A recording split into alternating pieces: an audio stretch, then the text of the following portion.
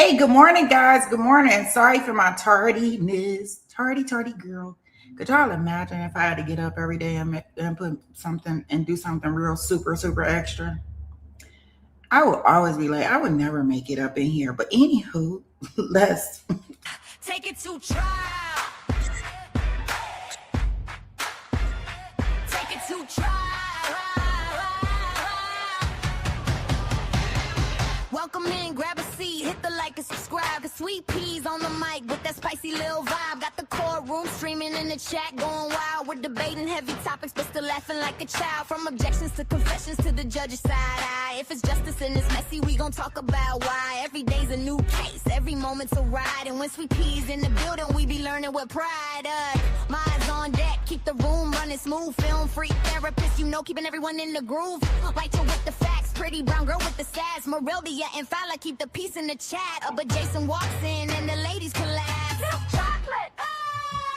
Take it to trial, where the truth gets loud and the laughs run wild. Sweet Peas got the spice, she's the queen of the aisle. Chat fam rolling deep, we've been here a while. Lights on, mics up, we gon' do this right.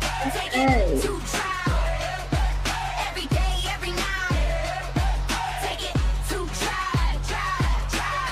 Morning shows are sharp, afternoon is on fire. And we catch every moment that the court might inspire. From witnesses whispering, the lawyers trying to hard. You know Sweet Pea breaks it down like a legal tarot card. Chats cracking jokes, dropping theories on the fly. We're serious when it counts, but we still testify. Minds hold it down when the trolls try to play. If you're out of line, court adjourned for the day. But when Jason logs in with that deep hello sound, the ladies in the chat, man, they all fall down. Take it, take it, take it, take it, take it, take it, take it, take it to trial, where the truth gets loud and the laughs run wild. Sweet Peas got the spice, she's the queen of the aisle. Chat fam rolling deep, we've been here a while. Lights on, mics up, we gon' do this right. Take it to trial, every day, every night. Take it to trial. When the sun goes down and the cases get deep, after dark gets spicy, no secrets to keep. Taboo topics, big laugh, slap, happy crew. Sweet Pea says behave, but we never really do. It's opinions, confessions, stories untold, but we handle it with heart like the chat made a goal. Hey! Take it to trial, from day to night and every wild mile. Sweet Peas million strong with her trademark style, and the fam in the chat always makes it worthwhile. Turn it up, show some love, hit the like on sight. Take it to trial, yeah, we live tonight. Take it to trial, yeah, we live tonight. Take it to trial.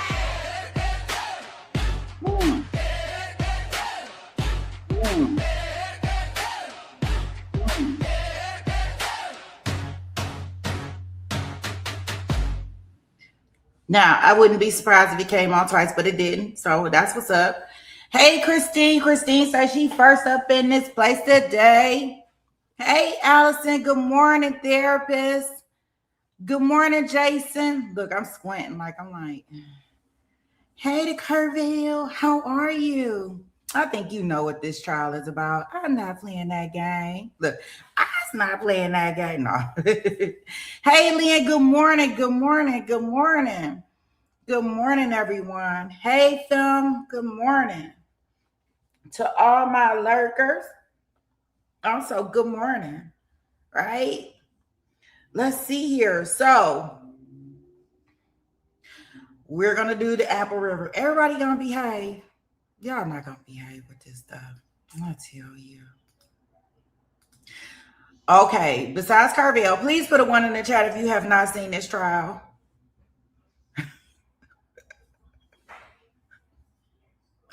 Because he playing games. Some people I know that's seen it. Let's see here.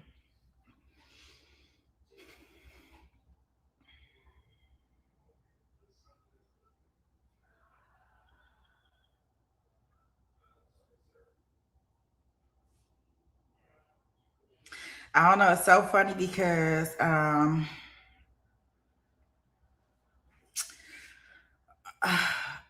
what I done found with this trial, and I don't know if anybody, Jason says 1, Lynn says 1,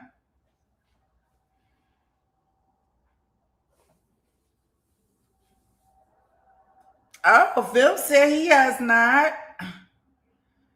A curry player, guys. You saw this one? Okay, Christine said she on it. She done seen it.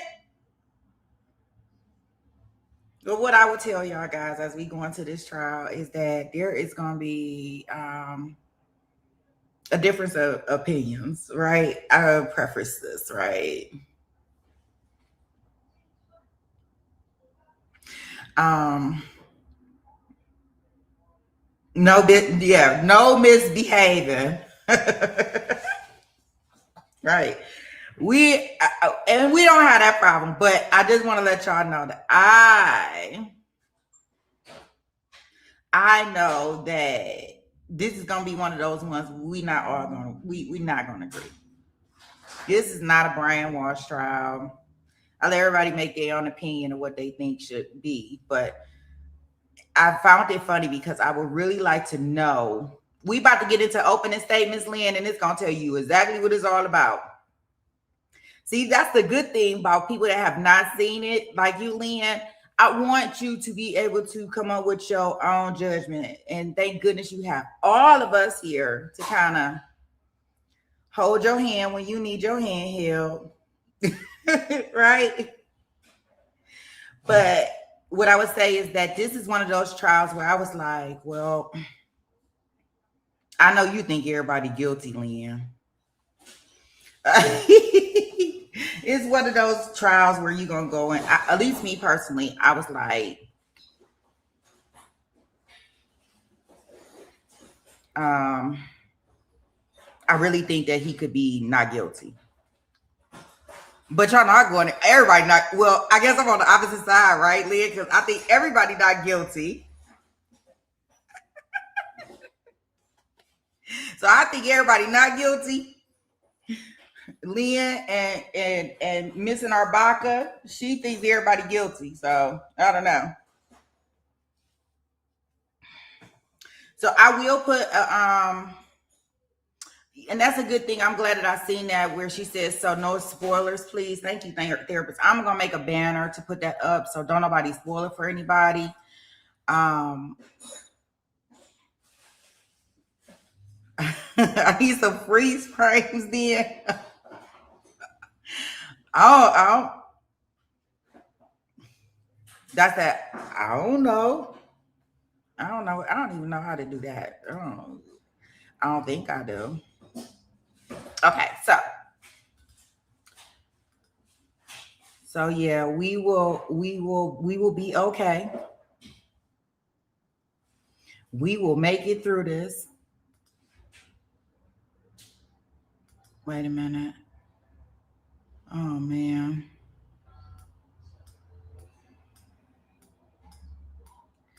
So I'll give y'all a rundown because they have the charges right here. So I'll give that to y'all real quick.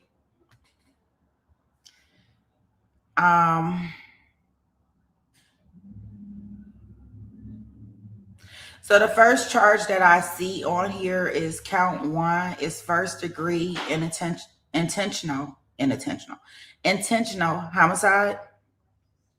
Count 2 is attempted first degree intentional homicide. Count 3 is attempted first degree intentional homicide. Count 4 is attempted first degree intentional homicide. Count 5 is attempted first degree intentional homicide. Okay. So that just gives y'all what we working with.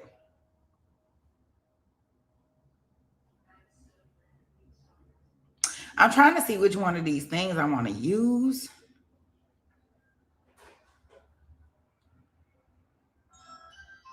We'll try this one first. I'm looking off of Fox 9, which is probably the local news coverage. We'll use their feed versus to a law and crime. Near down there in Wisconsin. Okay. I was trying to see which one of these feeds I wanted to kind of go into.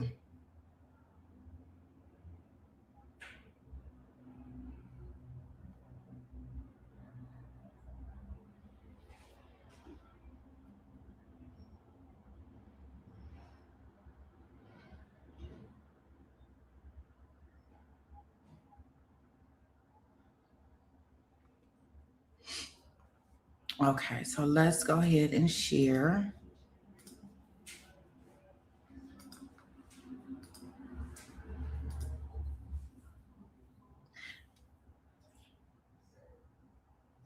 I what? What you?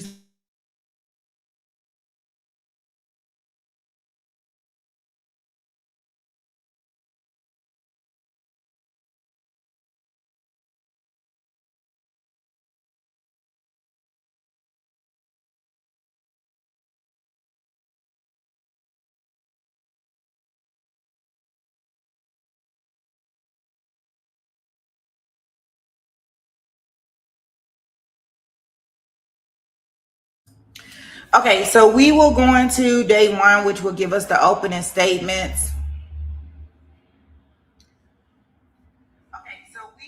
Yes, definitely. Definitely. Please make sure you are driving in safe mode.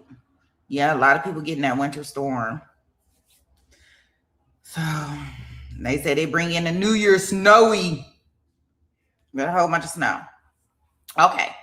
So let's go in here and let's start off with the day one. I am going to get us a banner together to let people know as they come in, if they have not seen the trial, that don't spoil it for us that have not seen it. I don't know if I like this one either. Wait a minute. I'm trying to find out which one we want. I was trying to get the cleanest one. Look at me. I'm trying to be like our people. Wait a minute. I'm trying to be like, I'm trying to grow up. I don't want to grow up. I'm a Toys R Us kid.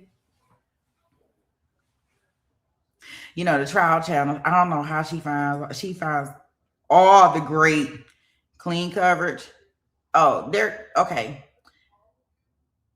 And so I was like, well, maybe I could find like, because the trial, I'm pretty sure it's been edited and all types of stuff, would have a clean one, but whatever. Yeah, I don't see one. So whatever. We're gonna go into it.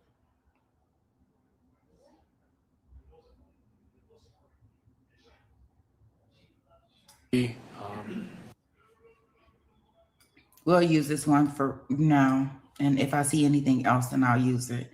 I think most of their coverage is clear. So we'll do it.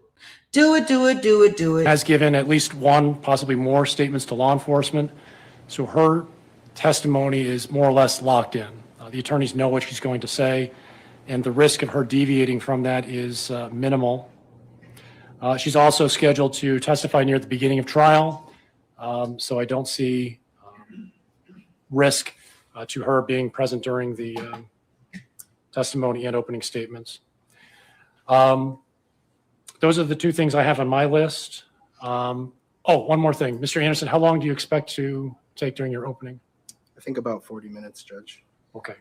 What I'll probably do is give the preliminary instructions, state opening statement. We'll take a short recess, and then we'll come back in for the defense opening statement. That way we break up the afternoon a little bit. Yes, and then are we taking a break after my opening before we do anything else? Probably not. I think we'll just roll right into witnesses after that. You know, the plan after, my understanding is the first thing the state's going to do is mark the video in the frames from that video as evidence. We have no objection to its being admitted without a witness. And then it's my understanding they're going to ask to publish it. We have no objection to their publishing it immediately before we gather the witnesses. So I know that's a little unusual. I just thought we'd give Your Honor a heads up. Thank you. Appreciate that. Mr. Nelson, you'll be giving the opening statement? Yes. And you'll be giving yours, Mr. Anderson? Yes, for our side, Judge, who's ever in this chair is going to be the one doing whatever's next. So Same? We'll try to, but Okay. yes, We'll do our best then. we'll at least let you know. All right, let's bring the jury in.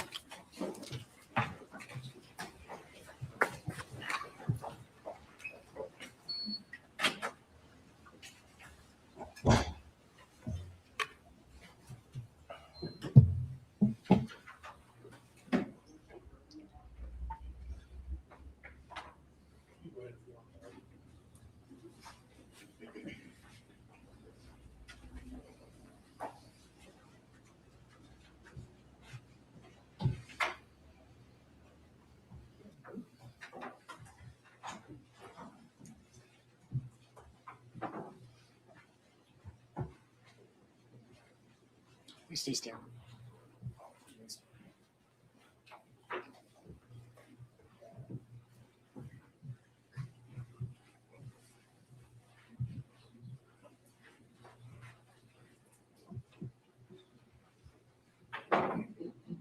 We have one, yeah, that's your. All right, please be seated. All right, members of the jury, good afternoon, welcome back. The first order of business is to administer the jury oath. So I'm going to ask you to stand one more time, raise your right hand, and the clerk will administer the oath. Do you swear that you will well and truly try the issue joined to the matter announced by the court, and unless discharged by the court, a true verdict given according to the law and to the evidence given in court? So help you God. Please have a seat.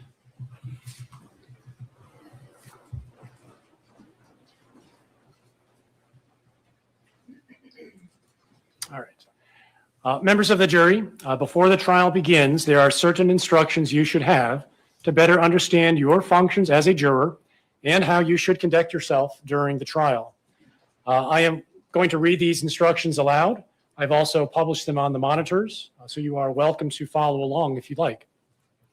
Your duty is to decide the case based only on the evidence presented at trial and the law given to you by the court. Anything you may see or hear outside the courtroom is not evidence. All people deserve fair treatment in our system of justice, regardless of their race, national origin, religion, age, ability, gender identity, sexual orientation, education, income level, or any other personal characteristic. People make assumptions and form opinions from their own personal backgrounds and experiences. Generally, we are aware of these things, but you should consider the possibility that you have biases of which you may not be aware, which can affect how you evaluate information and make decisions. You must carefully evaluate the evidence and resist any urge to reach a verdict that is influenced by any bias for or against any party, witness, or attorney. Personal opinions, preferences, or biases have no place in a courtroom, where our goal is to treat all parties equally and to arrive at a just and proper verdict based on the evidence. Do not begin your deliberations and discussion of the case until all of the evidence is presented and I have instructed you on the law. Do not discuss this case among yourselves or with anyone else until your final deliberations in the jury room. This order is not limited to face-to-face conversations. It also extends to all forms of electronic communications. Do not use any electronic devices, such as a mobile phone or computer, text or instant messaging, or social networking sites, to send or receive any information about this case or your experience as a juror.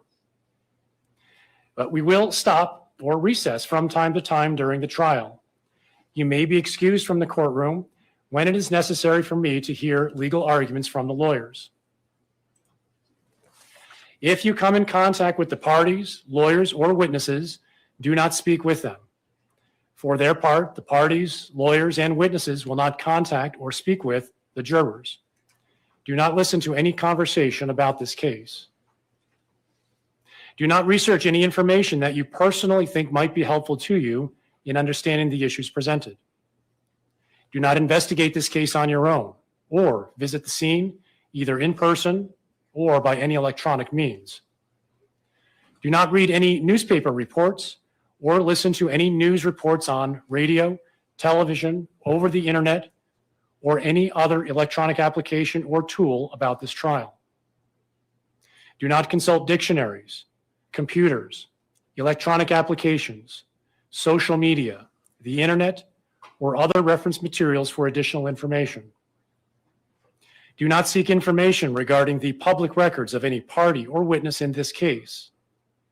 Any information you obtain outside the courtroom could be misleading, inaccurate, or incomplete. Relying on this information is unfair because the parties would not have the opportunity to refute, explain, or correct it. Do not communicate with anyone about this trial or your experience as a juror while you are serving on this jury. Do not use a computer, cell phone, or other electronic device including personal wearable electronics, applications, or tools with communication capabilities, to share any information about this case. For example, do not communicate by telephone, blog post, email, text message, instant message, social media post, or in any other way on or off the computer. Do not permit anyone to communicate with you about this matter, either in person, electronically, or by other means. If anyone does, despite your telling them not to, you should report that to me. I appreciate that it is tempting when you go home in the evening to discuss this case with other members of your household, but you may not do so. This case must be decided by you, the jurors, based on the evidence presented in the courtroom. People not serving on this jury have not heard the evidence, and it is improper for them to influence your deliberations and decision in this case. After this trial is completed, you are free to communicate with anyone in any manner. These rules are intended to assure that jurors remain impartial throughout the trial. If any juror has reason to believe that another juror has violated these rules, you should report that to me. If jurors do not comply with these rules, it could result in a new trial involving additional time and significant expense to the parties and the taxpayers. You are to decide the case solely on the evidence offered and received at trial. Evidence is, first, the sworn testimony of witnesses, both on direct and cross-examination, regardless of who called the witness. Second, the exhibits the court has received, whether or not an exhibit goes to the jury room.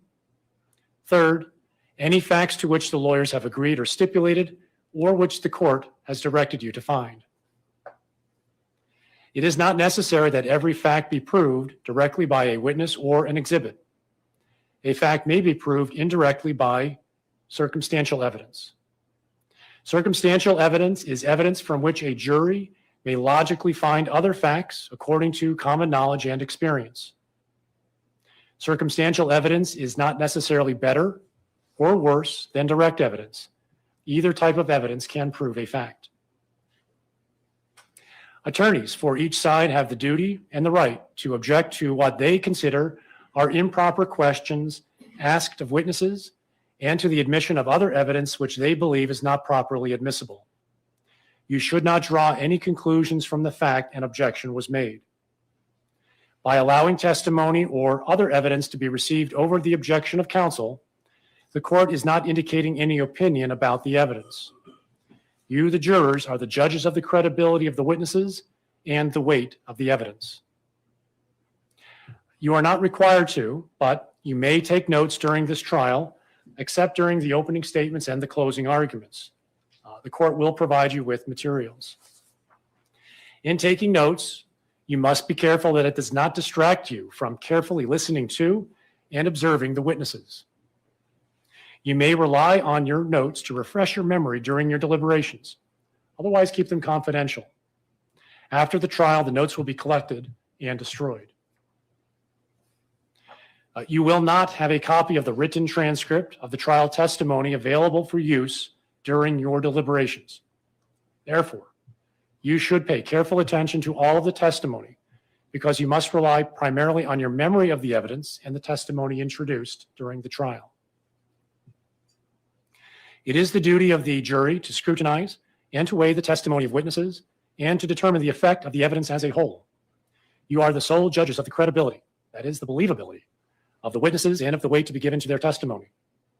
In determining the credibility of each witness and the weight you give to the testimony of each witness, consider these factors: whether the witness has an interest or lack of interest in the result of this trial, the witness's conduct, appearance, and demeanor on the witness stand, the clearness or lack of clearness of the witness's recollections, the opportunity the witness had for observing and for knowing the matters the witness testified about, the reasonableness of the witness's testimony, the apparent intelligence of the witness, bias or prejudice, if any, has been shown, possible motives for falsifying testimony, and all other facts and circumstances during the trial which tend either to support or to discredit the testimony.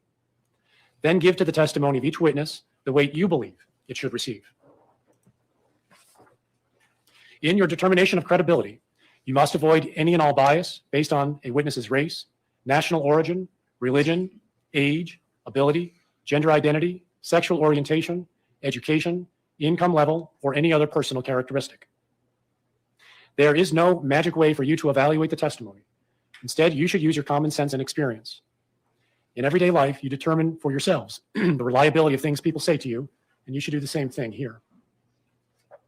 The state has charged Mr. Miu with 6 crimes that allegedly happened in St. Croix County, Wisconsin on July 30, 2022. In count 1, first-degree intentional homicide. In counts 2 through 5, attempted first-degree intentional homicide. In count 6, battery. Mr. Miu has pled not guilty to all charges. He alleges that he acted in self-defense. Mr. Miu is not required to prove his innocence. The law presumes every person charged with the commission of an offense to be innocent. This presumption requires a finding of not guilty unless in your deliberations you find it is overcome by evidence which satisfies you beyond a reasonable doubt that Mr. Miu is guilty. The burden of establishing every fact necessary to constitute guilt is upon the state. Before you can return a verdict of guilty, the evidence must satisfy you beyond a reasonable doubt that Mr. Miu is guilty. Because the state has the burden of proof, the state is allowed to present its evidence first. When the state has completed its evidence, Mr. Miu may, but is not required to, present evidence. If he presents any evidence, the state is allowed to present evidence in response to that, called rebuttal evidence. We've now reached the stage where the attorneys will deliver their opening statements. The purpose of an opening statement is to give the lawyers an opportunity to tell you what they expect the evidence will show, so that you will better understand the evidence as it is introduced during the trial. I must caution you, however, that the opening statements are not evidence. First, we'll hear from the state, then we'll probably take a short recess, and then we'll hear from the defense. Mr. Anderson. Thank you, Judge.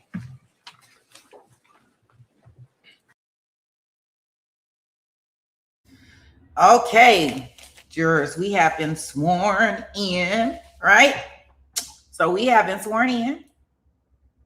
And we're about to start with the opening statements. Everybody keep an open mind, right? I'm not going to have to use mine.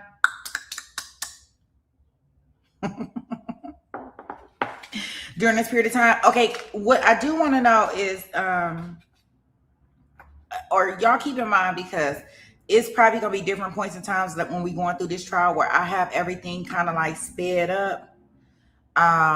If there's a possibility, if you need me to slow it down, please just let me know and I'll slow it down. Or if y'all feel like I need to speed it up and I have it slowed down during this, because I keep forgetting that we're not watching, we're watching this after the fact, so we can do a lot of things with how fast we hear it.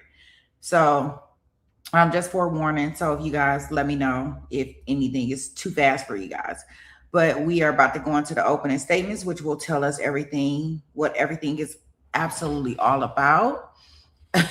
Well, dang, Jason. No, you got to keep an open mind. Look. Order. No. You're going to get kicked off the jury, Jason. Our deliberations is not until after the trial is completely over. I don't even know. Wait a minute. I guess I got to allow y'all to discuss. Hey, Irish. Welcome. How are you? I guess I got to allow y'all to discuss because that's what our chat is for. So, but keep an open mind. All right, guys, let's go in. Let's see here.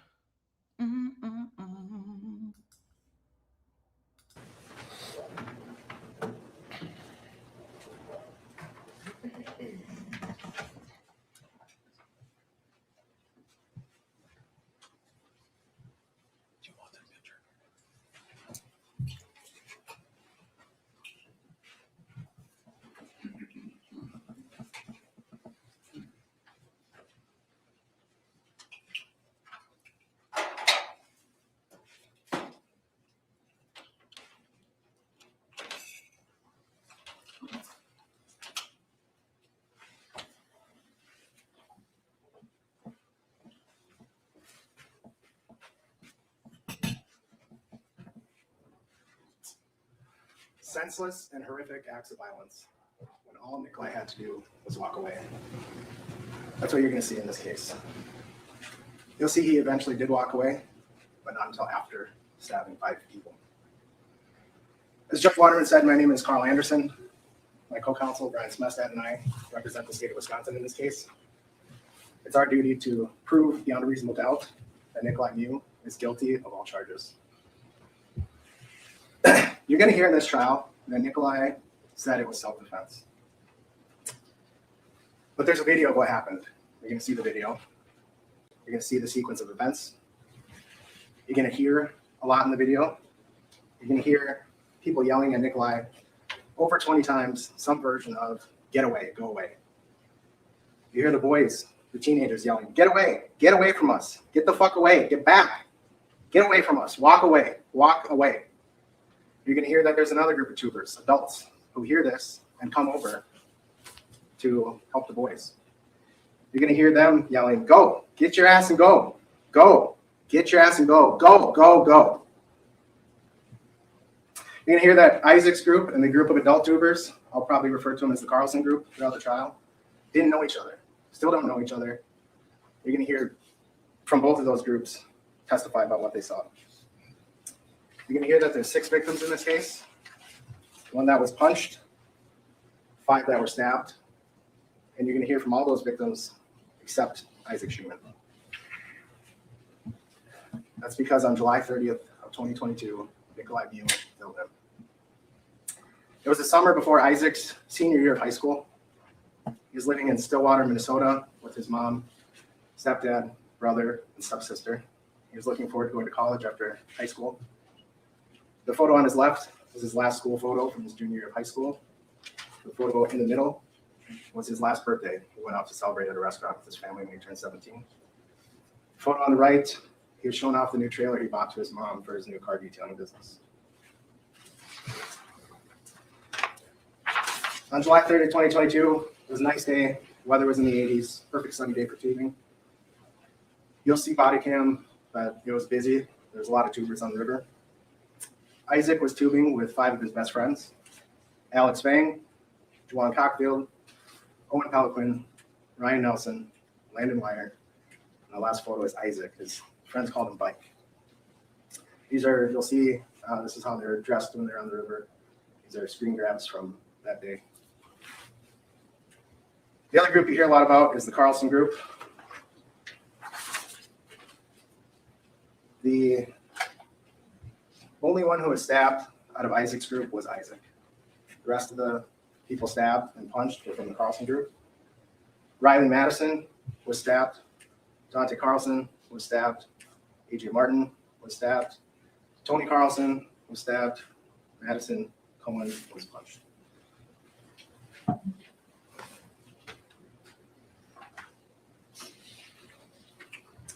The other group you'll hear a lot about is Nicolae Miu's group.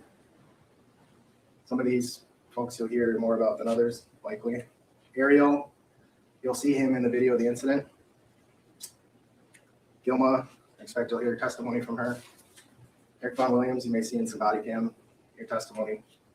Nicolae Miu, that's Sandy Miu, Nicolae's wife at the time. Ernesto, you'll see in the incident video also. So Nicolae and Ernesto worked together. A lot of these other people knew Nicolae through Ernesto, or just met Nicolae that day. Sergio he's the far right. He wasn't actually in this picture, but he was the last member of their group. So all these groups were tubing on the Apple River. They're all out with friends. They're all drinking.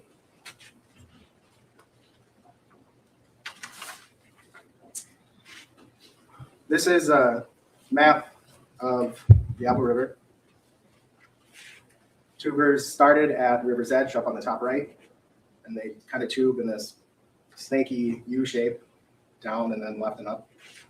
A lot of the tubers stopped and did stop in this case at the hideaway. There's a bar there, there's a beach spot to hang out. The incident, the stabbings, occurred shortly before the tubers reached the 35 bridge that crosses over the river, in my area referred to as the Sunrise Bridge. And then the place where tubers exit is called the Village Park exit. And you'll hear that the only group of these 3 groups that made it to the exit was Nicolae's group.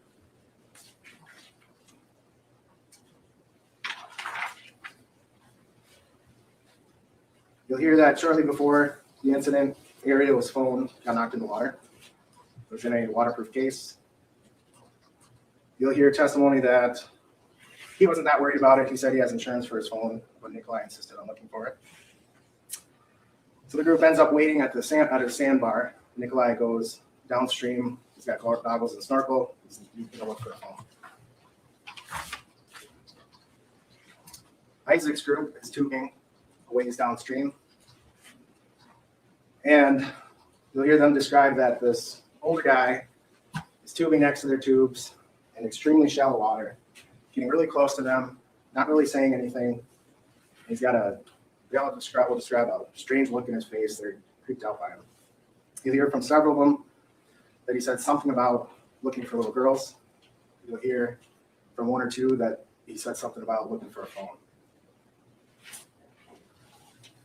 Jawan, second from the left, filmed the main video in this case. He also filmed a 9-second video shortly before that main video.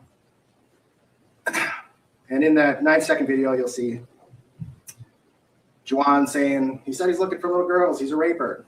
And Nicolae is walking away. He doesn't keep walking away. At the end of that video, he stops and he turns around. 2 seconds later is when that main video starts. The video of the stabbings. You'll see at that start to the main video, Nicolae is walking towards the group of tubers. They're down in their tubes, the teenage boys, Isaac's group.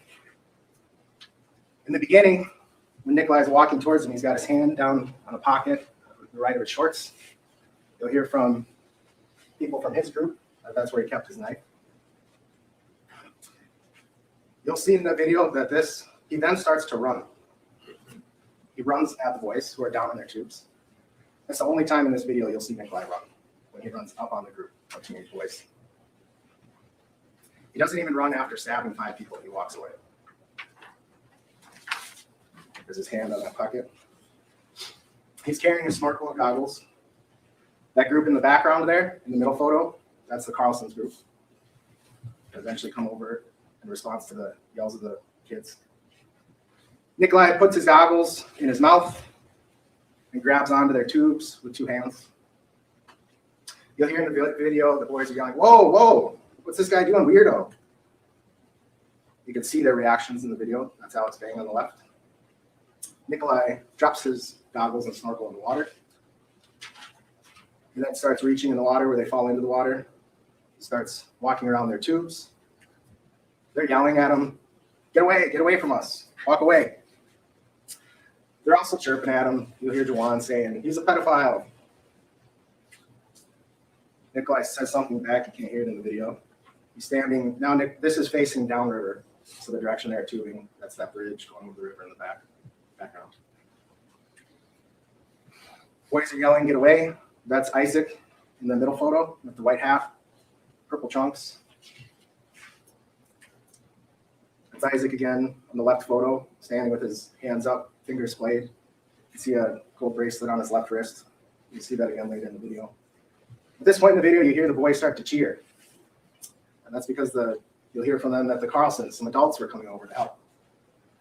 Those 2 people you see walking over are Madison and Dante. Madison's later punched, Dante's later stabbed. This is Isaac's bracelet. As Madison is walking over, she's yelling, "Go, go, go." Nicolae says, you'll hear it in the video, "They took my snorkel." Madison's pointing and yelling for him to go. You can see in that pocket on his shorts, a metallic clip of his pocket knife. Madison's pointing and yelling at him to go. Nicolae turns his back to her, looks back at the group of boys in the right photo. She directs him back away from the boys, back to her. We hear from her, that's why she went over them in the first place, was to try to get him away from the boys. She keeps telling him to go. He starts smiling. He waves upstream towards his group. More women from the Carlson group come over. That's Riley in the middle, in that middle photo. She ends up getting stabbed. Right photo, you can see Nicolae puts his hand on that knife in his pocket again. He's smiling. The boys are laughing. They're drunk 17-year-old boys. They have nothing in their hands, as you'll see in the video. They're laughing and pointing at Nicolae. He's smiling. Then you'll see his hands start moving. Can't quite see what they're doing. You can see they come together in front of his waist. You can see behind him, there's nothing but clear and empty water. As Madison and Riley, two women, are talking to him, telling him to leave, he takes out his knife. He opens it, blade up, still smirking, looking straight at the women.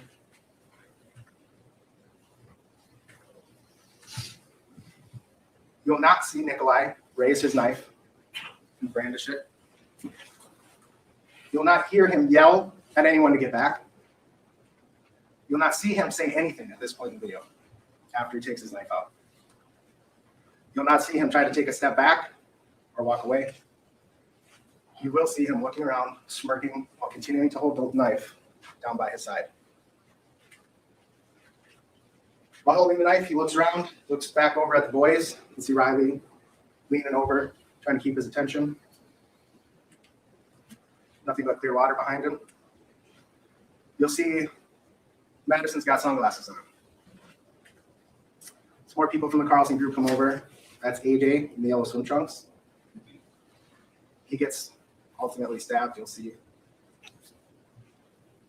That's Dante in the right photo. He gets stabbed. This entire video is 3 minutes and 23 seconds long.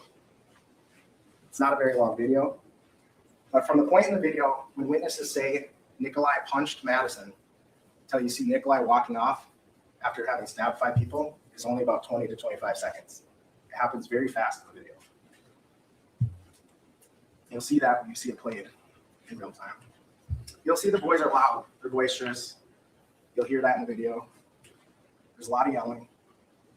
Pedophile, he's looking for little girls. Go, get away from us. You'll not hear anyone in the video threaten Nicolae. You'll not see anyone raising fist to him before it turns physical. You won't see anyone besides Nicolae with a weapon. You won't see the boys touch Nicolae until after stabbings start. The next portions of the still frames is moments before the witnesses say it turned physical when Nicolae punched Madison in the face, who was one of the women standing in front of him. The Carlsons say he punched Madison. The boys, the teenagers, say he punched the blonde girl. They didn't know her name, they didn't know each other. It happens fast. Remember, up to this point, Nicolae already has the knife in his hand. After it pans, from the last frames I showed you, AJ was walking over in the yellow swim trunks. The video pans back to the middle. You see Madison and Riley are standing in front of Nicolae. The video pans to the left. You see the boys still laughing. That's Isaac in the background of the middle photo. He's pretty much just standing there in the background. Then you see everybody react, and you hear it. You hear the change in the tone. And this is when witnesses say Nicolae punched Madison in the face. You hear Madison testify, and Nicolae punched her in the face. Madison's sunglasses are no longer on her head. You're testifying that they got knocked off when he hit her. After Nicolae punches Madison, Dante, her friend, punches Nicolae. You can see that in the right frame. Again, Madison's sunglasses no longer there. Nicolae goes down in the water.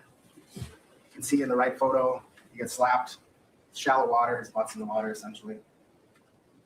That's AJ in those photos, pushing on Nicolae's back. You'll see that the push doesn't really do anything. Nicolae gets right up with the knife in his right hand, lunges at AJ as AJ's going to push him again. As AJ is pushing Nicolae, Nicolae stabs into his lower abdomen with the blade up, slices out his stomach. You can see in that right photo, he just missed his throat, chin. In the middle photo, you can see AJ's stomach opened up on the bottom, right above the swim trunks. From the push from AJ, Nicolae goes down, lands in his butt in the water again. You won't see anyone in the video pounce on him at this point or approach him, try to hit him when he's down in the water. You see him try to grab at Tony. That's Tony. You'll hear that's Tony in the jean shorts. Tony walks by him. Tony has his back to Nicolae. And you'll hear Tony yelling in the video, "Get back, get back." You hear testimony from Tony that he thought he was breaking up a fist fight. So he's yelling at somebody off screen to get back. He has his back to Nicolae. Nicolae gets up still with the knife in his hand. That person in the top left of the left photo is Riley.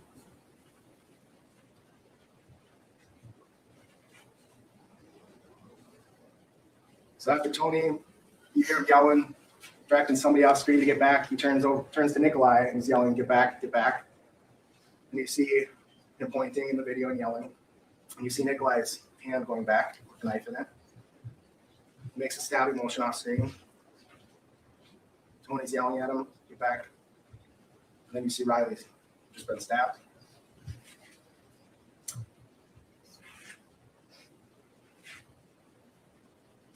That group in the background there that Nicolae's facing with nobody between him and that group is his group. That's his group of tubers. Tony, you'll see and you hear from him when he testifies that he's just yelling at Nicolae to go. Nicolae doesn't. Again, that's his group. In the right photo, the guy with the aviators, that's his friend Ariel, almost up to Nicolae. Nicolae doesn't walk back to his group. Instead, he turns to Tony with the knife in his right hand. He stabs at him twice. You can see Riley bleeding in the background. Ariel, Nicolae's friend, is there as he's lunging the knife at Tony. That hand there on the bottom right-hand corner, you'll see more clearly in the next still shots. Isaac goes to shove Nicolae. See the gold bracelet? As he's shoving Nicolae, Nicolae lunges out with the knife. Nicolae kind of stumbles back from the push, comes back with his knife covered in blood and dripping blood. You can see the women recoiling from him. Nicolae ends up by his friend Ariel as he's stumbling from the push. You don't see Dante get stabbed in the video, but I expect you'll see evidence and testimony that it was after this. It's not until this point in the video, after he stabbed AJ, Riley, Tony, and Isaac, that you hear people start react and realize what's going on in the video. You hear that they all suddenly saw AJ, and you'll see in a second what they saw. But up until that point, people didn't realize that Nicolae was stabbing people. You'll hear in the video the shock and disbelief as what just happened. Camera pans around, you see Nicolae looking in the direction to where AJ and Isaac are. AJ is in the water, holding in his guts. Isaac's friends scatter and run. Juan, who's filming, runs back. Nicolae walks away. You can see at this point, if you recall the photo of Dante's got dark chunks on the bottom, light on top. He's got his hands on his torso and he's looking down. Nicolae continues to walk away. He walks by his friend Ariel. On that right photo, he's standing in front of Ernesto. He walks by Ernesto. On the right there, that's Alex Bing running to Isaac, who is collapsed in the water. You see AJ struggling. That's Nicolae by Ernesto. Nicolae continues walking. The camera pans away, and it pans back. Nicolae's off in the distance.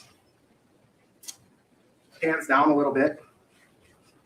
And that's what the middle photo is showing. And then you see in the left photo, you see he's approaching the right shore. The camera pans down, pans back up. He's walking away from the right shore. Isaac's group and the Carlson's group start helping each other, try to get to shore, get the victims to shore.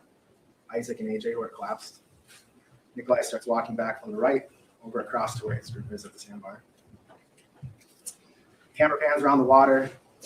Water's running red. It's Isaac's hat floating by. Nicolae is almost back to his group.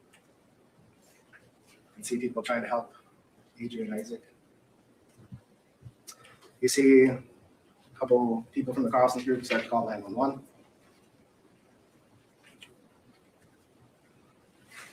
We hear from 4 people that were stabbed, and none of them saw Nicolae with a knife. They didn't notice he had a knife. They didn't know. They thought they were punched until they looked down and see all the blood. There's not going to be any testimony on what Isaac saw.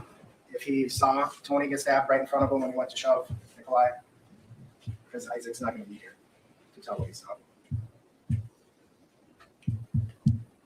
You hear that some Good Samaritans who are also tubing, some nurses, tended to AJ and Isaac until law enforcement and paramedics arrived. AJ, as a result, was disemboweled. He had to have emergency surgery. He was in the hospital for nearly a month and had to have numerous follow-up surgeries. Riley, who was in the bikini in the middle photo, was stabbed in the side. It sliced her diaphragm. She had to have emergency surgery. Tony was stabbed twice. One, he'll describe how he kind of blocked it. He thought it was a punch coming in, so it just kind of scratched him. But the other one went into his torso. Isaac was stabbed in the chest and the torso, cut clean through 2 ribs, and sliced his heart. Died almost immediately. He was 17 years old.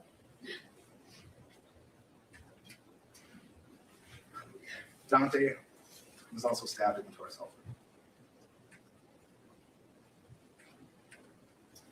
Nicolae returned to his group.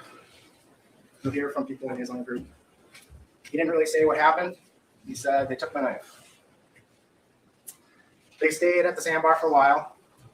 A little while, sometime after law enforcement arrived. Multiple members of his group called 911. We did not. They reported they didn't know what happened, but multiple people were injured. One person from their group, Eric Von Williams, went over to help with the wounded. He also spoke with law enforcement when they got to the scene. He's the only one who did. At some point, Nicolae tells his group that they should just float to the exit. So they floated to the exit. You'll see that when law enforcement arrived on the scene, it was chaotic. Information they had was that an unknown subject stabbed 5 people. People didn't know where he was. They're all looking at AJ and Isaac and trying to help each other to shore, and nobody paid attention to where the guy with the knife went. There's dozens of tubers that continue to go through. There's tubers running through the woods trying to find the guy who was stabbing people. Isaac and AJ, there was no place to get to them by road. Officers had to go to the nearest. They went to the 35 bridge, and then they had to wade upstream to get to them, float them out on tubes. You'll see that when officers get there, there's bystanders, just other tubers intermixed with victims, intermixed with witnesses. Some of the witnesses were so emotional they couldn't even articulate what happened at first. So Juwan, who filmed the video, he alerts law enforcement that he's got a video of it. And he pauses it at an image of Nicolae from the video. That deputy circulates it around to other law enforcement who are responding.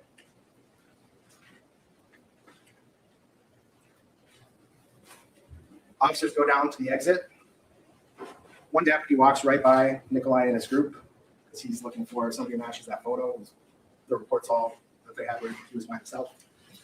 Deputy walks right by Nicolae, but then 2 citizens, one employee of River's Edge who had the photo, and a friend of the owner of River's Edge, alerted law enforcement that they think this guy matches the photo. Nicolae is apprehended. Members of the group asked, why is he being detained? You got the wrong guy. This is how he was dressed when law enforcement made contact with him. You'll see in the body cam, Nicolae doesn't really show any emotion when he's taken into custody. You'll see a video of Sheriff Knutson when Nicolae is in the back of the squad car. Sheriff Knutson goes to check on him. How are you doing? You doing all right? Nicolae says, what's going on? I hear somebody got stabbed. And I fit the description. Nicolae is later told by officers that he's under arrest for homicide and attempted homicide. ultimately, Nicolae is interviewed by Lieutenant Randy Hart. In that video, you'll see the recording of that interview. His version varies drastically from the video of the incident. The interview is about 45 minutes long. You'll get to see that video, but I'll highlight some portions of it. When Nicolae is interviewed, he's not told there's a video. Lieutenant Hart shows him the screenshot, that one that went around to law enforcement. She asks if he knew that they took his picture. He says, no, he didn't know that. And then he asks if she has any other pictures of him. What other pictures did they give you of me? So up to this point, Nicolae told his group they should leave the scene of stabbing, put on the jacket, hat, and sunglasses, tried to walk by law enforcement at the exit. He said to Sheriff Knudsen, I heard somebody got stabbed. And he's told he was under arrest for homicide and attempted homicide. So you'll see in the video, Lieutenant Hart is explaining he doesn't need to speak with her. Nicolae responds, or I can say it was self-defense. Self-defense. There's lots of people that came to me, self-defense, and they produced 2 weapons when I took from them. And that's the only thing I tell you. They hit me, they were on top of me. I don't remember anything after that. I just remember I ran away. You'll see that Nicolae repeats over and over throughout the interview that they pulled knives on him. Because of that, he feared for his life. He also repeatedly says they knocked his goggles off his face. He says they're trying to pull his swim trunks down. And they snorkeling, so they took my snorkel away. They threw it in the water. They grabbed my pants. One wanted to pull my pants down, and I grabbed onto them. And I don't know who that kid was, but he had a knife on him, and there was another knife, a longer knife, looked like a kitchen knife. They came, they grabbed my snorkel, and they threw it in the water. His goggles are lost. They took them, they grabbed them off my face, and threw them in the water. Not only does Nicolae say repeatedly throughout the interview that they pulled knives on him, he says he did not have a knife. I feared for my life. There was the truth. And they started hitting me, pointing a knife at me, and another kid pointed a knife. I thought that was it for me. So actually, I took it from one of the young kids, and I think that's when I swung back. When you watch the video, the only thing you'll see in other people's hands in that video are drinks, cell phones, and a vape pen. You'll hear testimony from both Isaac's group and the Carlson's group that none of them had knives. Nicolae again, and one had it in his hand, so I took his hand and I bent it, and I poked him with his own hand, and I took him from his hand, and then I swung. So I don't know who I hit. I just know that I took the knife from one of those kids. Lieutenant Hart asks, did you have a knife with you? No, absolutely no. Nicolae says he's telling the truth, but he does not know where his knife was. He says he had one earlier to cut the string for the tubes right at the beginning. I left it on I don't even know what I did with it. I either gave it to one of the people or I put it in my truck. To tell you the truth, I don't even know. I don't even know where it's at, to tell you the truth. Maybe one of the bags we had with us, it may have been in, I don't know, maybe I left it, put it back in the car. He says everything happened fast. He doesn't know why they attacked him. I don't even know why they took my snorkel. Don't know why they wanted to pull my pants down. I don't know why they're being so mean. Why did they want to scare me with a knife? They're scaring people on the river. It's a family-oriented river with knives, and what they did. I just grabbed the kid's knife. I didn't even know I was holding it right. I grabbed it from him because he tried to poke me with it, so I feared for my life. He says it over and over. They're pushing me, shoving, I tripped, I fell down. I got up, and that's where I saw one of the kids there, closest kid with the knife, and I grabbed it from him.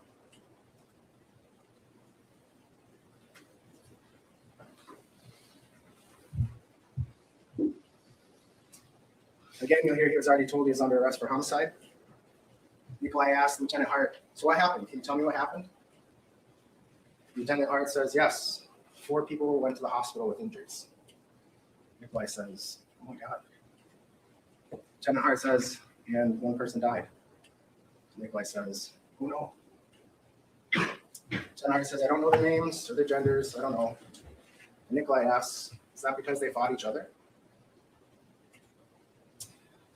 Again, you'll see this in the video of Nicolae walking off to the right shore before walking back to his group.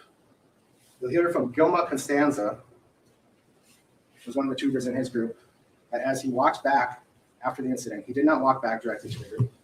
He walked over to the shore across from them and threw something onto the bank. This is you'll hear from Chuck Coleman from the sheriff's office. It's a 3D rendering. This is a bird's eye view of it.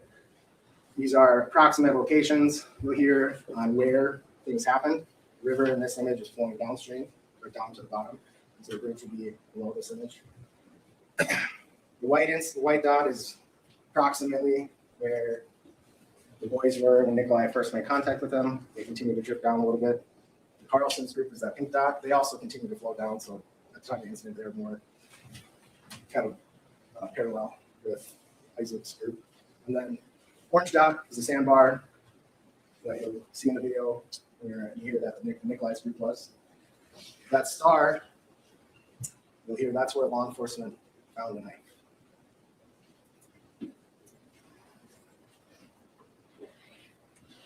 This is that knife that was found on the shore. You'll hear that this knife was sent to Wisconsin State Crime Lab, tested positive for blood. It was compared to DNA samples of the 5 people that were stabbed. It had DNA, Dante, and Isaac on it. By close of trial, you'll see that these were senseless and horrific acts of violence, and all Nicolae had to do was walk away. At the close of trial, the state will ask you to find Nicolae Miu guilty of first-degree intentional homicide of Isaac Schumann, attempted first-degree intentional homicide of Brian Madison, AJ Martin, Dante Carlson, and Tony Carlson, and battery of Madison Cohen. Thank you.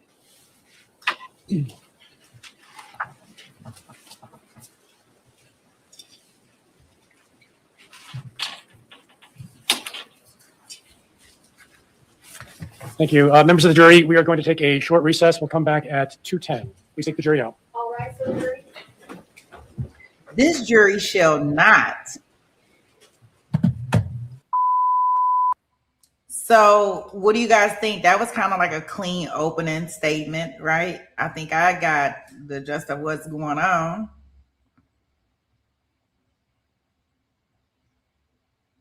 In that opening statement.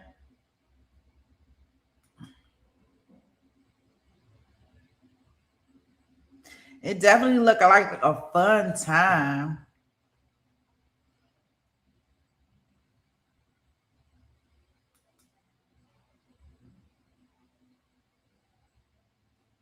So let's see what the defense, what they're going to say. Right now, you know, they're speaking in regards to our guy Nicolae. You know, he was down there searching for a phone and water. I don't even know why he thought that was even feasible.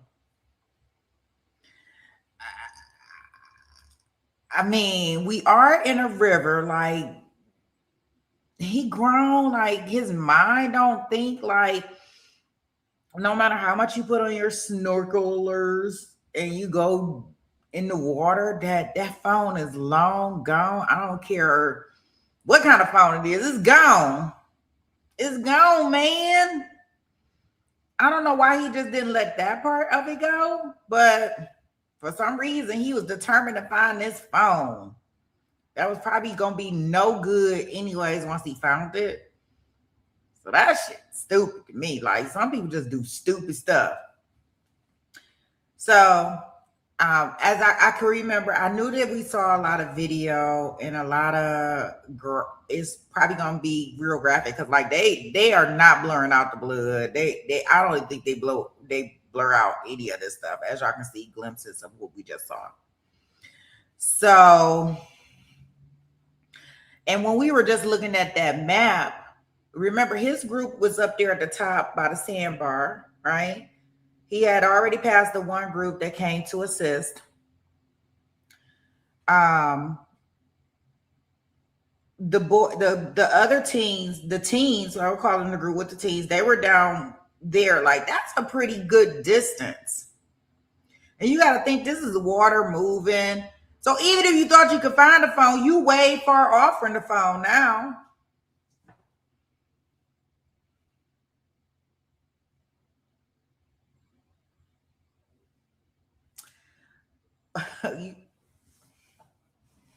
Okay, so it says, so Sweet Pea, whose side are you on here?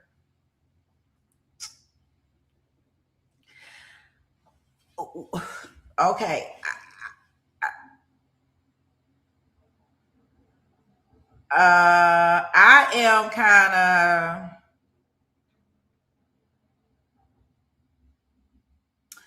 I guess I would be any given Sunday because in some ways I be feeling like he is not guilty.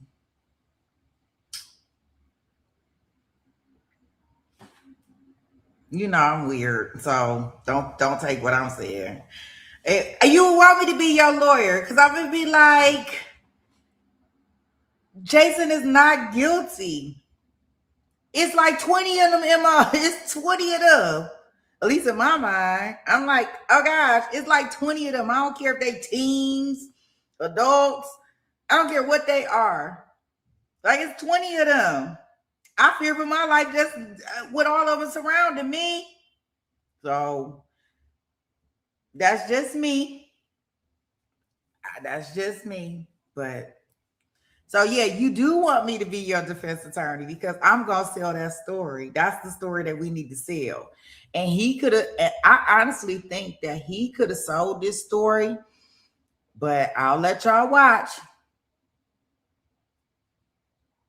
I don't care, Marilda. If we in water, boo. I don't care. I don't care how shallow that water is. If it's 20 of y'all, I don't have my knife, and y'all decide that y'all want to jump on me and put my head in that water and I can't get up, it's my life. So I don't care nothing about that knife because now this water right here is very dangerous to me. And how you gonna say what I fear?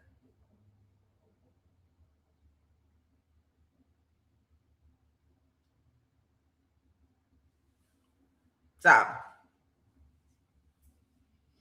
hey, Baka.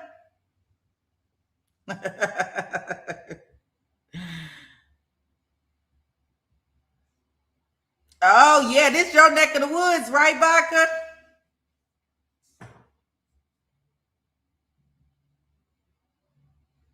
And so that's my thing. Like, you can't tell me how I'm supposed to feel and what I'm supposed to be scared of. And this is a public place, so no matter what they want, as far as him to be as in a area or space on the river, remember we got alcohol involved, and we talking about on all parts because I don't know how these young kids is over here drinking, but from my understanding, they were drinking. So let's go ahead and see what the defense got to say and what their story gonna be, and then we gonna kind of go and we'll see what our thoughts are as we go along with the evidence. And I just say keep an open mind to it because remember the jury is supposed to go in where, and I told y'all, he is not guilty until he's proving guilty. Y'all have to wait till all the evidence is in. So Jason, you can't be saying he's guilty right now. All right, guys, let's go in. So, how did he get there, right? Well, as we talked about, Ariel, his friend, loses his phone, right? And whether they wanted to look for it or didn't want to look for it, I don't know how that's relevant. I don't know how his wanting to go help his friend look for his phone is any way important. You'll get to decide that. But we know at the end of the day is it's uncontested. His friend lost his phone. And as you saw in some of those photos, they have these little bags that they put him on, and they didn't know if it was in a float or if it was in a sink. But the water between him and the other two groups was downstream. So if something went into the water, it would float towards where those other two groups were. So Nick used his head and walked where he thought the phone was going to float to, and he goes looking for it, right? And then while he's looking for it, he runs into another group. Okay, so right there, so I guess that kind of explains and it's kind of refreshing my memory. So now, because I was saying, I don't know why he was going down the river looking for a phone. But that kind of explains that part of it because he's saying, they had them little neck things on them that had the phone in the pouch to keep it safe from the water. So maybe in his mind, he like, I can go down the river, look for this phone, and it's going to be in this pouch. it may be floating, right? Because the pouch may keep it from sinking all the way down. So there was probably a good possibility that he can go find the phone. So I guess that explains that portion. At least it reconciles it in my mind. Like, why is this grown 40-year-old, however old he is, I don't even know how old he is, this plus 40 man running out here looking for a phone in the water, especially if it's not in one of those cases. So now that I understand that it's in a case, I can kind of get why he was doing why he went to go try to retrieve it. And maybe he just wanted to be the superhero for the day. Even though his friend may not have cared about the phone, maybe he wanted to see if he can attempt to get the phone. They are on a river. They are enjoying themselves. They are having fun. So maybe he just wanted to be the hero of the day. All right. I just wanted to, because I reconciled that in my head. Because I was like, why is he even going to get a phone? But whatever. There we go. All right. And this is the group that we're going to talk about. Two different groups, right? The first group he runs into is this group of high school, right? And you're going to hear that they're drunk. You're going to hear that they were smoking stuff. The one piece of evidence that we know for sure is that at the time of the autopsy, Isaac Schumann's blood alcohol concentration was 0.219. And if you ask his friends are going to say he was the most sober one in the group. So we have this group, they're drunk, they're loud, there's 6 of them, they're football players. And I'm only stopping with the defense because these things are important while y'all talking about this man guilty. We got the guy with the dad body or bod or whatever you want to call it, Jason, out of shape. We got these young teens. I don't know how they got alcohol, but they do. And they probably really don't know what to do with it responsibly, right? They're football players, so they're not small guys. Okay. And then you got this guy with this old dad body, out of shape, ass, going down here, and then they talking about him. Hey, Brett, welcome in.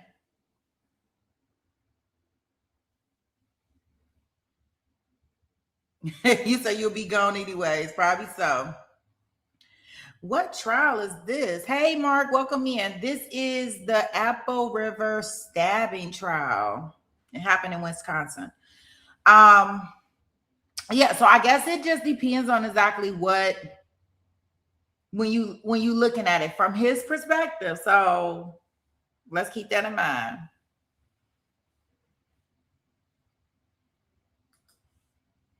They've run as a pack together before. You're going to hear some videos. They're quite confident group, right? And they see this man that maybe others are going to judge upon his appearance. This group of 6 see him and they start making judgments about him based upon what he looks like. He's an old man in the river with goggles and they don't like it. So they start calling him names, right? And there's a video, you're going to hear it because they start harassing him. They start heckling him. They're basically trying to humiliate him. That's what they're doing. And Mr. Cockfield, one of the football players, he grabs his phone out and he thinks it's funny enough that he's going to record it. And you'll see that recording just before this where he says, "Grown man looking for little girls." And he thinks it's really funny. And then he screams out, "Raper!" He doesn't scream that out for his benefit of his 5 football friends that are with him. He screams it out to draw a crowd, get other people involved. Now, Mr. Miu may or may not have heard that exact thing, but he hears them yelling and he turns around and what does he see? He's looking for a phone, right? We know that. And when he turns around, he sees somebody holding up a phone. Maybe he's wrong. Maybe he's mistaken about why they're holding up the phone, but he sees them holding up a phone. So he turns around to approach them because he thinks that's the phone he's looking for. I'm looking for this phone. It floated down this way. These kids are yelling. And he starts jogging towards them. As you saw, as he jogs toward them, he's an unfit 260-pound man trying to move through the water, and he picks up his feet for about 4 steps. And then he reaches his hands out to grab their tubes, and when he does so, he puts the snorkel and the goggles in his mouth. Maybe they thought it was an act of aggression. I don't really think it was. You'll get to see it and watch it. But we know nothing happens after that. Because as soon as he goes and approaches, the goggles and the snorkel drop. He loses them, and he immediately starts looking for them. That's about 5 seconds into the video. He starts looking for them, and they start yelling at him, "Get away, get away, get away." So if this is the This is the tubes, right? You as the jury, you're looking downstream this way, right? Nick is standing here in front of the tubes. He looks, he comes up, and then he walks to the other side of their tubes. And he's now on this side of their tubes, downstream from them. He's downstream because that's where he thinks the goggles and the snorkels come. And did he tell the police officer that he thought they knocked the goggles and snorkels out of his hand? Yes, he did.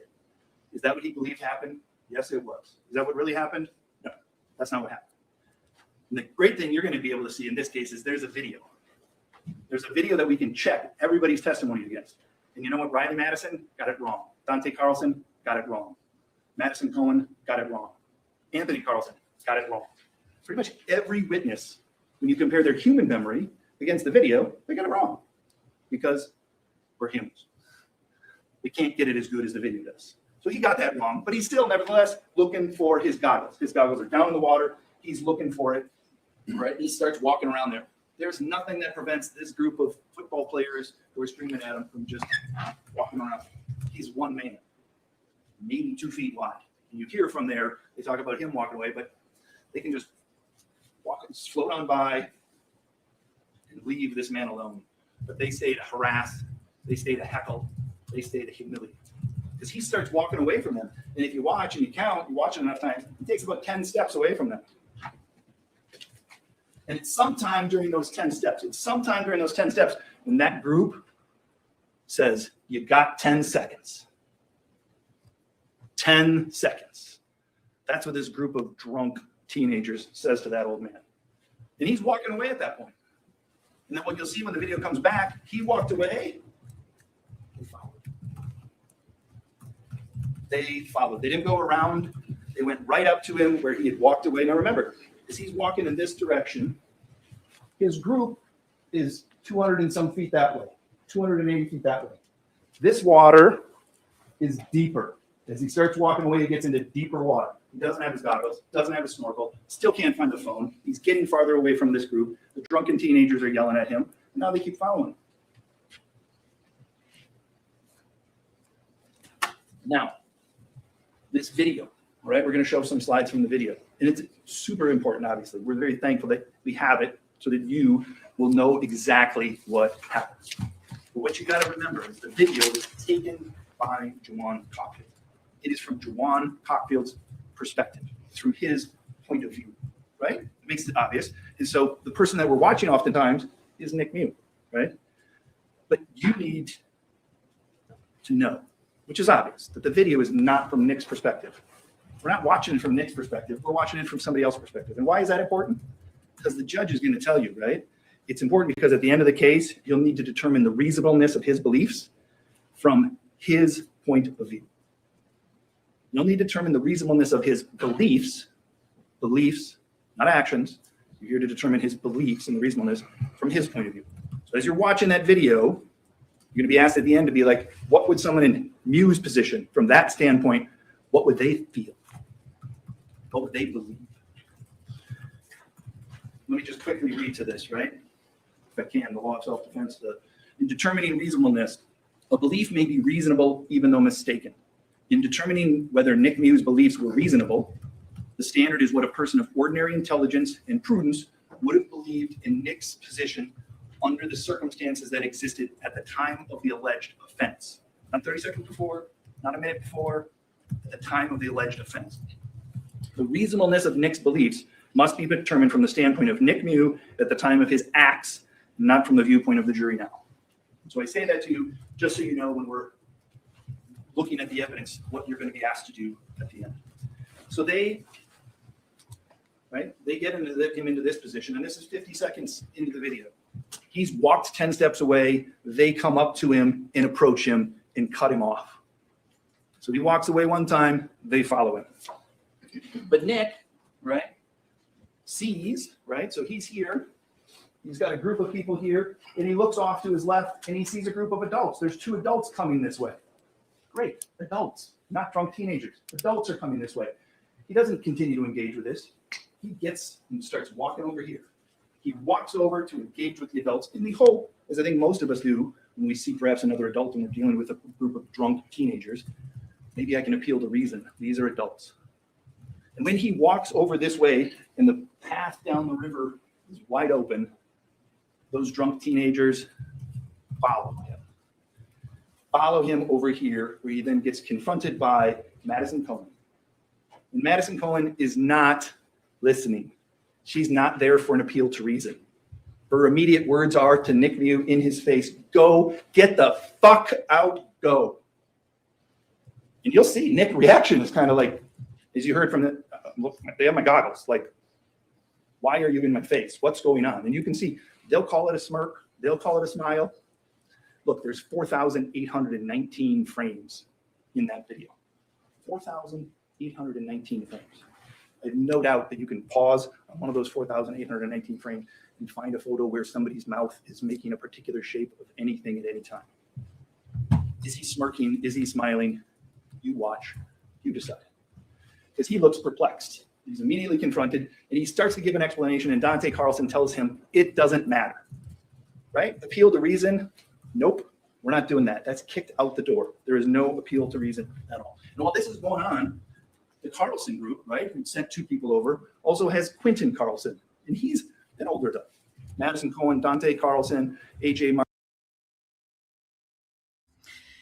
I only stopped the feed because, boo, it ain't me. My thing is muted. It's the courtroom. So sorry, boo. It's just the feed. Not me this time. So we're gonna have to take that. Where is the love? It's not me. It's them. But thanks.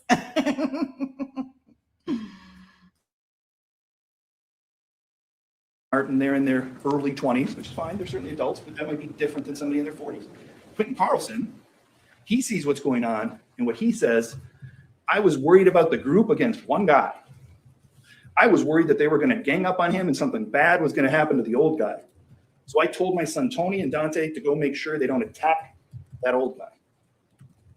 That's not somebody looking at it from Nick's perspective, but that's somebody who can see maybe what Nick sees, hear what Nick hears, and his thought is, oh, something bad's going to happen to that old guy. So he sends over his kids. And when they come over, right, the high school group continues in what I think we now know, it's a new term, is they gaslight him. They just start making up lies in order to affect his perception of reality and everybody else's perception of reality. As soon as that group comes over, that high school group says, he's a predator. And then immediately they're like, he's looking for little girls. He's looking for little girls. There will be zero evidence there were ever little girls even anywhere near on that river. Zero. There's going to be zero evidence that he was looking for little girls. But they drum up, right? They get this crowd going. They've got the 2 people here, and they start yelling that. And then the crowd gets even more, right? As this is going on, it's about 1:13, 1:15 into it, where they start screaming at him. He's looking for little girls. And then you'll see as he's standing here, after he's walked away from that group, he walks over to the adults. He's kind of pointing at them like, I got my snorkel. And they confront him. And as he's standing there, he turns his back on her, and he just stands here. And as he's standing with his back turned, and the path down the river is wide open, instead of just walking on by, Madison Cohen decides she's going to put her hands on him, and she grabs him and starts pulling him. And you'll see he turns around and immediately looks to his hand and says, don't touch me. Don't put your hands on me. They don't walk away. They stand right there. The crowd, the drunk high schoolers, continue to say he's looking for little girls. Somebody says, is that what he said? And then it changes to the next lie is, we've got it on camera. We've got it on camera. You're going to see that they downloaded that phone. There ain't nothing like that on camera. There ain't nothing like that on the camera because that's not what happened. Because these drunk teenagers were gaslighting him and they're enticing a crowd. Nick stands there. He's now got people all around him, right? They're chanting at him, he's a predator, he's a predator. He's all alone. It's getting louder. He raises his left hand to his group. Like, we need some help here. Like something's going on, right? And when that happens, you'll see the camera, Juwan Cohen turns the camera to show where he's waving to. So the high school group has knowledge that Nick Miu, who's standing right here, doesn't want to go that way. Nick Miu, who's blocked right here, wants to go that way. Because that's where his group is, because that's where everybody looks. And you'll see on the camera, Madison Cohen, as she stands and he waves, she turns and looks and sees he's got some friends. So does Madison Cohen say, yeah, why don't you just go that way? She doesn't. What she does is she reaches to her friends and says, hey, get over here. She calls in more numbers. She calls in more numbers to confront him. Because at that point, it was 8 against 1, and she wanted more. So she brought over Riley, she brought over Janelle, she brought over Gabby, and then she calls for Anthony, and then she calls for AJ. And then it's those 13 people that surround him, right? And they're standing there, and you're going to see they're all around him. They are relentless in what they're yelling and screaming. From his standpoint, this is like, what is happening? What world did I just step into in which there's this group of drunk kids, drunk teenagers who, they want to say kids, I get it, but you saw those pictures. They're all bigger than Nick. Nick's smaller than he was then, right? But he hasn't grown any. He's just shrunk more, right? But he's not a big, fit guy, right? They're screaming, they're chanting, right? And at that point, yes, Nick, outnumbered 13-1, reaches in his pocket, finds his pocket knife, opens it up, and stands there with it.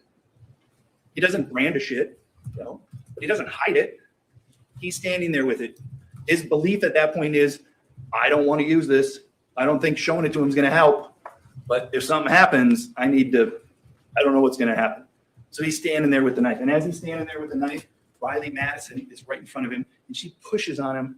You'll see that in the video.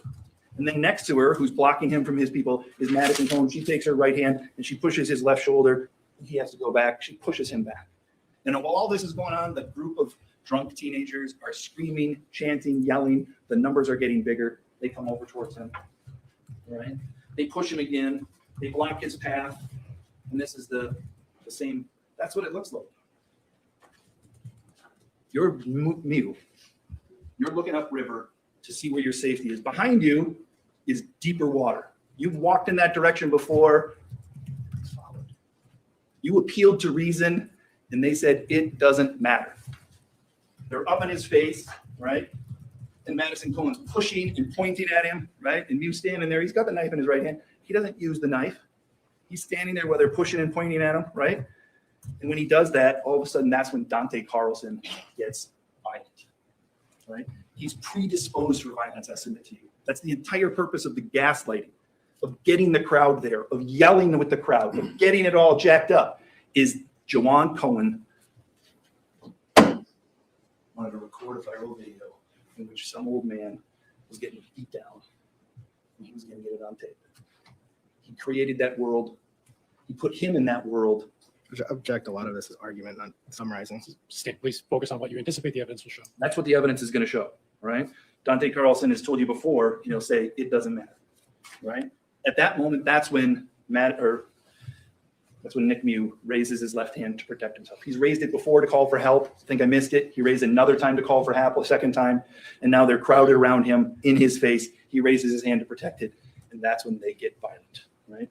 It's a push, not a punch. It's a push to protect himself, not a punch. The evidence. You'll watch that video. You might watch it 20 times. It's not on the video. There's no punch on the video. She's standing there yelling, and when she's standing there yelling, there are 2 people between her and Nick Miu. He's got the knife in his right hand, right? It's not on the video. There's no physical evidence. She says he punches her with his right hand. He's got the knife in his right hand. There's not a mark on her. You're going to see from John Schultz, his video, he spoke with her right then. He's right in her face. He's got a body cam. You'll get to see the body cam of her face, and she, not a blemish on it, not a mark on it. Doesn't support that he punched her. Third thing, multiple evolving stories. Listen to what the witnesses say. Who really says is there a punch, and what position were they in to say it? Because here's what they said before. Quentin Carlson, he told the police, she said he was punched. She said he punched her, but they said it was a slap. Everybody else initially said it was a slap. Gabby, one of the witnesses, says he smacked her with his left hand. She's consistent with he raised his left hand. Mr. Alexander Vang, one of the high school kids, says he hit her with an open hand with his left hand. AJ, he says he saw him pull her hair, which nobody's going to say. That's just wrong. Nobody's going to say anything along those lines. Dante, the person who laid him out after he said that, spoke with the police. And initially what he said to the police is I saw Miu make a swift motion to Riley Madison. Then he says, I saw Miu make a motion towards Riley Madison. Then he says, I saw Miu make a swift motion to Riley Madison. Then he says a fourth time, swift motion, Riley Madison. I don't know what he's going to say when he comes up there now, but what he said before isn't a punch, and it wasn't to Madison Cohen. That's when the violence begins, right? They attracted the crowd. They moved in closer.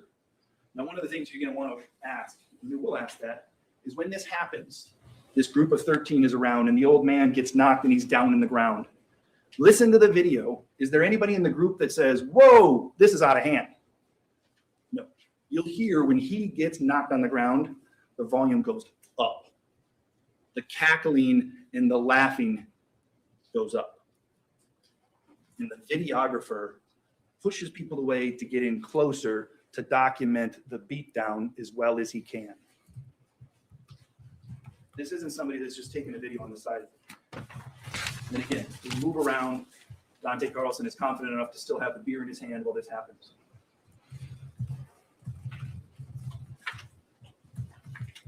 Miu's response is in self-defense, right? People come at him, and he makes a quick, short jab motion. He believes he has to use the knife because he's outnumbered. A.J. Martin once. Riley Madison once.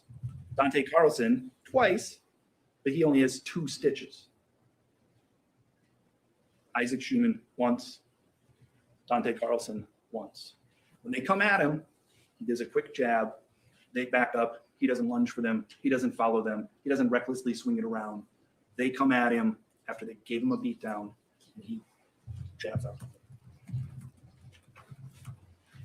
Even Brandy Hart, I think you're going to hear from her, right? When Mr. Trofsky asked her questions, when people attacked Miu, he responded. She agrees with that. So what happens is pretty much all on video, right? At the end, the judge is going to read you that jury instruction similar to what he did about credibility. And how much of credibility is going to play a part in this trial is going to be up to you. You guys are the finders of fact. You decide what happened. But I'd submit to you, it's all on video. Pretty much know what happened because it's on video, right? So we can talk about credibility. Nick spoke with the police, right? He told them he was afraid. He told them he feared for his life. He told them he was acting in self-defense. He also told them, I don't really remember anything. And he lied to the police about the knife. He did. He lied about the knife. It was his knife. He brought it. He was outnumbered. He believed he needed to use it. The truth is, he used it because he was surrounded by that angry mob and he was afraid, right? They gave him every reason to be afraid. When their attacks stopped, he walked away. When they stopped, kept coming at him, and every one of them come at him, right? He responded like a victim of trauma response. You'll hear from witnesses in his group who will say he looked like he was in shock. He was white as a ghost. From his perspective, right? He had just been attacked by an angry mob who was trying to kill him, that he got his way, he got out of there. So as he walks back, he still has fear, right? It's not something that just goes away. That fear is deep inside of him at that point. And as he walks away, he wants nothing to do with the group that just attacked him. He wants nothing to do with the knife, and he tosses it up onto the shore. Maybe not the best decision. Maybe not how he should have responded. But he was suffering from serious shock and trauma at that time. That's what he did. It's not going to be a contested fact. He looks back to his group, right? And they'll say that he's wide-eyed, he's white as a ghost. Remember, he'd just been repeatedly hit in the head, pushed down into the water. His body continued to respond in that way. When he walked away, he knew he'd done some quick jab motions. He didn't know the extent of anyone's injuries. Did he hear them yelling? Sure. They'd been yelling for 2 minutes, screaming and yelling at him. He had been in trauma at that point. He didn't know what the yelling was about. He didn't know that anyone had died. Maybe he should have. Okay, fair enough. But in that situation, would you expect him who'd just been attacked and responded in just short, quick jab motions to know the extent of everyone's injuries? They go back and everyone's like, waiting. Traffic on the river pretty much shuts down, and they wait there. When the police come by and kind of basically move everybody along, his group moves along to the exit. He's got his hat and his sunglasses and his shirt on, just like he did at the start of the trip. Right? He's been in shock. He'll tell you he was cold. So these are the three things that you need to think about, right? One, what happened? Don't think it's going to be a big mystery. It's on video. And I hope that that's helpful to you, because the facts, I don't think, are going to be very contested. Two, you are going to be asked, what did Nick believe? Right? He told the police, and he'll tell you, he feared for his life. In that moment, against that group who were violent with him, they knocked him down, he feared for his life. Right? The video evidence supports this. Right? And I'd ask you rhetorically, what other reason is there? What other reason could there be? They came at him. He was in fear. He responded. The last question. Were his beliefs reasonable? I don't want to belabor the point about the law, right? Can't find it right away. But it's from his viewpoint, right? From his standpoint. The belief may be reasonable, even though mistaken. In determining whether Nick Miu's beliefs were reasonable, the standard is what a person of ordinary intelligence and prudence would have believed in Nick Miu's position under the circumstances that existed at the time of the alleged offense. So what do we know that might help you to decide that, right? We know he walked away and they followed. We know he tried explaining to them and they said, it doesn't matter. We know they told lies about him to incite the crowd. We know he knows that those were lies, and he was watching as this crowd gets louder and more intense and bigger. We know they cut him off from where he wanted to go back up to his wife and his friends. We know that somebody else that was watching, who was kind of like Nick, a little bit younger, about the same fitness level though. And when that person, Quentin Carlson, sees what's going on, his first thought is, there's something bad that's going to happen to that old guy. We know he was surrounded, we know he was outnumbered, and we know that this environment was ripe for violence. That's the environment they carried. And we know that Nick is fragile. He believed he was fragile. This is somebody who went through open heart surgery within a couple of years. He didn't have fitness. They attacked him, kept attacking him. And they gave him every reason to believe they weren't going to stop.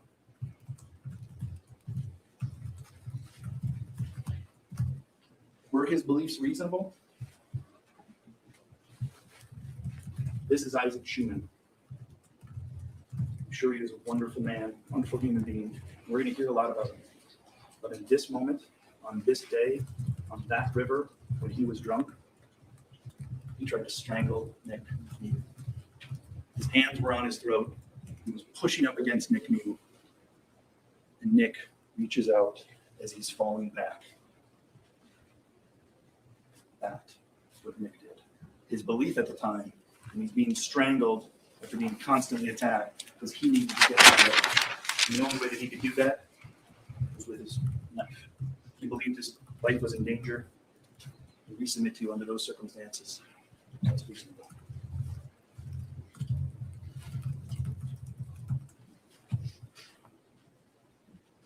At the end of the trial, we're going to come back up here, right? We'll be back up here, and we're going to ask you to return a verdict of not guilty on all counts. The judge will tell you that last day. He'll tell you the law. If you can reconcile the evidence upon any reasonable hypotheses consistent with Nick's innocence, you must return a verdict of not guilty. Okay, just one more time. The judge will tell you if you can reconcile the evidence on any reasonable hypotheses consistent with Nick's innocence, you must do so. You must return a verdict of not guilty. only reasonable hypothesis in this case is he feared for his life. That belief was not unreasonable. They created that world to get that environment. In that world, he believed it in that moment. And that's reasonable, because anyone in that situation would believe the same. So at the end, we'll ask you to do your duty.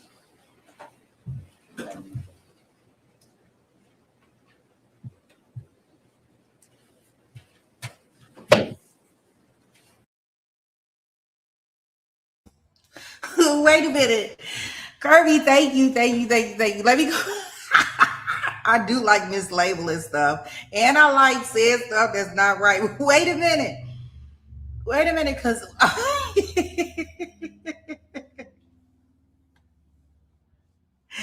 oh gosh, let me go. That's probably working. Nobody does. Look, wait a minute. Check it. I saw wait.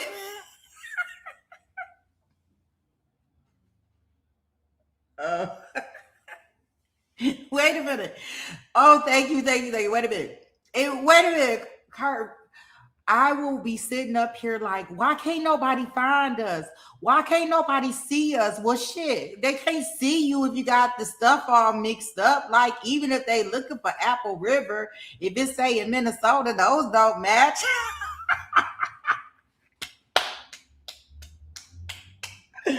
Oh my! Thank you for telling me. I got everything probably mismatched on this one. I cracked myself up. Oh gosh, because if I got oh goodness. So if I got the title one thing, the thumbnail says something completely different. Yeah.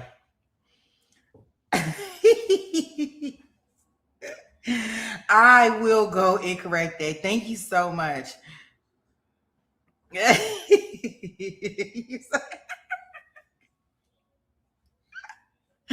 don't think they have paid no attention to me at all. I'm gonna go in there and correct it, but what do y'all think about that defense opening statement?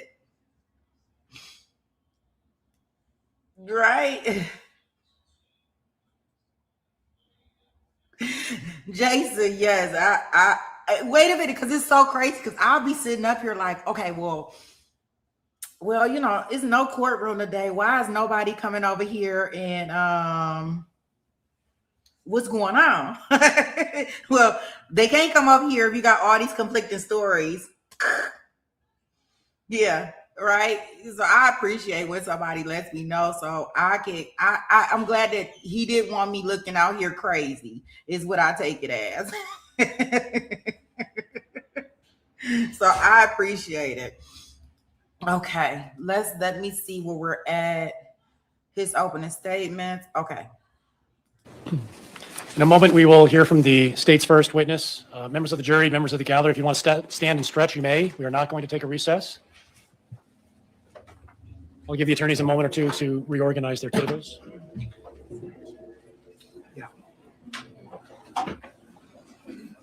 Yeah, just push up against the...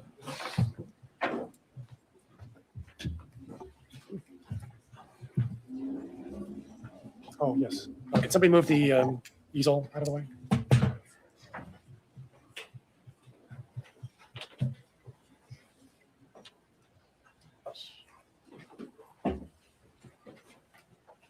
Is everyone ready?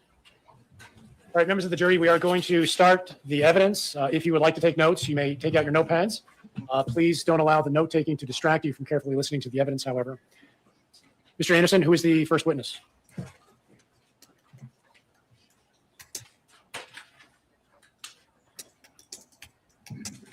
State call Stephen Kaufman. Can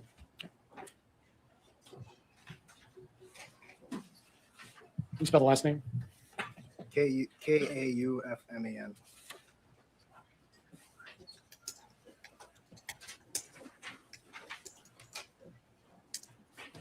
Mr. Kaufman, please come forward. And stop right there, face the clerk, raise your right hand. She will administer the oath. Do you swear that the testimony you are about to give in this matter will be the truth, the whole truth, and nothing but the truth, so help you God? Please have a seat in the witness chair.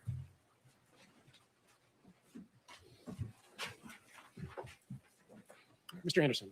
Can you please state your first and last name for the record? Stephen Kaufman, And how do you spell your last name? Kaufman. And you usually go by Steve or Steven? Steve, Steve, what do you do for a living? I'm the owner of River's Edge Campground. What is River's Edge? River's Edge is a campground and tubing, wedding reception facility. Okay. And where is it at? The exact address? No, just is it in Somerset, the township? We're in New Richmond. And permission to approach? Yes. Sorry. 25. Yeah, 20. I'm handing it to Mark as a 25. Is that going to be a map of the route tubers take from your campground? Yes. And permission to publish, Judge? Any objection? All right, you may. Move to admit also. Any objection? 25 is received. So the arrow on the top right, is that where your campground is located? That is correct. And is that about where it's pointing where tubers, enter the river? It'd be just to the right or upstream of that arrow. So the arrow would point about where our bridge is. And so just to the right more in this map, it shows a little island there. It'd be right next to that island. Okay. Right, you want to actually just come circling on here?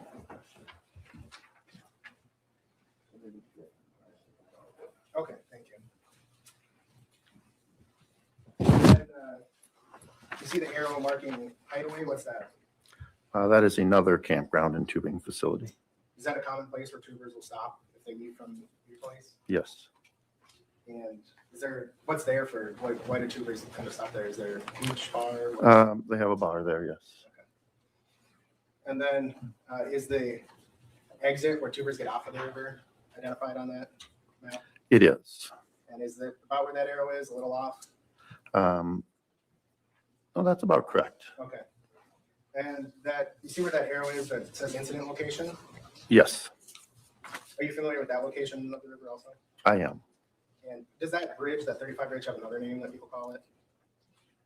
Not that I'm aware of. Have you heard it referred to as the Sunrise Bridge or no?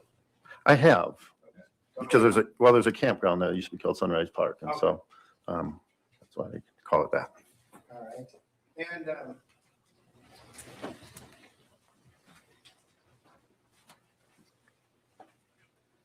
And then the exit is the Village Park exit. Correct. This whole river route, is that in St. Croix County, Wisconsin? It is.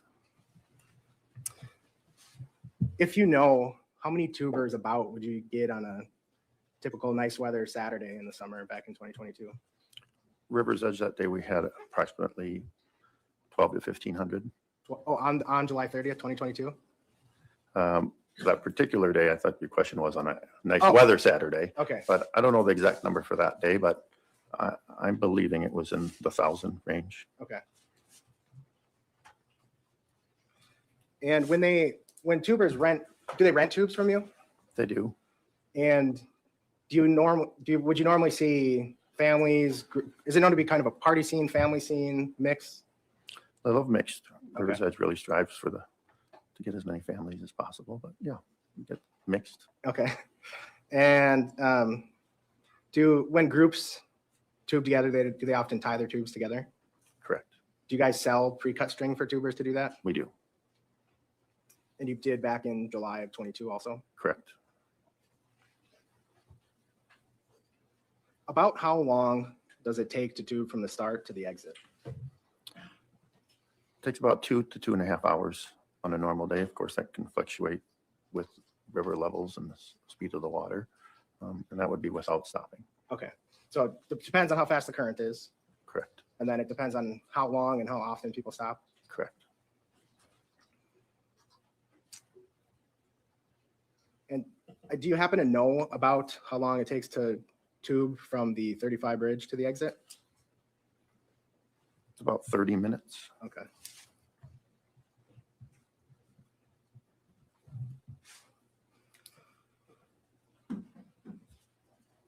And how about from the Hideaway Bar to the 35 bridge? You have similar time. It is, you can see on the map, it's about similar distance as well. So say 30 to 45 minutes for both of those. And were you working on July 30th, 2022? Yes, I was. And at some point, did you get word of an incident on the river? I did. Do you remember what you were doing? I was on my way to the exit just to check on my staff and check on, we collected tubes from the tubers and just do a normal check-in. And Mike Cappers happened to be there at his bus stop and told me about it. And so you guys, for both, and Mike Cappers is the old owner of Hideaway. Correct. And so you guys would both, tubers would go down through the river, either through your place or through the Hideaway, and then all of you would pick up at the Village Park. Correct. You have buses going back and forth. Yes. And where did you go then once you heard about it? I went to where he told me the incident had happened. And so I was on my little moped scooter and I drove to the incident. What was the scene like when you got there? There were a large police presence and an ambulance. And Calm, orderly, chaotic? I wouldn't say it was chaotic. People were moving at a rapid speed, but it seemed organized. Were tubers still coming through? No, we had directed everyone to get off at the Hideaway location. By the time I got there, we had already had people directing people off of the river. And is that something law enforcement asked you to do, or did you just figure you should, if you remember? I think it was a little of both. Okay. And at some point, did you get a description of the person who had stabbed people? I did. When I got to the scene, I ran into a couple who I assumed were husband and wife, and asked them what happened, what was going on. And they said they were tubing with their children. A little upstream from them, they heard some shouting, and by the time they got there, this had happened, and they don't know exactly what had happened. There was a gentleman that they said was, middle-aged man that left the scene. At some point, did you get a photo of the person who was alleged to have been done the stabbings that was going around? I did then. So maybe 15 to so minutes, 10 minutes later, then Mr. Cappers texted me a photo that had, I don't know where he got it from or how he got it, but said this is a picture of the person. Did you forward that photo on to your staff? I did, yes. And did you also have a friend with you that day? I did. He wasn't with me, but he was at this location when I got there. So What was his name? Carl Schilling. And then did you either give or show him the photo? That time, no, Did you tell because him? we didn't have it yet. I'd left. Okay. I had left before I got the photo. Did you send it to him at some point, if you remember? I don't remember. Okay. You might have, you might not have. You're right.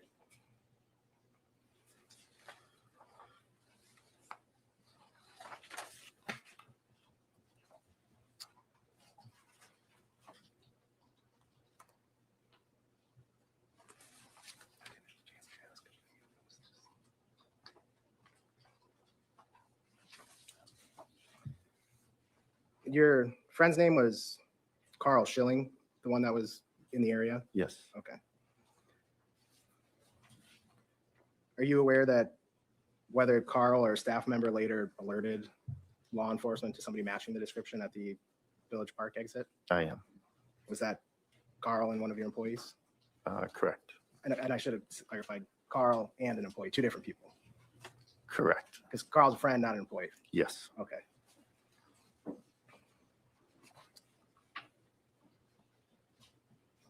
Do you guys, I forgot to ask this before, do you rent tubes for just people and also for like cooler tubes? We do rent a cooler tube. It's just another tube with a basket or a space for people to float. Okay.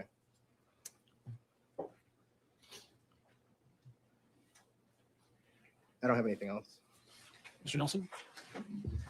Carl Schilling, I want to ask you some questions about him, okay? Yes. Was he the guy with the baseball bat that went hunting for Nicolae Miu? I wasn't with him, so Okay, but you heard about that. You're aware that he grabbed a bat and went hunting for Nick, right? I heard that he had a bat. Yes, And that at some point, while holding that bat, he confronted Nicolae Miu that's what I heard. Yes, at the exit, correct? correct. I want to ask you some other questions just about the Riverway, okay? Yes, You own some property, correct? yes, But the river itself, that's public space, agreed? agreed. Everyone, if once you're on the river, anyone can use it, correct? Of course. No one has more right to be on the river than anybody else, right? No, sir. You agree? I agree. Certainly no one has more claim to a particular space than anyone else, agreed? Agree. You've heard the expression, stay in your lane, I would imagine? Yes, And roads have designated lanes, is that right? yes, And you would agree that there's certain responsibilities to do certain things in a particular lane, right? sure. Yes, The river, there's no designated lanes, are there? no, Sometimes everyone's going in the same direction, hopefully. correct. But as far as lanes and designated spaces, it's a bit of a free for all, right? It is a natural river, and And the water is space, going to take you. The water will guide you where you need to go. but the people that are on the river and have the ability to move amongst themselves on the river, they're free to go wherever they want on the river, right? Yes, And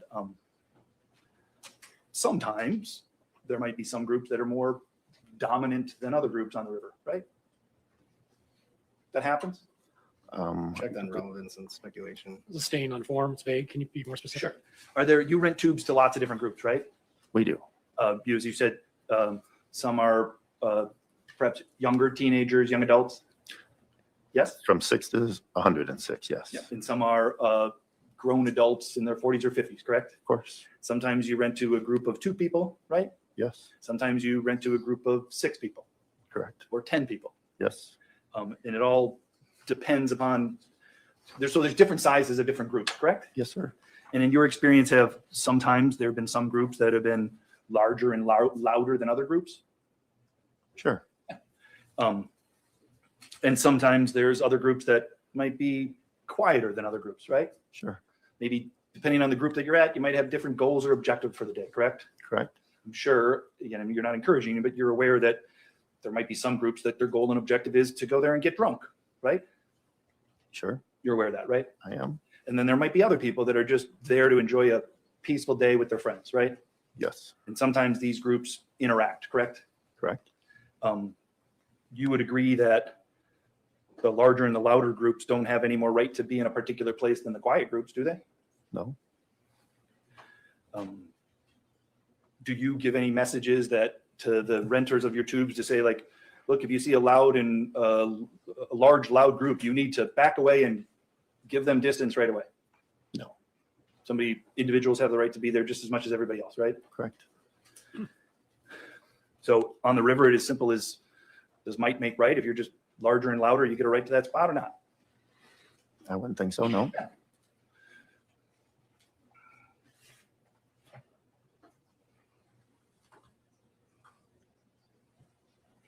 Those are the only questions. Thank you. Mr. Anderson, do you have anything else? Since we're asking hypotheticals, I guess. If nobody owns any of the river, it's public. Correct. You also wouldn't want somebody harassing another group of tubers. No. Nothing else. Mr. Nelson? Nothing. Thank you. All right. Thank you, Mr. Kaufman. You're free to leave. Is he still under subpoena?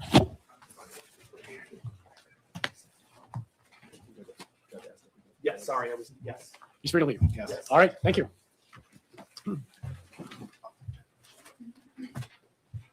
So this is just a blown up version. Do you want me to just write 13 on it or put a separate sticker on it? So the 8x11 is 25. Or 25, I'm sorry, yes. Mark the blow up as 25A.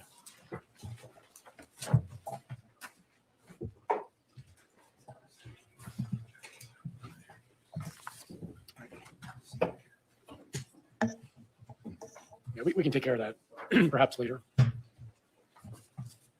right, who is the next witness? State calls Ryan Nelson.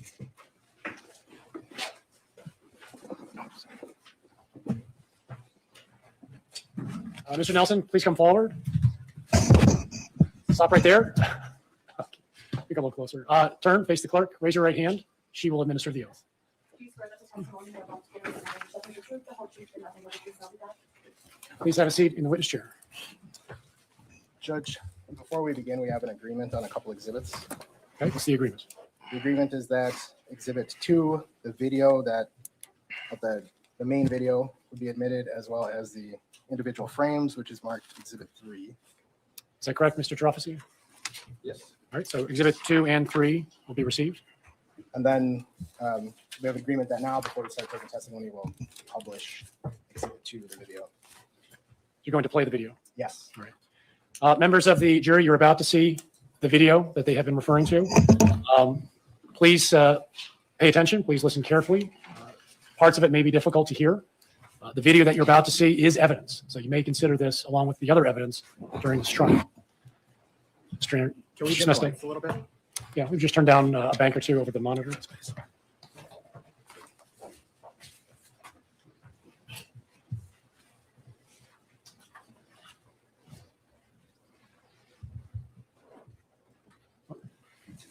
Nothing happened. It's up. Did the lights go down? No, oh, they did over there, maybe? No, try a different bank. We only have two certified.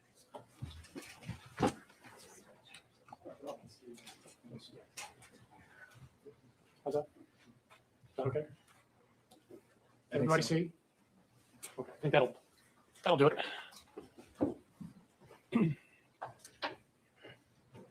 What is he on? Whoa! Whoa! Whoa! Whoa! Whoa! Where's your way? Oh God! We up! We up! What are you talking about? What the hell are you talking about? What?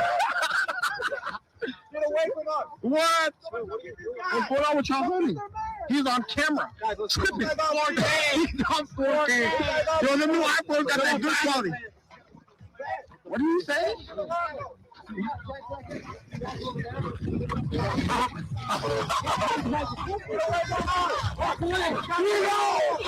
Yeah, what the hell? Who is this? Yes.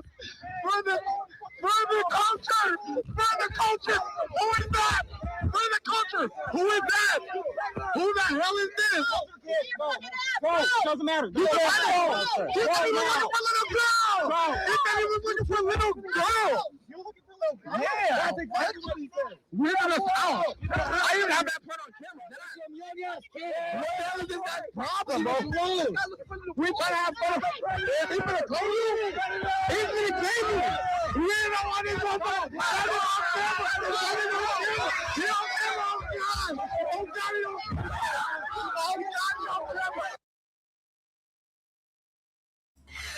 We must be watching two different videos, Jason. I'm gonna pause. Yeah, we probably gonna have to have some panels about this. Are you telling me that what you seeing and what I'm seeing, that this man, his friends is up the river? That's why you see him raise his hand like this, because he's trying to tell them that he need help.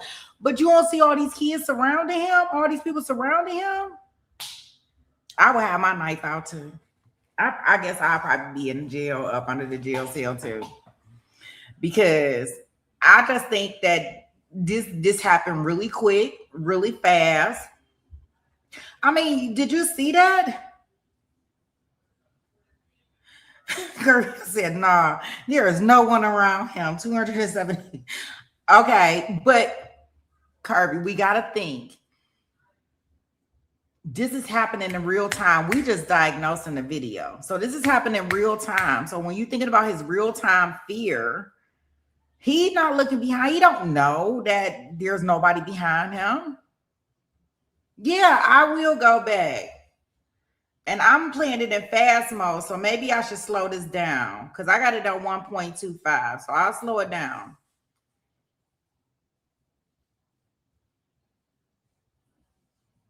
Because I mean, as soon as Jason saw he was running, Jason like he guilty.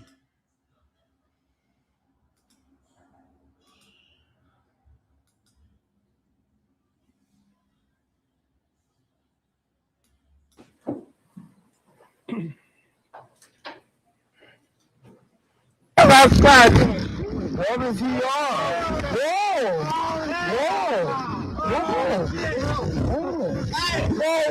Where's your way? Oh, God! Yeah! What are you talking about? What the hell are you talking about? What? Get away from us! What? So we can agree right there. So can we agree right there that he is turning to walk away, but he has lost his goggles and now he's looking for his goggles, guys?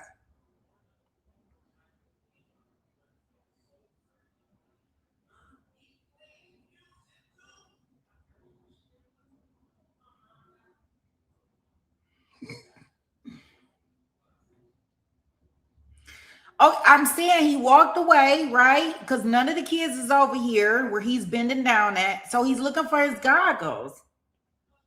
Because remember, his goggles fell. So he can go back up the river, right? Okay, so let's continue. Remember, this is all in real time. Okay. What's going on with y'all homie? He's on camera. Scripting. He's on scoring. Yo, the new iPhone got that good quality. What do you say? Okay, so he walking away right now. Can we agree that he's walking away, or is he not walking away? Because there's nobody in front of him, correct?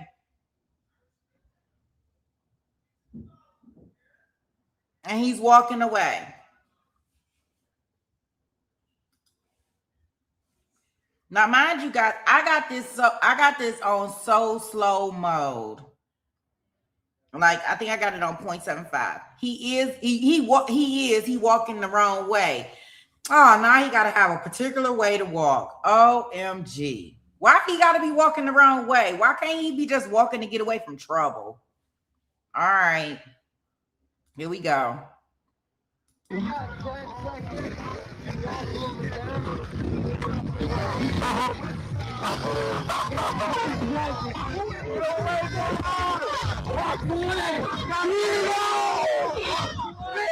what the hell? Who is this? So my question to you guys is that he was further than they were. Why are they getting closer to him? So why are they walking now in his direction? Even if they're trying to figure out who the hell he is and why is he over there? Why are they now walking in his direction? So is he able? Okay, so let me ask. So in order to get back to his friends, y'all can let me know, does he have to turn around and walk back past them?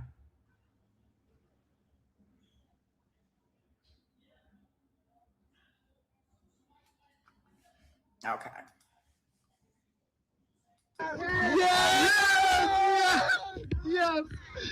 For the culture. For the culture. What's for the culture? Who is that? Who the hell is this? No, doesn't matter. She's a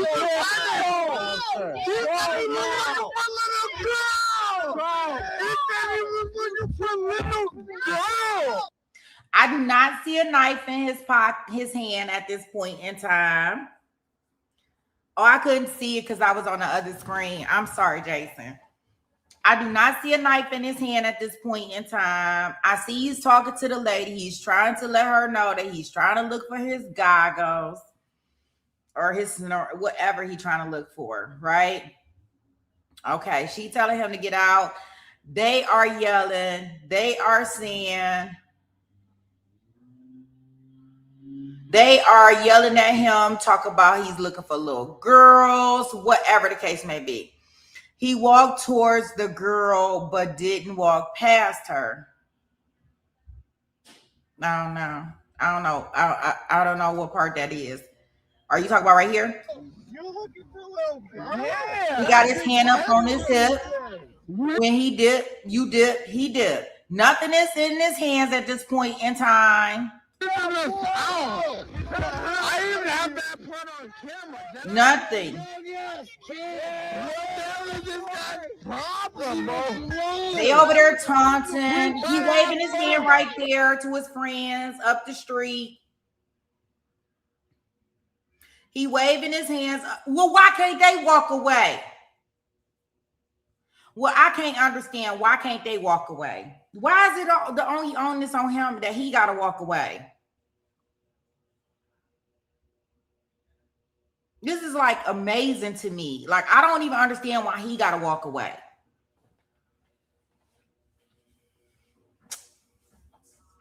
I think that they are, well, they can get in their tube. Well, I know that his thing is far away. There, you know, his tubing is far away. But okay, so this is gonna be our gripe and our contention. But go ahead, let me see.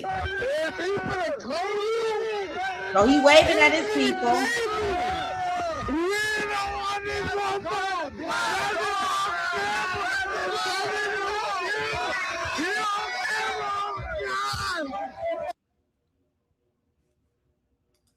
Do y'all see this? Like, y'all are telling me that y'all, if y'all were in this situation,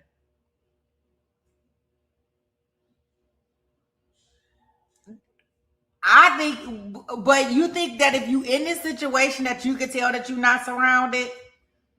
Like, he's smiling because all these people is just around here pointing fingers, saying he looking for little girls. Okay. All right.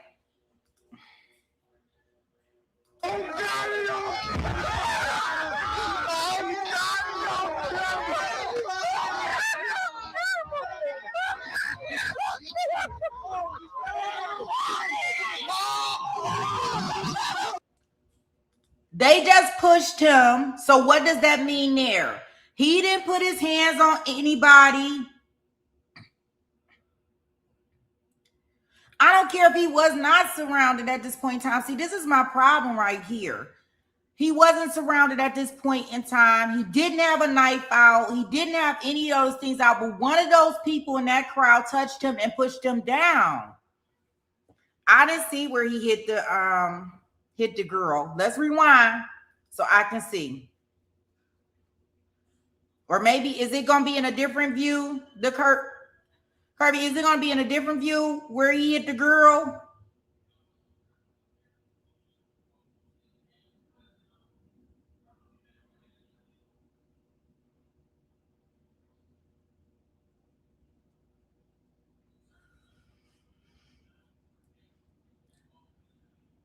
Or should I rewind so I can see that he hit the girl in this video?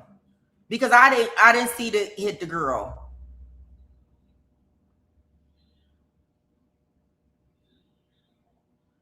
Okay, you saying that the knife was already out. See, I don't see the knife being out. Is that going to be in a different video? Okay.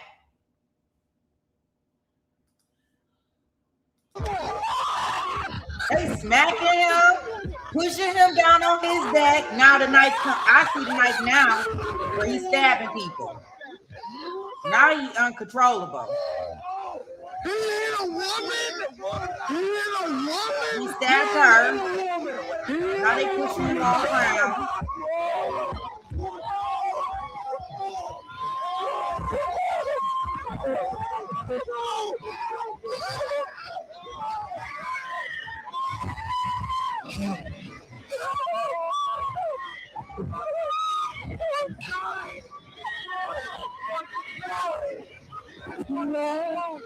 What the fuck? What the fuck? Yeah, now what the fuck? He's dying, bro. What? Oh my god! Oh my god! Oh my god! Oh my god! Are you serious? Is it real? Yeah, he is for real. Who is that? Oh my god! Oh no! Oh my god!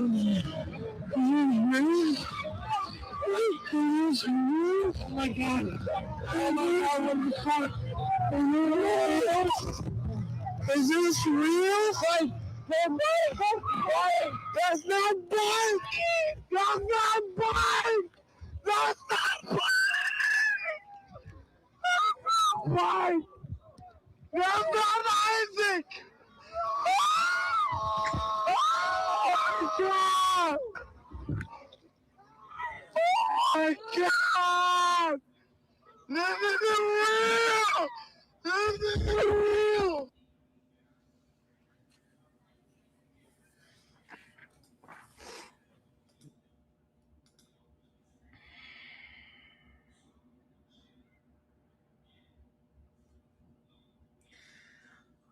Whoa. Now, I'm not taking anything away. You say slow down. It's tripping me. Okay. I'm about to put it back up to normal speed. We do see this video in different, they going to break it down like frame by frame by frame by frame by frame. That I do remember. But what I am like, I mean, I got so many different emotions behind this whole thing because it pisses me, and this is just me, and I'll probably be the first one in jail. Whatever. Man, I kid you not, you cannot spit on me and tell me how to react. So if I'm not saying I might go to jail. No, I do not want anybody to lose their life. But if everybody would stay in their own lane, mind their own business, and whether it's him or not, on his side also, right? But if you decide to spit on me and I decide to pew you, then I mean, like, you should have decided that spit wasn't that great for you. Like, spit could be on me like whatever. Hey, I am Shao. How are you?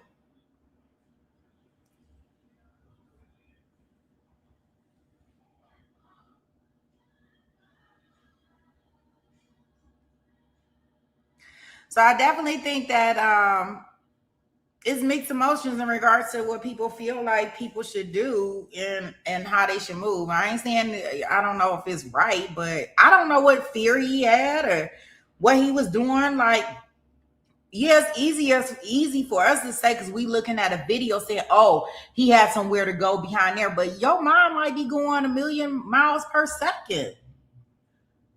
Like, you can have all types of things going on in your head and you still trying to retrieve your items. So it's easy for us to say on this end, hey, he had an opening behind him that he could have walked away. Well, unless you in that situation and it's moving at actual real life pace and you have to make real time decisions, I think that's real unfair. But that's just my personal opinion. All right, let's go back in. I'm going to change our speed back to at least normal. Y'all let me know if there's any points and times that we want to speed it up. All right.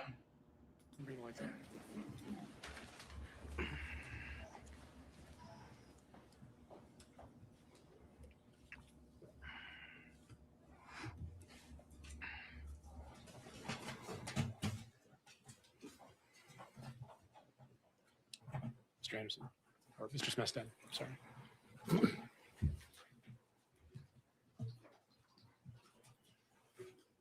you say your name for the record, please? Ryan Nelson, And how old are you, Ryan? 18.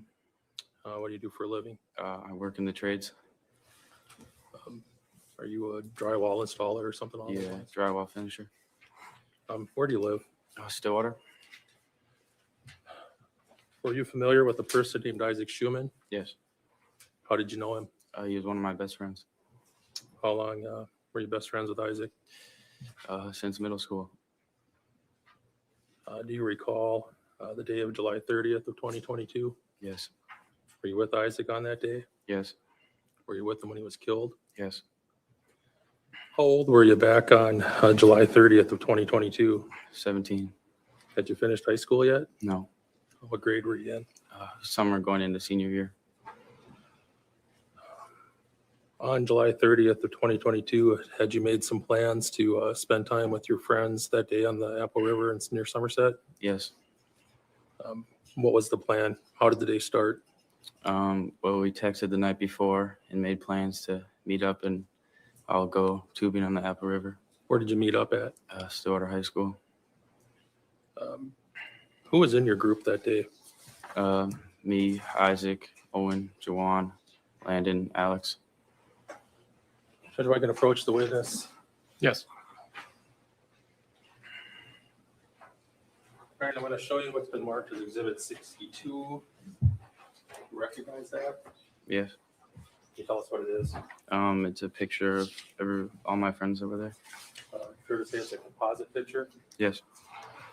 Are those pictures of you folks from the river on July 30th of 2022? Yes. Are those photos from after the incident with Mr. Miu? Yes. Does that explain the looks on your faces? Yes. Your Honor, permission to publish to the jury. I have a blow up. Any objection to 62? No. All right, 62 is received. Go ahead and publish.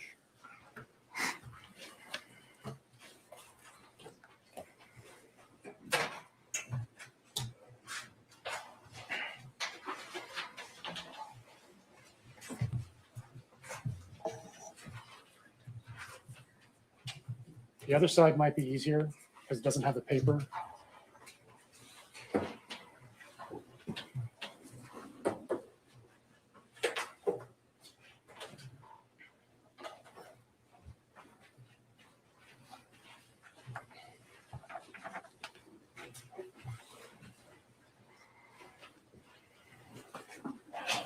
When you got to Stillwater High School that day, was the plan to all ride together over to the Apple River? Yes. Who drove? Alex Vang. And I have you look at Exhibit 62 there that you're holding on to. Can you identify the folks in the picture for the jury? From left to right. Alex Vang, Juwan Cockfield, Owen Peliquin, me, Ryan Nelson, Landon Wire, and then Isaac Schumann. That's Isaac in the hat on the right. Yes. Is that what you were all wearing on the river that day? Yes.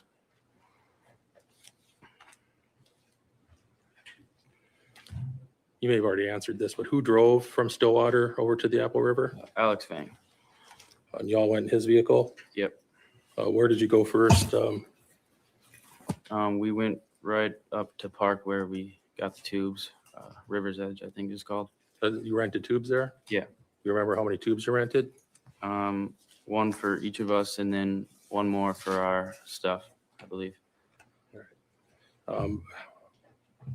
When they give you the tubes, are they connected together or do you connect them together there? You had to get a wire, like a twine to connect them together. Did you do that? Yes. Did you make sort of one big raft out of your tubes? Yes. After you rented the tubes, did you get on the river right away or were you hanging out in the park? No, we went right straight to the river. All right. Do you know what time it was when you got on the river? Not exactly, probably roughly around noon.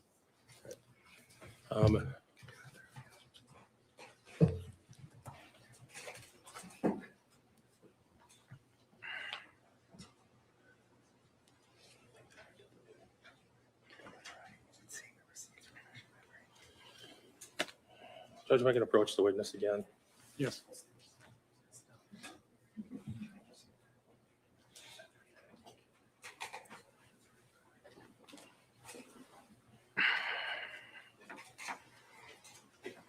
Brian, when you rented the tubes, do you remember who paid for them? No. All right. Do you remember getting a receipt? No, I don't. I'll show you that's marked as exhibit 27B. You take a look at that. And specifically look at the backside. Whose name's at the top? Alex Vang. Who's that? He's one of my friends. He's on the river. All right. At the bottom, there's a time for when you rented your tubes. Can you tell us what that is? 12:39. You didn't see this that day, though? No, I don't remember.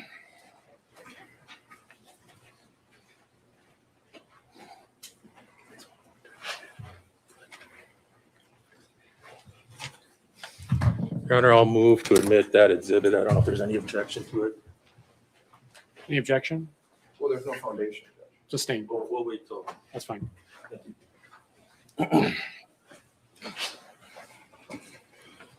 Once you got on the river, did you folks bring drinks with you Yes.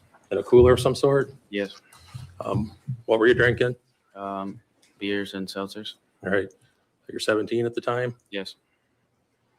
Do you remember how many beers you had? I personally had about 3 to 4. Were you or other folks in your group smoking marijuana? Yes.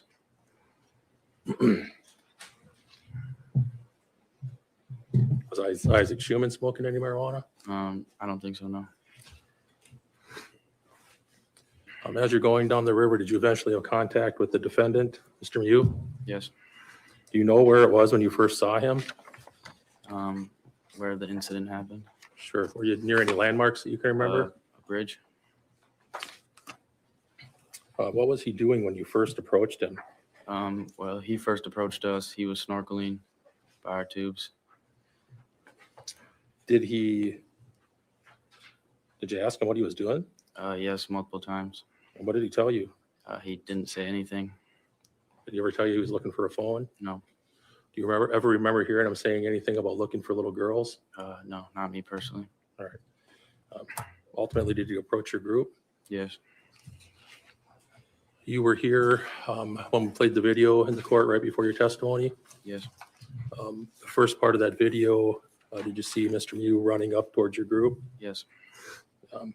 Is that the legs of a couple of your friends in that video, the first few seconds of that video? Yes.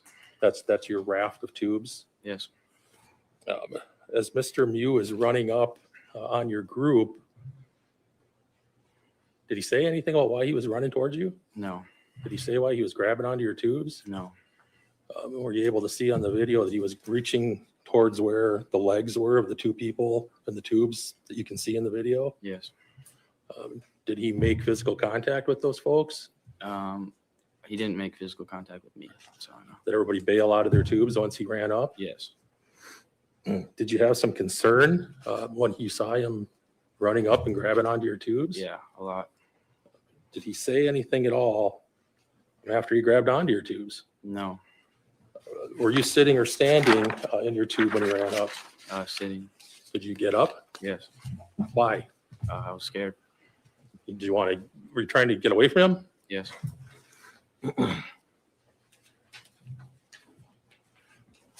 Did you say anything to him? Yes, we asked him what he was doing and we told him to leave multiple times. All right. Fair to say you were raising your voice and yelling at him?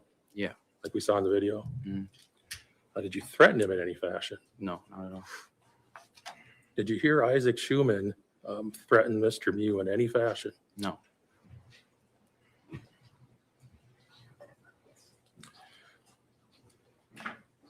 Did you yourself have any kind of knife? No. Did you see anybody in your group with any kind of knife? No. Is it fair to say you were calling him some names? Yeah. Why were you doing that? We had no idea of his intentions and we asked him and he never ever stated them. At some point, were you yelling for him to get away? Yes. Did another group on the river come over to investigate what was going on? Yes. Did you know any of those people? No. Did you see where they came from? Just the other side of the river. Were they adults or were they kids? Young adults. Older than your group? Yeah. Once this other group came over, was it women or men, if you remember? I believe 2 girls approached first. All right. And what did they do when they approached? Also told him to leave. All right. Did he leave? No.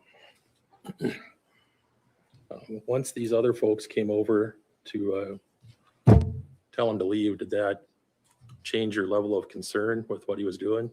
Yeah. In what way? It was a little confusing and also concerning why he wasn't leaving. He could have just removed himself from the situation like everyone asked him to. Did he ever tell you why he wanted to stay near your group? No. Is it fair to say that at some point you and your friends were laughing at him? Yeah. And why were you doing that? We thought he was just really weird. honest. Do you remember how many folks were in the group that came over to help you guys? No. Do you know how many times you told Mr. Miu, or you and your group told Mr. Miu to leave you alone? More than I can count. Your Honor, we're going to show still 1219 from Exhibit 3.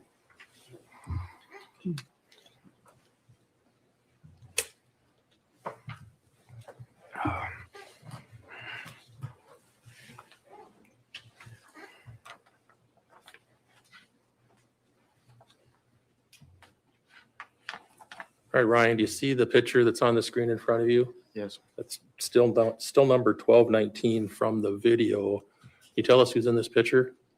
Isaac, Owen, and then I can't quite tell who that guy on the left is. All right. Is Isaac, which one is Isaac? Purple shorts, Is he wearing a hat or not wearing a hat? wearing a hat, What is Isaac doing in this picture? holding Owen. It looks like arm towards Owen and looking at Mr. Miu, maybe.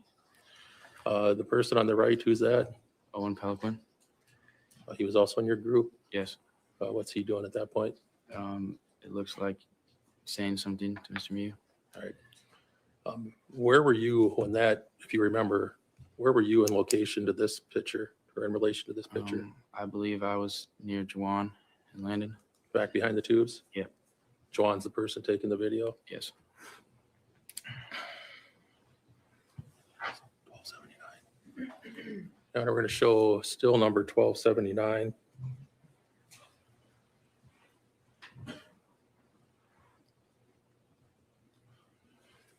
All right, Brian, this is still frame 1279 from the video. What does this picture show?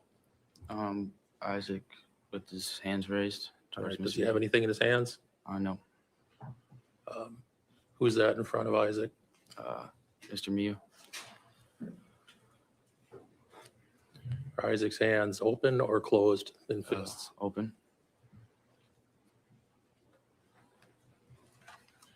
Can you tell, or do you remember what he was doing with his hands at that point?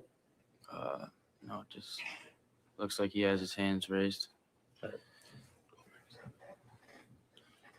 going to show you now still 1297 from the video. Who is in this picture? Me. That's you on the left? Yep. Holding onto the tubes? Yes. Mr. Miu on the right? Yes.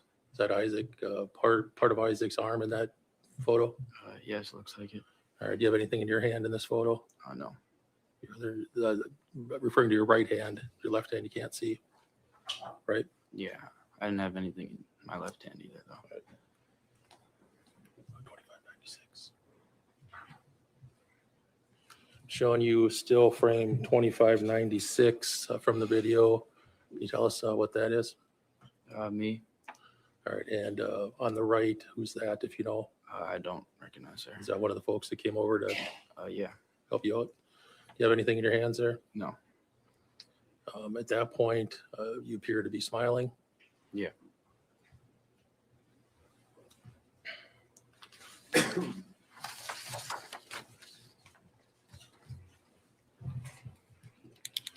While you were having this argument with Mr. Miu and trying to figure out what he was doing, were you able to see his face? Yeah. Did he look to be frightened? No. What kind Smiling. of facial expression did he have? He was smiling. While you were having this argument with him, were you able to tell whether he had anything in his hands? No. Did you ever see him holding a knife? No. Fair to say the video shows that the incident happened pretty fast. Yeah. While the two women are talking to Mr. Miu, what happened next? What did he do? He punched one of the girls in the face. You remember which one it was? I believe the blonde one. Not All right. 100% sure though. And looking back at the photo that we have up, which is 2596, is that where you were standing when he punched the blonde woman in the face? Relatively, yeah. Yeah. So fairly close. Yeah. Prior to Mr. Miu punching the blonde woman, had you seen anybody strike him in any fashion? No, You didn't see anybody punch him? no. When you say he punched the lady, is it possible that he was flailing his arms to protect himself or something along No. those lines? It looked like he struck her definitively with his right hand.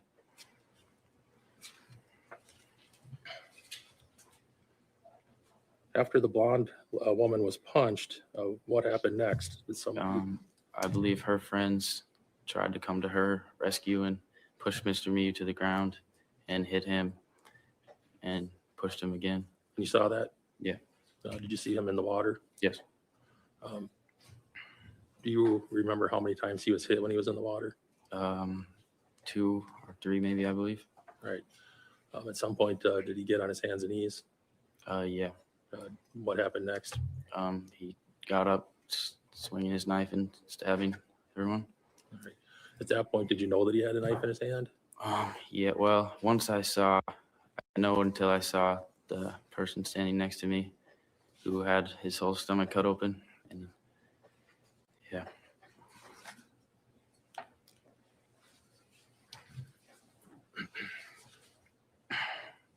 The person who got his whole stomach cut open, was he holding any kind of knife? No. Did you see anybody in the group that came over to help you have any kind of weapons? No.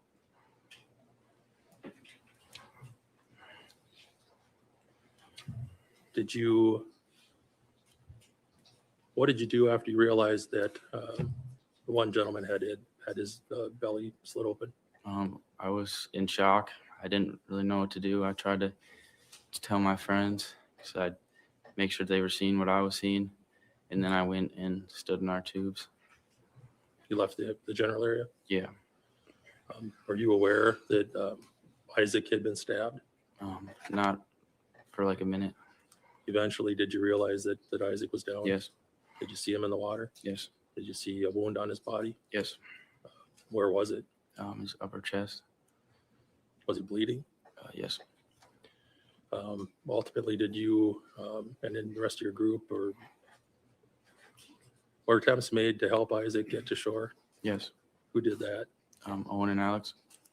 Right. And where were you at that point? I was still standing in the tubes. Were you injured at all? No. Did you ever lay a hand on Mr. Miu? No.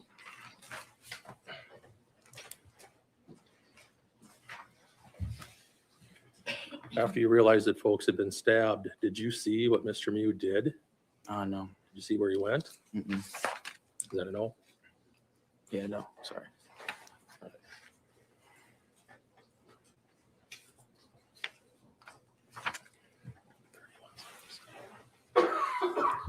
We're going to show you still frame 3177.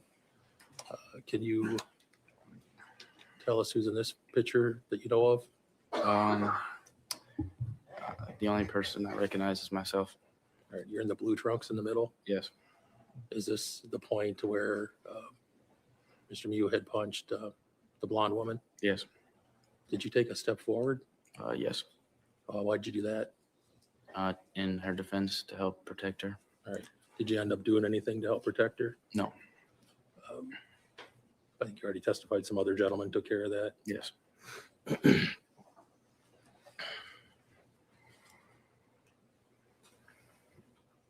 Whereabouts on her body did Mr. Miu punch the blonde woman? I believe in her face. Say that again. In her face, I believe.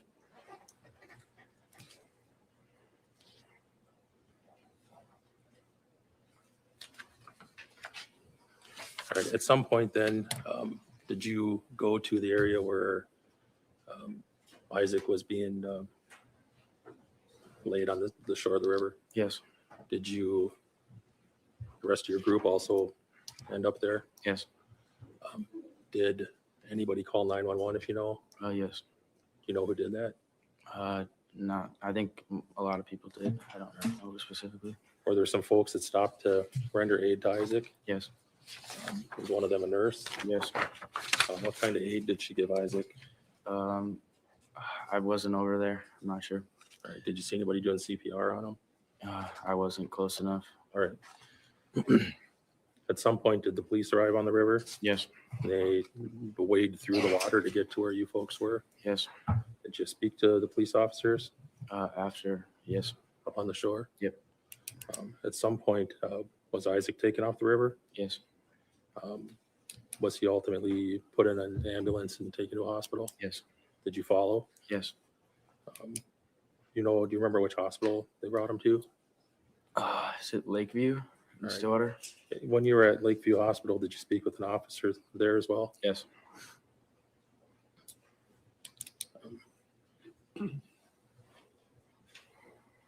Even though this incident happened almost 2 years ago, do you still remember the face of the person who did this? Yes. Do you see him in the courtroom here? Yes. You point him out and say what he's wearing? He's wearing a black suit, black pants, brown shoes. Your Honor, that's the record to reflect identification of the defendant. Next question, please. Nothing further. Please say your office.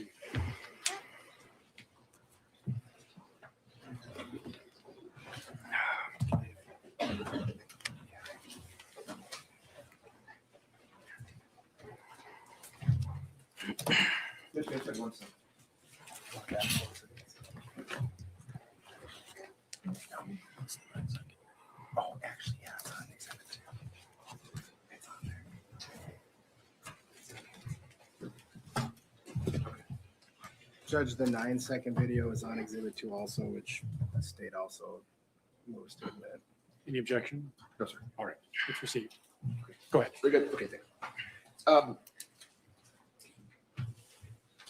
Give me a break. I just don't want it on the, can you, the jury shouldn't see my screen. It's clear. So, Mr. Nelson, you provided an interview with Clear. Monitor's off. I'm sorry. Go ahead. with an investigator, Dittman. Do you remember that? Yes. Okay. And to start with, one of the things that Officer Dittman was interested in was how much alcohol you had consumed that day. Do you remember that? Mhm. Okay. And he told you you weren't going to get in any trouble for anything. He just wanted the truth, right? Yes. Okay. And you indicated to him, well, he initially asked you if you guys were drinking any hard alcohol, right? Yep. And you said that you weren't. Yep. That's a lie, right? No, I myself was not drinking hard alcohol. You guys brought Tito's, vodka, and water bottles and were doing shots on the river? I wasn't, but my friends were. Yes. Okay. And you were asked about Isaac drinking that day? Yes. Right? And you had told Officer Dittman that you think you had 3 or 4 drinks. Yes. And you said, I think Isaac had about the same. Yes. Okay. Are you aware that Isaac's alcohol level was almost a 0.22? Object, Your No, Honor. I was not aware of that. Hold on. Foundation. Come on up.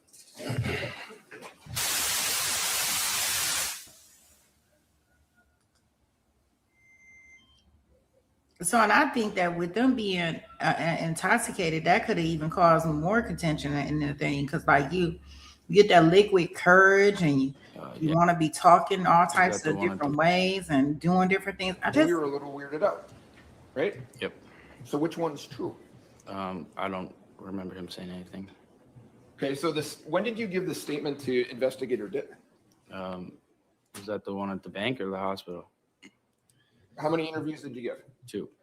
When did you give them, if you remember? One was on the bank after the incident, and then one was at the hospital. Is your memory better back then about what happened, or is it better today?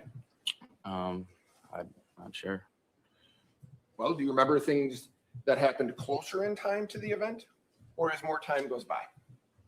I think I remember them both the same. So if something happened 2 years ago, you would remember it the same as if you were giving that statement a day or 2 after. Yeah, I would try. Okay. So you don't recall him saying anything to you guys, right? Yeah. Okay.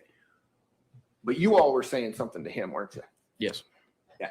You didn't tell that to Investigator Dittman, did you? I don't remember. You left out the fact that you guys started taunting him and tormenting him. right? After we told him to leave, yes. Well, talking about the first time, not the second time that we've seen the video. The first time we haven't seen the video for yet. Mhm. Do you remember that incident? Yes. Okay. You don't tell Investigator Dittman about what you guys were doing to Mr. Miu at that point, do you? No.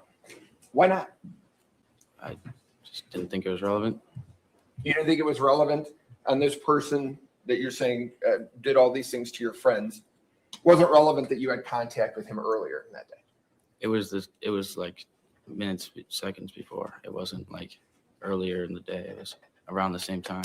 Right. And you didn't think it was relevant that you would inform him that you guys were taunting Mr. Miu and calling him names, right? No. Okay.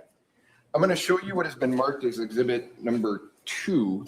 I'm going to play you a short video and ask you if you remember the video. Okay. We're going to keep the screens blank until you tell us you're ready. Does that mean you're ready or are you acknowledging? Yes, we're ready, Judge. I apologize.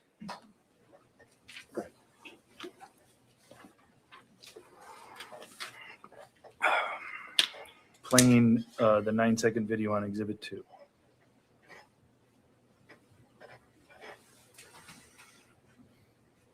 Trying to. Grown man trying to have sex with little girls. What the hell? What the fuck? He's a raper. Whoa. So he's walking by you guys. He's not right on top of you there, is he? He was previously, but not that in that moment. No, he's not. So your friend just didn't get that on video. No, we started taking a video once he was being weird towards us. We wouldn't have videoed him just out of the blue. So when he was just walking by there and your friend just started saying, you can't have sex with little girls, right? That was after he was snorkeling under our tubes without saying anything. Where do you tell Officer Investigator Dittman that he was snorkeling underneath your tubes? By our tubes. Oh, so by your tubes, not underneath your tubes. Misspoke. I apologize. Okay. So he's snorkeling by your tubes. Yep. And you guys start calling him names. No, we asked what he was doing and who he was, why he was there. Because we found it a little weird that he was not in a tube like everyone else, but he was snorkeling right by our tubes. And so we asked him what he was doing. He never said anything. So then we started calling him names, yeah. Okay. And the purpose of, you don't know him, do you? No. The purpose of calling a grown man that you've never met a raper. That wasn't me. Okay. The purpose of, do you know why that was said? No. To your knowledge, had Mr. Cockfield ever met Mr. Miu before? No. Okay. You think it was funny? No. Did you ever tell him to stop? No. Okay. And shortly after this is when Mr. Miu moves toward your tubes. Is that right? Yeah, when he runs at us. Okay. And your statement to Investigator Dittman is that Mr. Miu was standing over your tubes. Is that true? Yes. Okay. Do you know why he came up to your tubes? No. Was Jawan Cockfield holding a camera at that time? Yes. I'm sorry? Yes. Okay. And to your knowledge, Mr. Miu he comes up to your tubes, then he walks around the tubes and actually starts to walk away from you guys, doesn't he? Yeah. Okay. So you're saying, your group is saying, get away, go. And he's doing that, right? Not really. You just said he was walking away. But he didn't leave. He didn't walk away. He just walked a couple of steps and then stayed near. And you guys follow. No. You don't advance toward him? Your group doesn't advance We toward him? stayed by our tubes. You saw in the still frames. I'm standing right next to our tubes. You showed us the still frame, or we saw the still frame involving Isaac Schumann, right? Yeah. When he's got his arms up in the air like this, right? Yes. You're not standing next to his tube, is he? I don't know. He might be. He might be able to see this tubes in the picture. I can't remember. He's confronting Mr. Miu, isn't he? No, had his hands up, raised. He was telling him to leave also. There's no confrontation at that point. I guess what I'm trying to ask you here, Mr. Nelson, is Yeah. you guys told him to leave, so he moves away from you. then your group moves toward him. That's true, right? I don't think we really, he left. You keep saying he leaves, and he never really left.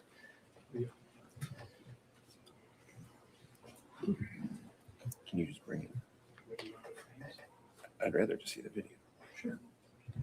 I'm going to show you, I'm just going to play for you a really short portion of the video that you've already seen. Okay. Okay? And I want you to tell me when you watch it, if it appears to you that Mr. Miu is walking away from your group. Okay. Okay? Oh, wait, keep it out until he's ready. Hold on a second. Yeah.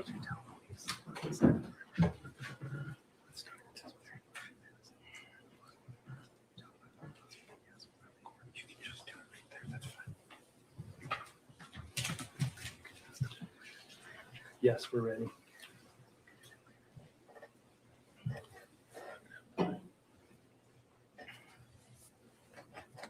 So at 27 seconds, Mr. Nelson, I want you to watch this video first for a brief moment. On camera, guys. Let's go. I'm scoring. Yo, the new iPhone got that good quality. What do you say? So he's walking away from where your tubes are. Yeah. Is that true? Yeah, but at the end of the video, you can see him turn his body back towards us, and then I assume he walked back towards us. You don't know if he did. We could watch the rest of the video and find out. Well, we will, but your group walks toward him, right? You keep saying they don't, and it's clear they're moving in his direction, yes? Yes. Okay. And you're moving in his direction because you've testified that you're scared, right? Our tubes were all still right around our tubes. That's our property. We're not like. How come you don't go around him? You've said that he could. What do you mean? Hold on. You said he could leave, right? Yeah. He could have walked away. You could have walked away, right? Yeah. You didn't walk away either, did you? No. And that river, anybody can use that river, if we're being honest with one another, true? Yeah. Okay. So he doesn't have any more responsibility to walk away than you guys do, does he? Nope. Okay. And if I said to you that at some point this other group starts coming over, is that right? Yes. Okay. And at that point, are you guys calling him a pedophile? I think, yeah, we were previously. You were previously calling him a pedophile. Like we were shouting, and that's, I think, why they came over. Okay. And I'm sorry, you said you believe that's why they came over? They heard us shouting, so I Sure. believe, yeah. And certainly to you, shouting pedophile could be something that would draw people's attention, right? Yes. So you don't have any information that he was looking for small children, do you? No. Okay. You'd agree calling somebody a pedophile isn't the same thing as calling somebody like a jerk or a-hole or something like that, right? Yeah. Right? Yes. That's like you're telling somebody, you're telling people this guy's looking to have sex with small children, right? I didn't say that. That's what a pedophile is, though, you know, right? Yeah. Okay. And you guys, to a man you've never met before, have no information about, people in your group are yelling on the river that he's a pedophile. Yes? Yes. Okay. And by your own admission, you believe that draws the attention of another group of people to come over. Yes. Okay. And do you remember independently, I know you've seen the video now, do you remember independently, he walks away from you guys kind of over to her, doesn't he? Mhm. Walking toward you. Mhm. Is that true? Yes. Okay. And she, to your recollection, immediately tells him, go get your fucking ass, go. Do you remember that? Yes. Okay. So in terms of what you can see, she doesn't wait to find out what's actually happening either, does she? No. Right? Yep. She jumps into this and is yelling for Mr. Miu to go without knowing anything about what had happened based on the contact you had. Yes. And you describe her to police as quote, getting in his face. Is that fair? Yep. What do you mean by that? She was yelling at him to leave. Well, you could yell at me to leave from here, right? Yeah. She was right. She was close to him, right in front of him.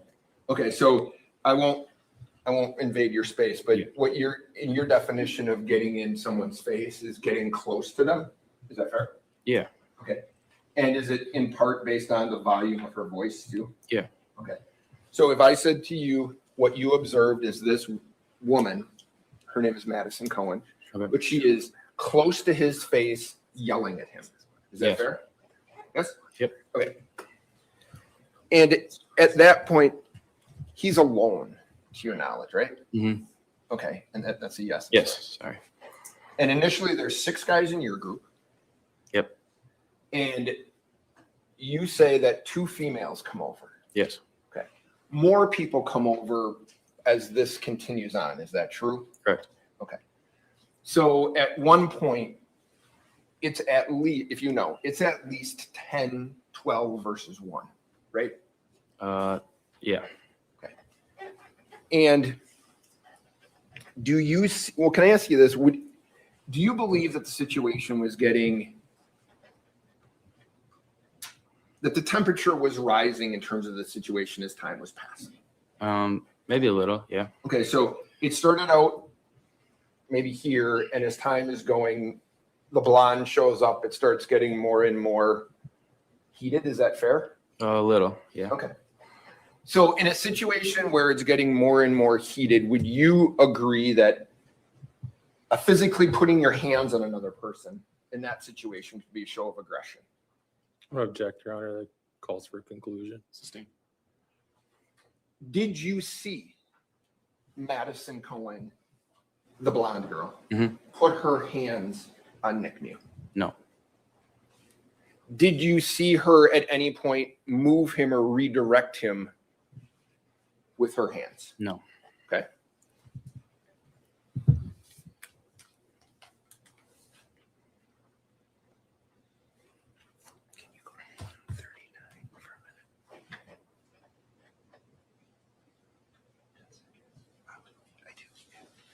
So you had said that his presence here made you afraid. Yeah. Okay.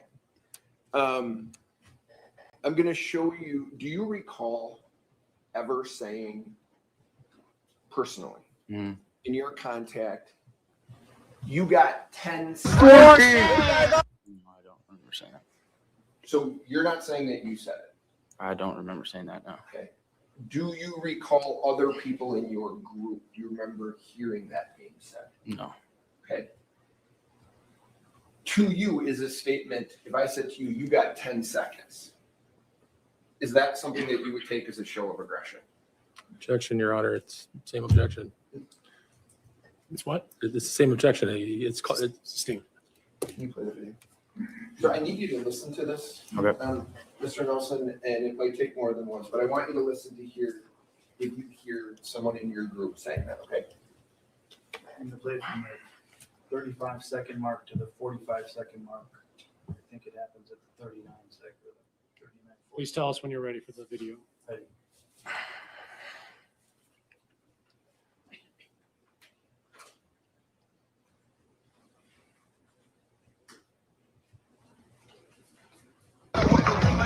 What do you say?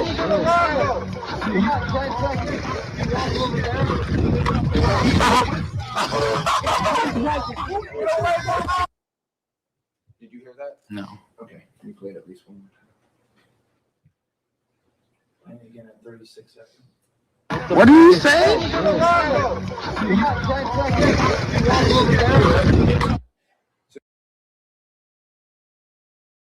It's funny listening to it the second time. Like I could hear Tupac playing in the background, y'all. This was all bad, because they was thinking they was gangsters up in that boat. I'm trying to tell y'all in them floats, you got all these teenagers. I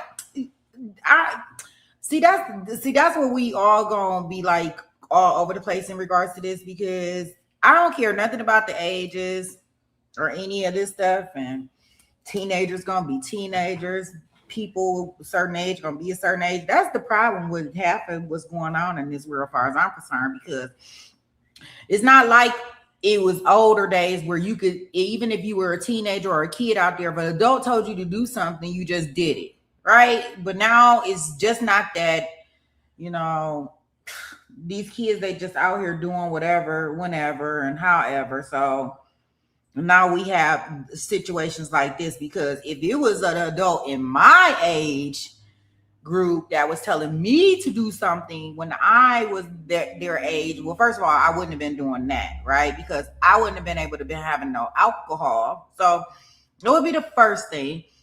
And second thing is that everybody raised everybody in at least when I was growing up. So yeah, if the adult would have told me that they were doing something, no, the first thing I'm not going to be doing is joking and playing around and talking about their pedophile, all this extra stuff when they know he's not.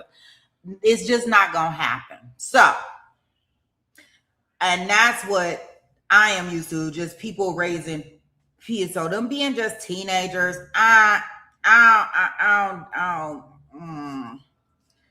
and him being the age that he is, I guess we all will like disagree. They had no business drinking. We know is no ownership on them, and I guess that's my thing. It's just on the adult. Like, I don't get that.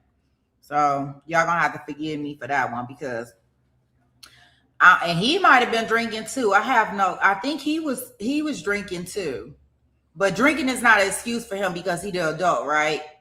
I don't know if he was drinking or not. I guess they'll bring that into the trial, but we shall see.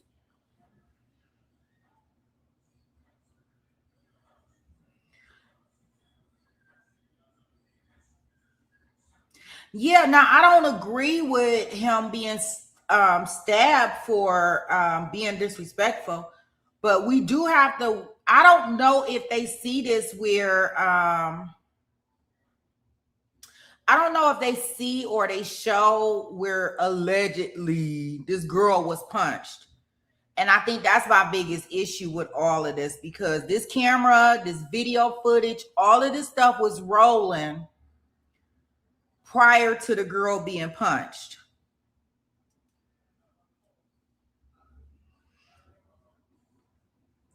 But see, and Marilda, with your statement, like I don't even think it was. I don't think it was that. I don't think it was that. Like, I just think that yeah, we gonna agree and disagree here, because I don't feel that way at all.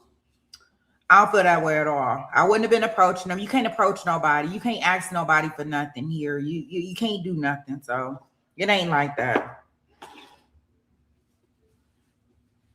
Yeah, they wouldn't. Yeah, I just don't.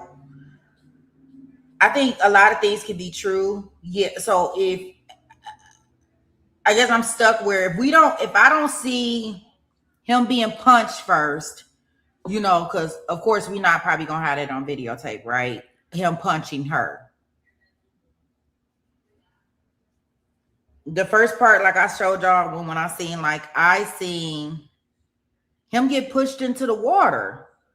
So I don't know how I go from just because they're on a stand and they're saying that this happened, that they're not saying this to protect their own self. And that's all I'm saying. So I don't know. I can't remember, because I did see the trial, but what I could tell y'all with no spoilers or anything, I don't even remember that part. So I'm just kind of watching it freshly with you guys. Well, not freshly, but again with you guys. So we'll see.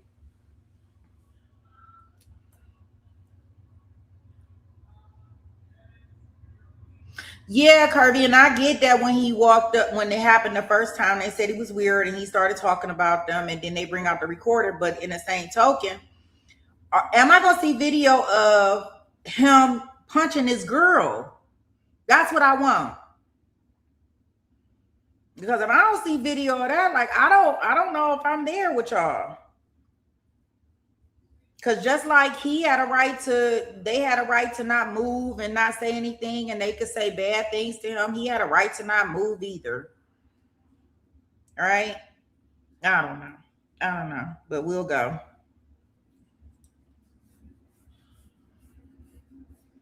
Let's go back in. But yeah, they listening to Tupac. They drinking. They getting it in. They ain't got no parents out there. They doing just what they want to do. So yeah. No, it's not good enough for me in that regards, Marilda, because a certain fact that he got a right to defend himself. Nah. Because if they pushed him down first into the water and started slapping on him, I would come up swinging with my knife too. Yeah, they listening to Tupac, Jason. They gangsters. Hey, I just caught it when we listened to this video. Oh, yes, way. Marilda, you're not gonna tell me that you can spit on me and you're gonna tell me how to react. I promise you. Now you may not want me to react that way. You may want me just to spit on you back, but you can't tell me how to spit on you, how to take your spit on me. Let me make sure y'all see that and y'all understand that. So for all of y'all that don't get it, we cannot tell people how to react to certain stuff. So if he didn't put his hands on nobody, if he didn't put his hands on anybody, because I haven't seen it. Now it's been said. They are testifying to it. They are saying that he punched this girl. But if he did not punch this girl, are you telling me that they can push him down if we remove the punch? They pushed him down.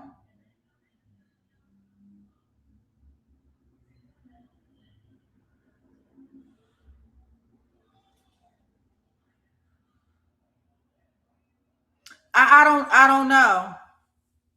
I don't know if he tried to snatch the phone. So we can look and see. But if it goes by what I'm thinking, as we go along, because I haven't seen the punch thing. All I know is they testified to that he punched one of the girls that came over to help. But if he punched one of the girls, then yeah, I mean, if they pushed him down, then yeah, he got what's coming to him. But I mean, as far as I'm concerned, like if we don't see an actual punch or anything, like no, we don't want nobody to be stabbed. But you gotta watch what you out here doing in these streets.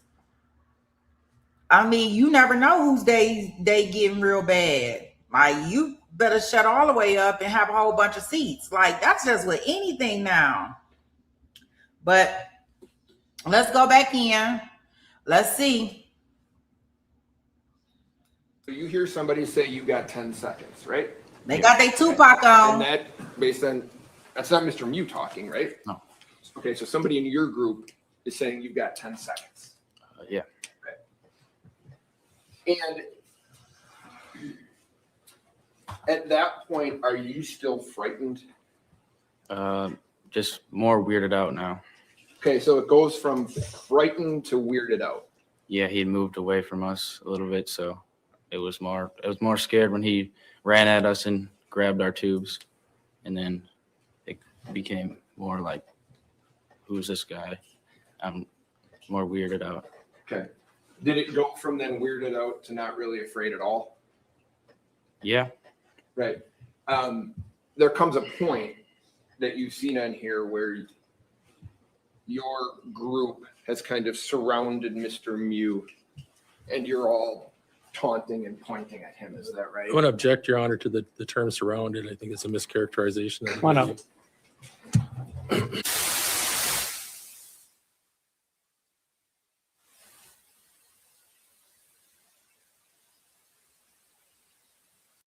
Objections overruled.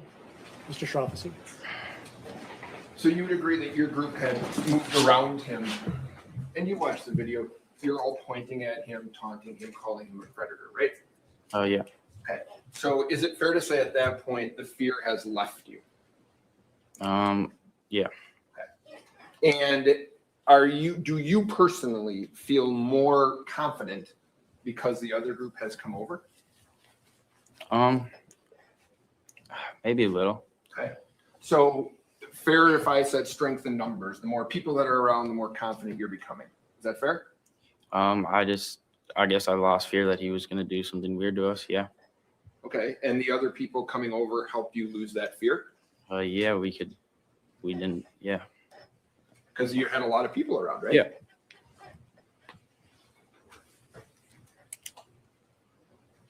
Now, can I ask you, I don't want to get too close to you, but you say that, if this is fair, Madison Cohen, blonde girl. Yep. Is she in his face when she gets punched?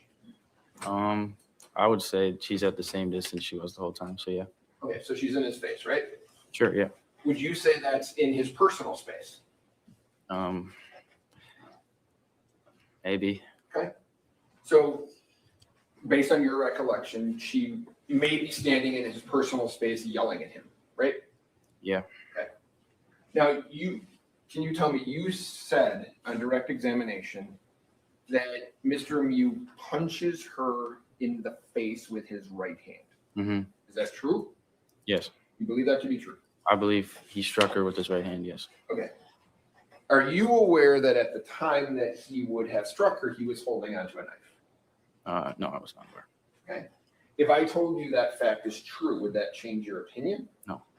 You would still say a man who's holding a knife struck her in the face with his fist. Yeah. The knife is not in front of his fist. Okay, so you think you think that the knife is in his hand and he comes across and punches her in the face? Yes. Okay. And do you remember would he have hit her on the left or the right side?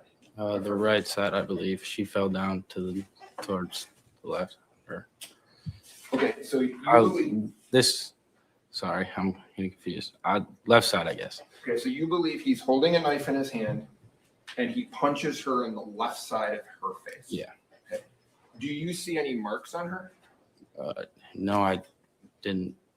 I don't think they had time to be marks or really check before everything happened. Okay, but my question is, you don't see her have any marks on her face, true? No, I didn't check for marks. Okay. And you say that she goes down, is that right? Yes. All right.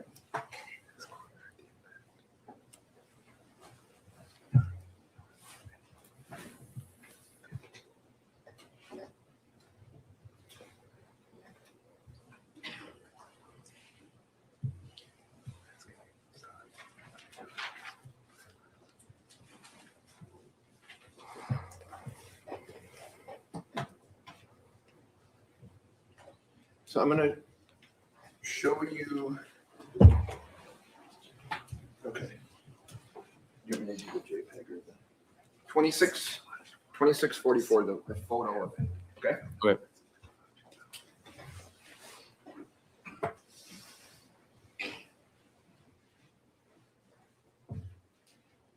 So now at 2644, I think you've testified you're moving forward. Yes. Okay. I do.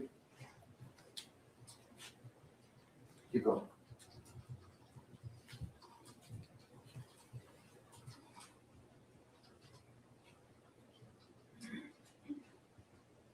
Okay, right there. So we've gone from 2644 to 2653, right? Mm-hmm. That blonde is the girl that you said was punched in the face and went down, right? Yeah. Okay. Would you agree she's holding on to her drink? See that? Yes. And can we go one or two more, Aaron? Looks like she's got a cell phone tucked in her trunks on the top. Yes? Yes. Okay. You'd agree she doesn't go down, right? If that was the woman that was punched, then Well, she's the blonde, right? yeah. Okay. So you'd agree now looking at this, she doesn't go down. Yeah. Okay. You believed that she did go down though? Yeah, maybe it was just a stumble on. I guess I'm not sure. My attention was quickly averted to Mr. Miu after that. Okay. All right.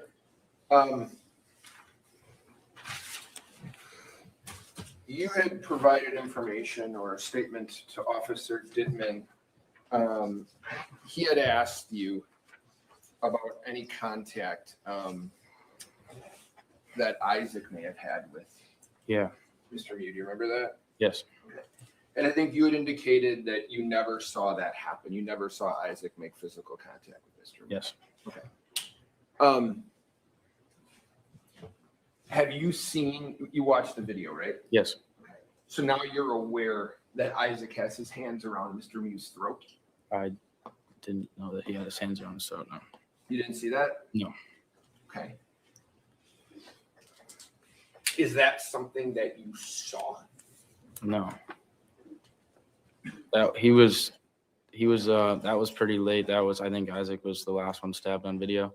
And so by that time I was focused on the guy next to me who had his whole stomach cut open. Okay, but I guess my point is, initially you say you didn't see Isaac make contact with him. You see on that video somebody with their hands around Mr. Miu's throat, right? Yeah. Okay. And you don't know if that's Isaac or not? No. We can watch it again and I can tell you what I think, but I don't. Is he wearing a bracelet, like a gold bracelet on his wrist? I don't remember. Okay. Now, can I ask you this? No, you'd agree with this. On that video, nobody is stabbed until Mr. Miu is punched in the face and knocked in the water, right? You agree with that? Yeah. Okay. And so you would agree that the people that are injured with the knife, that all happens after Mr. Miu has been knocked in the water, punched, slapped, pushed, right? Yeah. Okay. And you don't attack Mr. Miu, do you? No. Okay. And he doesn't do anything to you, does he? No.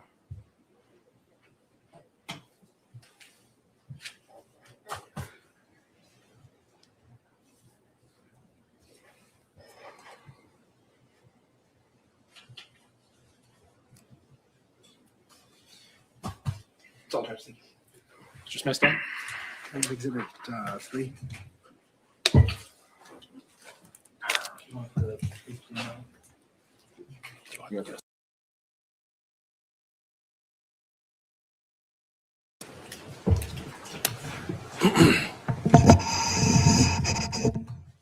So Ryan,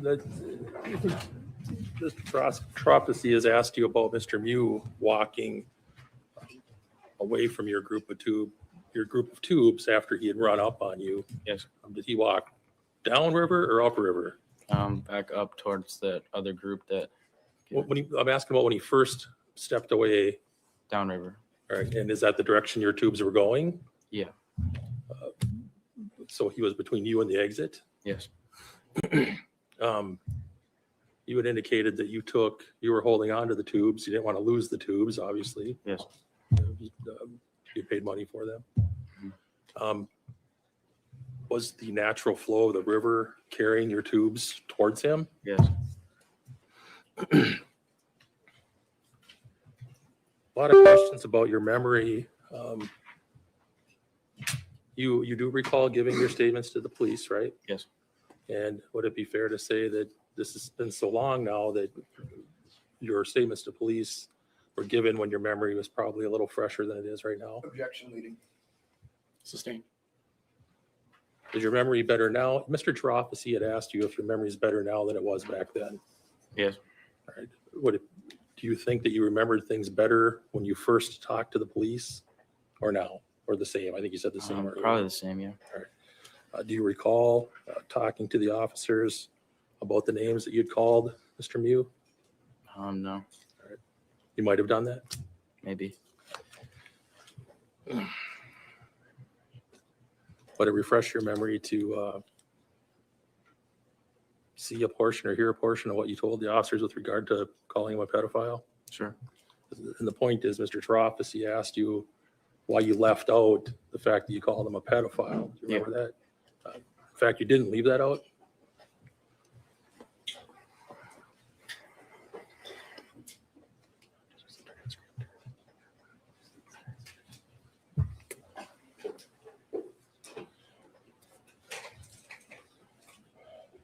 Your Honor, can I approach the witness to show him a digital copy of the transcript of his interview with Investigator Dittman? It's a transcript that was provided by Mr. Nelson. For what purpose? To refresh his memory as to what he told Investigator Dittman about what they were calling Mr. Miu at the time. You say you had trouble remembering? I lost that. You did. Mr. Chirophacy indicated that Mr. Nelson, Ryan Nelson, did not tell police that they were calling him a pedophile, which I intend to refresh his memory to show that he did tell the police that at the time immediately after the incident. Any objection? If he needs his memory refreshed, he can do that. Judge, I don't know if I missed it either, so. Yeah, I'm not hearing the magic words, is I guess what I'm driving at. That this is going to help him refresh his memory. It's 2 sentences. I think you're missing the point.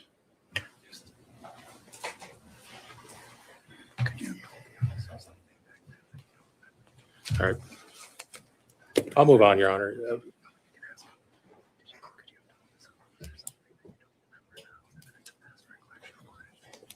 Is it possible that you told Officer Dittman or Investigator Dittman something back then that you don't remember now? Yes. And it would being able to see a transcript of what you said refresh your memory as to what you told them? Yes. Now, can I do it, Your Honor? On what issue? I don't know. Sustained. Okay. Objection sustained.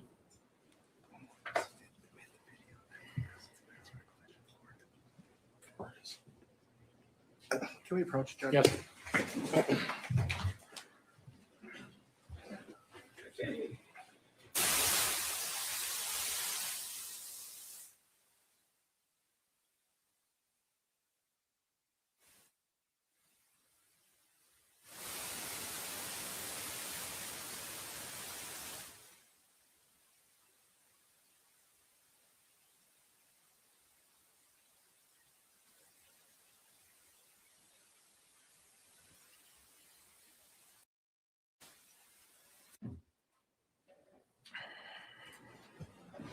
All right, let's continue.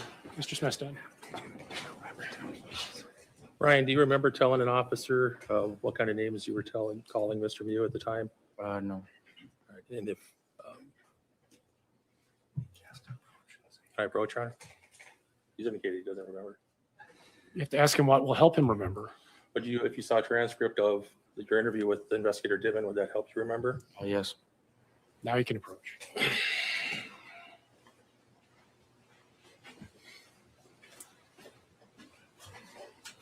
Showing you a digital copy of the transcript and just read the highlighted portion.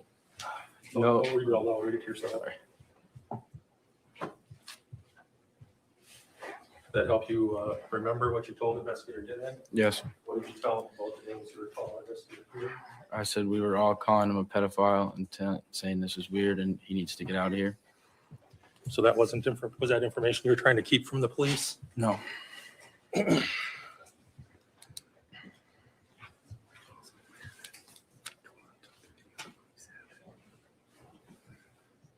At that point, were you aware that there had been a video made by John Cockfield of the incident? Yes. Were you aware that the police had it? Yes.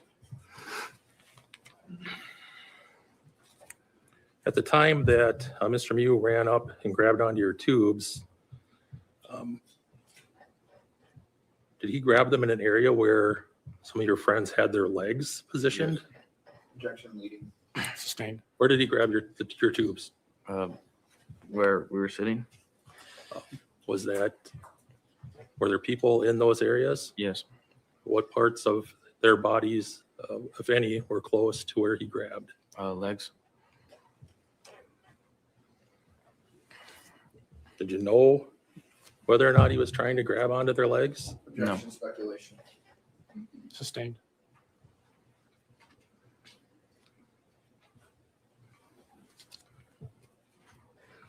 Mr. Chirophacy had asked you about someone in your group saying you got 10 seconds. Do you know who that was directed at? No. You know who said it? No. Did you hear it on the video when he played it for you twice? Yes. Did you hear Mr. Miu being described as the person who had 10 seconds? No. Mr. Troffice had asked you about whether you had less fear of Mr. Miu once the other folks came up.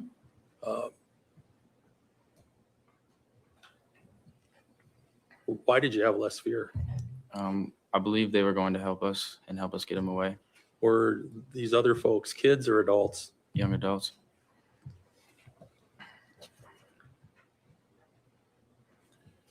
After the blonde woman, Madison Cohen, is punched, did you take the time to check to see if she had any injuries to her face? No.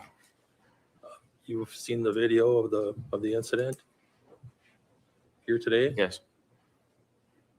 You had indicated earlier, I think, that everything sort of happened right after that, right? Yes. Did you see where Madison Cohen ended up going after No. she was punched? You No. didn't? Did you, you indicated that you thought she fell down, and then on cross-examination, you said that she may have just stumbled backwards. Do you remember specifically whether she fell or stumbled backwards? No. But as you sit here today, is that what your impression of what happened was at the time? Yes.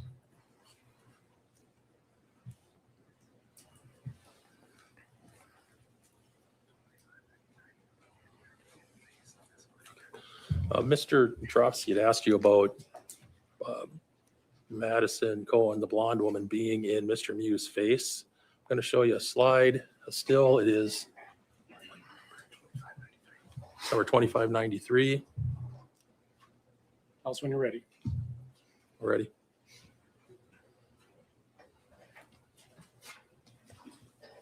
Do you see that still frame from the video? Yes. Is this what you were referring to? Yes. Is that where she was located when he punched her? I believe so. Do you remember where you were in relation to this photo off screen at that time? To the left side of the women, the right side of Mr. Miu.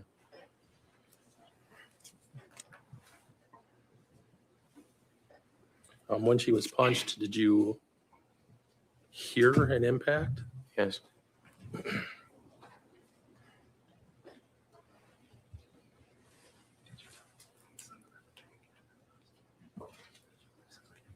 When you gave your two statements to the police, both one at the riverbank and one at the hospital, did you tell them that he had punched her? Yes. Nothing further. Mr. Trofsky?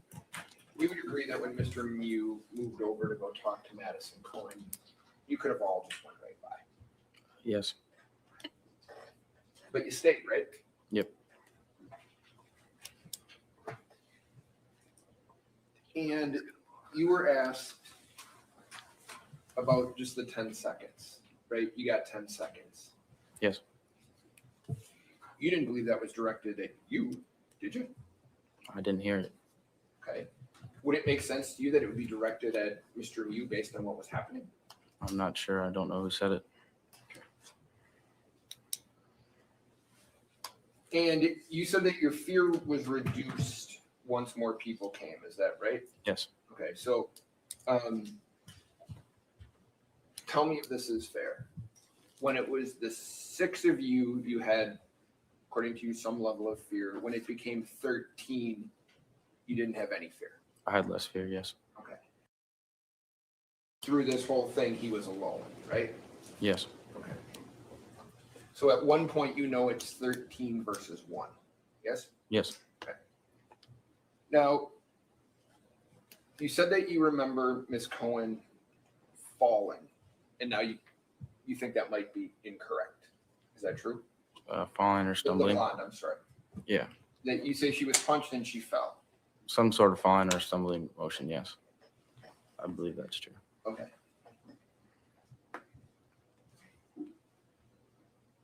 You'd agree that she never dropped her drink in that picture, right? Yeah. And her phone doesn't leave her body, right? Yeah. Mr. Nelson, I appreciate your time today. Okay. Thank you, Mr. Nelson. You can step down. Is he released from his subpoena? No? Okay. Is there a coordinator here that can assist him? All right. She'll give you further instructions about what to do and where to go. Please leave the exhibit with the attorney. All right, move for the admission of 62. Any objection? 62 is received. Are there other exhibits that need to be addressed?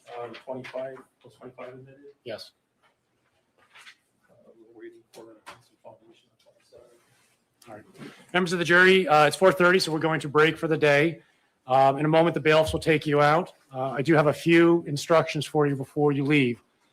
One, no discussion about this case with others, not amongst yourselves, not with the lawyers, not with the members of the public, not with the media. Do not talk about the case when you get home. I know it's going to be tough, but you have to decide this case only on the evidence presented at trial, and it cannot be influenced by others. Second instruction, no independent research or investigation. Do not go to the internet to look up things that you think may be helpful. Do not visit the site. Do not look at maps.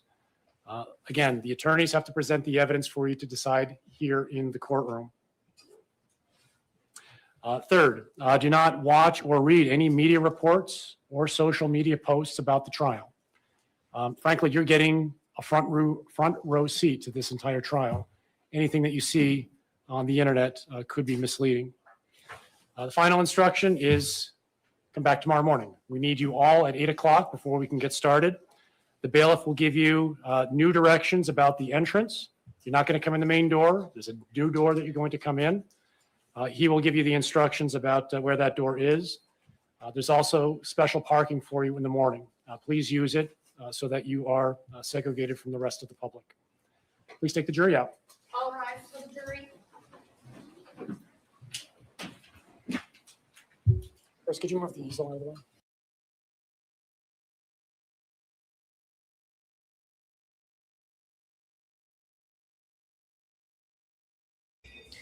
Wow. So what do you guys think so far? A lot of different perspectives, a lot of different opinions in regards. I mean, and some of you guys, you got to think like we are speaking of, I want to act like, you know, the jury is supposed to take it as the evidence comes in. So it amazes me how some of you guys who have not seen the trial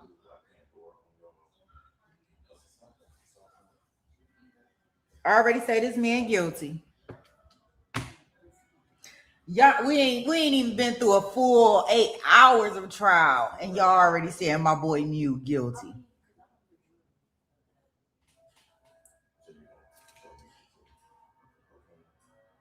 So, yeah, I mean, I don't think that, of course, we don't want anybody to be harmed, or I definitely don't think this is like, I don't think he's guilty of what he getting charged for. I think that maybe it's like a manslaughter. I don't think he's guilty of that. Like, you got to remember what he's being charged with.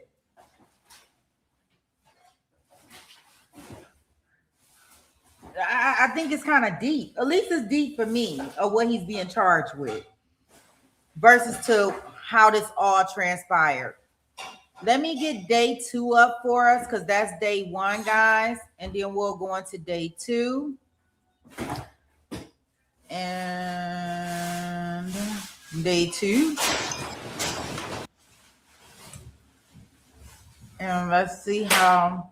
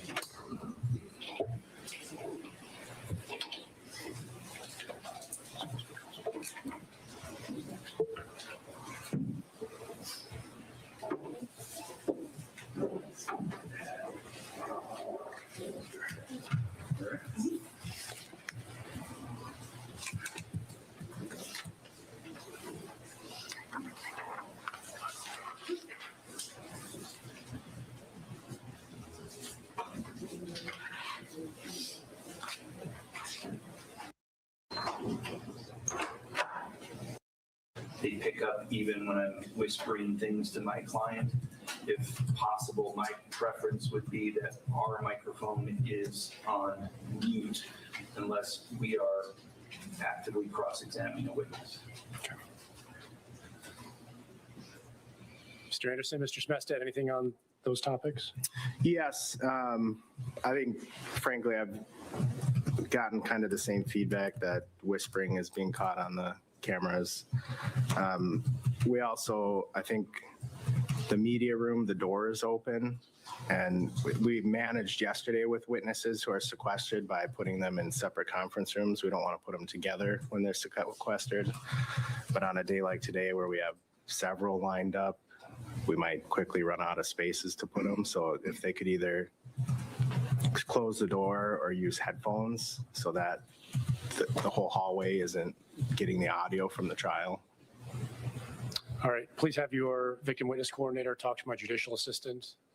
They can speak with the folks in the media conference room to see what can be done about that. As far as the microphones are concerned, I received the same feedback. I spoke to my staff. So what we plan to do is mic the tables unless someone is speaking. Right now, you're both speaking, so they're both active. But once we get into witness examination, only the examining table mic will be live. The other will be silent. So that's the plan going forward. I just will revisit the media expectations because we do have pool cameras and a different videographer on each day. So my rule allows cameras in the courtroom on the condition that there be no photography of the jury. There be no photography of certain victims who do not wish to be photographed. Those will be identified before they get up and speak. There's no recording while court has adjourned. By adjourned, meaning we're in recess, the judge is off the bench and walks away. That's what I mean by adjourned. There may be interruptions in the proceedings. Those do not constitute adjournments. So if I'm not wearing my robe and I'm not on the bench, we're not going to be recording. I believe also my media order restricted recording what I would consider to be private conversations between the attorneys, between the defense lawyers and their client, and conferences up at the bench. Those are private conversations not to be shared with the public. So there'll be no recording of those conversations either. All right. Judge? Yes. Maybe it wasn't regarding my computer screen and regarding still photography. Is there any response, or is that just?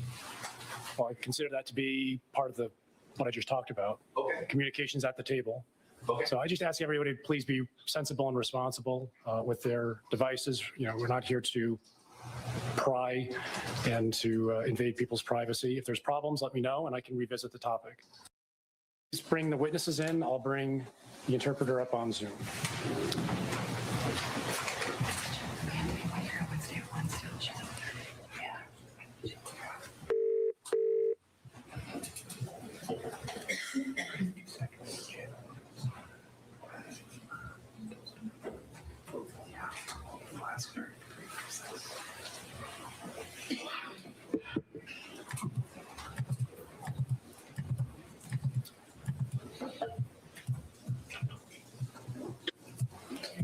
Hey, Ms. Marine, this is the judge speaking. Are you able to hear me? Yes, Your Honor. Good morning. Good morning. Would the witnesses please come forward? Los testigos, por favor, acérquense. Over here.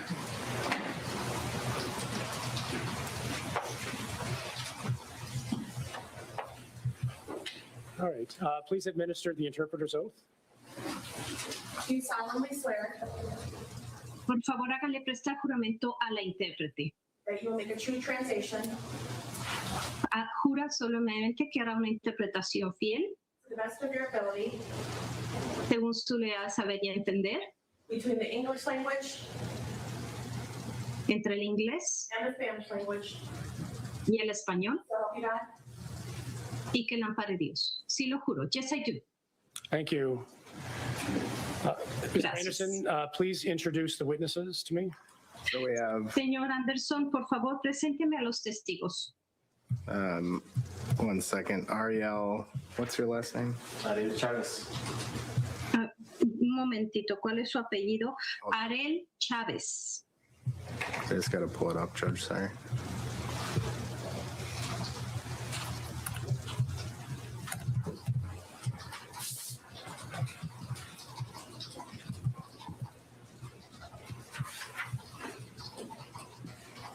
So we have Ernesto Torres Chagas, and then we have Alba Torres Chagas, and Y tenemos también a Ernesto Torres Chávez y Alba Torres Chávez Ariel Chagas Layet. y Arel Chávez. The interpreter was not able to hear the second last name. ¿Cuál es su segundo apellido, señor? Arel Chávez. ¿Es Arel Chávez Chávez? Chagas Layet. Leyet. Chávez Leyet And then Amanda Torres. y Amanda Torres. Good morning, everyone. Buenos días a todos. Good morning. Each of you are witnesses in this trial. Cada uno de ustedes son testigos en este juicio You have been summoned to appear in court to testify. y se les ha citado para comparecer en el tribunal a dar su testimonio. By law, you are required to attend. Por ley, ustedes tienen la obligación de asistir. Failure to appear in court may result in penalties. Si ustedes no asisten al tribunal, pueden recibir penalizaciones. Mr. Anderson, when would you like the witnesses to appear? Señor Anderson, ¿cuándo quisiera usted que los testigos vengan a comparecer? For the Spanish-speaking witnesses, so Ariel, Alba, and Ernesto, Friday at 8 a.m. Para los testigos de habla hispana, el señor Arel Chávez y Ernesto, quiero que vengan el viernes por la mañana. And Amanda on Wednesday at 1 p.m. Y Amanda, quiero que venga el miércoles a la 1 de la tarde. Do you all understand when you need to return? Yes. ¿Entienden cuándo es que tienen que regresar? Yes. Excellent. Your Honor, this is the interpreter. I just want to make sure that I heard correctly. Arel and Ernesto on Friday morning and Amanda Wednesday at 1 p.m. Correct. Sí, es la intérprete, solo quiero asegurarme que escuché correctamente. Arel y Ernesto el viernes en la mañana y Amanda el miércoles a la 1 de la tarde. Do you have any questions? ¿Tienen alguna pregunta? No. No. Mr. Anderson, do you need anything else? No, thank you, Judge. Mr. Trofasi, do you need? Señor Anderson, ¿necesita algo más? Señor licenciado, ¿necesitan algo más? No, señor. Thank you all for being here today. You are excused. Gracias a todos. Gracias a todos por venir aquí el día de hoy y se pueden retirar por hoy. Have a nice day. Thank you. Thank you. And Your Honor, I assume you need my services on Wednesday at 1? No, we do not. All right. Thank you very much. We have one English-speaking witness. The three Spanish-speaking witnesses are all on Friday at 8 a.m. Oh, okay. Yes, Your Honor. And just for clarification, I didn't hear Miss Alba Torres being I didn't hear that she was asked to be back on Friday. That's Amanda, correct? No, Alba Amanda. Torres was the middle or second from the right. So you need an Is- interpreter Friday morning at 8 a.m., correct? Yes, Not Wednesday at 1. correct. So, We're all set then. All right. set. Thank you very much. all right. Friday. Thank you. Monica. Bye now. Thank you. Goodbye. Okay, is there anything else that we need to address outside the presence of the jury? I have a couple things, Judge. One, we've had a couple victims ask if they are allowed to watch the trial via the streaming. I know they have a constitutional right to be present. It's probably kind of a gray area if they can watch it streaming. But I'd make that request that they be able to watch it streaming. I know we often have a full courtroom in the yesterday and again today.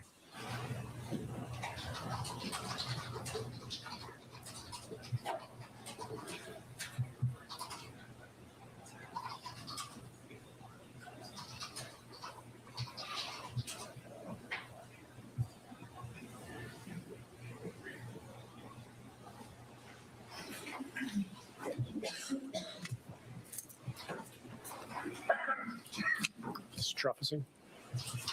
So, Judge, I guess, I understand they have a right to be present and watch this. I guess what Mr. Nelson and I are asking is, if they're not going to be present, so we would know if they're here and they're watching, if we can get, if they'll disclose what they watched, who they spoke to about it, if they spoke to anybody about it, then I don't have as big of an issue, if that's okay. Any objection?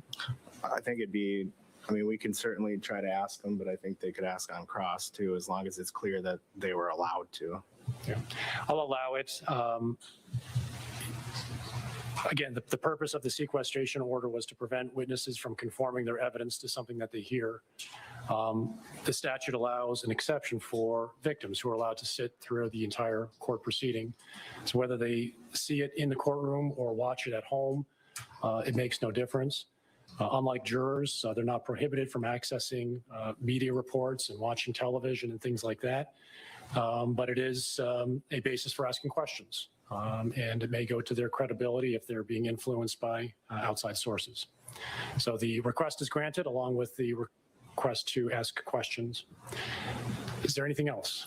A couple other things, Judge. We've discussed, counsel and I, about body cam if it's needed, if we need to play body cam of a witness for impeachment or another permissible purpose. That I think we're in agreement that we just play it without calling the officer to say, is this your body cam, or showing it to the witness first and saying, is this your interview? The parties could just play it.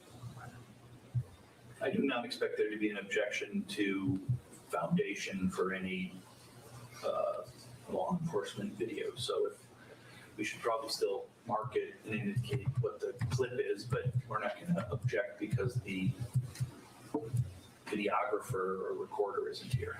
All right. What else? One other thing. So Deputy Riolo, who is on the dive team looking for evidence, our plan is to get him in this week. He would like to be excused from the second week. It's fine with the state if it is with defense, and he's not on their witness list.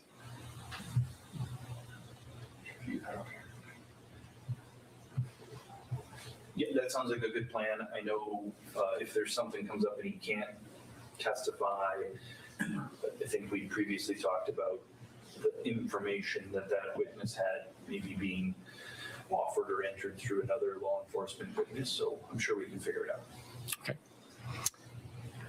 I think that's all I had, Judge. And then I think counsel asked if we could just have maybe a really brief recess to talk about the first witness. Well, it's almost 8:30, so. Yeah, I guess we can do it on the record. I don't want to act like I'm sandbagging anybody. I understand that Isaac Schuman's mother is going to testify first. And the question that I was going to ask, and just make sure, is we're not getting into any 90404 evidence regarding character of the victim.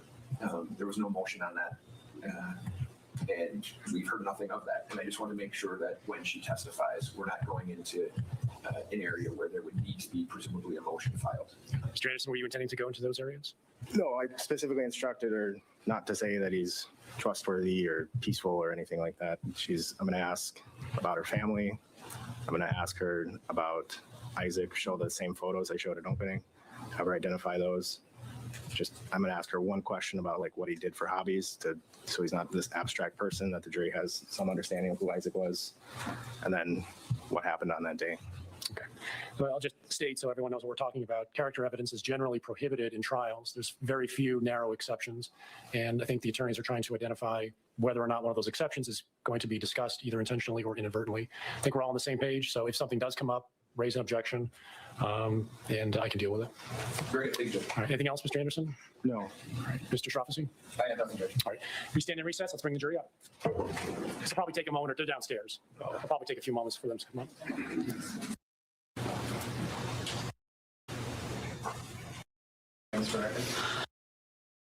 Delay.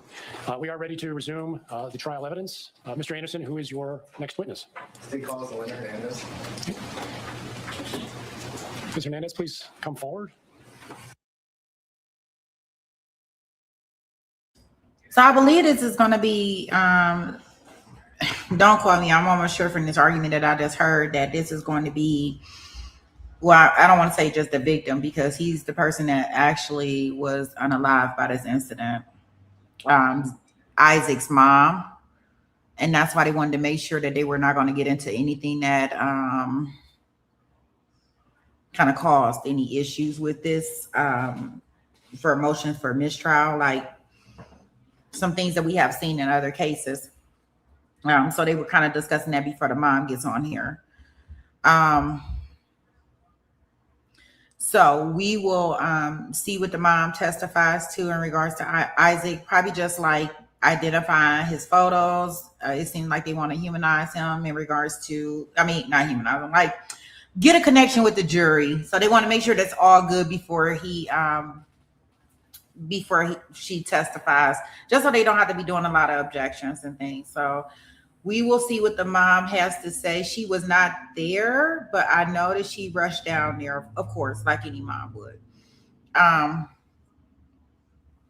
So we shall see what her testimony brings. Shout out to Kat and her crew. Thank you guys for coming over and hanging out with us.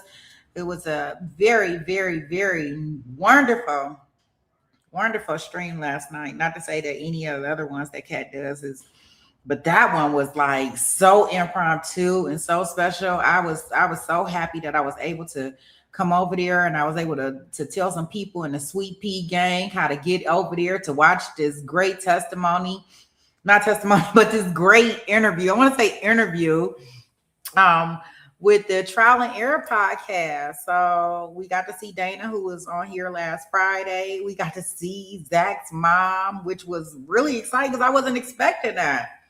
And I was like, wow, she right there. I could see all of Zach. Like I could see Zach. Like I seen Zach. That's what I saw when I was looking at her. I was like, gosh, they definitely resemble each other. So that was so nice to be able to sit back and listen and check that out. So if you guys haven't checked it out, definitely go to her page and check that portion, that part out, because that was awesome.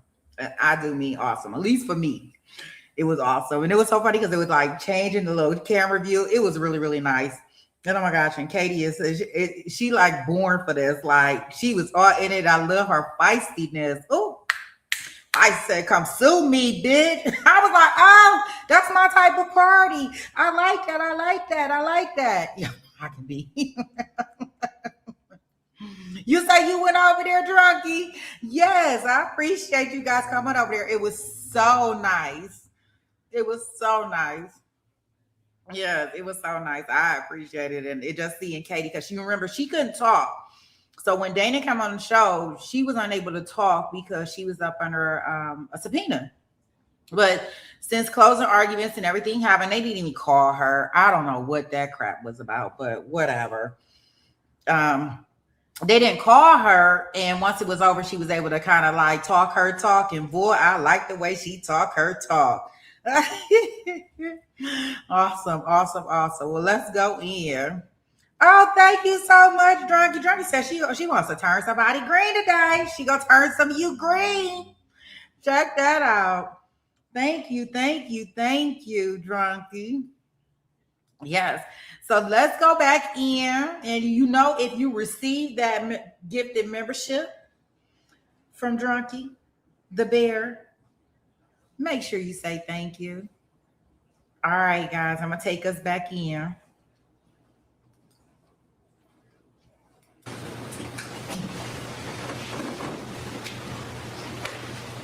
There you go, right there. Face the clerk, raise your right hand and be sworn. Do you swear that the testimony about to give will be true to the best ability, so help you God? Please have a seat in the witness chair.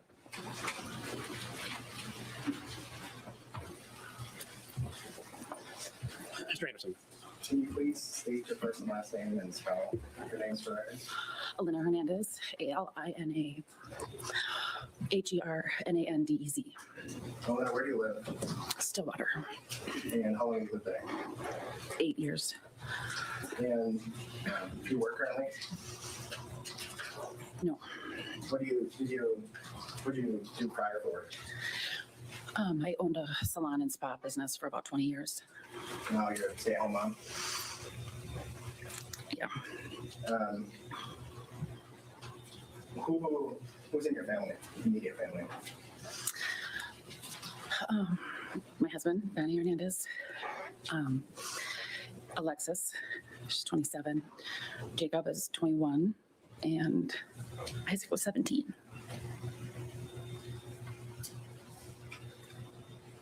So I want to ask you a little bit about Isaac. What did Isaac like to do for fun? What kind of hobbies did he have? Isaac had a lot of hobbies. He loved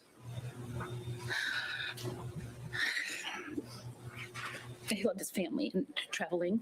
We love to travel, and he had his own business, and I had recently started, and he detailed boats and cars.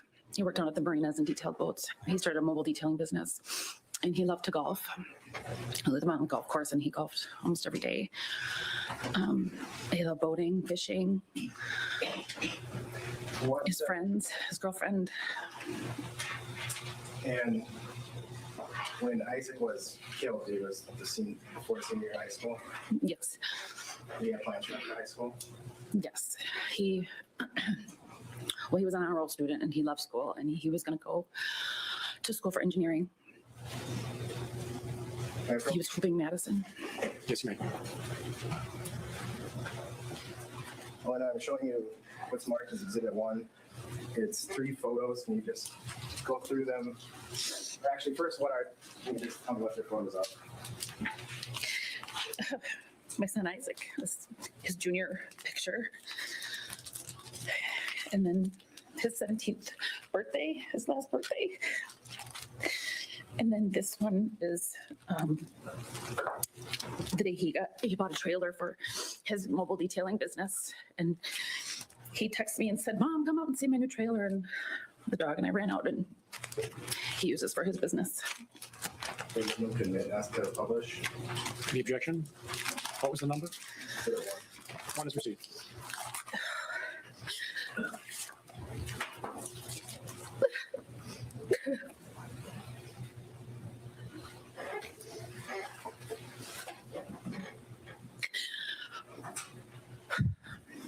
Point the screen out.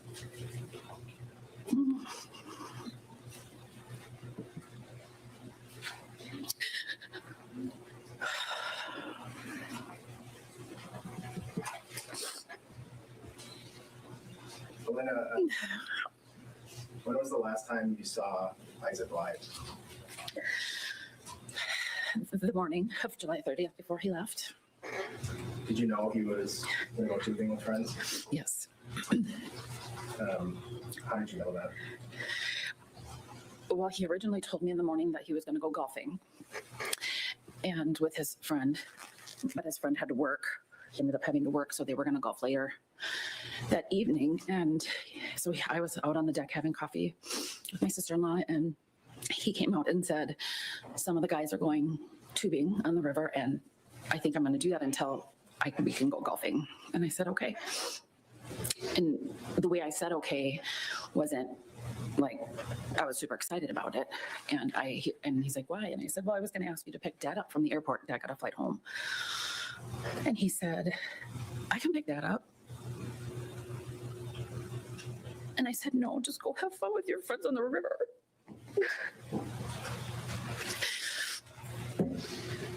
Did you know who Isaac was going with to them? Yeah.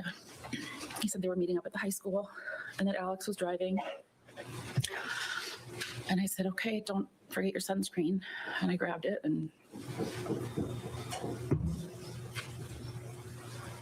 I put sunscreen on his ears. And at some point, did you learn what happened?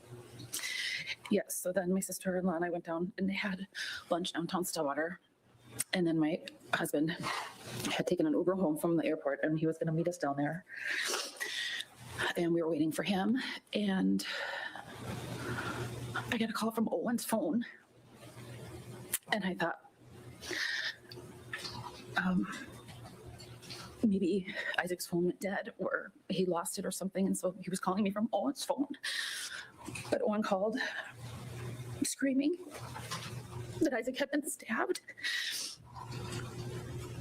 And he gave me the pin drop of where to get to. And my husband was just pulling up and I ran out of the restaurant and hopped in his car and we got there in, I don't know, maybe 10 minutes. What happened when you got there? Well, we followed the ambulances and I just went running and I ran up into one of the ambulances thinking that it was Isaac sitting up in there, and I started crawling into the ambulance and I realized it wasn't Isaac, it was one of the other kids. So then I climbed out and then I looked and I saw Isaac's hair laying on the riverbank. I knew it was him. And they were trying to perform CPR on him. Did you go to Isaac? Yeah, I ran to Isaac. And when you got to Isaac, was it clear he was already deceased? Yes.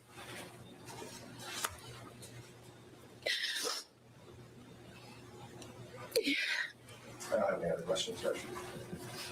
Mr. Shroppleston? I have no questions from today. Thank you. You may step down.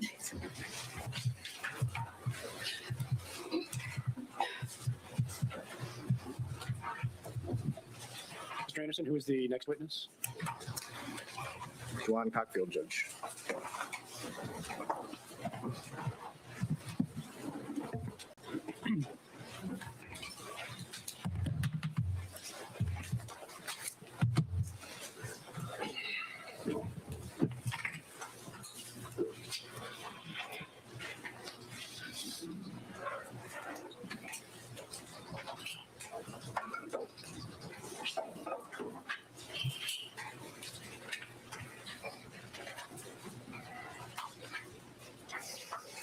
Could you spell his last name while we're waiting?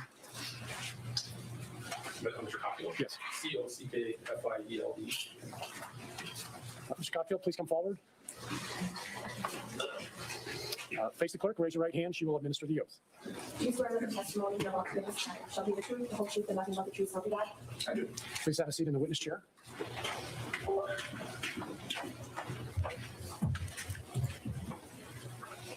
Mr. Smestad. Please state your name for the record. My name is Juan Cockfield. How do you spell your last name? Cockfield. How do you spell your first name? Kawahn. How old are you? I'm 19 years old. Are you a student or are you working or Yeah, I'm a student. where are you a student at? St. John's University. What kind of activities are you involved in at St. John's? I'm a member of the football team and the wrestling team, and I study global business. That's your major field? Yeah, Are you familiar with the person named Isaac Schumann? yeah. How did you know Isaac? Isaac's one of my best friends How long did you know him? since middle school. Were you with Isaac when he was killed? Yes, I was. Were you with the group of boys with Isaac on the river on July 30th of 2022? Yes, I was. Back on July 30th of 2022, how old were you? I was 17 years old. Had you finished high school at that point? No, I haven't started my senior year yet. Was it the summer before your senior year? Yep. That's my understanding. Folks all rode over with Alex Van to the river. Yes, sir. Ran to the river edge. Uh-huh. Yes. Yeah, sir. On the river. Say it again? Did you get on the river? You were Yes, sir. You folks drinking alcohol? Yes, sir. What kind of alcohol did you have? I had a few beers. Do you remember how many? Probably like 3 or 4. Were you drinking any hard liquor at all? Not that I recall. Did you use any other substances? Yes. What kind of substances? We smoked some marijuana. Did Isaac Schumann smoke any marijuana? No, he did not. We've heard from other witnesses that your tubes are all connected together. Remember that? Yes, sir. At some point, I'll start that. Did you end up taking some video recordings of some things that happened on the river that day? Yes, I did. How did you take those recordings? My cell phone. Did you specifically record interactions that your group had with Nicolae Miu, the defendant? Yes, I did. Are those recordings in 2 separate segments? Yeah. One short, one long? Yes, sir.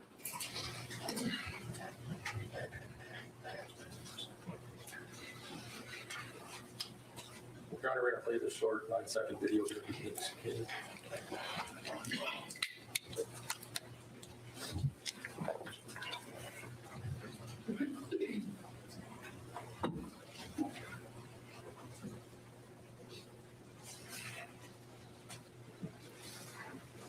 Grown man trying to have sex with little girls. What the hell?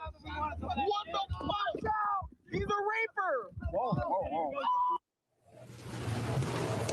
Yeah, that was my mistake on the screen blacking out. Once you went to your desktop screen, I closed it. Your Honor, I'm going to ask her to play it again. That's fine. It's my mistake. Grown man trying to have sex with little girls. What the hell? What the fuck? He's a raper. Whoa, whoa, whoa.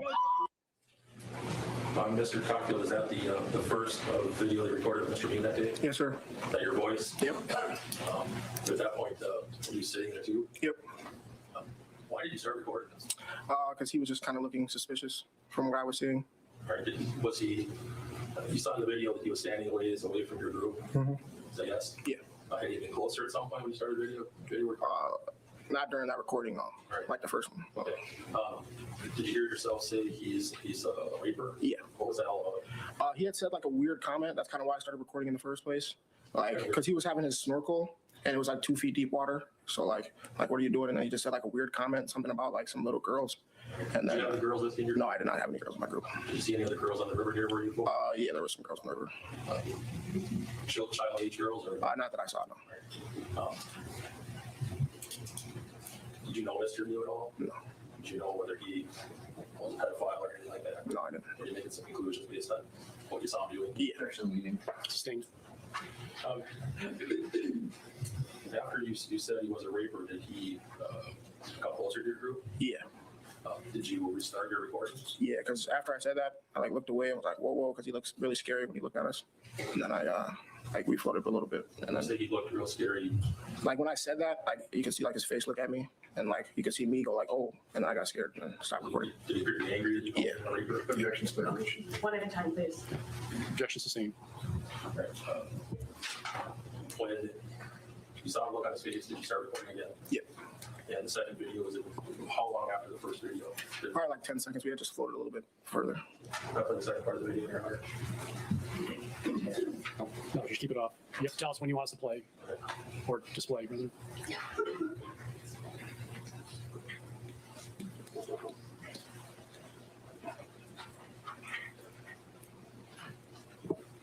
All right.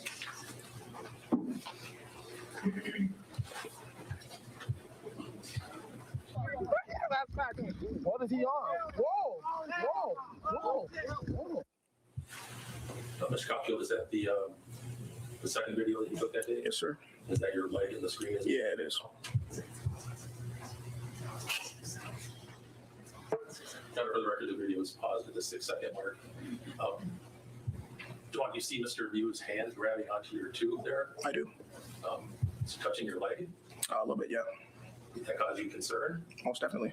Did he say anything when he came running up and grabbed onto your tube and your leg there? I guess I didn't hear him say anything specifically. Right. Do you recall who you were sitting next to? Yeah, I was sitting right next to Landon Wire. Landon Wire. Did you know whether he grabbed onto any of or made contact with any of Landon's body parts? Yeah, definitely. You saw that? Yeah. Once he grabbed onto your tubes and was touching your legs, what did you do? I stood up. Were you concerned that he was reaching out for you? Yeah. Were you able to get away? Not really. Did you stand up and walk away? No, I didn't walk away. Did you get out of your tube? Yeah, I just stood up in my tube so I didn't float away. Did he make any further physical contact with you after you were able to stand up? No. Did you know this person at all? No. Do you remember how long you've been on the river when he ran up? And I guess I'd have to take an educated guess and say like an hour. did you, when you first saw him, was he alone or was he with a group of people? He was alone. All right, did he ever indicate that he was with other folks? No, not from what I saw. Did you say anything to him at the time that he grabbed onto the? Yeah, I was just saying like, what are you doing? All right, is that on the video? Yes, sir. Did you threaten him in any fashion? I don't know. Did you hear Isaac Schumann say anything to Mr. Miu? No. Overall. Can you say that again? Say anything to Mr. Miu at the time that he ran up and grabbed onto your tubes? No. Did you and others start yelling at him to get away? Yeah.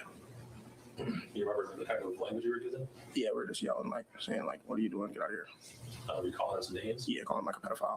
Right, why were you calling him a pedophile? Because he was running up on some kids, and he had said a weird comment earlier. You grabbed onto your or touch your part of your leg? Yes, sir. Objection, suspect you're bleeding. Sustained. I heard to say you and your friends are making a commotion at that point. Objection. Yes, sir. Sustained. I'm leading. Did somebody else in the river come over to see what was going on? Yes. You know those folks? I did not. Do you remember how many folks initially came over to look check in on you guys? Not like an exact number, but it was probably like 6 people. All right. The first 2 folks over, were they males or females? The first one was definitely a woman. All right. Did you see the woman speaking to Mr. Miu? Yes. She pulled him? Yeah, she just told him like get away, like pointing and like get away. Was that also recorded in the video? Yes. All right. So we're playing on the portion, but before that, I'm going to ask you, as you're recording this, were you using your cell phone? Yeah. Were you holding it close to your face or all your arms lying like? I actually had it attached to my neck with like this, like there's like a tourist thing, kind of like you just put it in the pouch or whatever. Like it's attached to my neck. It probably got like that far. All right. Is it fair to say that your recording captured some things that you yourself didn't see at the time? Yes. Is it fair to say that you're recording, some of the things you're recording, you weren't looking in that direction? Yeah. All right.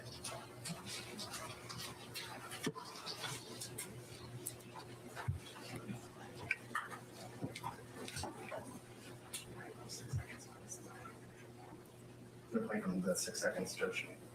Tell us when you're ready. Ready.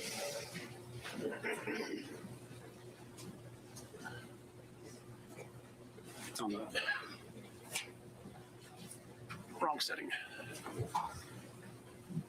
There we go. It's going to be playing from 7 seconds. Oh God! We up! What are you talking about? What the hell are you talking about? What? Get away from us! What? What's going on with y'all homie? He's on camera. Scripted. He's on 4K. Yo, the new iPhone got that good quality. What did he say?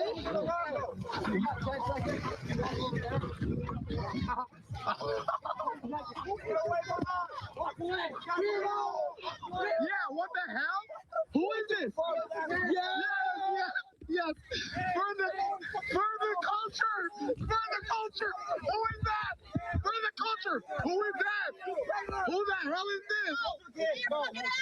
Doesn't matter. He said he was looking for a little girl. You're looking for a little girl? Yeah. That's exactly what he said. Weirded us out. I even have that part on camera. Did I? Some young ass kid. What the hell is this guy's problem, bro? We're trying to have fun. He's gonna claim you? He's gonna claim you. We're not on his own. He on camera, oh God! Oh God, he on camera! Oh God, he on camera!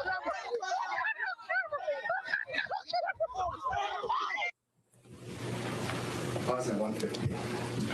So is that essentially more of the video you took that day? Yes, sir. Is that your voice sort of narrating what's going on? Yes. Was that you saying for the culture? Yes, sir. What does that mean? I guess kind of like for the greater good. It's like a new saying, I guess. Sort of street slang? Yeah. As you're recording that, did you see Mr. Miu take a knife out of his pocket? I did not with my own eyes. You've reviewed the video a few times? Yes. Yeah. Oh, sorry. Yes. Are you aware now that your video shows him? Yes. The knife? Yes. That you didn't see at the time?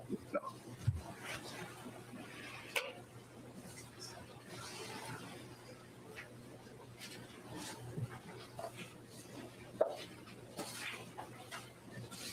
Still frame judges number 2524. Ready? We're ready.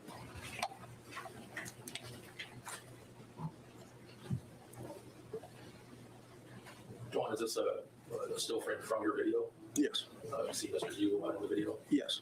You see what he's got in his hands? Yes. What is it? Looks like his knife. Now, you didn't, because your testimony earlier, you didn't see him hold the knife or hold the knife? No.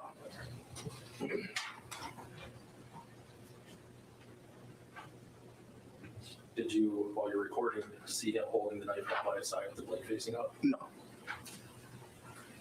Going back to the civil judge, this is 2533.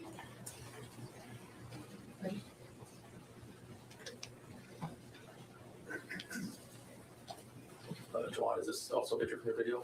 Yes. What do you see in that still? I see him holding his knife. If you had seen him while you're recording the video holding that knife, what would you have done? Objection, speculation irrelevant. Sustained.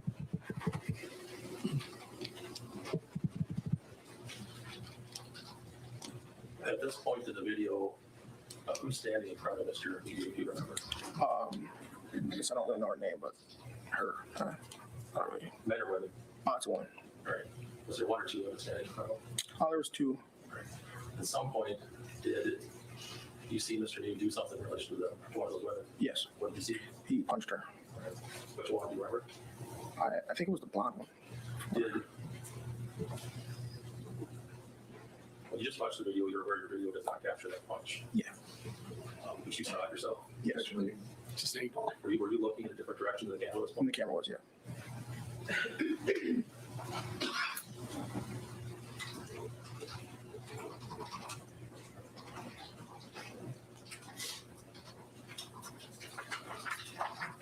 And at the time that he saw him punch the blonde woman, could you hand the camera over to where your friends were?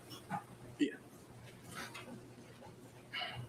After Mr. Miu punched the blonde lady, what happened? What did you see happen? I saw all of her friends kind of like start going towards him, and I try to, I guess, fight him. All right, and the fight break out. Yes. Did you know any of the names of these folks? No, I did not. Did you see somebody strike Mr. Miu? Yes.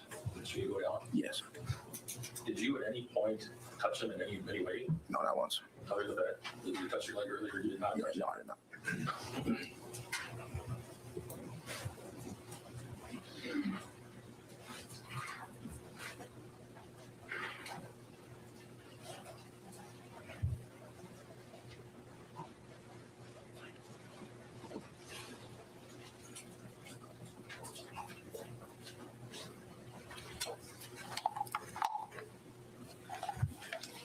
We're going to play portion of the video. I think we're right here.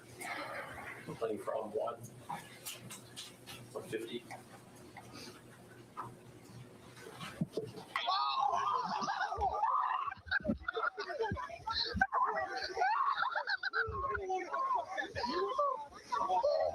ain't a woman. He ain't a woman. He ain't a woman. He ain't a woman. Anything to do with this, John? John, did you also record that portion? Yes. And as you watch it here today, you see Mr. Miu stabbing Cole's knife. Or yes. The time you recorded that, did you know that was happening? No. Is that you laughing in the background? Yes. At one point, did you say you hit a woman? Yeah. Was that a reaction to what you described earlier? Yeah. Did you eventually realize that people were getting hurt? Yes. Did you realize that Isaac Schumann had been stabbed? Yes. How did you know that? I kind of just looked down the line of people that were hurt. I saw the first person, like, that's not my friend. That's not my friend. That's not my friend. The last person I looked at was my guy, Isaac Kim. As the fight's going on, did you see people moving? Yes. At some point, did you realize what was happening? Yes. That was not laughing? Yes. So we're going back to the video. It'll be from the 206 mark to the end.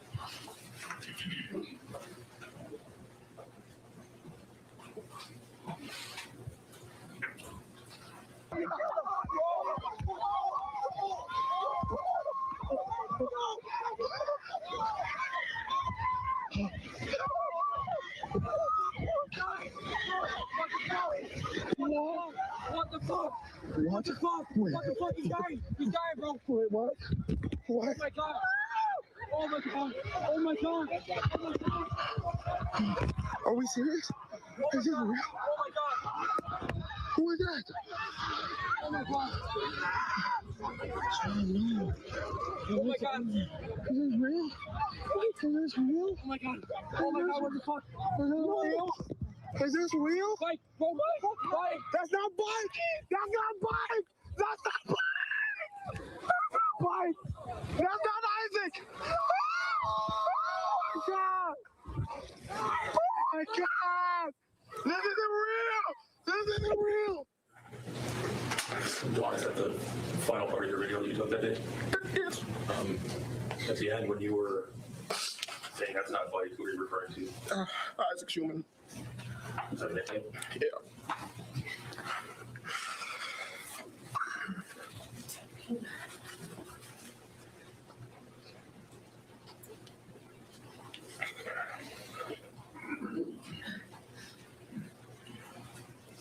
Were you able to see where Mr. Miu went after he stabbed these folks? No. Were you concerned about where he went? Or were you... No. Did you make your way up to Isaac? Yeah. Were you able to see that he had been wounded? Did you try to get some folks to help? Yeah. Eventually, did some people stop to help? Yeah. And, was the nurse one of the people that stopped to help? Yeah. Sustained. Did you know the folks that stopped to help you? No, I did not.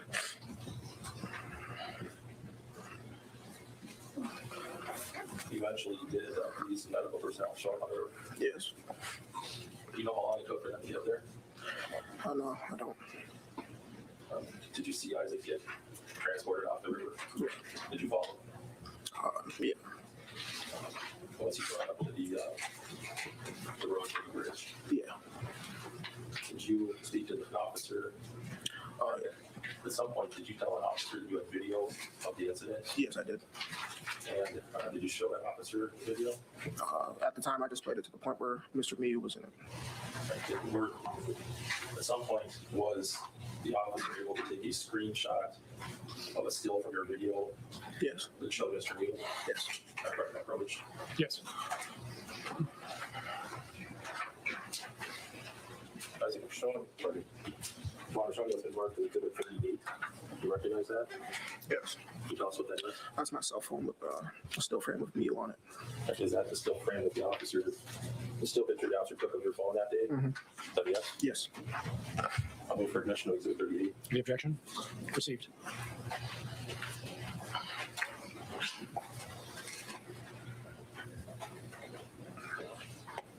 Once you got up off the river, did you speak to a police officer?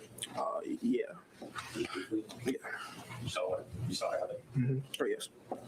Eventually, was Isaac transported to the hospital? Yes. Did you follow? Yes. Did you speak to another officer at that? Yes, I did. Did you tell that officer what happened? Yes. Did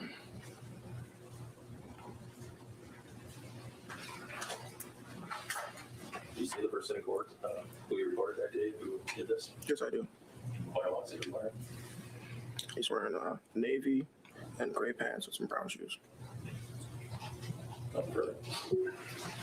Mr. Truffison. So, Mr. Hatfield, you are currently a two-sport college athlete, is that right? Yes, sir. Okay. You play football and you wrestle Yes. in college. Yes. What position in football do you play? I play defensive end. Defensive end? Sir. Can I ask you, how big are you? About 5'11", probably like 235. 5'11", 235 is what you said? Yes, sir. Is that what you wrestle at too? Heavyweight, yes. Back in 2022, about the same size? I was a little bit smaller, yeah. Wrestle at heavyweight stuff? 220 pounds, yeah, back then.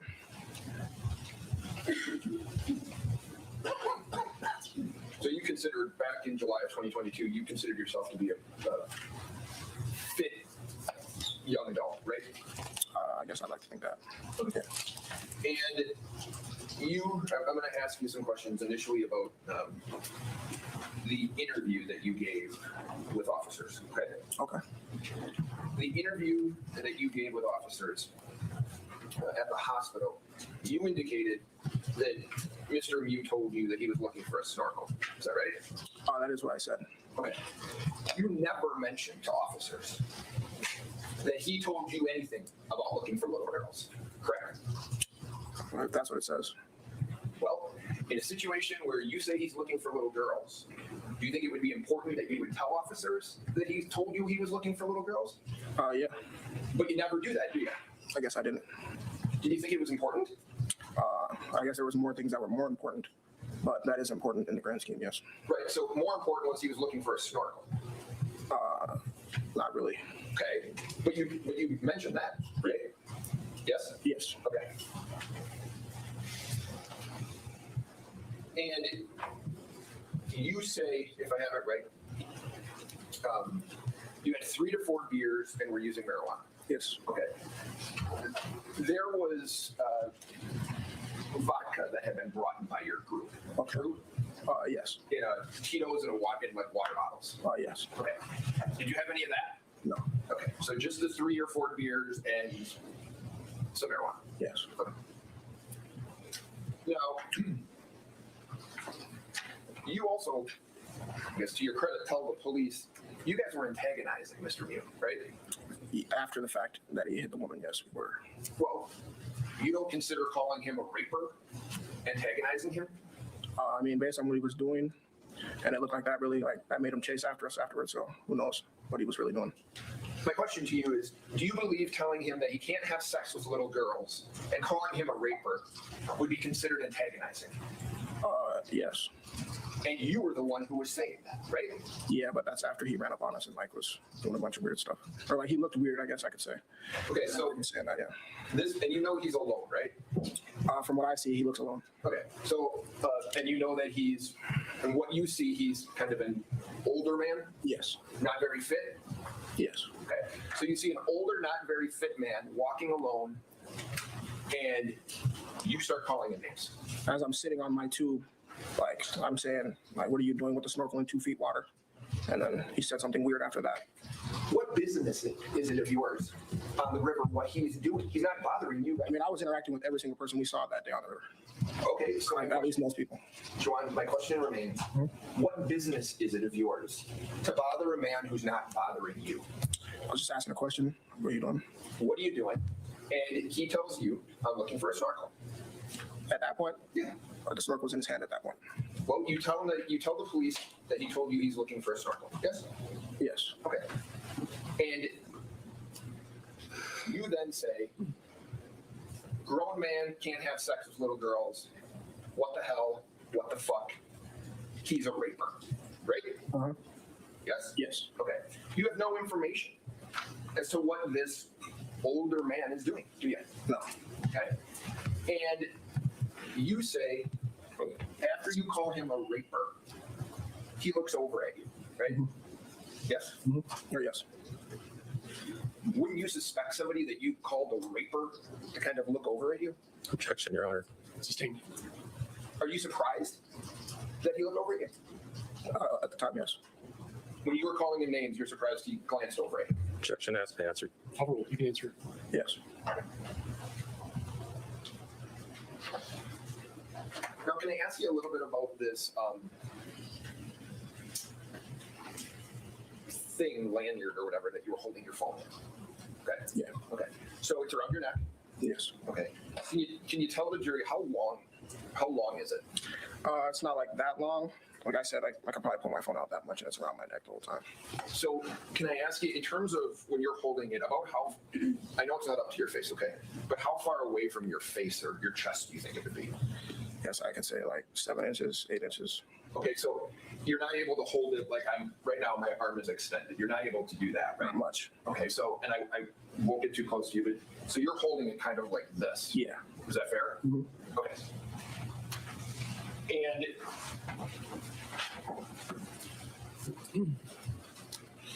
you indicate to police in your interview, they say to you, are you calling him any names? And your response to the police is, there were a couple of us guys calling him a weirdo, right? You told the police that? Yes. Okay. You don't tell the police that you're actually calling him a pedophile initially and a raper. I said on the thing that whatever else I said would be on the video. That's what I said. Okay. And you don't know what he's doing walking over by where you're at, right? No. Okay. So, a raper and saying he can't have sex with little girls, you're doing that to humiliate him, aren't you? Not necessarily. Well, what other reason would you be calling him names when you don't know anything about what's happening? Just trying to figure out the situation. So the way that you're trying to figure out what's happening is by calling a grown man names. Yes? Yes. And you are yelling at some point, get away from us. Yes. Right? Okay. And that's after he comes up to your group, right? Yes. And when he comes up to your group, you're holding your phone kind of like this, are you not? Yes, I am. Recording it. Mm-hmm. Yes, okay. And he walks around your tubes and away from your group, does he not? After engaging with us? Yeah. Yeah. Okay, so you have to be happy. You wanted him to get away from you, and he is getting away from you, right? Not much. I mean, we're just standing there, and like he barely walked past us at all, and like pretty much in our path. We can't flow past him. He's in our path. We can't. Okay, we'll get to that in a minute. He walks past you guys, and you guys continue to move toward him. Is that right? Not necessarily. Move towards him. Yeah. So What do you mean by that? if you're Mr. Miu, Okay. and at one point he turns his back to you guys, is that true? You saw that on the tape? Yes. Okay. So this person that you want to get away from you is walked away from where you're standing and turned his back to you. True? Walked out of our path, like into our path from where we went from. We passed him, and then he ran up on us, and then went in front of us. You and your group move toward him, like I'm moving toward you, right? No. Well, I mean, like the way you're describing it isn't necessarily how I would feel like we were doing it. Moving towards him, it's kind of just we were there. Yeah. You were moving. Your group was moving closer to where he was standing. After he had moved completely up to us. I understand it. Yes. You want him to get away from you. Uh-huh. He's moving. He's moved downriver a little bit, and your group is moving in his direction. True? Yeah, the way the river goes, yes, that is his direction. Okay. And do you remember, Mr. Ryan Nelson testified, Mr. Okay. Do you remember someone yelling on you in your group? You got 10 seconds. I don't recall that personally. Okay. So 38. I'm gonna play it, and I just want you to listen. You don't have to watch. Okay. Just listen, okay?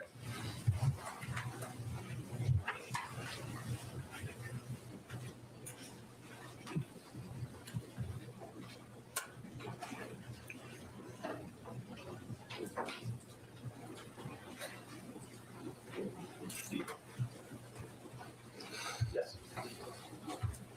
So, Mr. Catfield, if you just listen.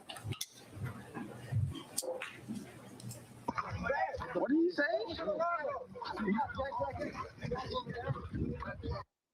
Could you play it again? I'm not sure if I did. I'm sorry. Oh, the new iPhone got that good quality. What did he say?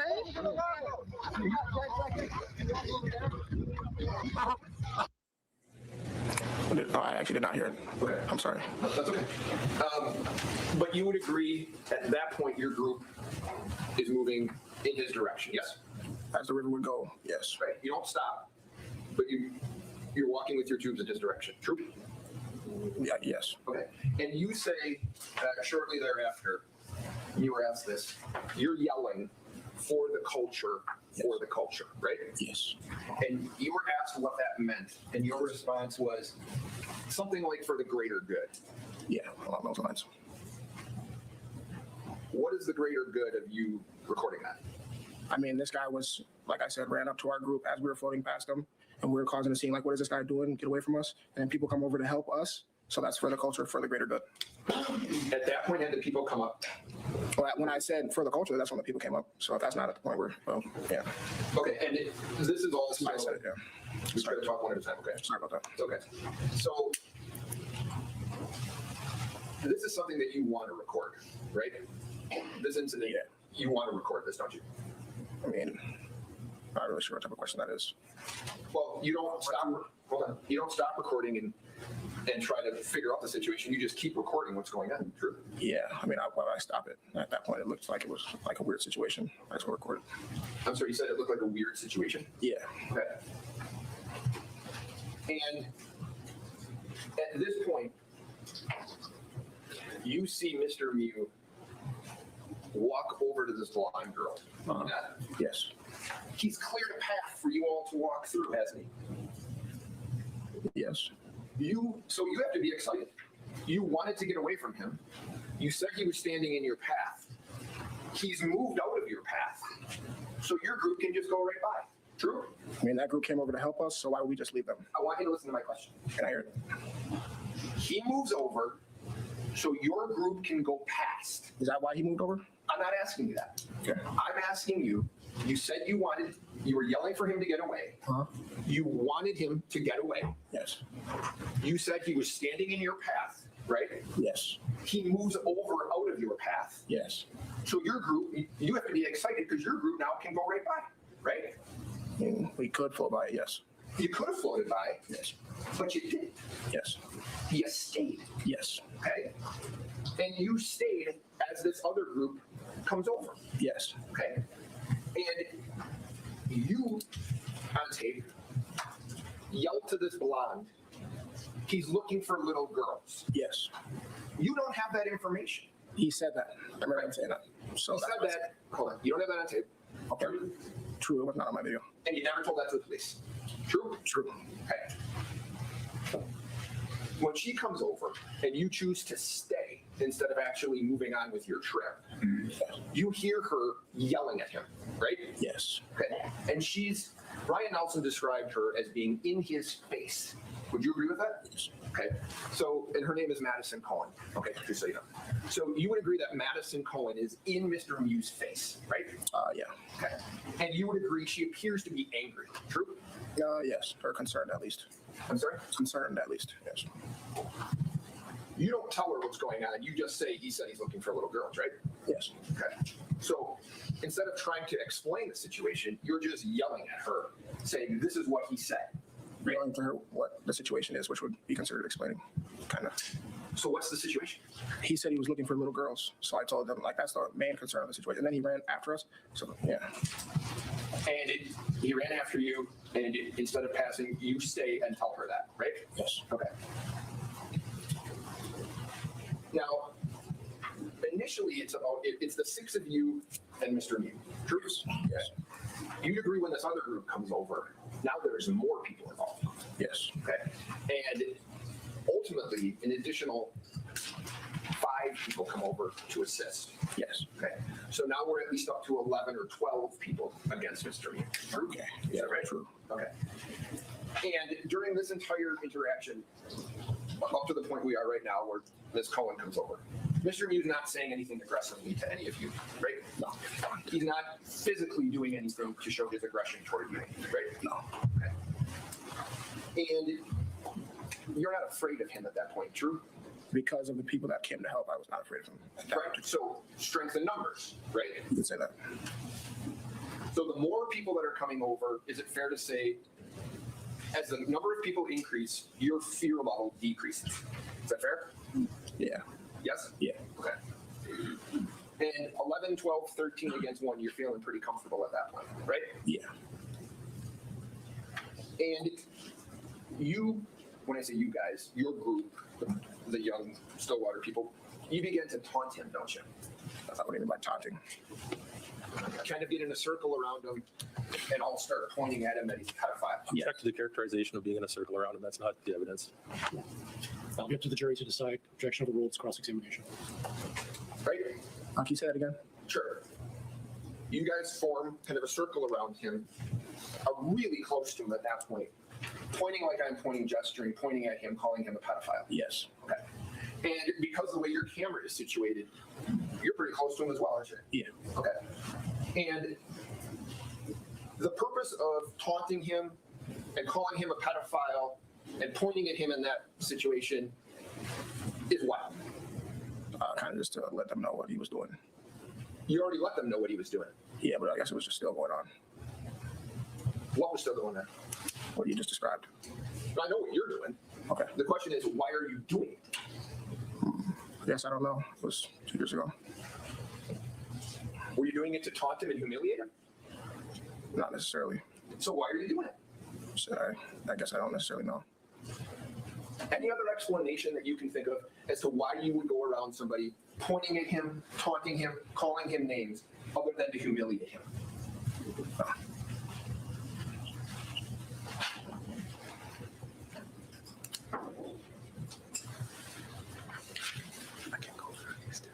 Now, you had mentioned that he had punched the blind girl, Madison Cohen. Yes. Okay. You agree that's not on tape? Yes. Are you saying that you saw it though? I did. Okay. When you say that you saw him punch her, she's in his face, yes? Yes. Okay. And what happens if, what happens to her? Like after he punched her? Yeah. I don't know. Okay. Do you see how he punches her? I kind of just see like a hand come over towards her face or at her face, and then I just see like the follow through. Because I didn't really see anything after that. Okay, can you tell me a little bit about that? And what I mean is, I don't want to mischaracterize what you're saying. Okay. Do you know which hand he uses? No, I can't really think about which hand he used. Okay. And when I think of a punch, maybe you and I think of it the same way. I think of a fist and somebody kind of putting their weight into it and punching somebody in the face. Is that how you think of it? There's I guess a bunch of ways to punch people. Okay. How do you see it? Like a punch? How do you see this punch? Just like kind of like a hook. Okay, so you see him and you use your right arm, right? Yeah. In that situation. So do you believe that he uses his right arm and throws kind of a hook across? I'm not sure which arm, but it kind of felt like I saw a hook. Yes, a hook. A hook. Okay.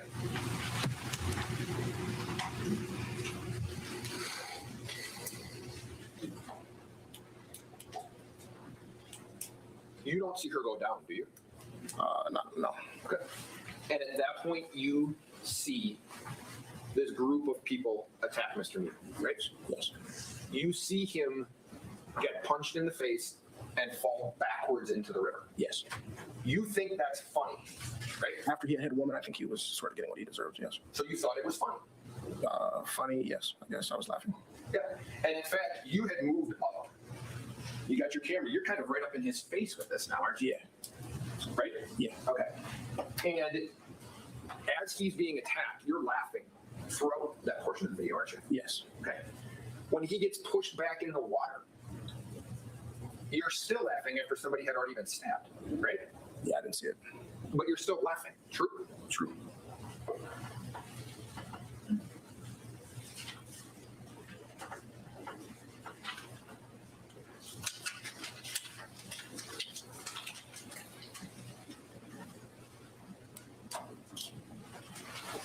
You agree that, from what you've seen, Mr. Miu doesn't stab anyone until he's attacked. True? After he had punched the girl and then was attacked, yes, then he starts stabbing people. Okay. Before that, would you agree the temperature kind of what's happening is going up and up and up? Yeah. Yeah. Yeah. Okay. More people are showing up. Yeah. She's getting in his face. Yeah. Right? It's feeling more volatile to you. Yeah. And you're feeling more comfortable because of the numbers, right? Yeah.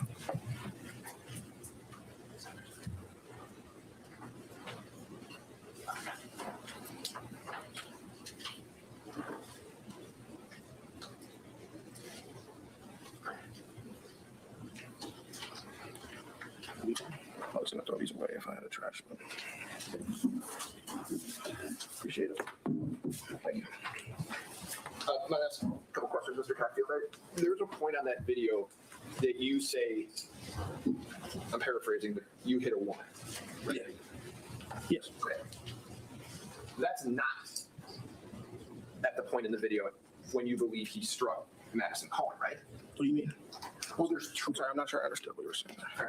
You know there's two women involved in this? Yes. Okay. When you say he struck a woman, is when he makes contact with Riley Madison, not Madison Cohen. Do you know that? Say that again? Sure. You said he made contact with me. Yeah. There's two women, okay? Okay. If we're going to do this sequentially, you say he strikes Madison Cohen with a hook. Yeah. On that video, you don't say anything about him punching Madison Cohen. No. Right? No, I don't have to, like, as it happens, I didn't. Right. You don't mention that on the video. Not right away. What you mention on the video is that at the time, sequentially, in the video, he makes contact with Riley Madison. Then you say he hit a woman.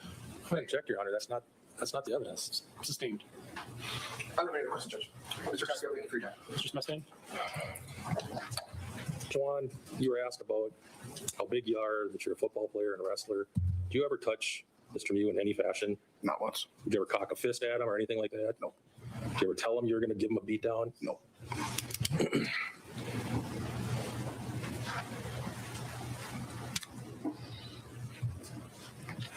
You told Mr. Prophecy that you told the police that at one point he said he was looking for a snorkel. Did he actually say that at some point? Mr. Miu, I mean? I'm not sure at this point. When he ran up and grabbed onto your tube and made contact with your leg, did he have his snorkel in? Yeah, that is. It's like, did he drop it out? So yeah. You were asked about whether you heard someone say you got 10 seconds. You indicated you didn't hear that. Did you ever say that? I never said that. Yeah. No. Did you ever hear anybody in your group say that? I did not. Overruled. Did you ever hear anybody in your group say that? No.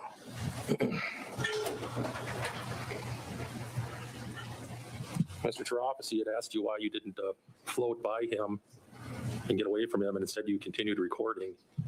Did you have any idea that any of this was going to happen? No, I did not. In your wildest dreams, did you ever think would happen? No. As you sit here today, are you glad you recorded it? Yes. I'm going to show still frame number 2593.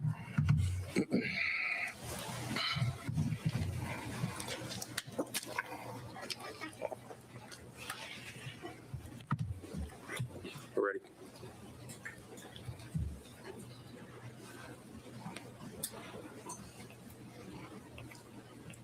Do you see that, John? Yes, I do. Is that a still frame from your video? Yes. How many people are confronting Mr. Miu in that still frame? 2. Males or females? Females. Do you see 11 or 13 other people encircling him in that photo? I do not. Do you see anybody behind him? No. What do you see behind him? Open. Looks open behind him.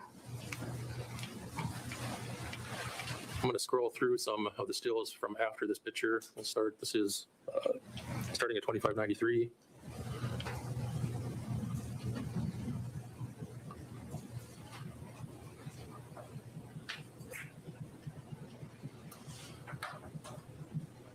Stopping at 2643.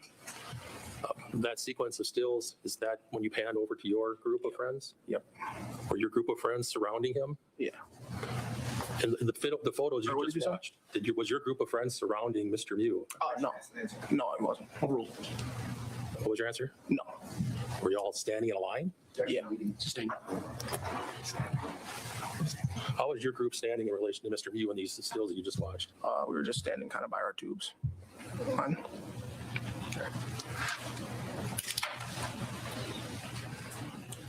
When you spoke to the police, you told them that he punched a woman? Yes. Did you say, what did you, you spoke to the police, what did you tell him happened with the woman? That he had hit her. And that was right after the incident? Yeah. Nothing further. Mr. Prophecy? You were asked, you're this kind of big guy, did you touch Mr. Miu? And you said that you had, right? He never touched you either, did he? Besides the very beginning when I was sitting down on my tube. Right. But otherwise, in terms of being physically aggressive, you weren't physically aggressive toward him, and you weren't harming this at all, were you? No, I was not. Okay. And you were asked on redirect about, do you recall telling the police that you were looking for a snorkel, and you said you didn't really recall that, right? Yeah. So why did you say it? No, I'm saying I didn't really recall telling the police that. But you believe that to be true, that he told you he was looking for a snorkel, right? I guess I don't recall that. Well, if he didn't, my point is, if you don't believe that he told you that, why would you say it? I don't know. The picture that you were showing with the two females standing in front of Mr. Miu, you remember that? Yes. You'd agree there's approximately 11 people standing behind those two people, right? At that very moment, I'm not sure. You'd agree that there's a group of people, two groups of people, your group of people, and the other group of people have come together, right? Not necessarily all together. They were like kind of on their way, I guess. Okay, but there's your group, and then I think you testified plus at least 5 or 6 others that come over. Yes. Okay, so overall, at that point on that video, that still that you were shown, it's 12 on 1, right? In that still frame, no, it wasn't. There weren't 12 people standing there? In that still frame, it was 2 standing next to him. That's what you're asking me. With 10 right behind him, right? I'm about right behind him. Well, you saw the video, you saw the still of you and your group moving forward once you say that Madison Cohen was punched, right? Yeah. You're all right there. Like they're right here, and then he's right here. Yeah. Okay.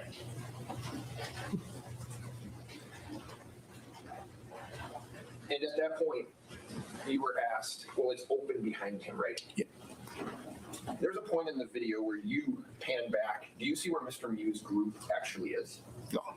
You don't know if he was by himself or with other people, right? No. You don't know if your group or the group that had come over had cut him off from getting back to his people, right? I don't know.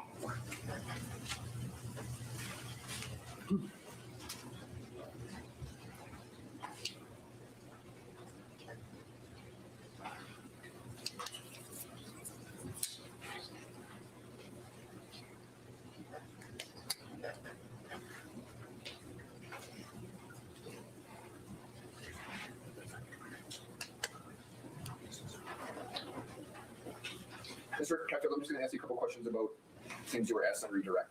I'm going to show you a picture or still 2623. Okay. Okay.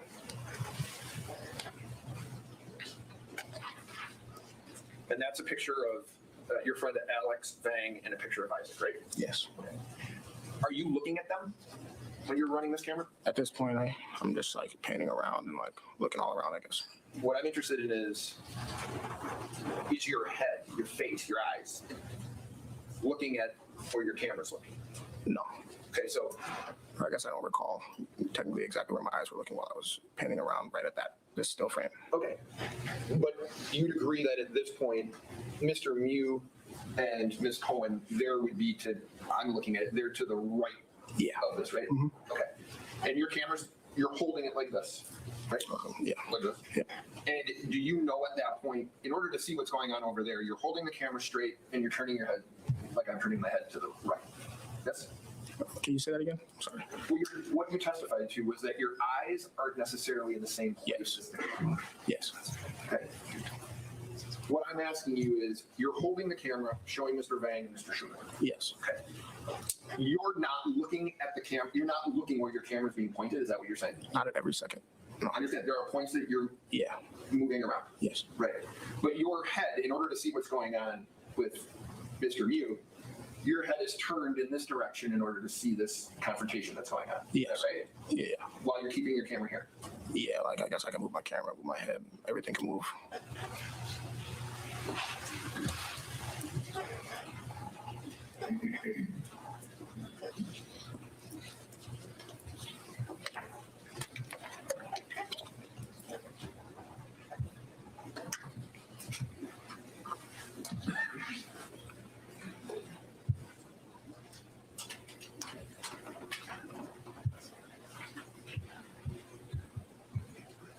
Good. I don't have any other questions. Thank you, Mr. Craffield. Thank you. You may step down. Is he released? All right. Please see the coordinator. She'll give you.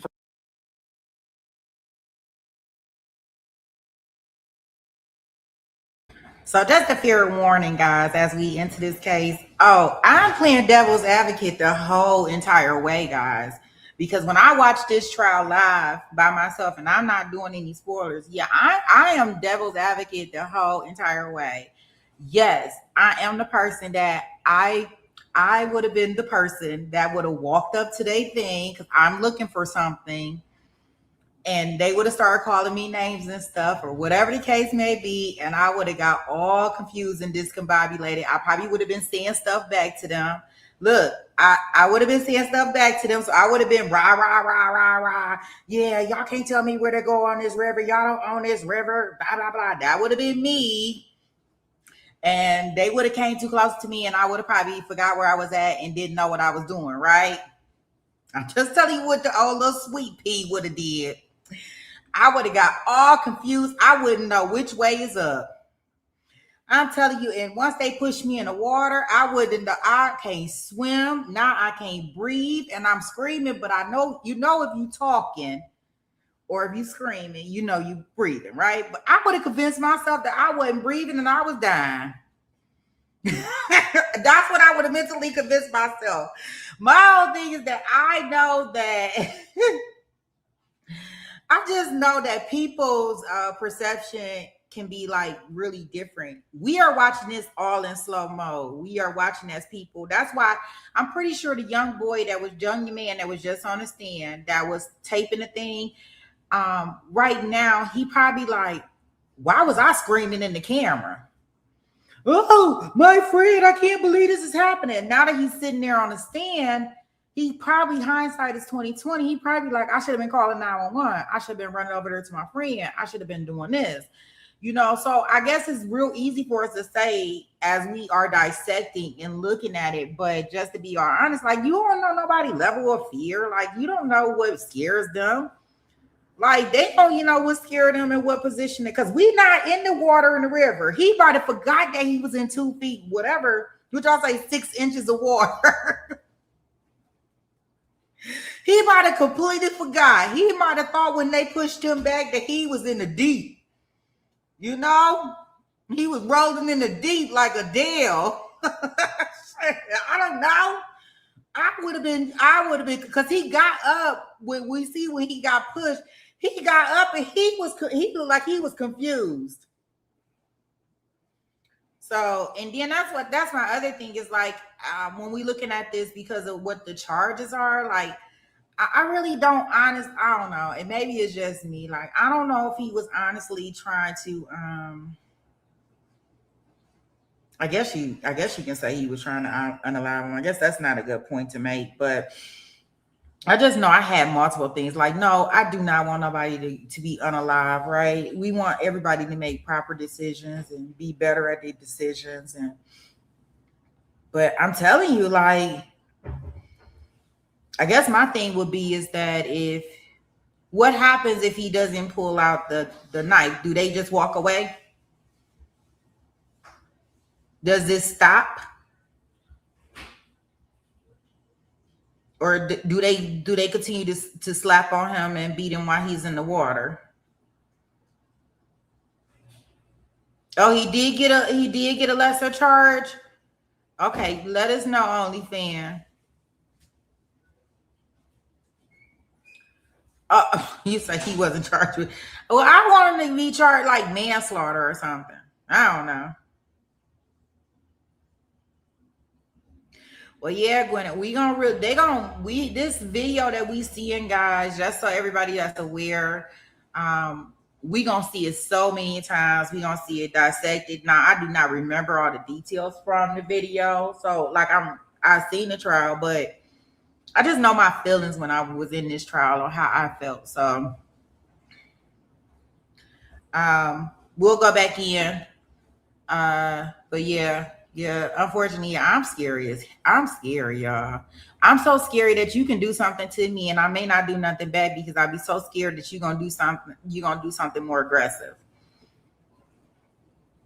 And maybe it might be my age too, because when you young and you fearless. So maybe that's the thing with him being that age. And I see a lot of people saying that he older and blah, blah, blah. Maybe it's that too, because I mean, I really like, yeah, like I'm scared on both ends. Like I be scared. So if somebody is like road rage, let's just take this for instance. This is just to tell you what type of person I am. Road rage. Somebody can be cussing at me all through the window. Now, most of y'all, probably 90% of y'all up in this chat will be the person that be cussing back at them and be getting all rah-rah with them. But because I, in my mental mind, know that people get unalive for saying stuff back, like 9 times out of 10, I'm not going to say anything back to you. And I guess maybe a scary kind of borderline, I don't know what you're going to do kind of attitude. And I'm not willing to risk my life over it kind of attitude. But yeah, I guess that'd be my thing. I think he was scared. I think he was confused. You never thought you, oh yeah, Frank, I'm like that. Like, so yeah. And that's the thing is because what makes that even more issue and problematic is that if you run into a person that's scary like me, like if I do react, I'm probably going to overreact, to be honest with you. I'm probably going to overreact. Yes. Yeah. Therapist got it. I'm scared of cats. I don't like cats. I don't do cats. I don't, none of that. Nope.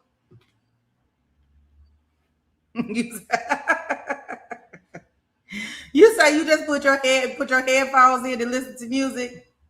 Yeah, I am really that person. Like, I don't know because I don't know what box I might come out of. That's why I'm like, for a person like me, that's a scary person. If you do something to me and then I do something back, please don't tell me how to react to you. For a warning, don't tell me how to react. And I think that a lot of people out here are like that. Like, we gotta look at the times that we in. So yeah, I think he could have been scared at different points in that. Like, I think I would have been scared. I probably would have forgot. I'm telling you, and I know everybody keeps saying he had plenty and ways to walk out of there. But could you imagine, like, being surrounded around all those kids and then you turn around and you got 2 adult women. Everybody got beers in it. Not that even the beers, but everybody yelling at you. I would have forgot where I was at. That's just me. But that's why, I mean, we all know what we are capable, I guess what we capable of in our limits, right? That's why I have always been real hesitant to Yes, absolutely, Jason. I would run up on them and be like, "Oh, they be like, this is not what you want," and I'd be like, "Oh, okay, I'm scared." You are right, Jason. Right? Yeah, this ain't what you want, and I would have got scared. Okay, and got scared and didn't know which way to go. So yeah.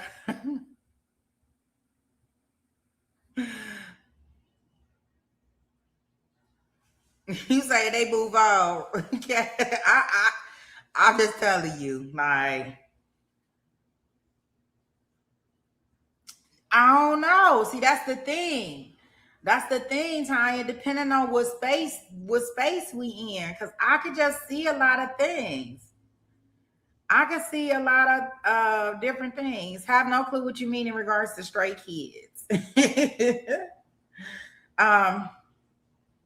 I guess it depends. That's what I'm saying. Like, if I was listening, I don't know.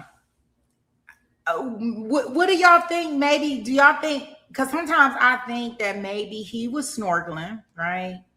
Or had his goggles on and not so much up under the water, but because he looking for the phone, right? So he just putting his head in, right? And he just walking kind of, slowly or, whatever, like this, right? Okay, and say, for instance, he gets so close, because remember, they didn't have the videotape on at first, right? So they didn't have the video on at first. And so he's snorkeling and he gets to the the tugboats, right? And say he looking down in the shallow water, right? Because he looking for the phone, and then he go boop, and then it's all of a sudden it's their float. So I think that could be true. I think that's what happened. I think that's why the boys was like, oh, he looking for little girls. He looking for little girls. He in the water. Why you so close? La la la la. I think he had left from over in that way. He got up. Then he left from over there, and then they kept saying stuff about him. And I think that's when he kind of like ran back. Okay, so they said that Bach said that they had the phone before the video started.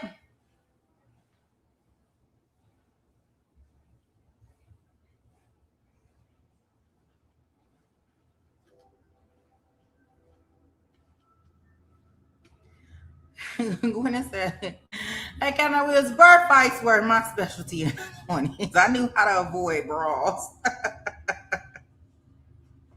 Would you say not the all-out brawl, but you can do a bar fight.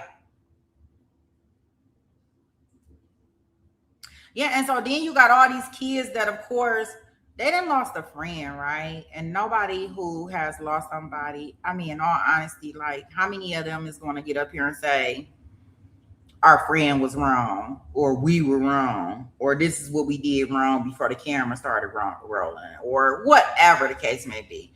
I just don't think that that's happening. And sometimes this reminds me of like the football player in Florida. If this would have happened in Florida, we probably would be having a whole bunch of different conversations, right? You think about the football player in Florida, where them boys thought they was gonna come to his house and do what they thought they was gonna do.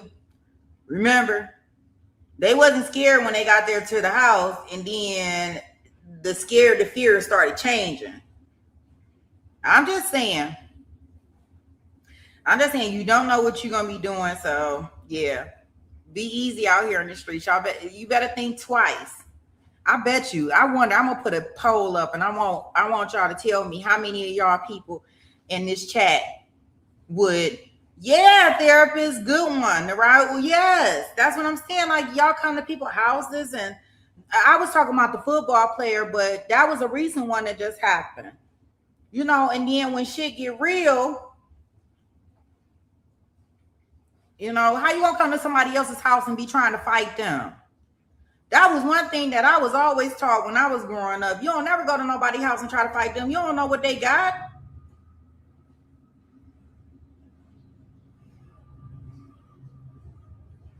Right, Frank, is definitely not like that when, you know, where you can go out here and you think that you just gonna fight, get your butt whooping and go home.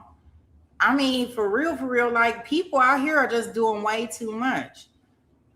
I can tell you down here in Arizona, I've never seen so many people that are so cuckoo for Cocoa Puffs. And I do mean cuckoo for Cocoa Puffs. And I only say that because somebody got to have some sense out here. So thank goodness somebody got some sense. But, you know, I can just tell you, like, even when we talking about like the road rage thing, like, I have literally been on the freeway with my kids in the car. Somebody has literally thrown, like, at the car, right? Like, first of all, you are so very bold to do that to somebody. But then I would have been dead wrong if I was that person that, because they didn't threw their whole cup at my car, if I had a pew in my car and I followed them and then bang them, oh, she shouldn't have did that. Oh, no. She wrong. She shouldn't have did that. Bull crap. So that's all I'm saying. Like, that's all I'm saying. I don't know. Yeah, see, then I'm going to jail now, but they got no business with throwing something at my window. But they get to get off, but I'm too aggressive now, right? I don't know. We should go back in here and see. But yeah.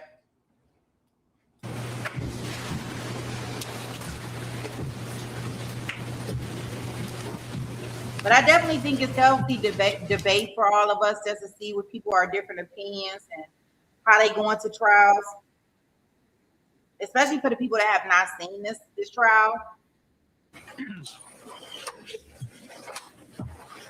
All right, we are back on the record. The attorneys are present. Mr. Miu is present. The jury is present. We are ready to resume testimony. Mr. Anderson, who is the next witness? Madison Cohen, and as a reminder, Judge, she does not want to be filmed. All right, so as I mentioned at the beginning of trial, there are certain witnesses that prefer not to be recorded either by video or audio. Supreme Court rules allow me to instruct that the audio and video recording cease. So I'm doing so now. So everyone's going to go offline. Oh, this witness is offline, guys, so they're not letting us see that witness, okay? So we are skipping past that witness. I don't know who that person was, but they was awfully special that they did not get seen. Maybe they up under 18 still. How many years were you best friends with Isaac? 7th grade, I first met him.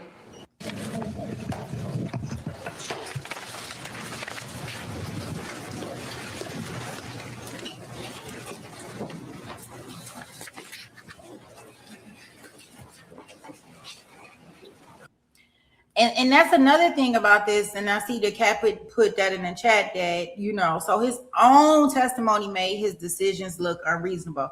And that goes for a lot of these people that have to get up here and defend themselves as far as self-defense. You definitely, I'm telling y'all, for 2026, we are putting out a special package here with Take It to Trial.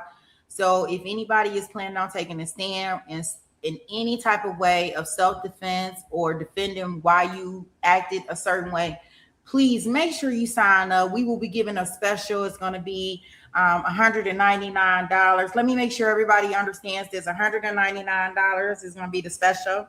And we are going to teach you how to cry when it's appropriate, to make sure that if you are claiming self-defense, that you instill that fear into the jury. Please do not get up there, and we got to make sure that you are prepped and ready to be able to convince a jury of how scared you were or are. You still scared sitting right here.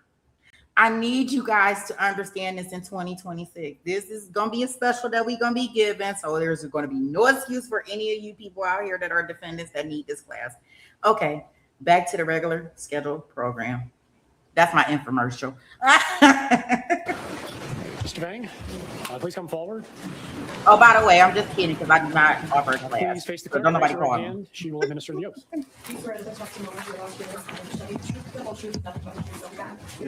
Please have a seat in the witness chair.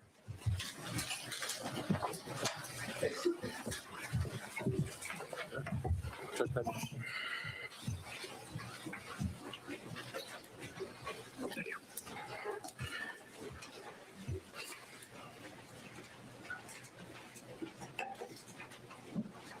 Mr. Smestad.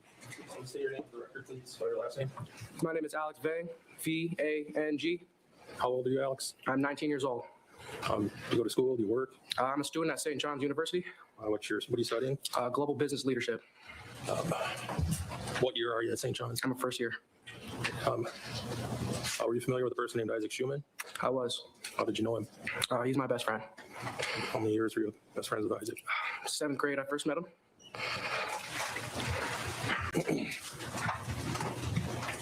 Were you with Isaac Schumann on July 30th of 2022? Yes, I was. Were you part of a group of your friends that tubed down the Apple River near Somerset, Wisconsin? Yes. Were you with Isaac when he was stabbed and killed that day? Yes, I was. It's my understanding from other testimony that you were the driver and drove everybody to the river. Correct. You ran tubes at River's Edge? Yep. Do you remember if you got a receipt for the tubes? I don't think so, no. Do you remember what time you got on the river?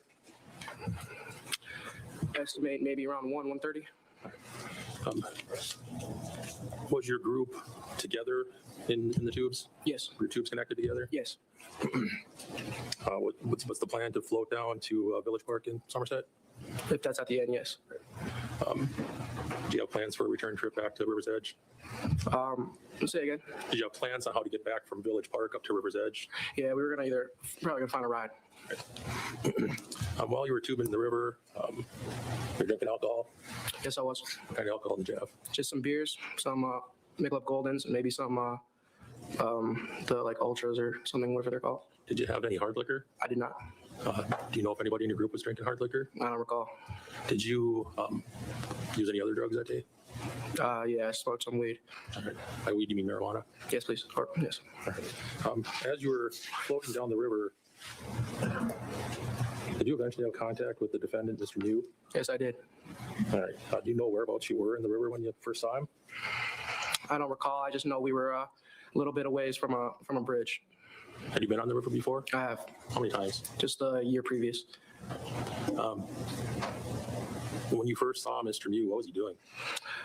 He was just looking in the water with some snorkeling gear.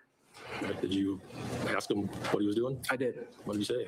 He said, you're snorkeling in some pretty short water. Like, what are you looking for? And how did he answer? He said something along the lines of, he responded with looking for little girls or something like that. All right. Are you aware that, we'll strike that. Did you record any part of your interaction with? I did not. Yeah, let me finish my question. I'm sorry. Is this your first time testifying? It is. Are you a little nervous? Yes. All right. Did you yourself record any part of the incident on the river?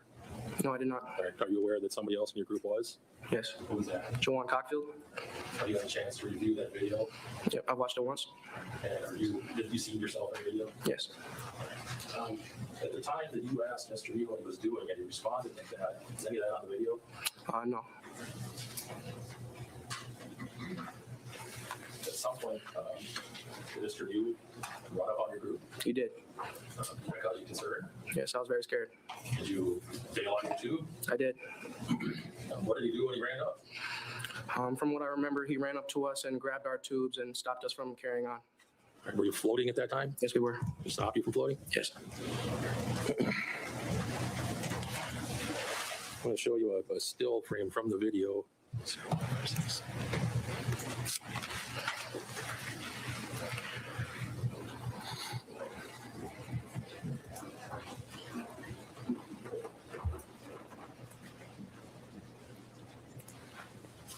Or do you put it on the screen? Alex, I'm showing you frame 0156 of Jawan's video. Are you in that picture? That's me, yes.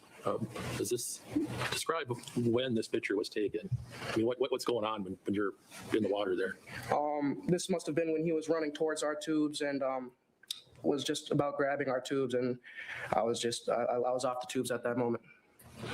Whose leg is in the foreground of the picture? I'd assume at the very bottom that's Jawan's. All right. At that point, had you separated yourself away from your raft of tubes? Yes, I did. Why?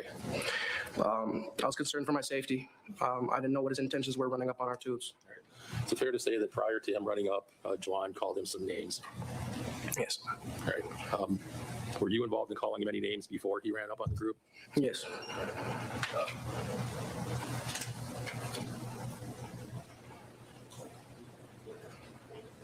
Do you know whether he was alone or with a group? From what I saw, he was just by himself. Did he have a tube? No, not that I saw. When he ran up on you, were you able to see whether he had anything in his pocket? No. At any point during this interaction with him, did you know he had a knife? No. Did you know Mr. Miu at all? I did not. Do you remember how long you've been on the river by the time you had this run-in with him? I'd estimate maybe an hour and a half. When you ran up and grabbed onto your raft of tubes, did he say anything that you heard? I don't recall. Did he, I know from the still we just looked at that you had gotten off your tubes. Did he make any physical contact with you at all? Not me, no. At any time during this incident, did he ever have any physical contact with you? No. As he's grabbing onto your tubes, did you say anything to him? I don't recall. Did you threaten him in any fashion? No. Did you tell him he had 10 seconds to leave or anything like that? No. You did call him some names? Yes, I did. What kind of names did you call him? Pedophile, predator. Maybe a dumb question, but you don't seem to be proud of that. No, sir. Do you agree that you boys probably weren't very kind to him? Yeah, I agree. In the context of what happened, though, did you know what his intentions were? No.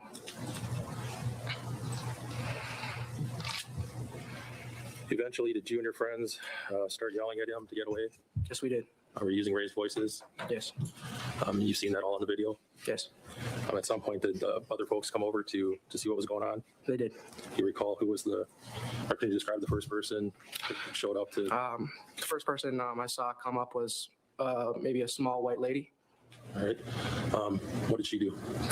She pretty much just confronted him face to face, saying to leave these kids alone. You could leave right now. Just leave these guys alone. Did she swear at him? I don't recall. All right. Did she have dark hair or blonde hair? I don't recall, but my best estimate would be blonde. Right. At some point, did you see two women from another group confronting him? Yeah. And what was the other woman doing, the second woman? From what I remember, she was just next to the other lady. I don't recall what she was really doing. Did you hear her tell him to leave at all? A lot of people were telling him to leave. Including you? Yes. At some point, as you reviewed the video, do you realize you guys are laughing at him? Yes. Why was that, you know?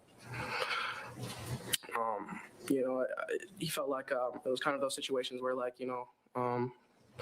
we like caught someone doing something wrong, and it's something like that. Did you think that he was getting in trouble from this other group? Yes, I was thinking that he was finally about to leave and stop all the commotion that's going on. Were you feeling relieved? Sustained. Say again. I'm sorry. There's an objection. I have to rule. Sustained means no answer. Okay, gotcha. So next question. Was Mr. Miu talking to the two women that were they standing in front of him, behind him? Where were they? The two women? Yes. They're in front of him.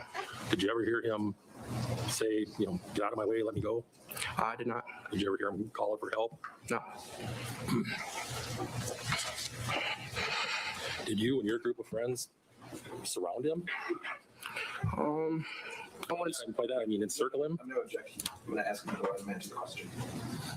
I'm sorry, I didn't hear that all. I'm going to let him answer the question. He was trying to answer the question and he was interrupted. Well, it's his witness. I'll let him interrupt his own witness. Did you encircle Mr. Miu before any of the fight started? I wouldn't say circle. I would say we were standing near to him. We weren't. Yeah. All right. We can go to slide 2593.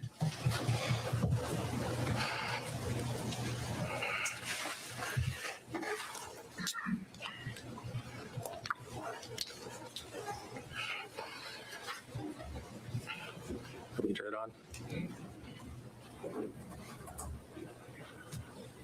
All right, Alex, I'm showing you a still frame 2593 from Jawan's video. Is this what you saw when you described the two women standing in front of him? Correct. Were any of your friends behind him? No. In relation to this picture, where was your group of friends located? I would say maybe to the back and to the left. All right. Were you within arm's reach of him? From this picture, no, I wasn't. Was anybody else in your group at this point within arm's reach of him? No.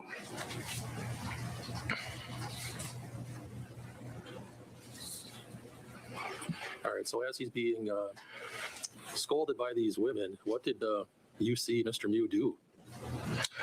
Say again? What did he do? Once this frame is up, once these women are standing in front of him, did you see him do something? Yeah, from what I remember, these two women were confronting him, and he decided to punch one of the ladies, which I remember being the blonde one, right in the face. You saw him do that? Yeah. Did you know that lady at all? No, I did not. Did you ever met her before in your life? No, I did not. Did you even talk to her on the river? No. She was a complete stranger to you? Complete stranger? Yes. What part of her body did he punch? The face. Do you remember, and I know this was 2 years ago, but do you remember which hand he used? The right hand. At that point, do you know whether he used a closed fist or an open hand? I don't recall, but I know he struck her in the face. Right. And how did she react bodily? Well, I mean, a lot happened when that first happened, but from what I remember, she reacted how anyone else would react getting hit in the face, is maybe holding the part where she got hit. Did she go down? I don't recall. After Mr. Miu punched the blonde lady in the face, Did her friends react? They did. What happened? Well, after he punched her in the face, their friends hopped on him, trying to pretty much retaliate from him hitting her in the face. Was Mr. Miu likewise struck in the face? If you saw? I don't recall. I knew he was getting hit. Did you see him go down? Yes, I did. At any time while this fight had started, did you see him holding the knife in his hand at all? No. Did he eventually get back up? Yes, he did. At that point, did you notice that there were some folks that were injured? I'd say within 5 seconds, I realized that there were people stabbed. All right. Do you remember who the first person was that you saw stabbed? I saw the blonde white lady get stabbed first. Not the same one who got punched, or the same one that got punched? I don't recall. I just do remember seeing a blonde white lady stabbed first. I can't tell you if it was the same one, but okay. We're gonna look at a still frame here. Still 2944. As you had watched the video and saw yourself laughing, at some point, was there a point in the video where your expression changes? Yes.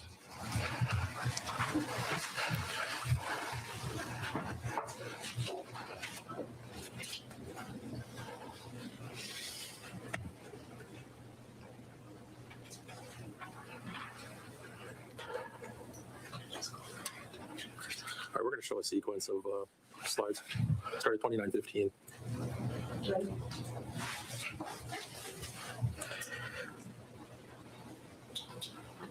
All right, Alex, this is slide 2915 from the video. Do you see yourself in that video? Yes, I do. Is that you in the back center? Yep. You're looking off to your right? Yes. You have no objection. We did kind of question, actually. Okay.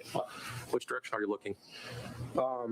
From where I'm, from my point of view to my right, or a bit, pretty much like around like this direction. And we're gonna go through it here.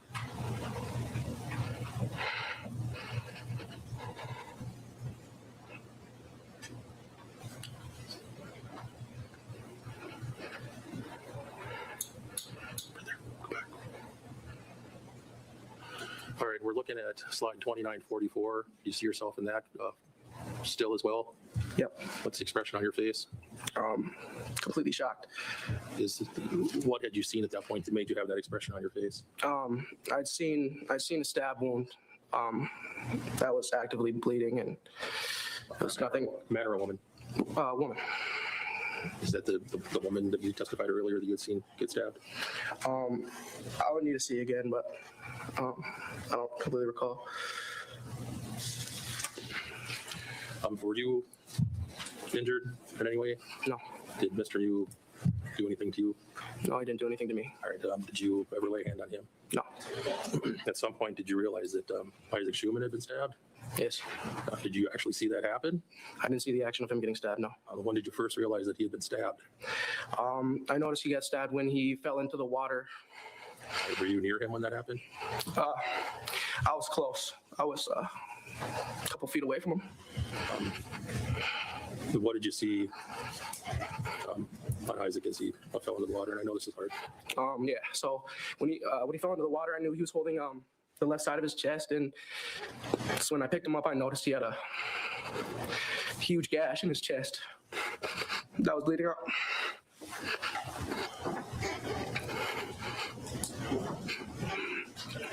I'll play a portion of the video starting at the 2:15 mark. While that's getting set up, did you, once you realized that Isaac was injured, did you go to him?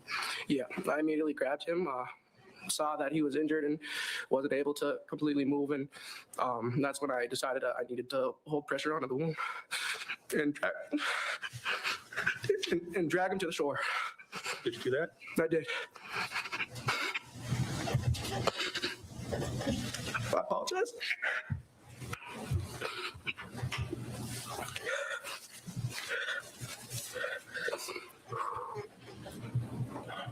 At some point, did some folks stop to help you care for Isaac? Yeah, some adults came by and helped us out.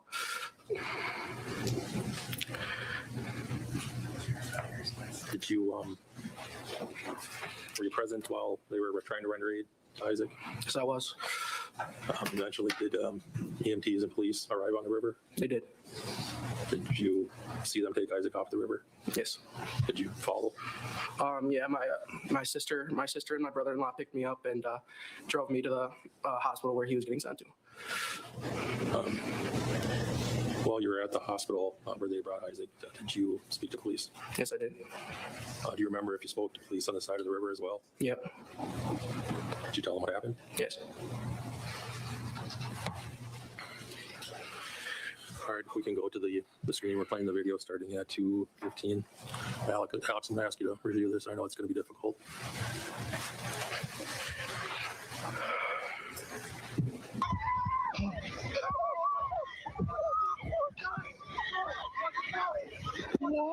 What the fuck? What the fuck? What the fuck? These guys. The beginning of the video, was that you running towards where Isaac was in the water? Yes. Did anyone else run towards Isaac besides for you? Yeah. Who else? Owen Pelican. Was he in your group that day? Yes, he was.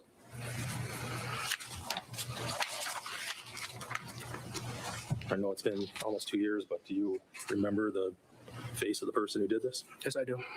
Do you see him in the courtroom here? Yeah. You point him out, see what he's wearing? It's right there. What's he wearing? Suit jacket, dress pants, brown shoes. Far left of the table from your perspective? Correct. While you were at the hospital, is that when you and your friends were informed that Isaac had passed away? Yes. I don't have any questions. Mr. Travis. Mr. Mick, you're a student at St. John's? Correct. Okay. You go to school with Joanne Cockfield? I do. Okay. Are you guys roommates or anything? No. Just friends? Yes. Okay. And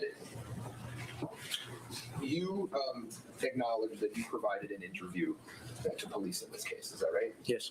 And that interview was given the day of the incident, is that true? It was. Okay. Is your memory better on the day of the incident, or is it better 21 months later? I'd say it's just about the same. Okay. You would agree that in your interview that you gave on the day of the incident to police, you never mentioned to them that you had a conversation or heard Mr. Miu talking about little girls in any way, right? Yes. You never told them that, do you? I didn't. I was still in shock. There was a lot of little details that I could have explained, but there was still a lot going through my head, and I couldn't possibly process every single little detail that happened, but I tried to give them the best I could at that moment. Well, the good news is we've had 21 months since then. In those 21 months, did you ever follow up with them and say, you know, I left something out? He told me he was looking for little girls. Did you ever do that? I made sure to tell my team that a couple weeks before this happened when we were talking. You told the prosecution a couple weeks before this happened, before this testimony? Yes. That had happened? Yes. Okay. You never tell the police that, right? No, not at those moments, no. Okay. And you never follow up with them and tell them, right? I didn't. What you tell them is, you see a guy snorkeling by himself, and we're just saying, oh, he's snorkeling by himself, right? That's what you tell police. Yes. Is that true? Yeah, he looked like he was about to do some snorkeling activities, yeah. Okay. And then you just say he was chirping back at us and we were chirping at him, right? Yeah, I made a little joke like the water's super short, you know, like what you're looking for, maybe just a little chirping, like, yeah, the water's short, you know, maybe it's not, maybe like, I don't know anything about snorkeling. It was a little joke. Okay. And did he respond to you? Yes, he did. What did he say? I asked him what he was doing looking in the water. He said he was along the lines of, I'm looking for little girls or something. Okay. Now, of course, that's not on tape, right? It's not. And Juwan Cockfield has testified, and he agreed that your group was antagonizing Mr. Miu. Would you agree with that? Yeah. Would you agree that, at least on tape, the loudest antagonizer is Juwan Cockfield? You agree with that? He was the closest to the phone. I mean, you can hear his voice the most. Yes. Right? And do you recall Juwan Cockfield on video saying grown men cannot have sex with little girls and calling him a raper. Remember that? I don't recall.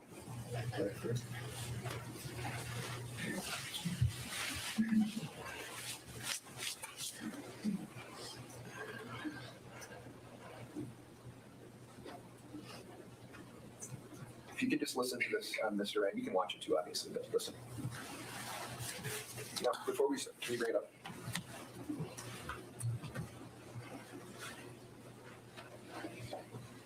Is that you? That is. Okay. Sorry, I pulled up the wrong video. Can you turn it down? I apologize.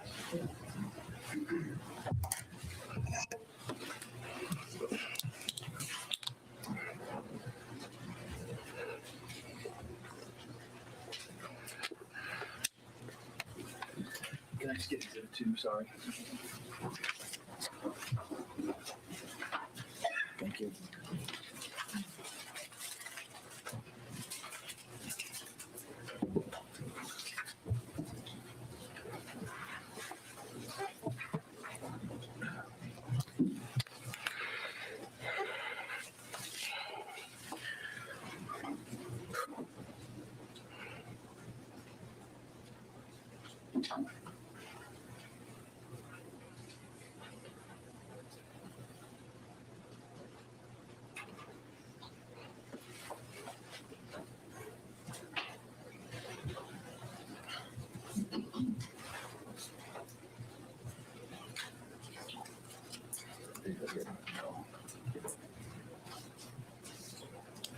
Can I ask you, Mr. Banks? You see any little girls around there? I did not.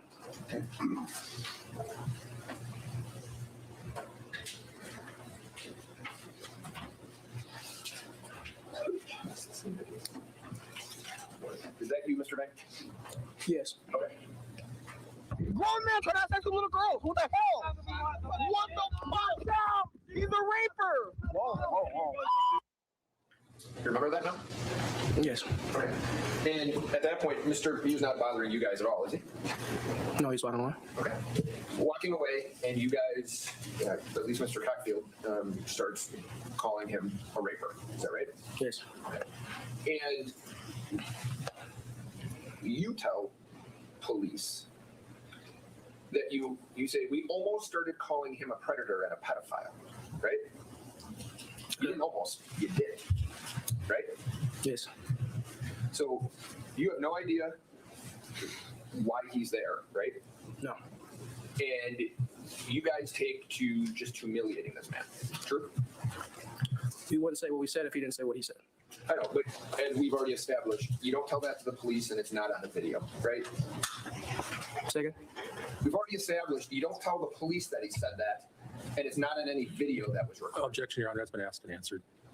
It has been. We're plowing the same ground. Okay. So do you, when he walks up to your tubes, you said that you were, if I have it right, you were very scared. Is that right? Yes, I'll say he ran up to us, and I was scared. Okay. Did your fear dissipate as time went on, or did you remain very scared throughout the incident? I was still internally as scared as I was.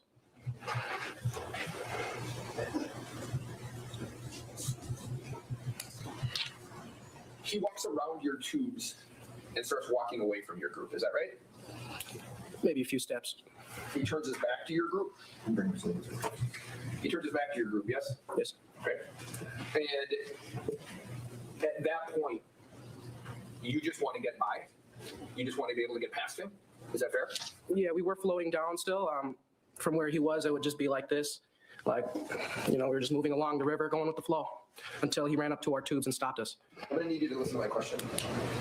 My question was, what you're hoping for is that you're able to get past him. Is that right? Yes. Okay. And there comes a point where this blonde woman that you mentioned, she's testified, Madison Cohen, where she starts to come over, right? Yes. And he moves from where you guys are over to her, doesn't he? Yes. Okay. He gives you that path that you're looking for to float on by, right?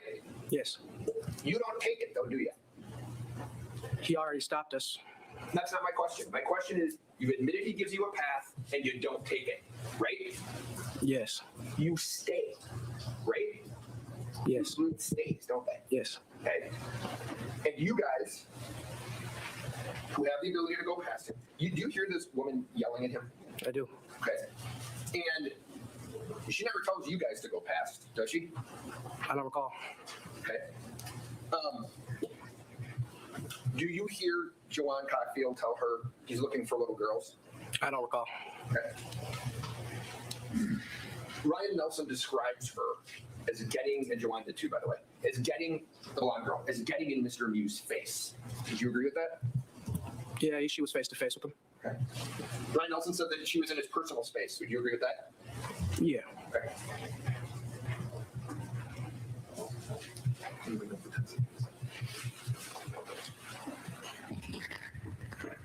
I've asked some of your group to listen. You can watch, but you need to listen. To hear if you can hear on this video someone say the words, "You've got 10 seconds." Okay? So I just want you to listen to it and tell me if you hear it. You can mention it twice if you can.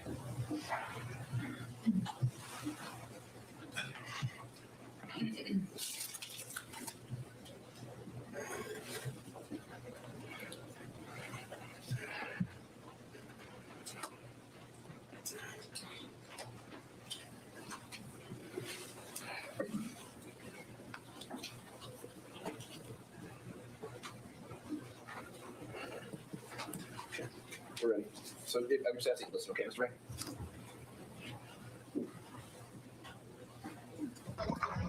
What did you say?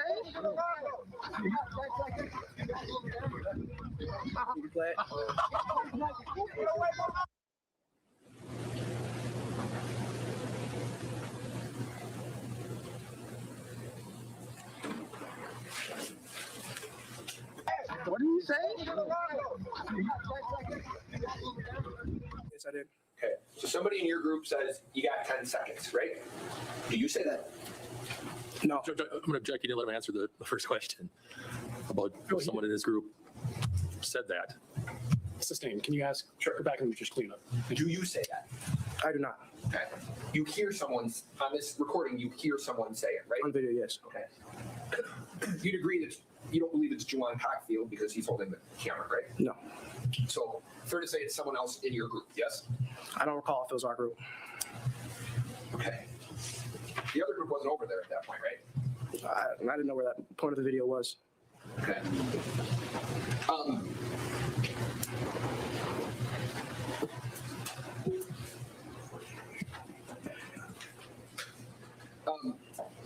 As the blonde girl comes over, she comes over with a couple other people, is that right? Yes. Okay, so, and at that point, you believe that Mr. Miu is alone?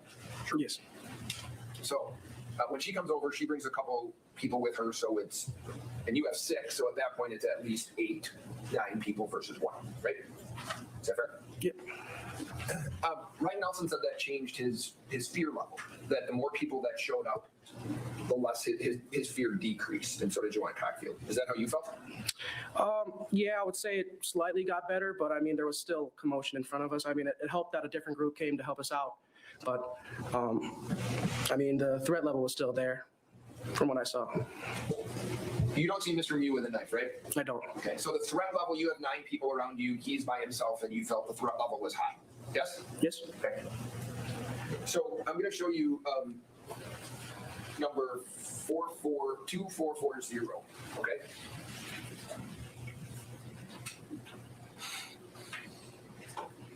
Is that you? It is. Is that you? Are you in this picture? Do you appear to be concerned or afraid in that picture? No. Okay. And is it fair to say that you're not afraid or concerned because the numbers of people have increased in part? Say again? You initially said that you were very afraid and very scared, right? You just said on that photo that you don't appear to be very afraid or very scared. True? Yeah. My question to you is that because the number of people that have shown up has increased? Yeah. Yes. So the more people that show up to assist, the less afraid you're becoming. Yes. You are, right? Okay. And you would agree that Mr. Miu is not doing anything in terms of being, at that point, being physically aggressive to anyone, right? Yeah. He's not saying anything aggressive either, is he? I don't recall. If you would have said anything aggressive, do you think you would have? I know you didn't remember everything, but do you think you might have put it in your statement? Possibly. I don't know. I don't completely remember what's going on through my head when I was giving my statements. Did you ever ask to maybe do it another time when you felt a little better? Not. Okay. No.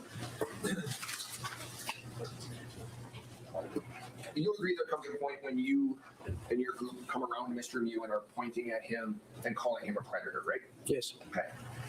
And you're doing that to humiliate him, aren't you? I'd phrase it as calling him out. Calling him out. That's why you were doing it. Yes. Okay.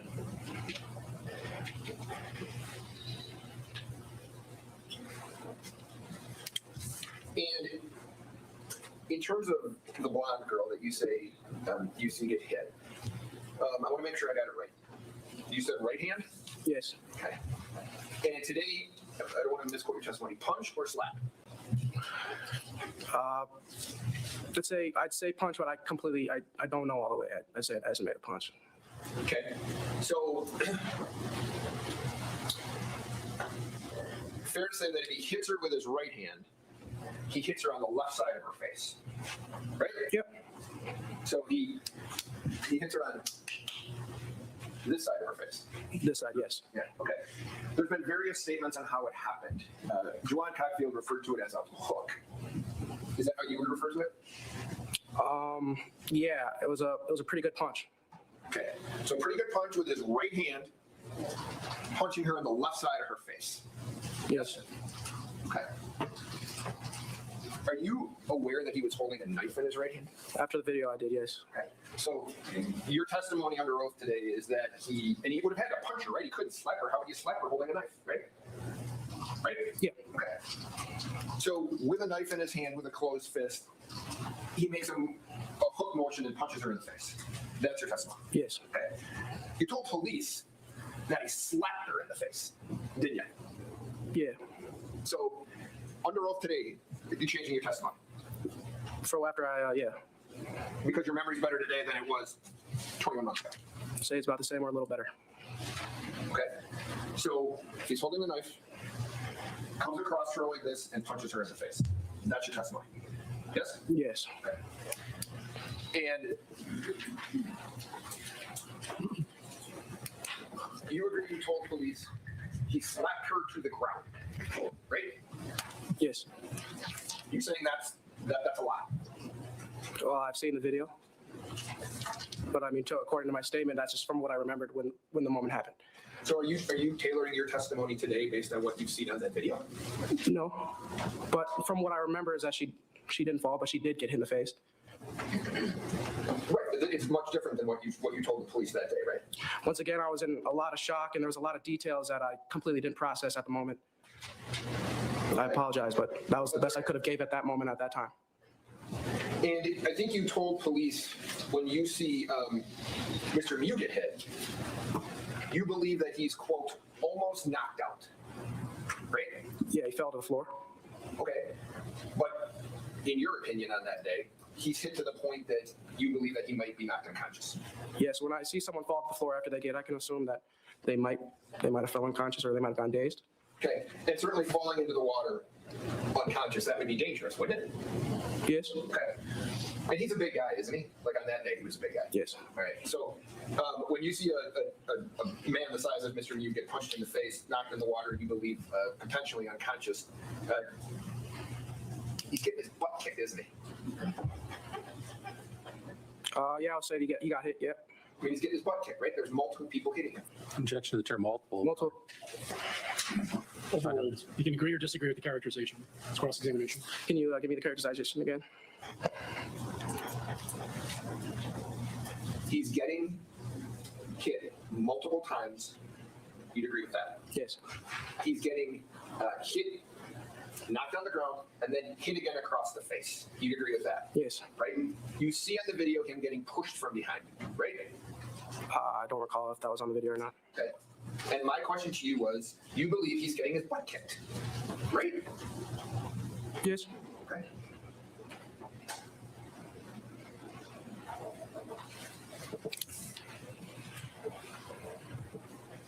And you were asked if he did anything to you. And you said no, right? Nope. You didn't do anything to him either, did you? Correct.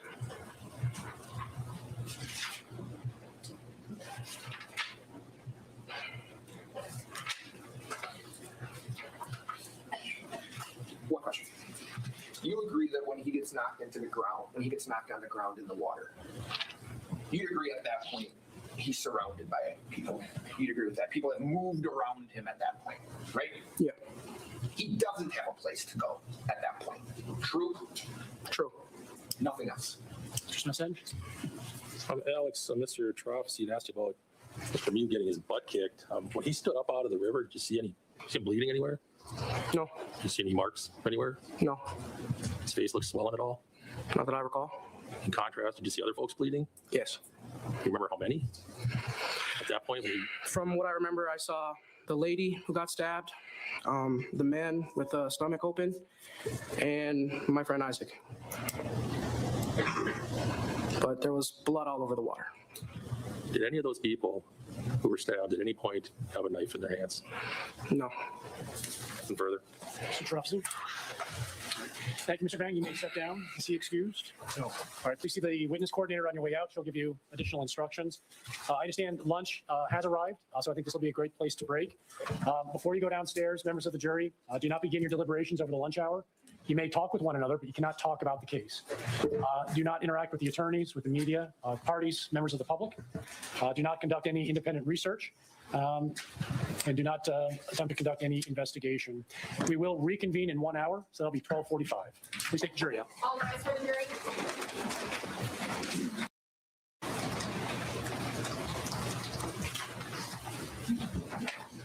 All right, Mr. Smith, or Mr. Anderson.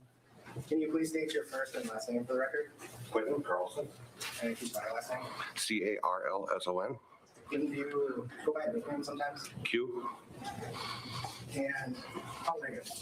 50, sorry. And can you look over at the board there? I can't see it, I'm sorry. Here, actually, I'll hand it to you. 26.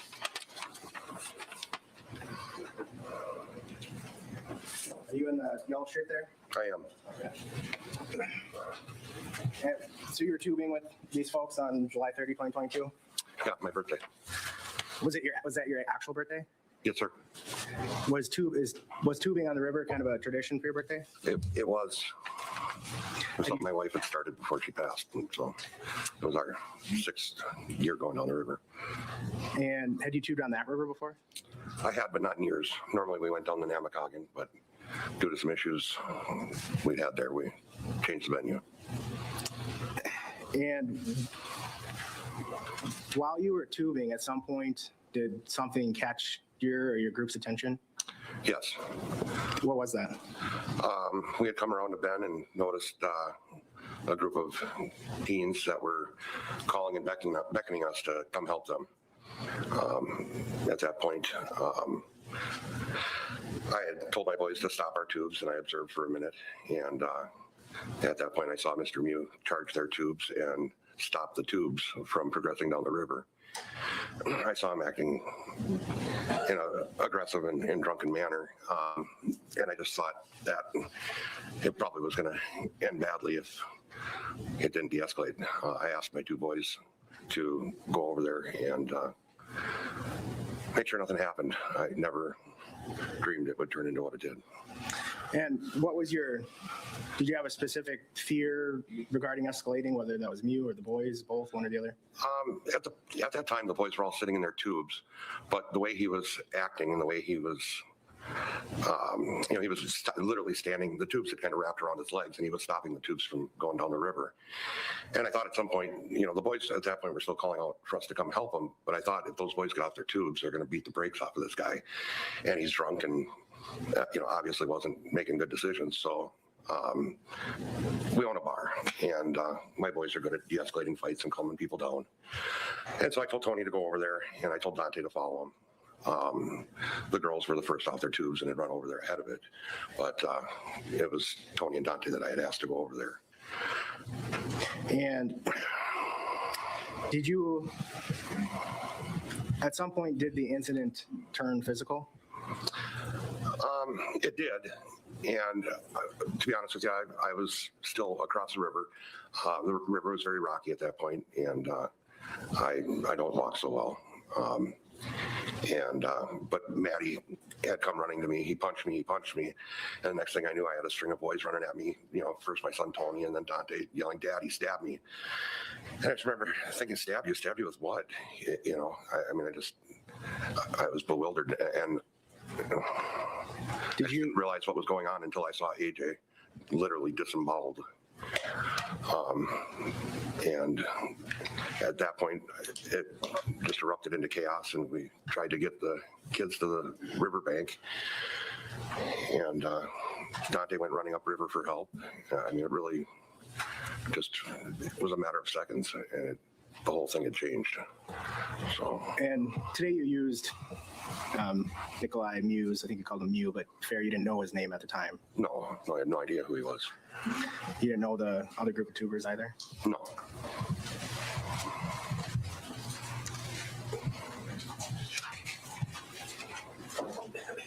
So were you kind of over by your tube still? I was still on my tube until Maddie came running over. It was after she said that he punched me, and I started looking at her face, and then literally within seconds, you know, the boys were coming at me, and I was trying to assess their injuries and trying to make sense of it all, you know, in mere moments. Did you see anything on Maddie's face? Of injury? Yeah, I mean, her eye was red and swollen. Like skin around the eye, or what do you mean? I mean, her cheek was all puffed out. I mean, it was clear that she had been struck.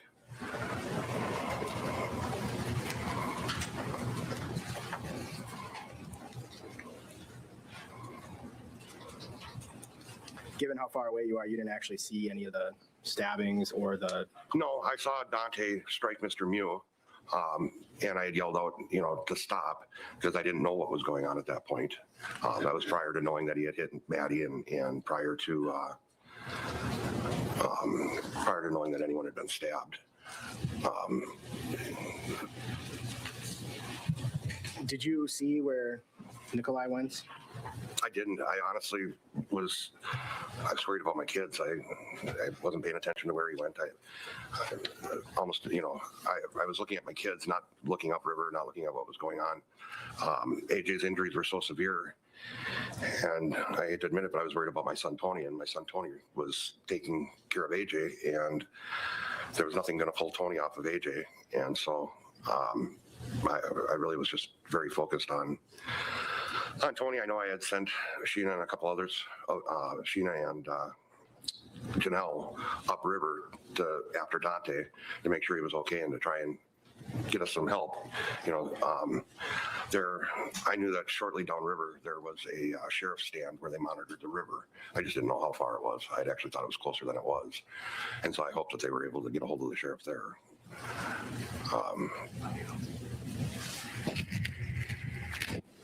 Nothing else, Judge. Mr. Nelson? Mr. Carlson? I want to ask you some questions about your birthday, okay? Sure.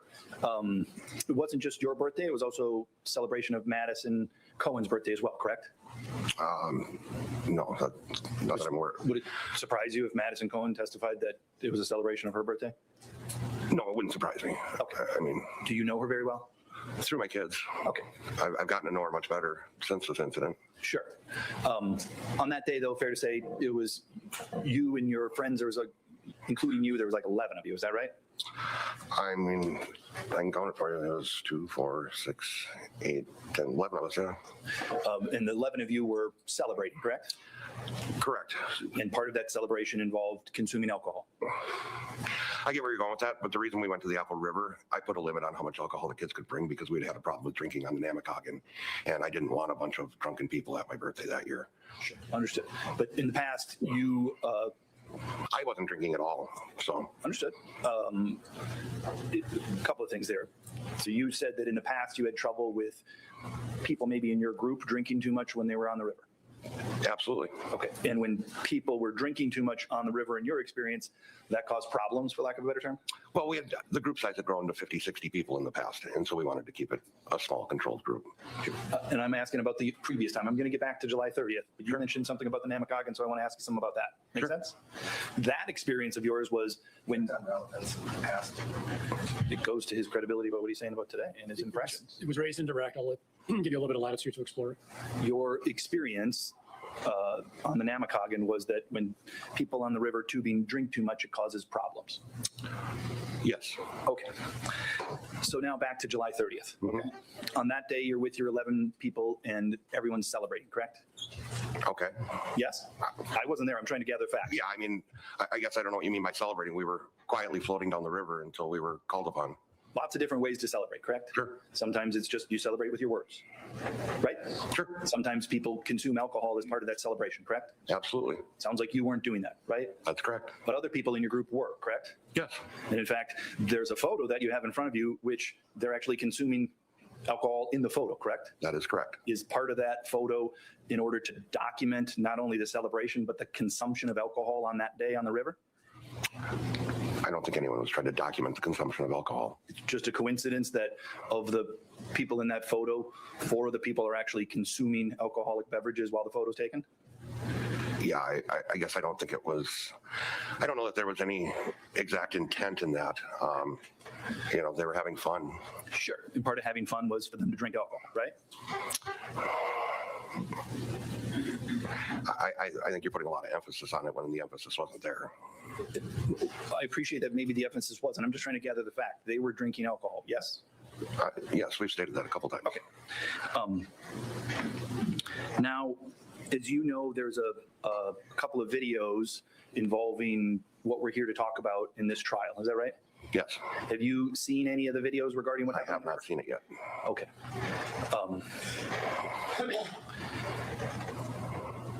So there's some things that you've said that are maybe in the video, and so I'm trying to put things into context with you, even though you haven't seen the video, if that makes sense, okay? Sure.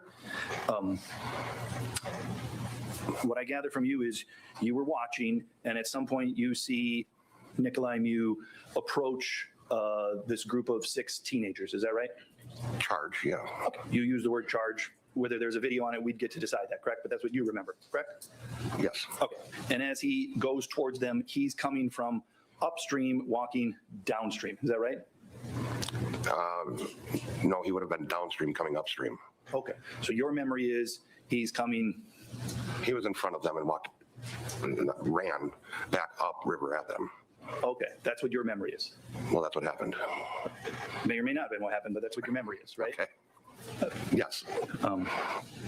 You would agree if we were going to rely upon your memory or the video might be more reliable? Certainly. Okay. At some point, you look over there and Nicolae Miu and these 6, did you know how many there were other than you said a group? No, they were sitting in their tubes. So, I mean, I didn't take a head count. Sure. If I told you that there's been identified 6 people in that group, would that surprise you? No. Sound about right? Certainly, I would have thought there was more, honestly. Okay. And at some point, you look over to there and you see Nicolae Miu standing in between the tubes in the direction that the tubes are trying to go downstream. That's what your testimony is? Correct. Okay.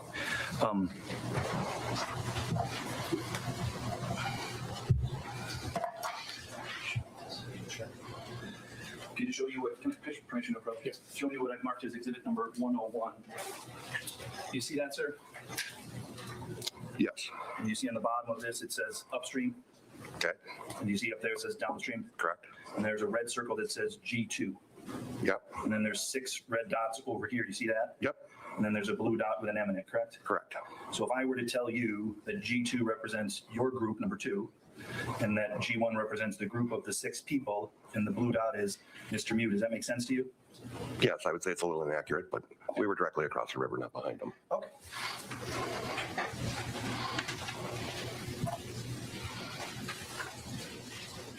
So I'd move this G2 up here. Correct. Is that more accurate? Yes. The 6 dots over here, does that appear to be accurate? You know, you weren't documenting, but does it look like what you saw? At what point?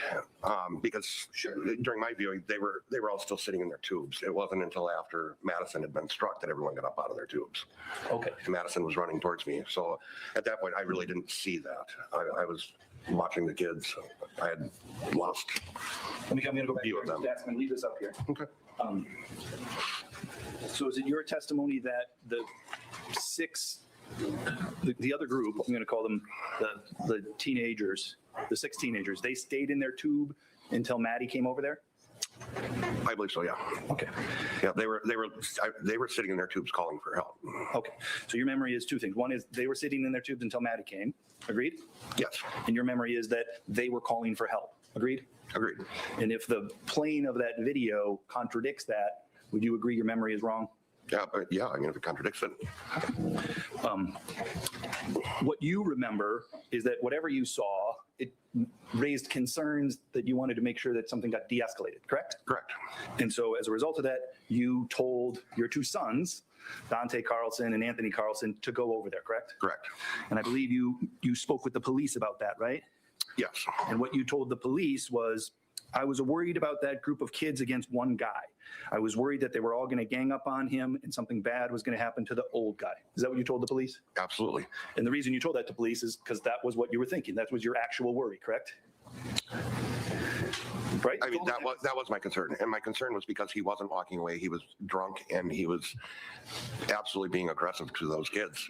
At one point, their tubes had wrapped around his legs and he was just refusing to walk away from them, even though they were screaming for anyone on the river to help them. Okay. Again, I appreciate that that's your memory. I want to unpack some of that. You said that it was your impression that Nicolae Miu was drunk, correct? Yes. And that was based upon your observation from 150 feet away for about 90 seconds? Yes. Okay. You don't actually know if he had consumed how much alcohol, do you? Well, I got a lot of experience observing drunk people. Sure. Certainly fit the bill.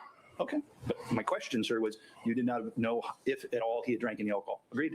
I didn't know, in fact, he had drank any alcohol. What you saw is essentially him perhaps unsteady on his feet in the water, correct? No. Well, you couldn't smell him. Agreed? No. And you didn't observe him drinking alcohol. Agreed? Agreed. You couldn't hear him say anything. Agreed? Agreed. You didn't hear him have slurred speech. Agreed? Agreed. So whatever your conclusion was as to his drunkenness, it must have been based upon how you observed his body moving around. Agreed? It was more his behavior. Okay. And his behavior is your observations of his body moving around, correct? Again, it wasn't because he was unsteady on his feet. Okay. It was the way he charged at the tubes. It was just the way he carried himself. Okay. And again, this is all based upon your memory, right? Yes. All right. So you sent the boys over there because you didn't want an old man, I think as you said here, to get the brakes beat off of him, correct? That is correct. I think we've heard different expressions here. Maybe, would that be similar to get a beat down, correct? Yes. Or maybe some other people call it to get beat up. Would that be the same? That would be the same. And I think one witness called it getting his butt kicked.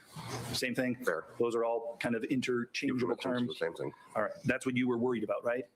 Yes. And part of that was based upon the fact that you saw that he was one man and there was these 6 teenagers, correct? No. I just thought it was because he was drunk. Sure. Okay. Would you have been worried about one drunk man on the river if there was one teenager standing there? I don't know if I would have or not. Okay. The words that you used to the police was, I was worried that they were all going to gang up on him, correct? I was.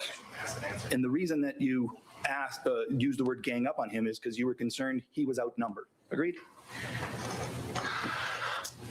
Again, that wasn't my thought process. Okay. You just used the word gang up even though it wasn't your thought process. Yes. Okay. And then I thought he would continue to provoke them until they did something. Okay. And this is, again, your observations from 100 feet away? Sure. Did you hear any words that he said? No. All you heard was the boys screaming for help? Correct. Did you hear the boys say he's a predator? I heard him say that he's a pedophile. Okay. I didn't give it much credence at the time. Okay. You had no reason to believe that, correct? No. You had no basis to know why that they were screaming pedophile, correct? No. But you agree that you're hearing them scream at this one man on the river pedophile, that increased your worries for that one man, correct? Sure. And that part of that is because when you call somebody a name that dehumanizes them, dehumanizes them, that might mean that crowd is more willing to be violent against that person they've dehumanized. Fair to say? Actually, Judge, it's speculation. Overruled. You agree with that? No. So the word pedophile to you didn't have any particular concern for you? No. It was the same type of word as jerk or some other pejorative term? I believe the kids were just throwing it out there, yes. Okay. And you didn't believe the kids were speaking the truth?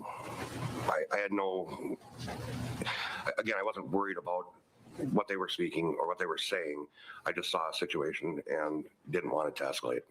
And as a result of that, you sent your two boys over there, correct? Correct. And and Dante and Anthony, they're not teenagers, right? No. They're adults, correct? Correct. And you thought your two sons would be able to de-escalate the situation, correct? I did. Did you observe Dante go over there? I did. Did you observe Madison go over there? I did. And when you saw Madison go over there, did you see Nicolae Miu walk towards Madison? No, what I saw was Madison walk between the tubes and Nicolae and tell him to move on down the river. Okay. Can I? Yes.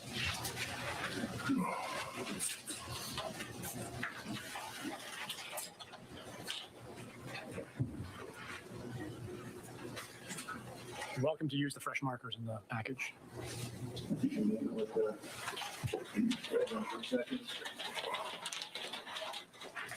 How do you have a preference where to do it? Somewhere I can see it. Sure. Okay. So I'm going to make some drawings up on here. He can't see it. Judge, would it be okay to him stand there to observe if he needs to? If he needs, can you see there? I think I can see it. Okay. Can the jury see? Everyone on the jury see the?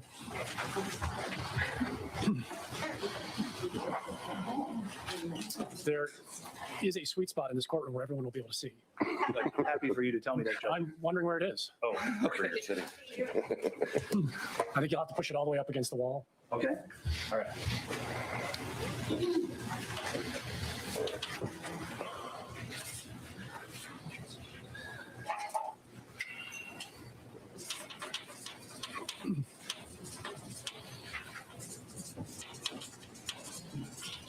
You see where I wrote downstream on the top and upstream down here?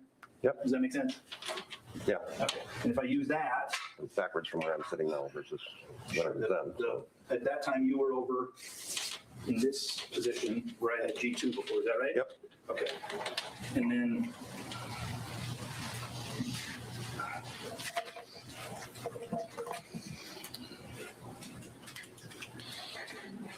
the 6 tubes were over in this direction, is that fair?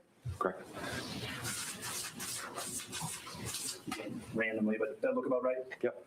And then Mr. Miu, would he be in this position? No, he was directly in front of the tubes. Right here?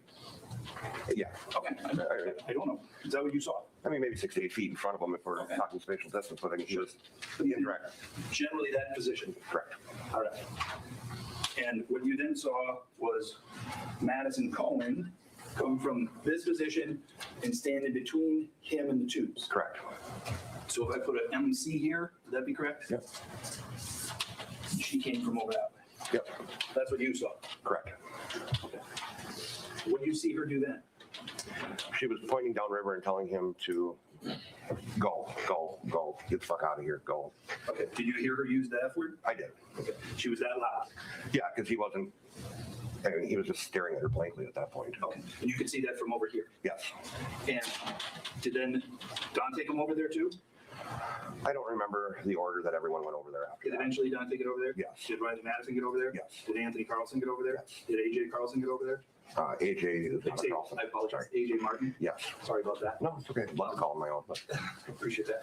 And then Janelle, what's Janelle's last name? It starts with a D, right?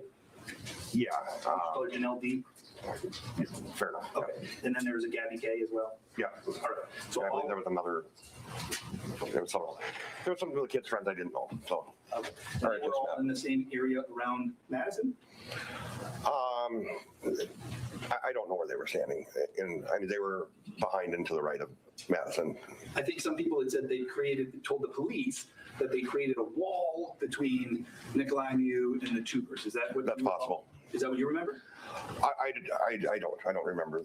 Okay, but we know we have at least, if I put Riley Matson, one person somewhere in this direction. I think Riley had actually walked up and stood next to her. Okay, so Riley could be here, Yeah. and then Dante's over in this area? Again, I don't remember. Okay, can I just, I mean, I know, I'm just trying to make sure we have enough bodies over here, right? So can you put a big D here for Dante? Sure. And then we have Tony's there someplace? Yep. AJ's there someplace? Yeah, yep. And I think Scotty stayed back and held the tubes with me. Scott's over here. Yep. Gabby K's over here somewhere? I don't remember where Gabby was. Okay, well, maybe just put her in the middle for now with a question mark. Yep. Janelle D is somewhere over there? Yeah, again, I don't remember. Okay, so somewhere here. Okay, so 1, 2, 3, 4, 5, 6, 7 people from your group walked over there? That's how you remember it? Correct. Okay. And then there was the 6 teenagers, correct? Correct. So at least as we have it drawn here, at some point, it looks like there's 6 of them, 5 of them, maybe 2 more that are standing there in Mr. Miu's space, right? Or in front of him, I should say. Yeah, I wouldn't say they were in a space, but. In front of him. Yeah. Sure. Other witnesses have described Madison Cone as being in Nicolae Miu's face. Would you agree with that? I don't object to the line. I think we can just ask the witness and not if they agree with previous testimony. Sustained. Do you agree? Do you agree that Madison Cone was up in Nick Miu's face? I guess I wouldn't describe it like that. Somebody else described it that way. Would they be lying? Objection. Sustained.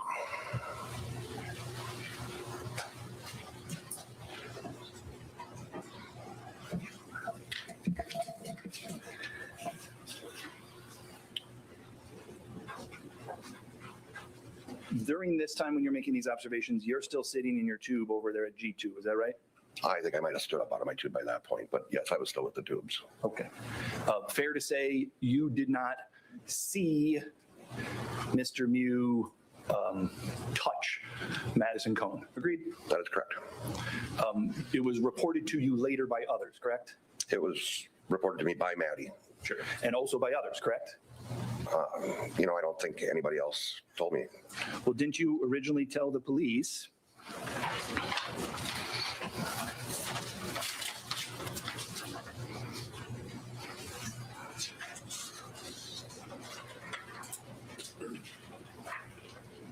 Didn't you originally tell the police, in fact, do you remember speaking with investigator John Schultz? Do you remember speaking with him? I remember speaking to an investigator at the hospital, yes. I told you this man over here with the badge on and the tie and the gray shirt with the folder in front of him is investigator John Schultz. Does that refresh your memory as the person you may have spoke with? No, but I'll take your word for it. You spoke with a police officer at the hospital, correct? Correct. And you told the police officer she came, and I think you're referring to Maddie. Mm-hmm. She came. The next thing I know, she's like, he punched me, Quentin. He punched me. They said he slapped her, but whatever. Do you remember saying that to Mr. I don't remember saying that, but I may have. I won't argue that I didn't. And if you did say that, it was because that was the truth. Agreed? Agreed. And the truth on that day was that Maddie told you he punched her, but others said they saw a slap, correct? Correct. You didn't see anything, correct? I did not. And as you sit here today, you don't know who said slap. You just know some people said slap, correct? Correct. And the only person that told you, excuse me, let me say that when you spoke with the police, when you told the police that Maddie was punched, you told her that's the only person that said that was Maddie, correct? Correct. And then you used they as a plural to say what the other people said, correct? Correct.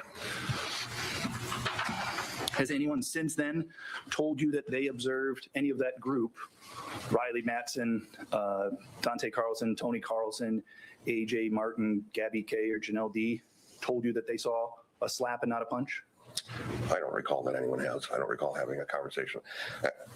Well, then, obviously there was more severe injuries, and those were the concern. Sure. And it was clear that she had been struck. You could see the mark on her face. You said that before. Let me ask you some questions about that. Sure. Where did you see that mark on her face? It was that her cheek was visibly swollen. There was pictures taken, and they were offered, but I don't know whatever happened to them. Okay, and we'll get to the pictures. Let me just put that aside here for a second. Can you point on your face where it is you saw the mark on her face? No. Okay.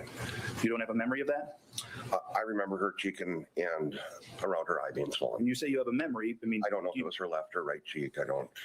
So do you have a memory of actually seeing it? Because when I have a memory, I see a picture there, and then I could see your face, and I could see the mark on one side or the other. You don't have that in your head right now? She was coming at me, so I would say it would have been the left side of her face. Okay. So, again, it's not a quiz, so I just want to make sure that we're the same, because somebody else had said they didn't get left and right correctly. And so can you just reach your hand up and touch the left side of your face where you think you saw it? Okay, and again, for the record, you used your left hand to reach up and touch underneath your left eye on your face, correct? Correct. And in fact, I apologize, but I couldn't tell from, I have a little scar under my left eye. I couldn't tell from back there if you did. It doesn't look like you did. Bags under my eyes. I work nights. Nope. Sometimes we project on our own onto others, and I apologize for doing that. So what you recall is, did she point up to her left side of her face? She came over holding it. Okay. She came over holding the left side of her face, right? Yep. And when she's holding the left side of her face, I imagine she's holding the left side of her face like you did with her left hand, correct? I believe so. Okay. When she walked over to that group, she had things in her hands, correct? I guess. I suppose she probably did. Yeah. I mean, she had a phone, right? I don't know. She had a vape. Again, I don't know. And she had a white claw. Right? If I showed you photos that said that she had those things in her hand, would that surprise you? No, it wouldn't, but Okay. I can't say that I know what she had in her hand because I don't. When she came back to you, she still had the phone, correct? Objection, Judge. I think it's saying it doesn't remember. I'm asking now when she came back. I'm asking a different time frame. Fair enough. You can answer the question. I still don't remember. Okay. When she came back, did she have the can in her left hand? Again, I don't remember what she had in her hand. Would it refresh your memory to see a still frame of her standing by the tubes afterwards speaking? Can I show that to you? Sure. I'm just going to check that out. You know what's in the video. He doesn't remember. I don't think it's a good use of our time. He doesn't remember. The photos may or may not show something different. Would you agree if she's seen after she says that she got punched in the face on the left side of her hand and she walks over to you at G2? Yeah. Right? And if she's seen in the video over there holding a can in her hand with a phone in her right hand, right? Yeah. She's got her hands full, correct? Okay. Do you agree with that? I mean, if her hands are full, yes, I would agree that her hands are full. And if her hands are Speculation on what might be. the hypothetical, Well, come on up, please.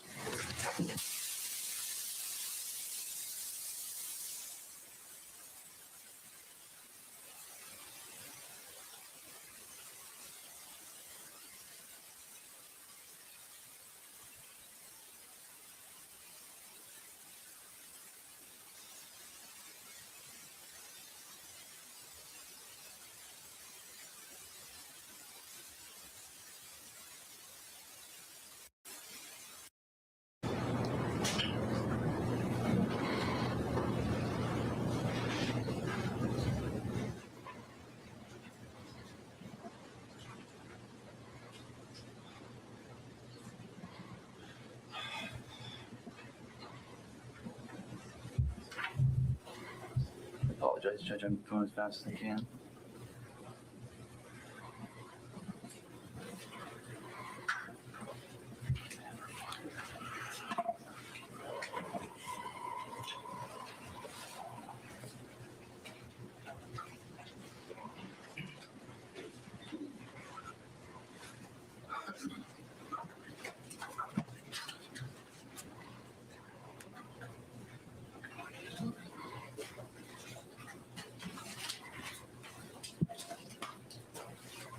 I want to show you slide 4235.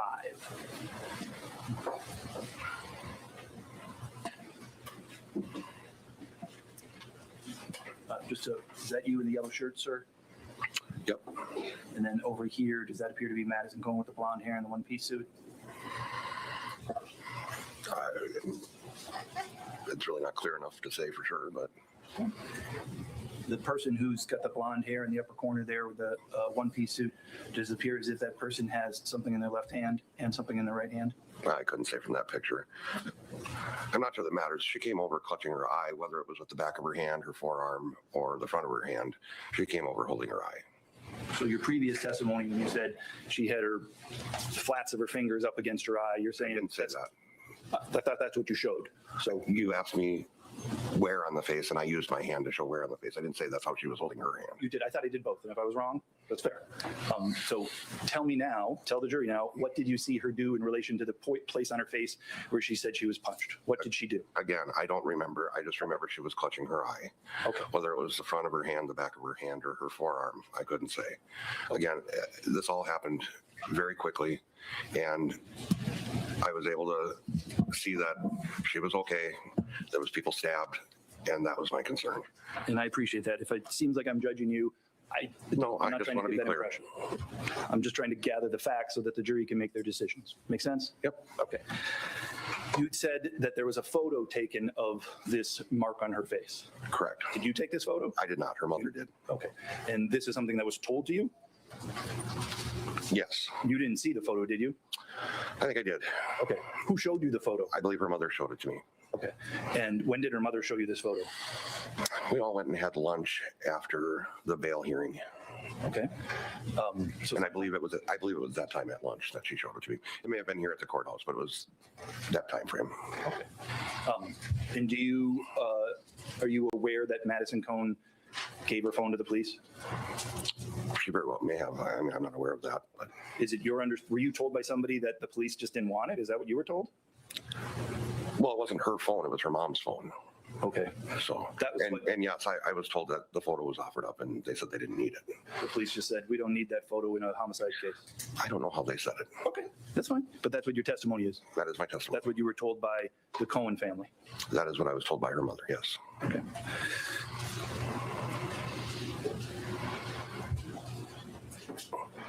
That's all. Thank you. Mr. Anderson? Mr. Carlson, do you have a photographic memory? Absolutely not. Do you remember some details of events without remembering every detail? I do. Remember how you drove here today? I do. Remember how many lefts versus right turns you took? No. Do you remember some things from this incident, but not every single incident detail? I would say that's fair to say. Some things were burned into my brain that day.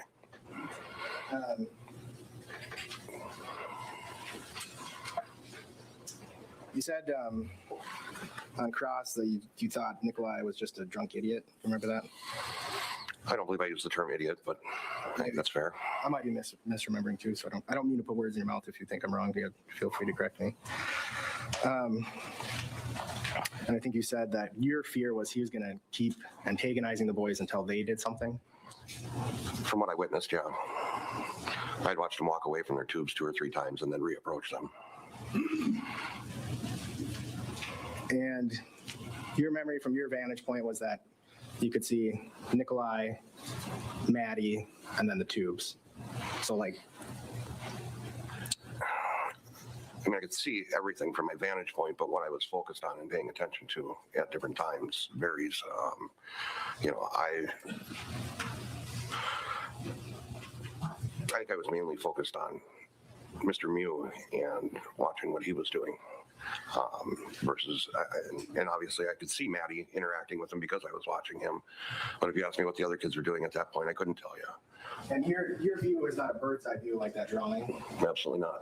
So if there's parts of your group walking over or standing in between parts of your view is obstructed? Yep.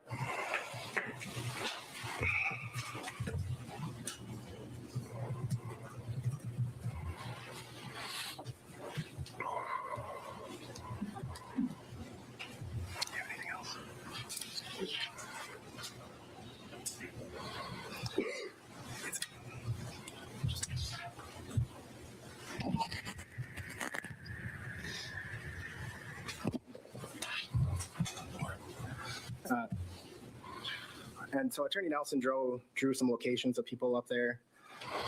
Do you actually remember that that's where those people were? No, I mean, I remember where we were in relation to their group. We were almost in front of them when I got the boys to stop our tubes.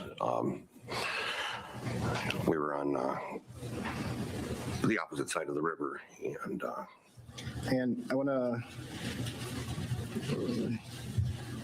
So Attorney Nelson asked you, which cheek was it on Maddie? You remember that line of questioning? Yep. I think you said a couple times you didn't remember.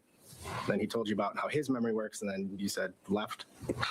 Well, again, I didn't want to say anything that I wasn't absolutely certain about. I remember it being the left-hand side, but I didn't want to state that without being absolutely certain, and I wasn't absolutely certain that it was the left-hand side. He asked you to pick a side, and you picked. Correct. I don't have anything else. Mr. Nelson? So just again, when you say you remember it being on the left-hand side, do you have an image in your mind of Madison Cohen's face on the left-hand side having a mark? Is that what you see when you say, I remember it being on the left-hand side? Correct. Okay. You don't see anything else in your head other than that, right? You don't have any other memory, correct? Well, I'm not sure what you're asking me. Poor question. Fair enough. I'm asking in particular about your memory regarding Madison Cohen's mark. And the only memory that you have about Madison Cohen having a mark is the memory that you've told us about it being on her left side. That's the only memory you have, correct? Correct. All right. Thank you. You said you watched Nicolae Miu walk away 2 or 3 times, correct? Correct. And was that before, during, or after Madison Cohen had walked over there? Before. Okay. And when Nicolae Miu walked away from that group of teenagers those 2 or 3 times, did you see the teenagers just float downstream away from him? No, because he was in front of them. Okay. So when you said you saw him walk away, you mean he walked downstream from him? He walked downstream. At one point, he walked around the side of them and around the back. He grabbed the tubes and stopped them from behind. And then he walked again in front of them. And he had started to walk downstream from them at that point, and that's when he turned around and charged at them. And I believe when he charged at them, Madison was off the tube and on her way over there, and the boys were following. And you said that you had an obstructed view, but you could still see things, certain things. I didn't say I had an obstructed view. Okay, I thought you did, and so... No, he asked me as they were walking over there, is it fair to say that at times it was obstructed? Okay, so at times it was obstructed. Correct. One of the things that wasn't obstructed is you observed your son, Dante Carlson, hit Mr. Miu, correct? That is correct. And you saw Mr. Miu go down into the water, correct? I saw him fall back onto his backside. I don't know that I'd call it going down in the water. The water was very shallow at that point. Sure. The water was flowing over the ground, correct? Yes. Okay. It's still the river, correct? Yeah. Whether how deep the water is, he went into the water. Yeah, I was probably 10 inches deep at that point. Okay. He went into those 10 inches of water, agreed? Yes. And when you saw Dante hit him and he go down into those 10 inches of the water, that's when you yelled stop, correct? Correct. And your son didn't stop, did he?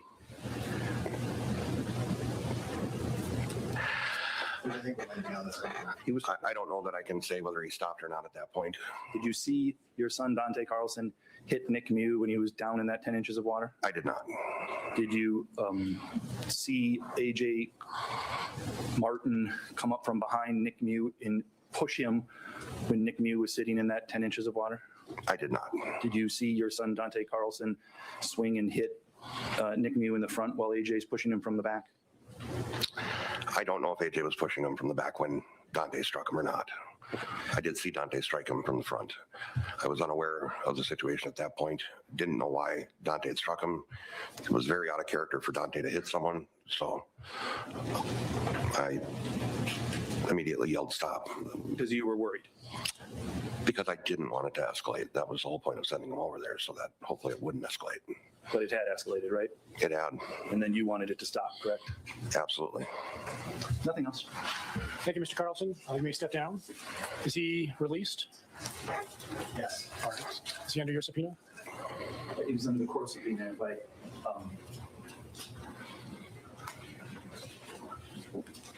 I think we have his number. I can tell the court at the end of it, he's free to go today. I will certainly inform the court and Mr. Carlson. He doesn't need to sit in the hallway. All right. So you're free to leave. You may be asked to come back on a different day. Thank you, Mr. Carlson. While we're in between witnesses, I'd like to have the illustration marked as an exhibit. So let's get a number assigned. It would be 102, Judge. Okay, 102. Move within the admission of exhibit 102. And that'll be admitted for illustrative purposes only. Judge, are we talking about the handwritten diagram or the printed diagram? The handwritten diagram. I had marked exhibit 101. I did not offer it because I didn't have a basis to offer it. All right, who is the next witness? Dante Carlson.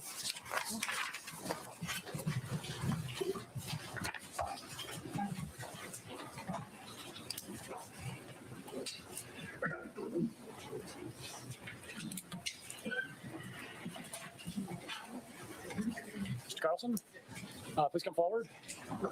Face the clerk, raise your right hand. She will administer the oath. Do you swear the testimony you're about to give in this matter shall be the truth, the whole truth, and nothing but the truth, so help you God? Please have a seat in the witness chair.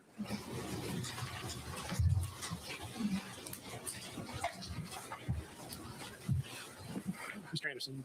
Can you please state your first and last name for the record? Dante Carlson. And Dante, do you work? I do. What do you do? I am a cook. And how old are you? I am 21. How old were you on July 30, 2022? I was 20 years old. And on that day, were you tubing on the Apple River? Yes, I was. With your dad and some other people? Yes. Were you consuming alcohol? Yes, I was. Do you know how much you had? A Budweiser, a White Claw. I think I had just opened a Truly when this all started. And at some point, did something catch your attention as you're tubing down the river? Yes, we heard screams for help. And did you, what happened next? My dad told us to post up and then wait, and then he told us to go over and see what was going on. Did he say to try to de-escalate? No, he didn't say de-escalate. He just asked us to figure out what was going on. And did you go over there? Yes. And could you hear the teenagers yelling? Yes. Do you remember what they're yelling? At first it was help, then it was cheering, and then they were calling him names. And did you try to ask Nicolae what was going on? Yes. Did he answer you? No.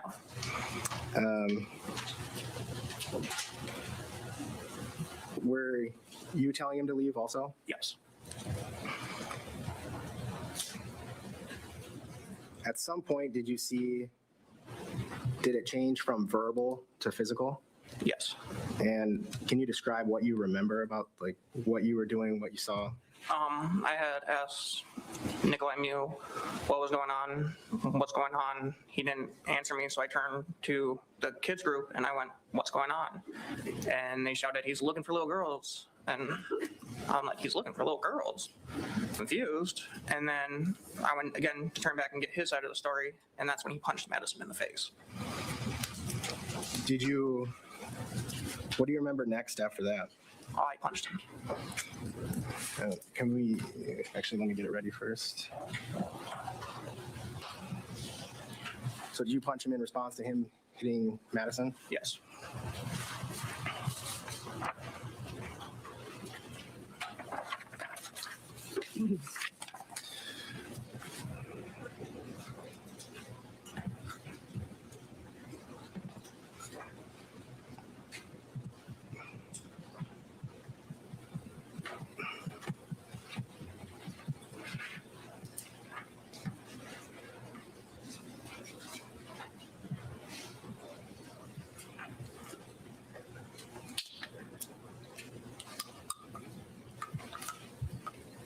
Okay, I'm going to start on slide 2553. I'm going to go through these and ask you some questions.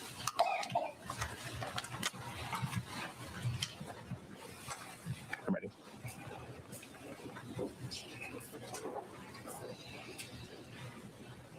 And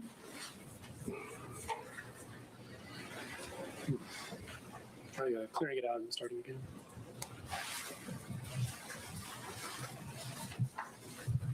I'll try to. Look good. Yeah.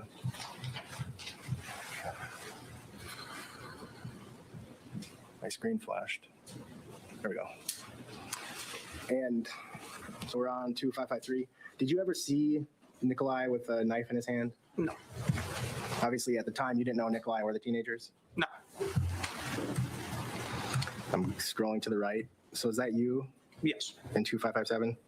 Yes. So you're standing right to the right of Madison and Riley. I'm going to keep going.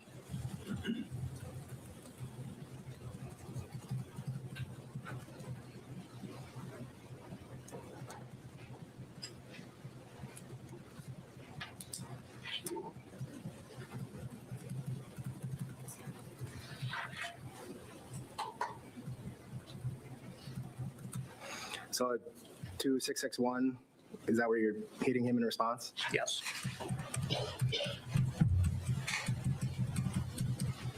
Who's that in the yellow shorts just on the right? That would be AJ Martin.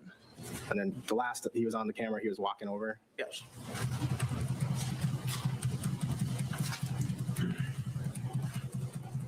Is that you? Is that you? Yes. Again? Okay.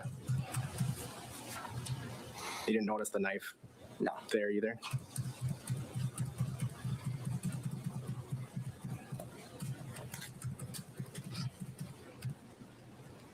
I'm going to just show you 3 frames here. 2744, 2745,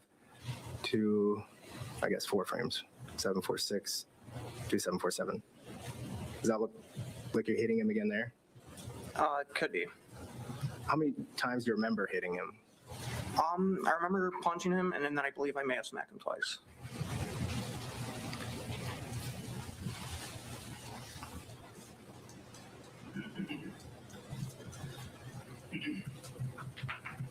Continuing to go through. Now, where you are on this, I'm paused at 2781. You're off. You'd be off to the right of the screen here. Yes.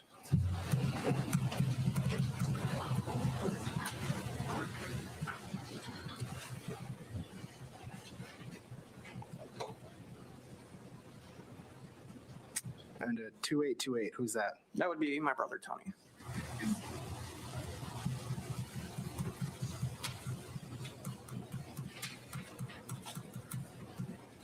Who's that in the back on the top left? Oh, that's Riley.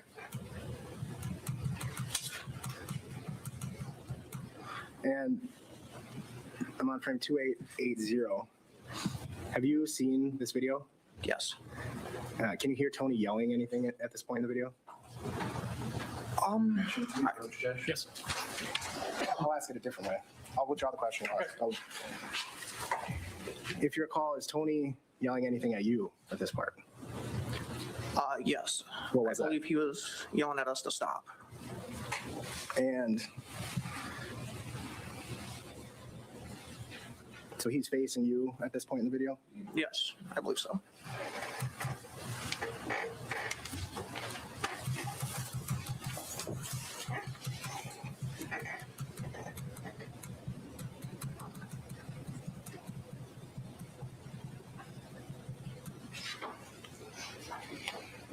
Okay, I stopped at 2939.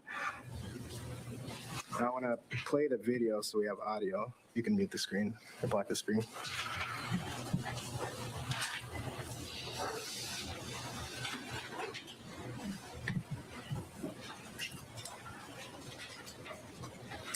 After you saw Nicolae strike Maddie, did you yell something about it? Yes. Remember what you yelled? You never hit a woman.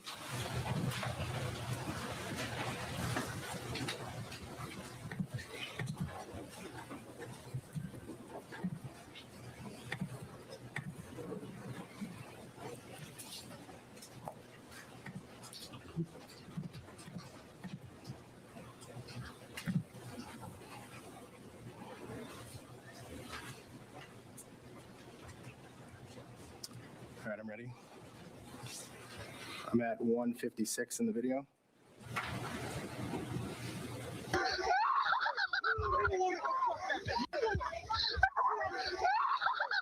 You hear you saying that in that portion of the video? I do. And now I stopped at 157. I'm going to keep going forward.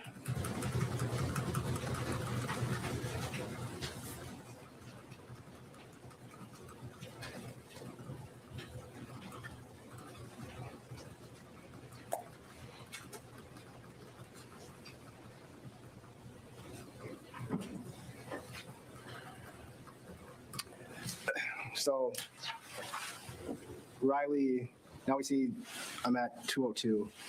Riley clutching her side. Do you see that? Yes. Do you remember if you saw that at the time or not? I cannot remember. But it was after, when she's seen with an injury on the video, it was after you yelled. You don't hit a woman.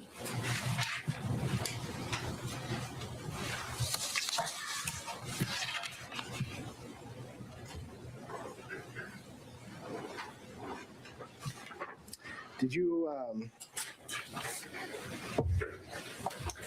do an interview with law enforcement? Yes. Well, actually, let me back up. So at some point, are you stabbed? Yes.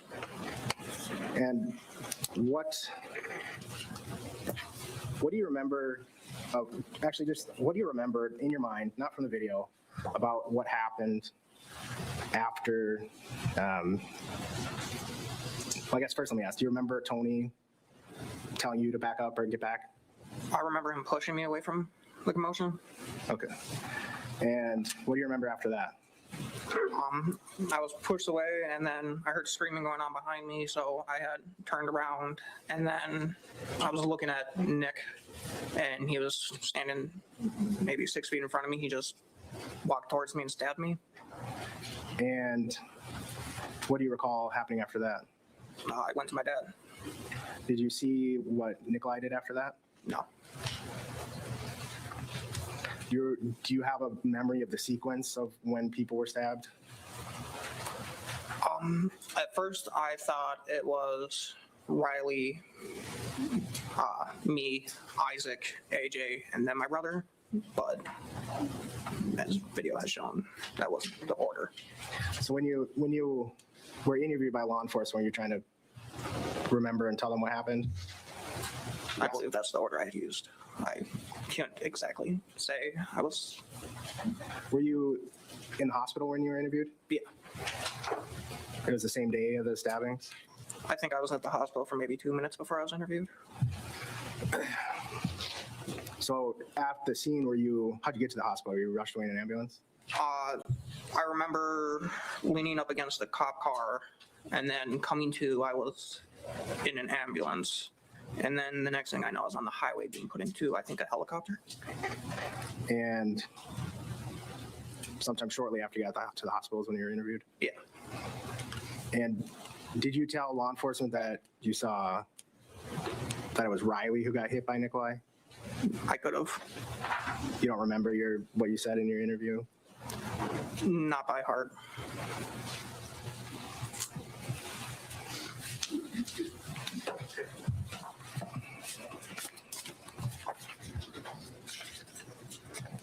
Where were you stabbed? In my lower abdomen, I guess, my lower chest area. Can you stand up and just point? Right here. I mean, I can show you if you want. Are you comfortable showing you have a scar? Yeah. It shows the exact spot? Yeah.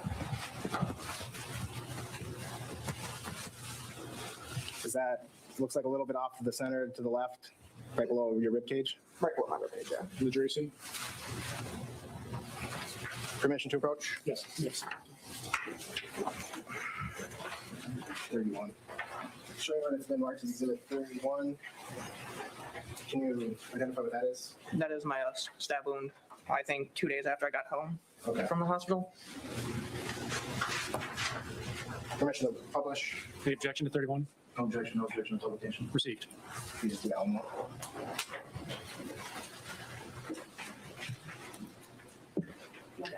Yeah. I have to turn it off. I can do it.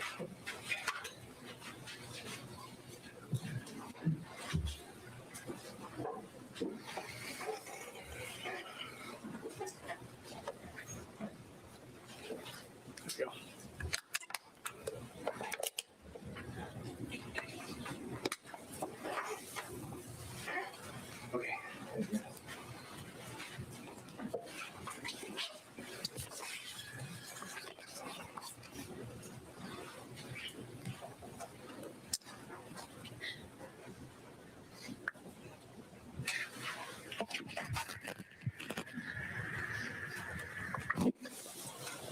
You've seen the video, is that right? Yes. Do you see yourself get stabbed in the video? No. And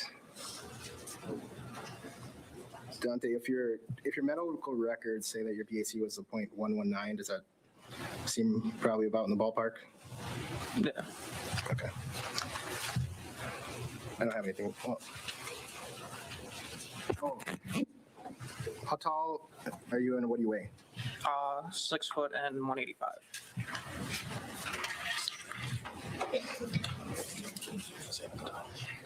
I think 4 or 5 more questions. Did you know if Nicolae was a loner in the group? I didn't know. Did he ever say he had a group upstream that you heard? No. Did you ever hear anyone threaten Nicolae before you saw the strike on Maddie? No.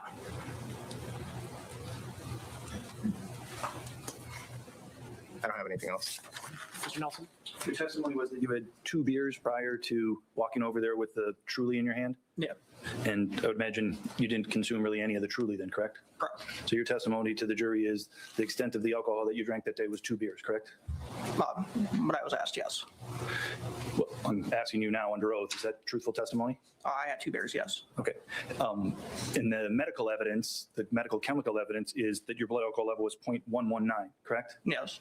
Do you understand that it would take a lot more than 2 beers to get to a 0.119 blood alcohol concentration? I would. Do you have any explanation how you can reconcile your under oath testimony that you only had 2 beers and the medical evidence that your blood alcohol concentration was 0.119? Yes, I had some hard liquor as well. Okay. So when you were asked questions about how much you had to drink, you chose to only say. I was asked how many beers I had. Okay. Okay. And so unless somebody asks you specifically an exact question, you're not going to just volunteer information that's hurtful to you, correct?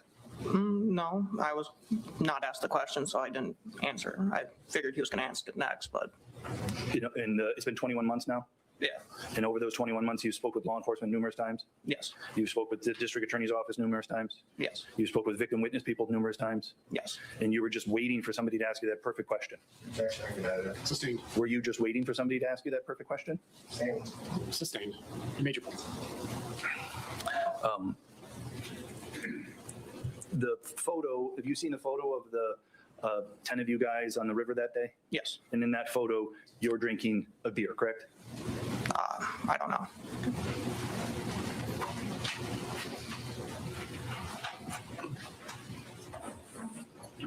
Showing you what's been marked as exhibit, oh, no, you're not. Exhibit 26C, do you see that, correct? Yep. You're not drinking a beer, I had that wrong, correct? Correct. Okay. There's other people drinking beers, correct? Yes. It should be 26A, that's what we call the other one. I'm sorry, I couldn't read it. 26A, not 26C. The hard liquor that you were drinking, what was that consumed in? It was off on a riverbed shortly before we got to where the incident happened. There were shots of butterscotch schnapps out of skis. Okay, and so you would consume those just prior to this, right? Yeah.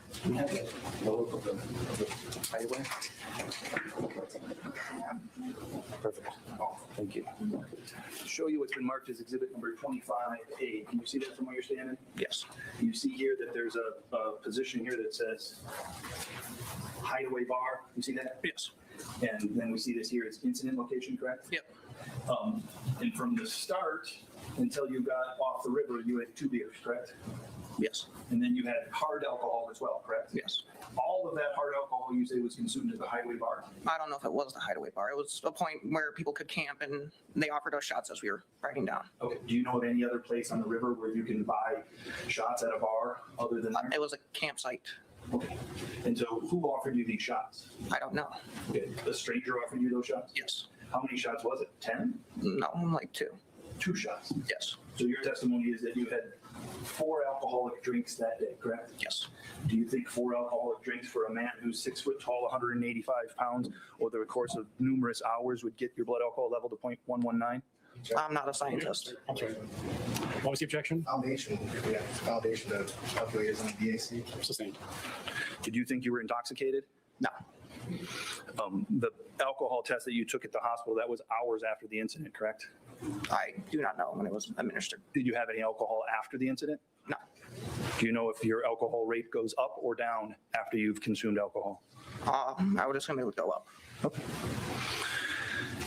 All right. I want to ask you some things about what your dad told you, okay? Sure. You said, well, first off, did your dad tell you, did you hear him say, go over there and make sure they don't attack that guy? No. Your dad didn't say that? Not that I had heard. Okay.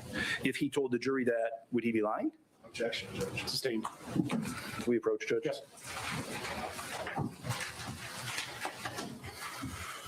Yeah, we gonna approach about this. That's right. Come on. Get it. Clock it. I'm picking with you, Tanya. Don't beat me up. Don't beat me up. She come in the chat every once in a while and she sees somebody post something that she like, clock it. And I can see her like, clock it.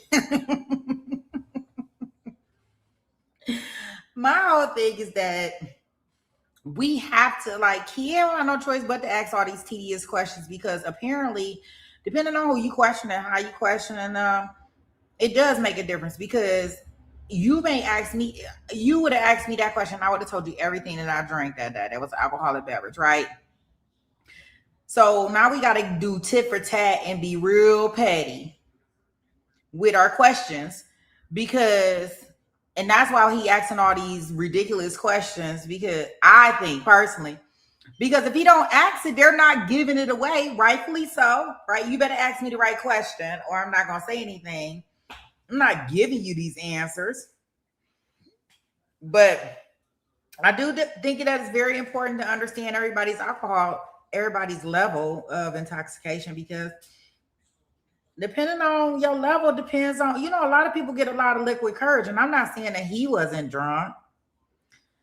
And Jason, I would really like to know,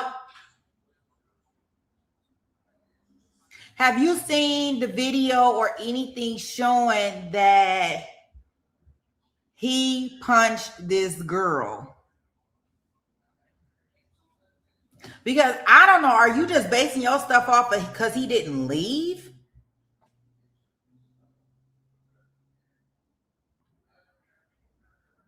I mean, I know Kirby has seen the trial, so I'm cool with that. But I need to understand from the people that have not seen this trial, how are y'all already at this decision that, or whatever y'all at? Please do explain. Every witness said he hit the, so, so you don't think all of them is cool and that they're not saying that something happened? I'm not saying he hit the girl or not.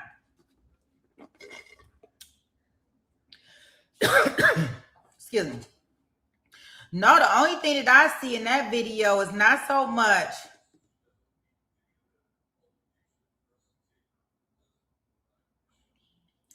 Okay, with all I'm saying is that,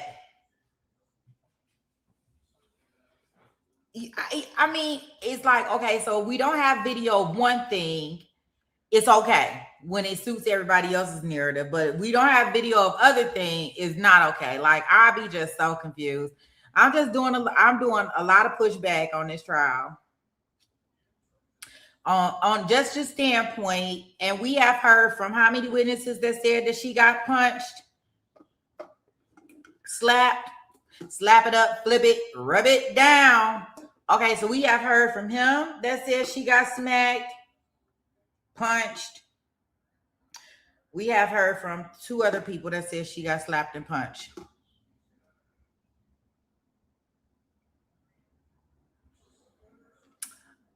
Depending on his intoxication, depending on his level of alcohol, I can see the brother doing that, yes.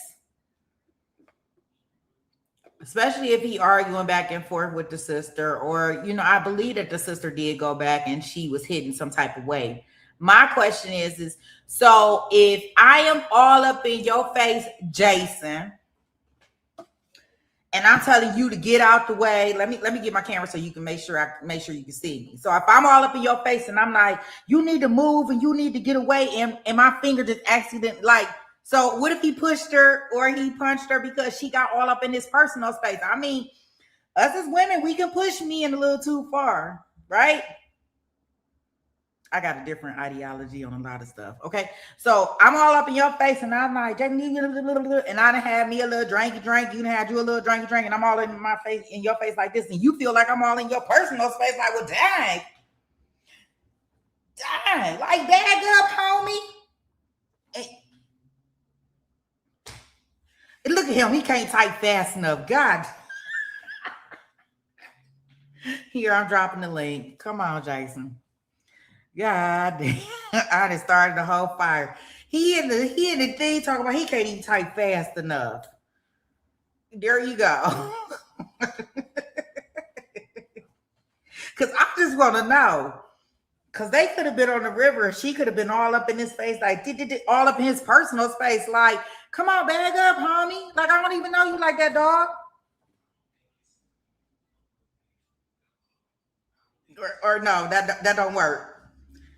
And he pushed her in.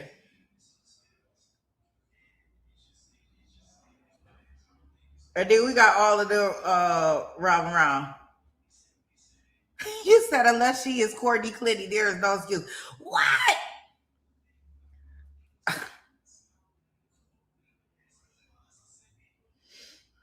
So Courtney Clinton got an excuse? Or should be? That's SD girl. She loves her some business. We should end it with some should business because she loves her some should business. She likes that old crack. Because y'all not going to tell me that a woman on the river can come up in your face, JC. You not going to tell me that she can come up in your face and she could be... You ready? Give me the thumbs up when you ready. Because he high. Say, hey, you can't type fast enough. I can't. So look. My thing is easy, right? Homie goes out there and you approach these, teenagers, rowdy or not. I don't care that you don't see the whole, actual contact. If he did hit, slap, push, whatever he did, you know what I mean? Like, that's not really my thing. It's there's a problem and you're not trying to de-escalate, right? Like that's where the guilt to me is on you. You know what I mean? If they are a quarter mile down this way and they're rowdy and making noise, if you're at like, you know what I mean, I don't know, a park, and there are a group of kids over here, acting rowdy, jumping on stuff, they're not bothering you, right? You have a choice to go this way, but you go down here, and then these rowdy kids who were jumping and rambunctious and all this other stuff, now all of a sudden there's a problem. Your first thing is I'm in fear of my life, so let me grab something to, you could have just avoided it. Like that's my whole thing. Yeah, so I don't get the whole he's in fear. I think he was angry. I think he was drunk, intoxicated, and again, this other separate group comes over and they testify. The dad, the son now has said, "Yep, I witnessed it," and that's what as jurors we're supposed to be doing, right? You're taking the witness testimony. All right, those witness saying he saw that man hit that girl. Gotta take his word for it. That's all I'm doing. You know what I mean? Like, so what? It's not on video. Usually videos happen after something has already sparked, right? Okay. So you know what I mean? Like if there's a squabble, there's gonna be a fight. All right, kids are gonna grab out their phones, but you're already in the interaction. It's never, hey, I think it's something gonna go down. This guy is walking down here with his face in the water. Let me pull out my phone now. That's not how it works. So it's usually after something. So you see, homie, let's say he hit her. Now I'm pulling my phone out. Oh, we got to record this. This dude is wilding. Seems legit to me. Well, they definitely had the phone recording before, at least from what I could tell. And we gonna see the recording a whole bunch of times, just in all fairness. But I'm just saying that when we are looking at this, especially you haven't seen this trial before, right? No, this is my first time. Bad juror. Hit my gavel because you're a bad juror. I would have to kick you off the jury pool because you coming in here with a bias. You haven't even heard enough evidence to say nothing about nothing. Yep, I'm usually an opening statements kind of guy. Opening Oh, statements. Opening you statements is tell not me. allowed to be on any jury, y'all. Y'all see this? Opening statements No. tell me everything. It's like, all right, and then especially when I don't hear, okay, you're gonna see that my client was not even there. Okay, now I'm okay. Maybe it wasn't homie, but you're saying, yeah, homie was there. He was in fear. All right, all right. I can see you backpedaling out. You know what I mean? And all right, if that's what the video shows, maybe that's self-defense. But when that video starts, homie is running at these kids. Oh, that was just a Case clip they wanted to show you at first. Go case ahead. closed. Case No, closed. Nah, that's what they wanted to show you at first. No, wait case a minute. So closed. wait a minute. What is a good self-defense case for you? What is a self-defense case for you? To me, you make it obvious that you're trying, you know what I mean? Like, my hands are out. You know what I mean? What? What do you mean? Okay, Yeah. so are you telling me no what? Look, Come order. on. So are you Hey, telling me please stop. You know what I mean? If you were getting arrested, if you were interacting with the police, what's the first thing they're gonna tell you? Yo, I need to see your hands, right? Because anything else can seem like you are making a threat towards me. So if I'm not trying to make a threat towards you, I'm gonna show you my hands. Here you go, bro. Look, you know what I mean? I'm looking for a phone. Have you guys seen a phone around here? Hands. My hand ain't, in my pocket. I got something lurking, you know what I mean? And now everybody is heckling you and surrounding you. Now here comes the fear. Come on, it's convenient. And I have a problem with this whole fear. I said that in the chat. I have a problem with the fear line because I feel like, everyone uses it when they do something because what's in my mind is subjective to me. It is what I'm going through. So you can't really, you know what I mean? So I think it gets overplayed too much. And this is another case that I believe is just, I'm going to try this self-defense because there ain't nothing else.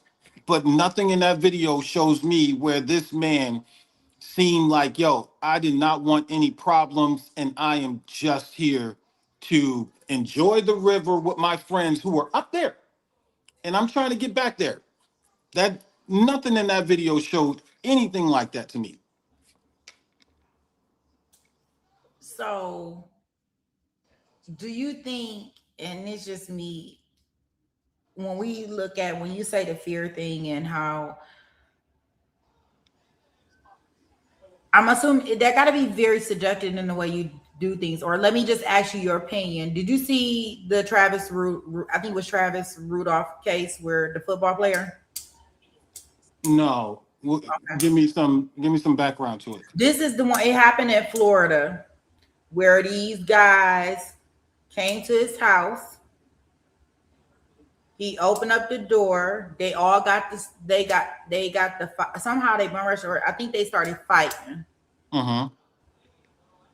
And they may have been, I think, getting the best of him, and he went and got that whopper with the chopper.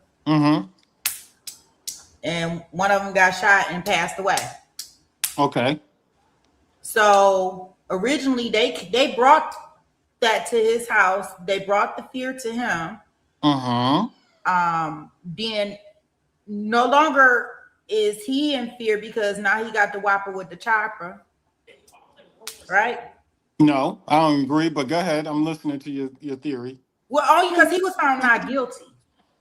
Yeah, I think I'm falling with not guilty so far, but I'm trying to hear you What's out the all the way. difference? Why can't his level of fear change? All right. First, you're saying the situation in Florida, again, different states, different rules. See, But that need to let's be say, in Florida on this river. hold on, but no, it's not the same. But I'm giving you, that's point one.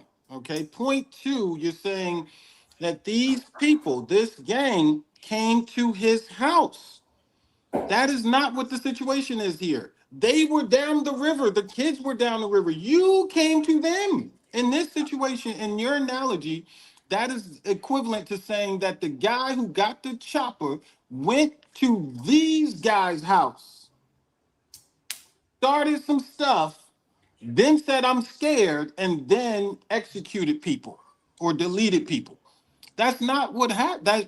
That's not what your first story was, right? So Okay. now, if you're That's saying fair. that Nick is at the river by himself, just snorkeling along, and this group of kids came up to him and started heckling him and flipping his tube over and doing all this stuff, and they surrounded him in this way, and then he did something, maybe you have a self-defense, maybe, but that's not what happened. Again, you lose me when you say I'm going down here and encroaching on them. You lost. Guilty. Hang it up. Go. Do not pass go. Do not collect $200. You're done, bro. Like, you messed up. You should have stayed where you were. Now, if the problem comes to you, that's what self-defense is. Like, this problem, I cannot avoid this problem. And it is and the only chance I have is to hurt you in order for you not to hurt me or people I care about or the public. So So that's what do we where I do? draw the line. So what do we do when we talking about, and maybe this is dicey because all these situations, when I'm thinking about them, they are in Florida. When we think about a George Zimmerman, Yeah, I think that was hard for me, but was again, he guilty or not guilty? you already know where I'm going. I mean, I think he was guilty, but it's the stand your ground law. There's, he knew how to play the rule and use it towards his betterment. I like the rule, right? You're being able to stand your ground, right? So how I envision that law, okay, I think that's where it gets dicey. So how I interpret it is, let's say I'm out with my kid, there's a problem, and these guys are trying to attack me. Right now, I can leave. I can just leave this. Let's say I'm at a restaurant or movie theater. I can leave, and this problem is avoided. But I'm not looking for problems. And stand your ground to me is, no, you don't have to leave. You have every right to be here too. Right. So if they are threatening you, trying to cause you bodily harm, you have a right to stop that action from happening. You don't have to go and say, hey, let's get out of here because this is happening. Right. You could, maybe you should, but you don't legally have to, is how I interpret it. So I don't know what's happening in the chat right now, if anybody's disagreeing with that, but that's how I see it. And I think that's cool. George Zimmerman, that's a little different to me how he used it, right? So, so let me ask you before you go into that, because my question to you is that would these be the same circumstances in a way if we were in Florida? Could it be that he's not guilty? No, again, for the reasons I'm saying, you know what I mean? I guess Based off of Florida law is what I'm saying. Because even though George Zimmerman, we know he stalked Trayvon Martin. That's a matter of opinion, right? Like, that's a matter of opinion. So I agree with you. I think he did too. So this guy, he stalked these boys on the river. I'm just saying, what if this river was in Florida? I don't know what kind of rivers or lakes or whatever they got in Florida, but what if we were in Florida with this? And I guess this is what makes me upset. I guess you got to know where to commit your crimes at. But if we are in Florida, even if he brought the fight to them, once, just like with a George Zimmerman, once he felt like his life was being threatened, the roles kind of changed. So again, right, like George, it's a different situation. You know what I mean? And I'm not defending George Zimmerman here, right? Yes, you are. Go ahead. Defend I'm him. I'm not at all. But I'm saying it's a different situation. Defend George Zimmerman.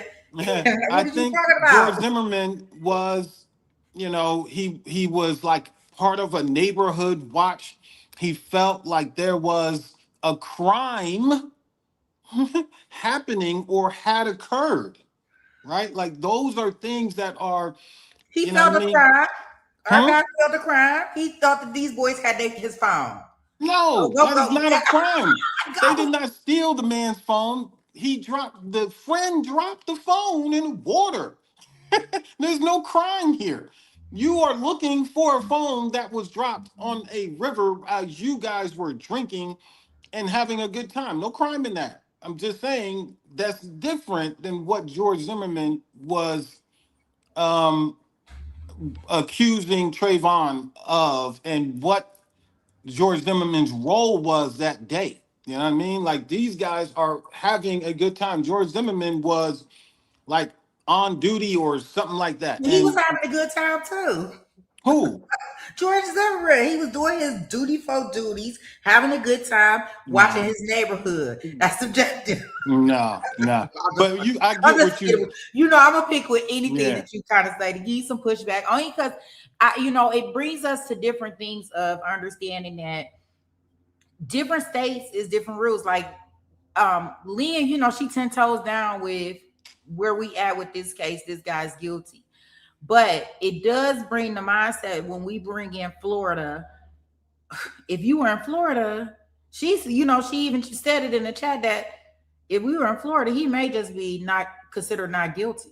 he may. He has. I think he would have a. If your question to me is, do you think he had a better chance? I think he's guilty, regardless. In all 50 states, this guy would be guilty.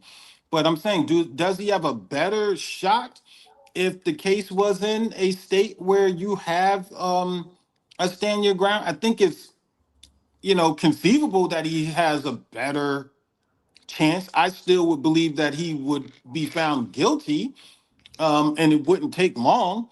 But would he have a better chance? Maybe. But I mean, to me, the circumstances here, right? Like, bro, you did not have to do any of this.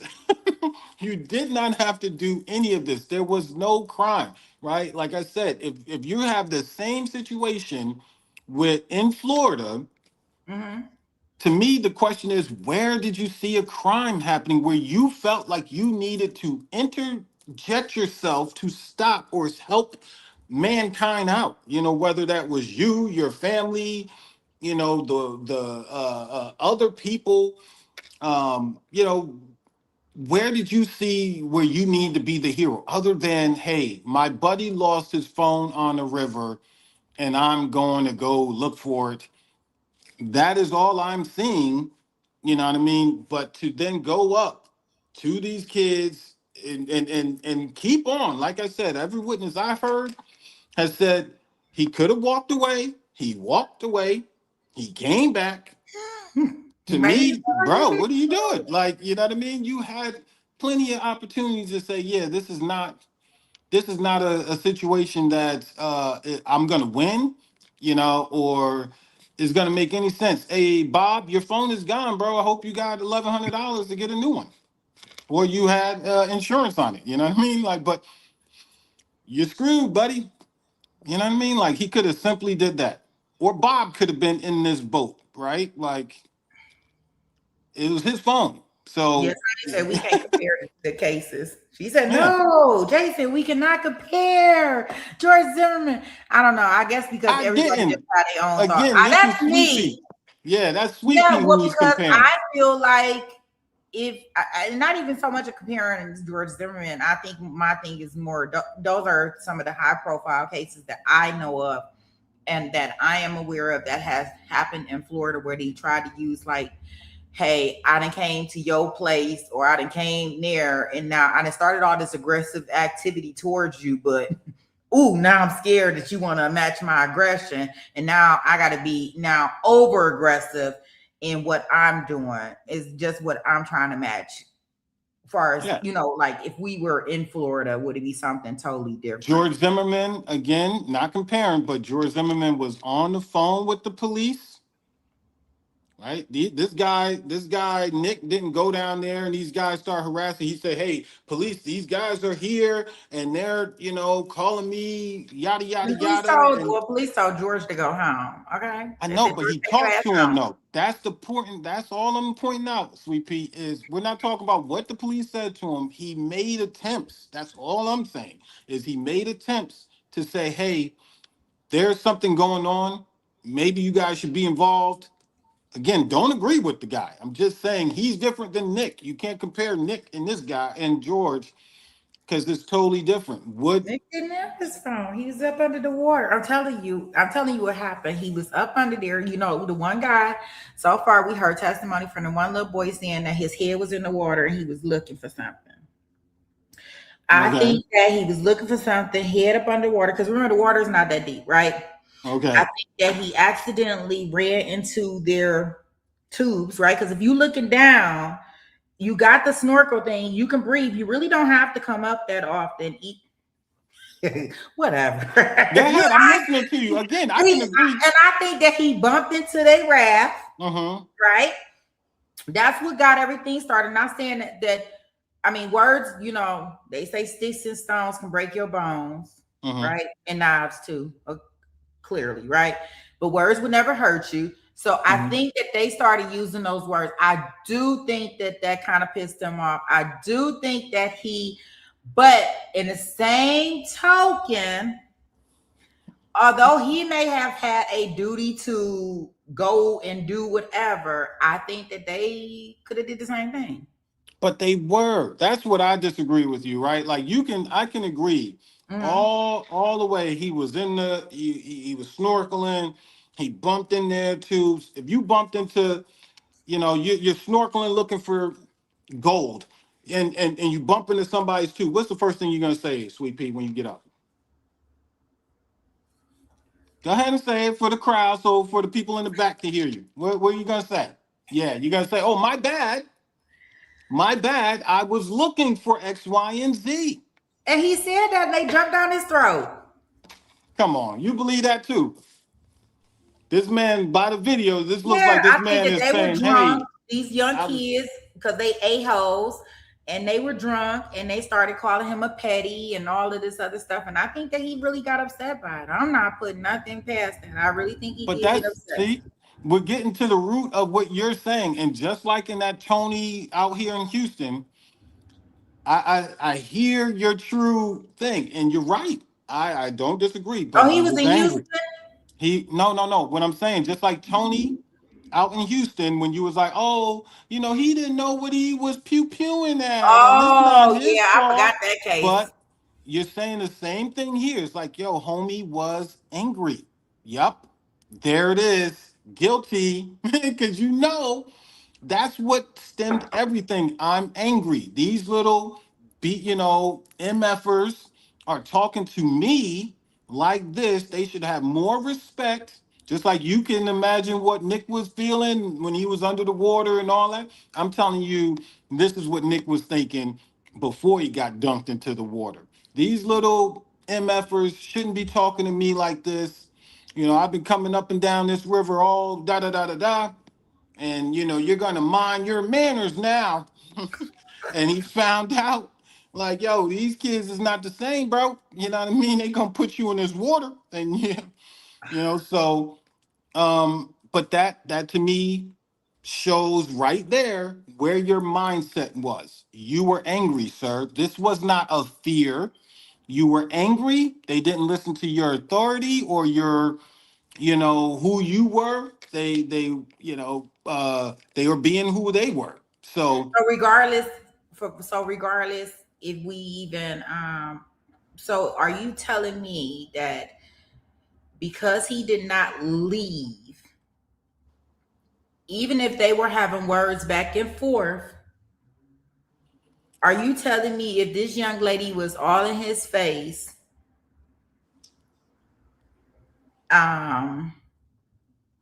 aggressively, and he decided to push her to they say punched her, but I don't know. If he decided to move her, because I heard that he pushed her. Okay. they're testifying that he punched her, but I think that that's just to make it more aggressive. I think that he pushed her out of his personal space. Okay. So he pushes her because I mean, damn, you can't have your personal space. Like, I mean, y'all can't want it all the way. Like even if they on the river and he up in their personal space, they didn't like it. So now she's up in his personal space. He doesn't like it. He pushes her, right? Yep. They don't like that she gets pushed or punched. So then they push him into the water, right? Okay. He's panicking because now he's on all fours. He got somebody on his back kind of pushing him down. At least if I can remember from what we watching in the video. And we gonna watch the video. Like I said, it's a whole year and a half ago when I seen the actual trial. He's being pushed down by them, right? Okay. Yep. And he can't get up. He starts to panic for whatever reason. They got him pushed down because I think they were slapping and punching him. Because the guy admitted that he punched him a couple times and slapped him because he had pushed this girl, right? Hold on, Sweet Pea. You go so fast. So my question is, why is the girl in your face? Tell me why. She's in his face because she telling him to leave these kids alone, leave, or whatever the case may be, right? But we just talking about words. But what does that imply to you? If this woman or this girl comes into this person's space, that she nosy and she shouldn't be over there.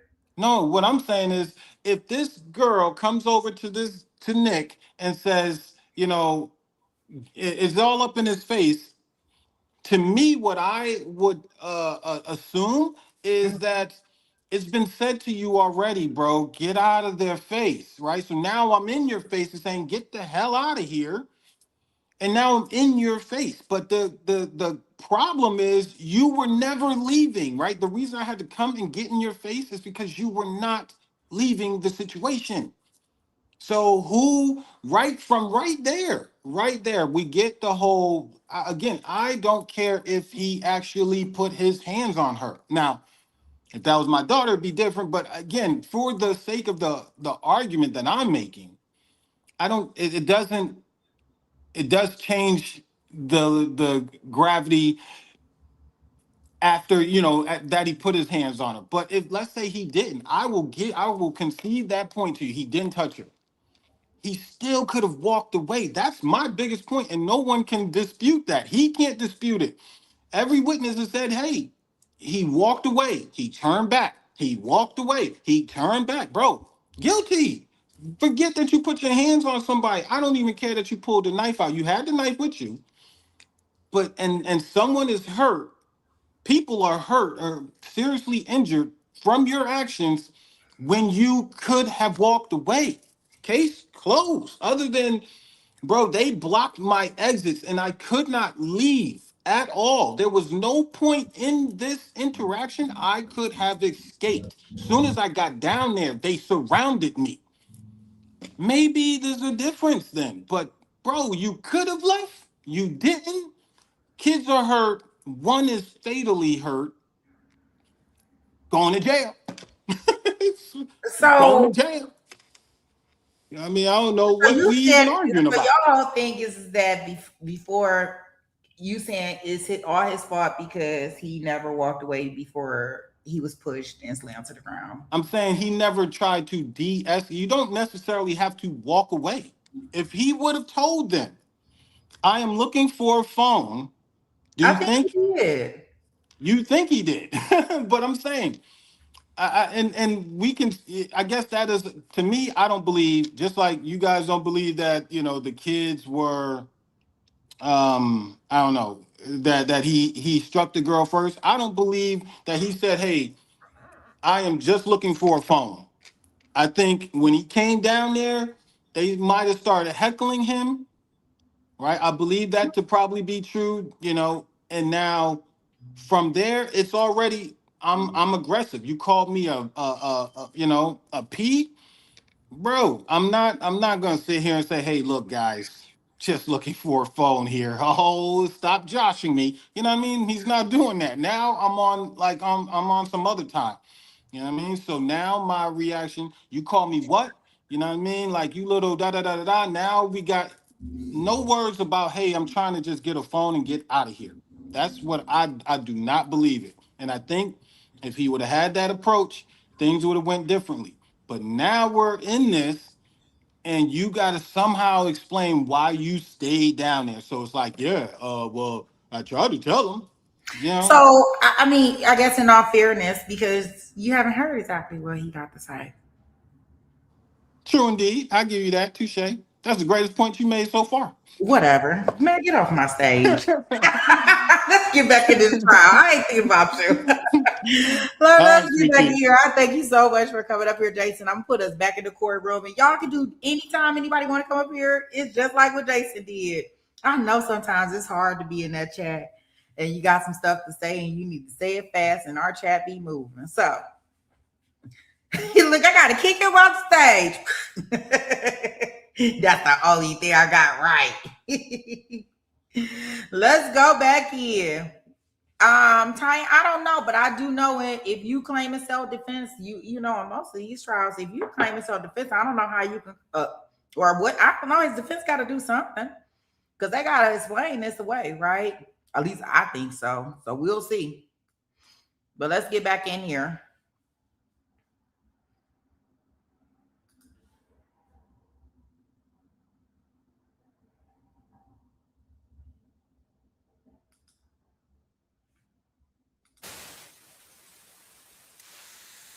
I'll move on, Judge. Thank you.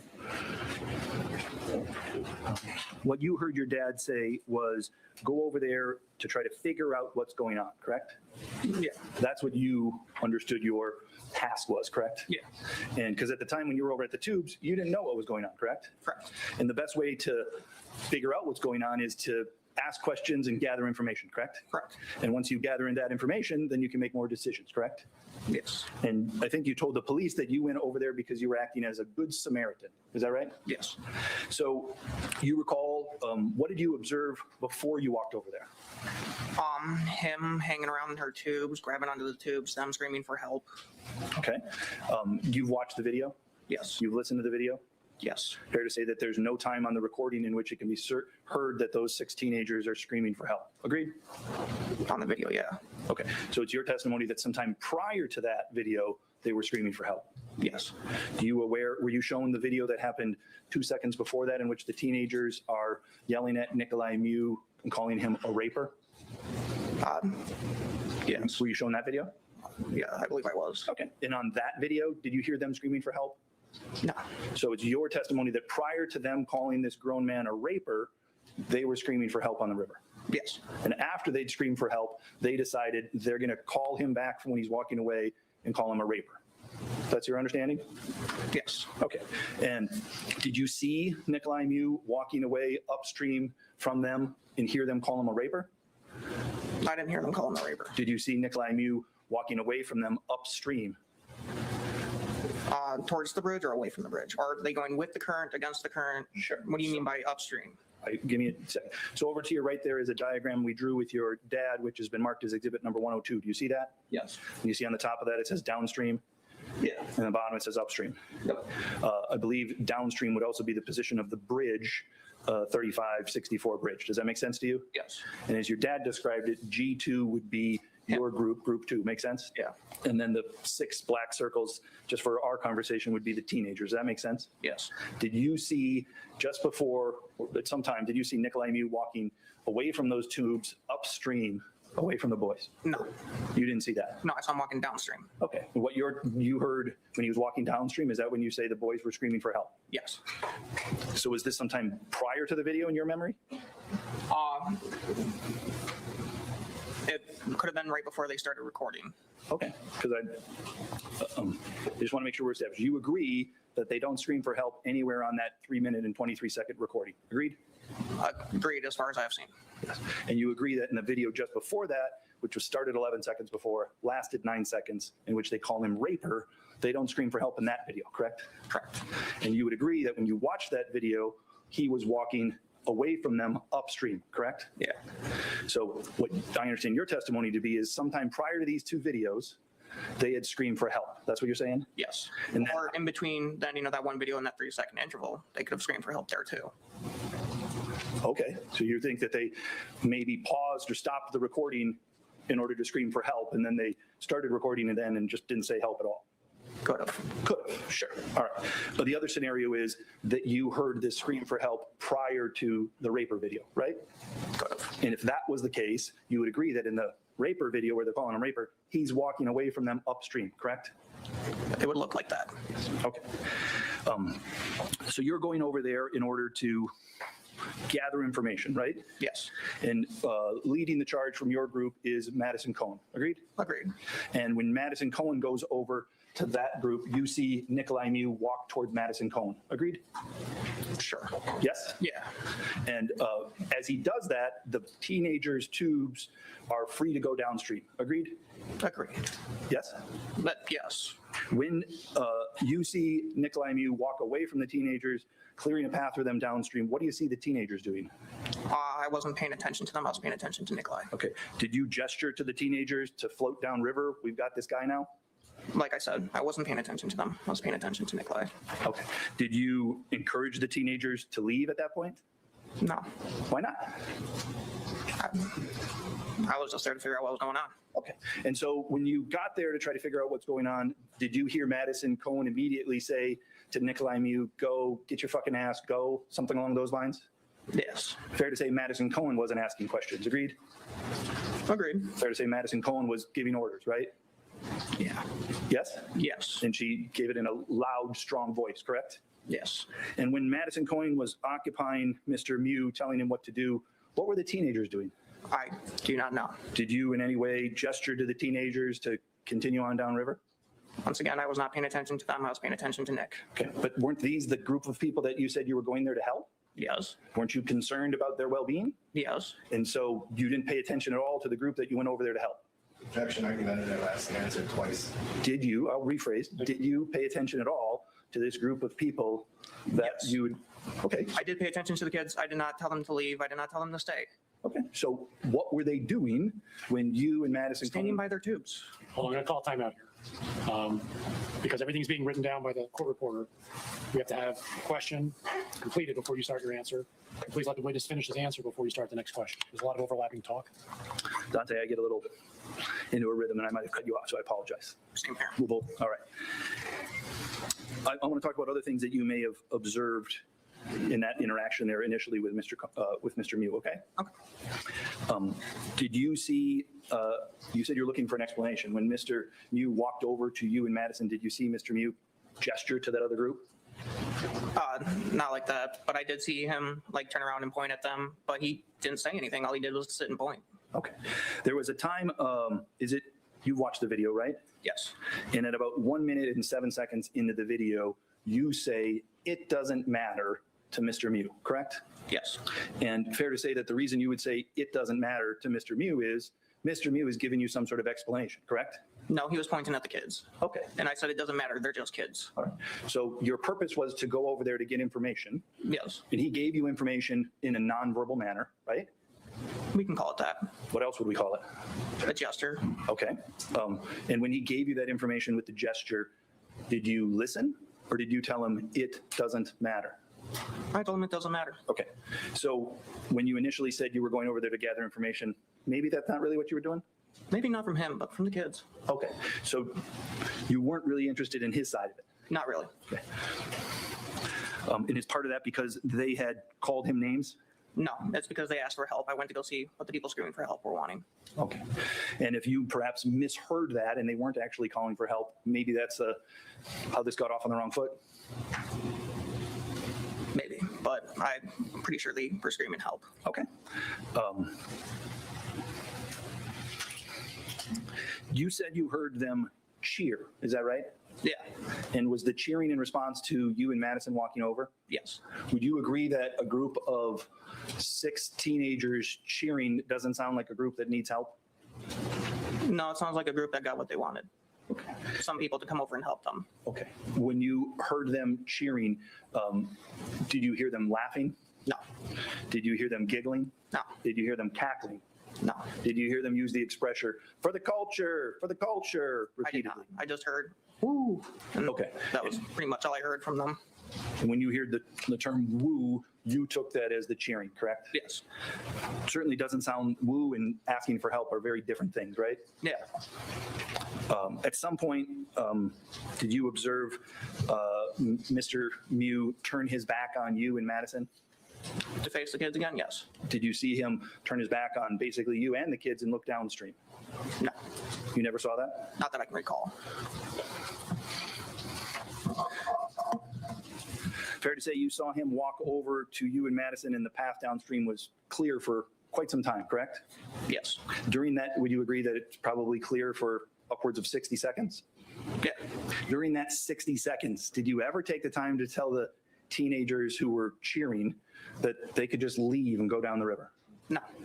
Did you ever gesture to them to say, move along? Objection asked and answered like 10 minutes ago, I think. I think this is the 60-second entire time, Judge.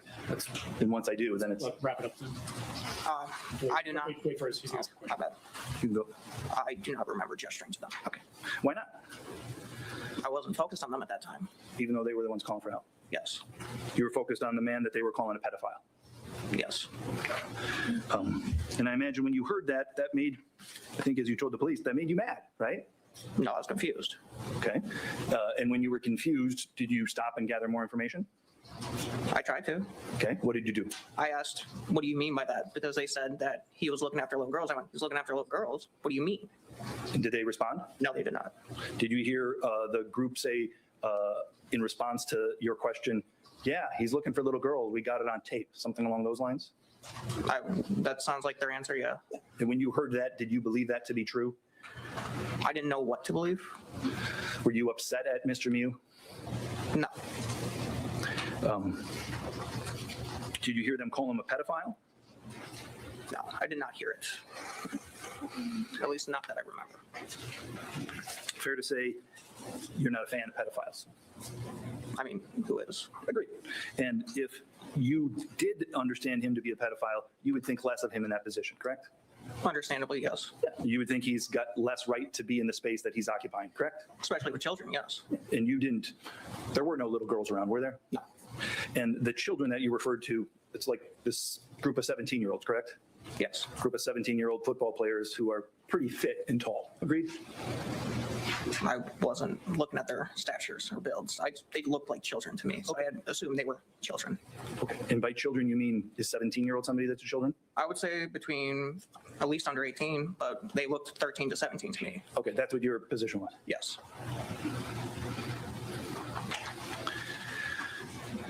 Now, you made some statements to the police, correct?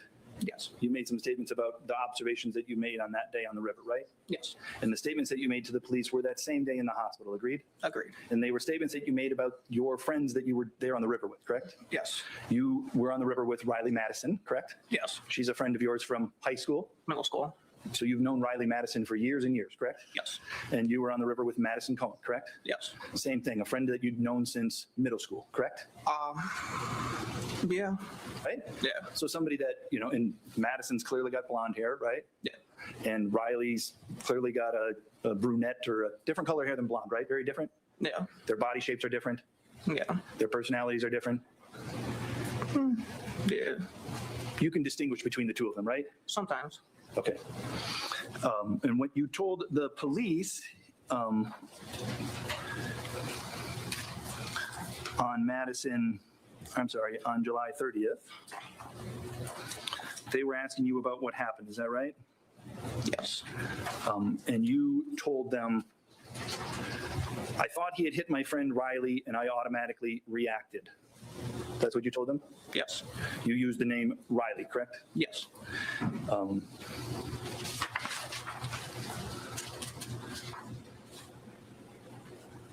Then you also said to them, me and Riley were standing right next to each other and he like got up close to Riley and Riley pushed him away and he did a swift motion towards her, correct? Yes. And the her you're referring to that sentence is the only name that you used, which was Riley, correct?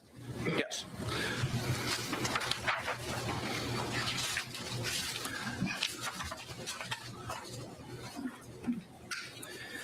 When asked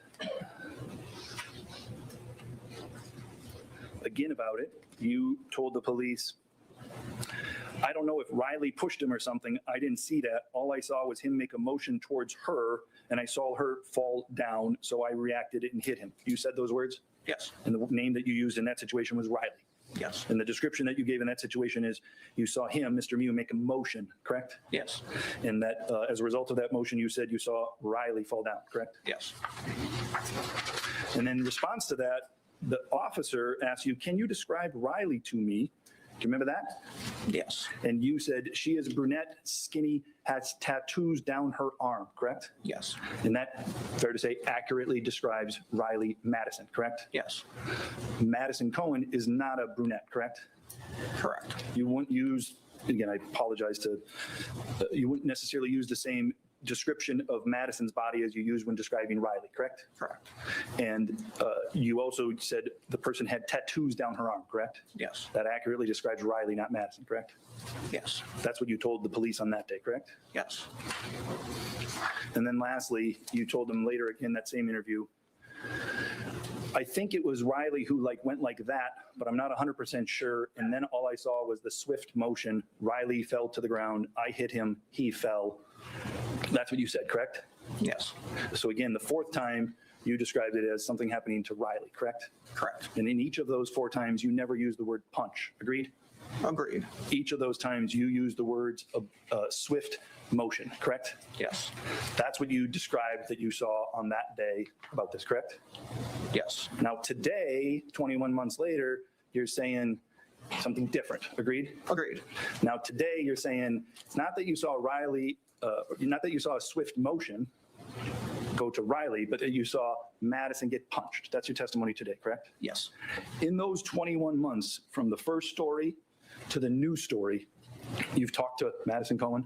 Not really, but yes. You've talked to Riley Madison? A little, yes. You've talked to others in the group? My family, yes. You've talked to the district attorney's office? Yes. And since you've talked to all those people, you now have a new story, correct? I have a better recollection of what had happened, if that's what you're asking, yes. Okay, so the fact that you were at a 0.19 on that day, you now have a better recollection today than you did on that day. Is that what you're saying? Well, I mean, they also questioned me when I was on pain pills from the hospital. Okay. I thought your testimony was that they came there and saw you within 2 minutes of your arriving. Yes. Okay. And so in those 2 minutes, you'd consume those pain pills and it's your position? Whatever they gave me on that helicopter. Okay. You had said, going back to your statement to the police, I just want to dial in on one of the things. The last time you spoke, you said, I think it was Riley who went like that, but I'm not 100% sure. I want to ask you about that sentence, okay? Okay. There's a video of you making that verbal statement. Do you understand that? Yes. And in that video, it shows you move your hand kind of like this. Is that right? Yes. And you had both of your hands up in a manner in which someone would push out towards another person, correct? Or push away from. Sure. They were extending their hands, which were close to their body, to push outward towards whatever in front of them, correct? Yes. That's what you demonstrated when you said, I think Riley went like that. Yes. Can you just show us that demonstration now? All right. Okay. And you were able to show us that demonstration because that's what you remember as you sit here today. Riley did that, correct? Yes. And in response to Riley doing that, that's when you saw the swift motion. No. I remember it differently now, but after talking to other people, you remember it differently. But the thing after thinking about it for the last 21 months and seeing it every night, yeah. But what you absolutely know, because you said it then and you say it now, is you remember just before Nicolae Miu getting punched by you, you saw Riley Madison push her hands out towards him, correct? Yes. That's for sure, correct? Had you seen Riley Madison get up in Mr. Miu's face? No. Had you seen Madison Cohen get up in Mr. Miu's face? Not up in the face, but she was talking to him face to face, yes. Would you be heard others say it's in his personal space? Would you agree with that? In his bubble, yeah. She's right there in his bubble, correct? Like, not in his face, but like talking to him like a normal distance would be. Okay. But you use the term in his face. You'd agree with that? Sure. Okay. I want to ask you about what you did to Nicolae Miu, okay? Okay. You said you saw a swift motion and you reacted and punched him, correct? Yes, You laid him out, correct? I guess. Well, those are the words that you used when the police asked you to describe what you did to him. You said, I laid him out, correct? Yes. Fair to say that when you used the term I laid him out, you said it with a sense of pride. I guess. I mean, you were proud of laying this man out in response to what you observed regarding the swift motion, correct? No, I was proud of defending a woman. Okay. And so I want to get into that, right? And so what you understand is you're defending a woman, correct? Yes. Which woman? Madison. Okay. And the woman that you say you're defending, she fell to the ground. I believed at the time she did, yeah. Okay. And you believe that because that was your memory? Yes. And you say that now, I believed it at the time because you know that the video shows she didn't fall down, correct? Correct. So what we know is your memory is wrong, at least in regards to that, correct? Yes. So there's times that your memory is wrong about what happened that day, correct? I guess, yes. There could be many explanations for why it's wrong, correct? Yes. Just the human memory is not perfect, agreed? Agreed. It might be wrong because you were intoxicated. A little. 0.119, right? Yeah. You're over the legal limit, correct? Yeah. You would agree that that might have impacted your ability to accurately perceive things. I guess, yes. That might have impacted your ability to accurately recall things. I guess, yes. Another thing that might have affected your memory is perhaps the stress and the trauma of everything that happened afterwards, correct? Yes. Another thing is that you could just be intentionally telling an untruth. That's possible too, correct? No. That's not possible. No. Okay. Let's take a recess. We'll come back in 15 minutes. Please take the jury out. All rise for the jury. Oh, shit. Yeah, and for the record, Jason, I'm trying to get my client off. I don't care how uncomfortable these people feel on this stand. I am working with a great goal. Like, this man is on trial for the rest of his life. Yeah, a lot of people about to be uncomfortable. Except for the mom, because I mean, I don't like to ask her, but these people that wanted to involve themselves in this, I want to know from every which angle. I surely do. Do tell all, I'm gonna be on your throat. He's gonna be on top of their neck. Like, what do you? Yeah, yup. Get right on top of their neck, Mr. Defense Man. Believe me. That's right. Get all the way on top of their neck. Don't let up. All right, we are back on the record. The attorneys are present. Mr. Miu is present. The jury is absent. I just want to make a record of a short sidebar that we had, including 2 objections that I sustained. I can't remember exactly what the Q&A was about, but it pertained to a witness on the witness stand who either didn't have a recollection about something or did not perceive something. Another witness had testified to those events, and the question was put to the witness on the stand: if the other witness said this, does that make him or her a liar? I think the state objected at least twice, maybe more. I sustained both objections. There was a sidebar. Mr. Nelson brought to my attention State versus Victor Johnson, which is a case that I'm familiar with.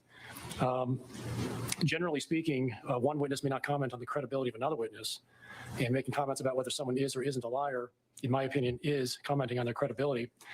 Victor Johnson made an exception in some unique circumstances, and that is where one witness perceives the event and says one thing, another witness perceives the same event and says something different. Victor Johnson allowed one witness to say, I'm telling the truth, he's telling a lie, believe me, more than the other witness. That's not what we have here, because to my recollection, both of the times the witness either didn't recall or did not perceive the event. So it's not the same situation as Victor Johnson. And I thought that the questions that were being put to the witness was more akin to commenting on credibility. So that's the reasoning for the objection being sustained. Mr. Nelson, if you want to add to the conversation, you may. Your Honor accurately cited what the sidebar was. I hope respectfully said I disagree, but I'm going to move on. So I just want to make note that I continue to disagree, but I'm not going to spend any more court time making any additional arguments other than I disagree with that analysis, and we'll move on. Fair enough. Let's bring the jury in.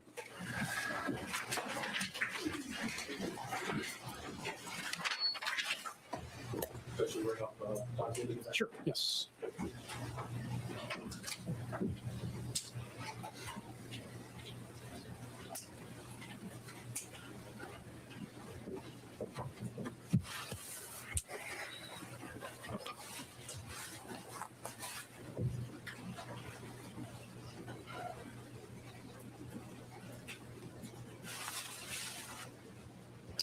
the jury was ready, but. All rise for the jury.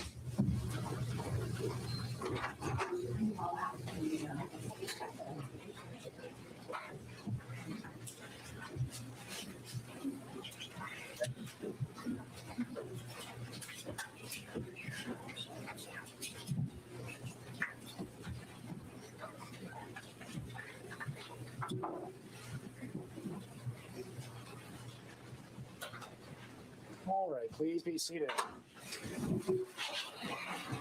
All right, we're back in the presence of the jury. We are ready to continue. Anticipate we will break again somewhere close to 4:30. We'll break for the day then. Mr. Nelson.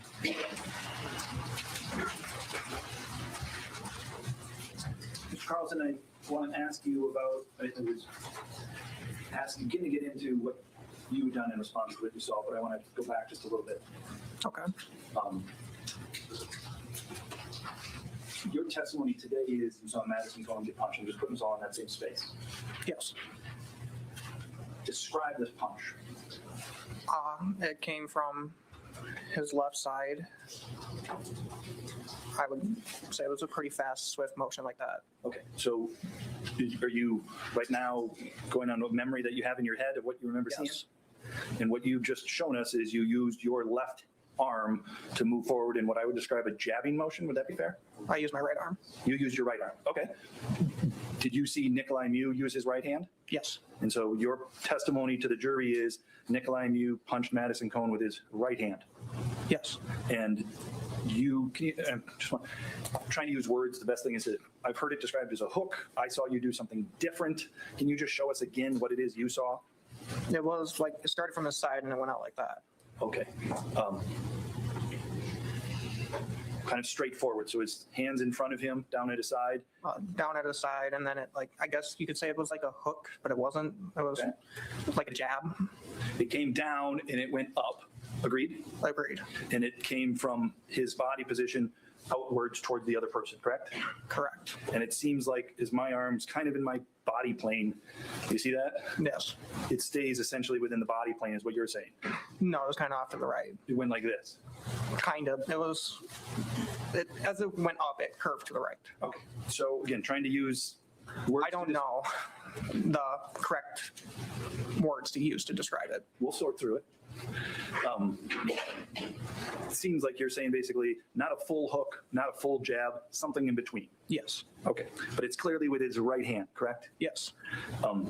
You aware that prior to that, would you say happened at about 150 in the video? Is that about right? Remember watching the video and it's around the 150 mark? Sure. Sound about right? Yeah. And do you know that in the video you can observe Mr. Miu standing in front of Riley and Madison with the knife in his right hand? Yes. So it's with the hand that's holding the knife that he punches her? Yes. And where does this punch that you say he hits her with the hand with the knife, where does that land on her? The left side of her face. Okay. On the left side of her face? Yes. Okay. And okay. Looked to be a forceful punch? Yes. More than just like a little tap? Yes. Like a full-grown man punching a woman square in the face, correct? Yes. And it must have punched her, I think you indicated up like on her eye level, is that right? I would say so, yes. Like, and so it would have been near her left eye? On her cheekbone is, I guess, would probably be the best place to put it. Around this area. Okay. Around, and when you just said around this area, it was your hand, I think. I'm sorry, like the cheekbone. Sure, yeah. Just under where your glasses protect your face, correct? Correct. You have on a pair of, would you agree, rather small eyeglasses, correct? Yes. And on that day, Madison Cohen had some oversized sunglasses on, correct? Yes. And so the area that you're pointing to on her face would have been covered by those oversized sunglasses, correct? I wouldn't say covered, but sure. Sure. So this grown man holding a knife as a hand reaches out and punches her in the eye where her sunglasses are, correct? Her cheekbone, but yeah. Okay. Right near her sunglasses, correct? Yes. You're aware that her sunglasses are in perfect condition? Objection, the same facts not evidence. Sustained. I'm asking if he's aware of that. Well, I think that's no, definitely. Okay. Sustained. Do you know the condition of her eyeglasses? No. Would you expect a woman standing in front of a man with oversized eyeglasses that got punched in the manner that you did, would you expect her glasses to be bent, broken, disturbed in some manner? Objection, speculation. Sustained. When you're standing there and you see this, you must have been ready to respond right away. What do you mean? Well, I mean, you said you hit him immediately, correct? Yes. So there wasn't any time for you to type of assess anything. You just hit him right away, correct? After I saw him punch her, yes. So you saw it and had to have your body like process what happened, and then you moved into action, correct? Yes. So it wasn't as if you saw it happening and at the same time you started swinging, correct? You weren't violent until you saw this, correct? Correct. And when you saw this violence, it must have surprised you. Yes. It must have shocked you. Yes. It must have taken you a moment to assess what are you going to do, correct? No. You just, after you made that observation, you then moved your body, correct? Yes. Would you agree that your moving that body from making that observation would have taken you a second or two? Sure. Yes? Yes. Okay. You agree that when you saw this, well, let me say this. So why you punched him, you said, in defense of her. Is that what you said? Yes. What were you feeling at that time? Anger, I guess. Okay. And the anger was at Nicolae Miu, correct? Yes. You've, fair to say, never described to anybody, even today, that your feeling was of fear, correct? I would say, yeah. You agree, you've never described your feelings on that day as to why you punched him was you punched him out of fear. Correct. Because you weren't fearful, you were angry. Yes, he hit my friend. Sure. And so you hit him in response to hitting her because you were angry, correct? Yes. It wasn't because you believed her safety was in danger, right? You agree? I don't know. I reacted in case it was. Sure. And you reacted by hitting him, not tending to your friend, correct? Yes. After you hit him once, he fell in the water, correct? Yes. And as he fell in the water, you moved to get over him, correct? Yes. You moved to position yourself in a way that you could strike him a second time, correct? Yes. And you moved to position yourself to set yourself up for that second strike to be with your right hand, correct? Yes. That was your dominant hand, correct? Yes. You wanted to make sure the force that you hit upon him was the most dominant force you could use, and that would be with your right hand. I wouldn't say I did it purposely. I just think my body naturally went to the right side. Okay. To set yourself up to hit him a second time, correct? Yes. Clearly, when he's down in the water on his back, Maddie's safe, right? Yes. She's not in any danger, agreed? You agree? For now, yeah. In that moment, she's not in any danger, agreed? Agreed. And you're not in any danger, agreed? He's down on the ground, correct? Yes. You're not in any danger. You agree? I would say, yeah, sure. Okay. And you would agree that you and Maddie and the 11 other people there are not in danger when Nicolae Miu is down on the ground in the water after you hit him. Agreed? I wouldn't say agree to that. Okay. He was still a danger. Okay. He was a danger while he was on his back in the water, surrounded by you and your friends. Yes. And because you believe, that's what you believed at that time? Yes. And you believe that because of the one time you saw him hit your friend, correct? Yes. So you observed one act and you thought he's still a danger even if he's down and in the water, correct? Yes. You were fearful at that time. Or were you still angry? I believe it was a little bit of both. Okay. So when you punched him the first time, it wasn't out of fear. You weren't afraid until he was down in the water. Yes. But when he's down in the water, you're fearful and angry, and then you hit him, correct? Yes. And you do that with your right hand so that you can make sure you hit him with enough force, correct? I wasn't making sure to hit him with enough force, but my body just naturally positioned itself to the right side. Okay. And after you hit him the second time, you saw your friend Anthony Martin come up behind Mr. Miu, right? No. You didn't see that? No. You were aware that that happened? Yes. Now that you've watched the tape, you understand that Anthony Martin was coming up behind him, correct? Yes. I was also being pushed away at the same time, though. Who was being pushed away? I was. Okay. You were being pushed away at the same time, let me just make sure. While Anthony Martin is pushing Nicolae Miu down from back, yes, you're being pushed away by somebody else. I believe I was, yes. And that somebody else was your brother.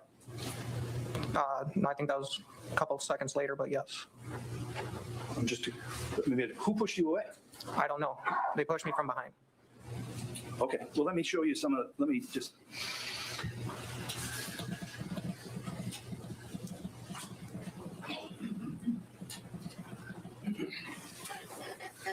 Can I have the screen?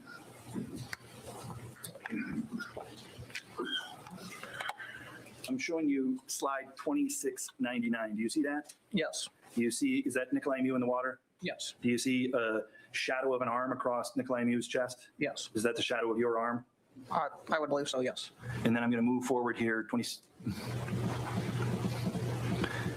and that's us, those slides up to 2707, that's your right hand hitting him across his chin, side of his face, ear, head. Agreed? Agreed. And then in response to that, Nick Miu head goes back to touch the water again, correct? Yes. And then as we watch here on the video, Anthony Martin is coming up behind, is that right? Yes.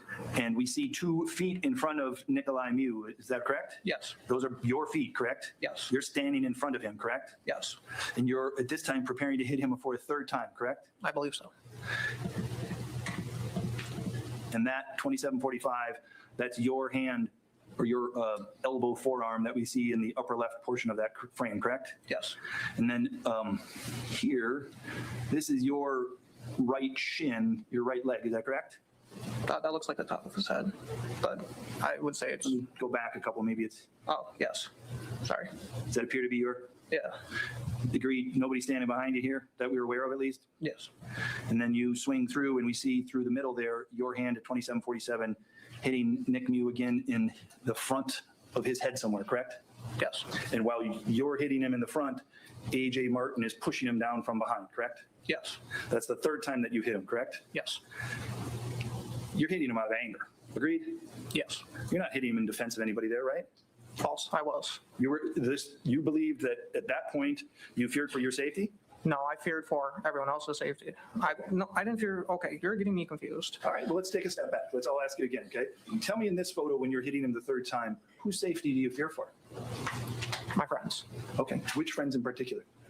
Madison, AJ, Tony, Riley, Janelle, Scotty, my father, Sheena. Okay, so let's go through that list. Do you know where Madison is there? No. Do you know where Riley is there? No. Do you know where your brother Tony is there? I believed he was walking up right behind AJ. Okay. You know where AJ is, correct? Yes. AJ's behind Nicolae Miu, pushing him down from behind, agreed? Agreed. But in that situation, you were worried for AJ's safety? Yes. Okay. And as a result of your fear for AJ's safety, that's why you hit Nick Miu a third time, correct? Yes. And you thought that amount of force was necessary? Yes. Do you think that's reasonable? I did. You did in that time? Yes. And you did in that time because of the escalated nature of everything that was going on there. Everybody was just fearful around there, correct? Yes. Now, let me ask you about that because you say you're in fear, but when you hit him the first time, you had a beer in your left hand, right? Yes. And when you hit him the second time, you still had the beer in your left hand, right?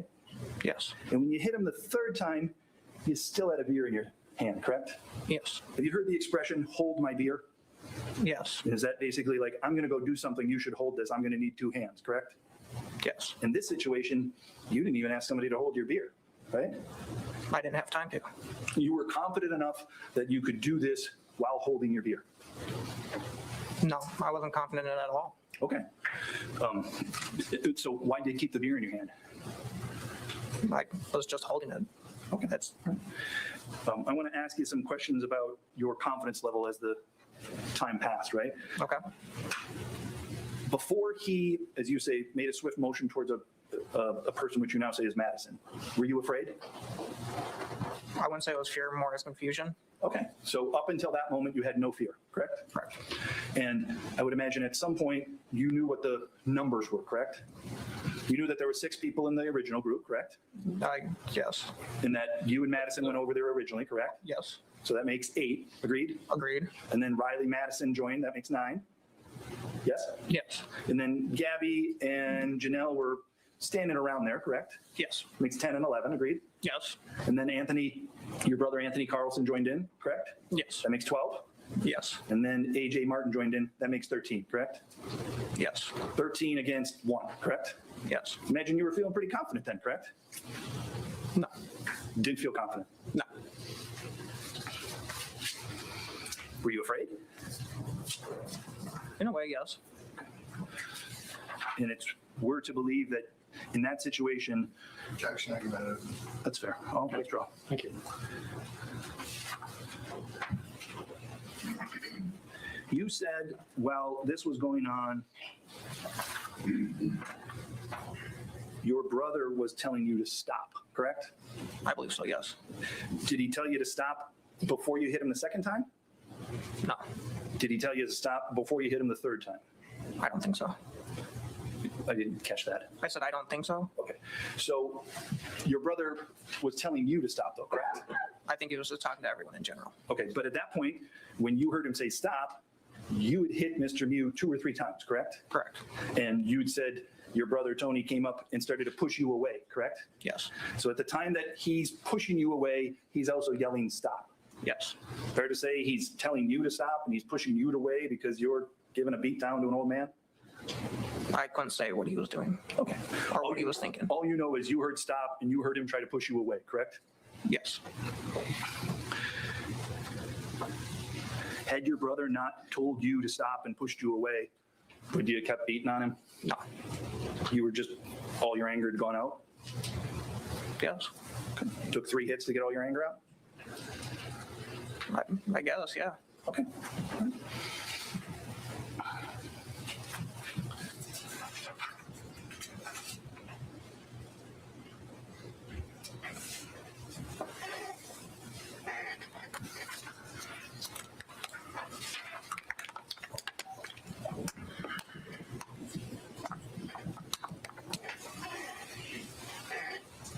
Yes. Showing you what's been marked as exhibit number 103. This is a drawing somewhat similar to that. Does it at least over here make sense to you?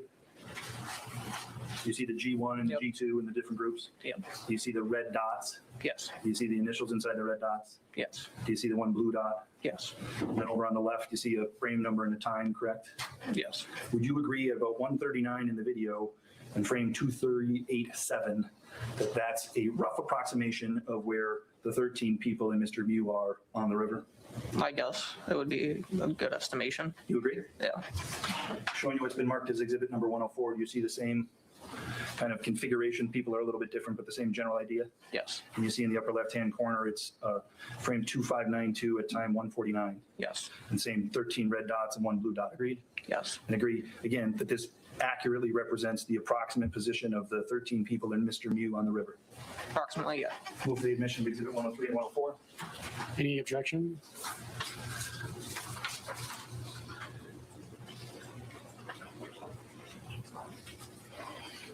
I assume this is for illustrative purposes.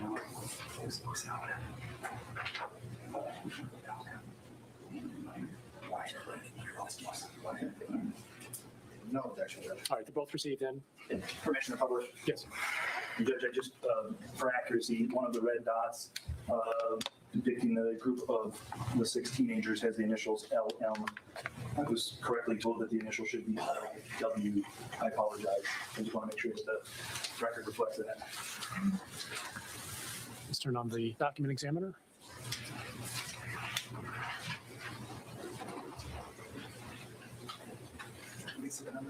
This is exhibit 103, frame 2387 at 139. And then showing exhibit 104, which is frame 2592 at 149. Can I also just publish in the old-fashioned way? So we Yes. Move on? Yeah. Can I Just, yeah, hand it to one of the jurors and we can pass it along.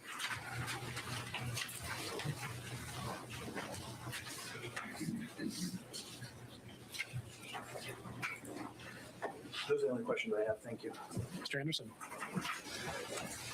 Thank you. I'm going to start out kind of on this subject here.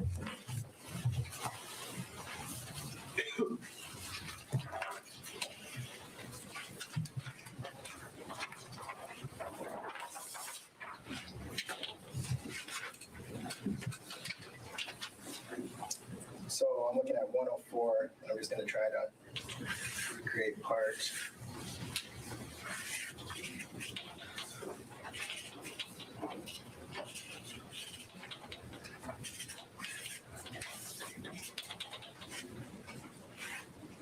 More or or less kind of what's on 104. All right. Can we get the monitor? I'm on frame 2592. Yes.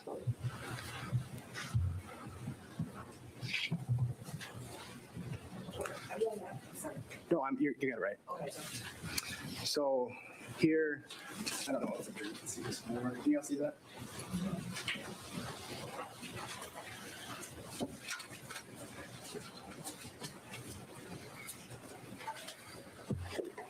So at 2592,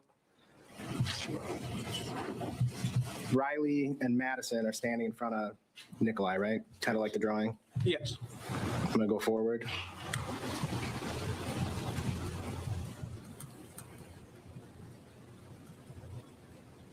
Nope, I'm on the wrong one. You gotta go back a little further.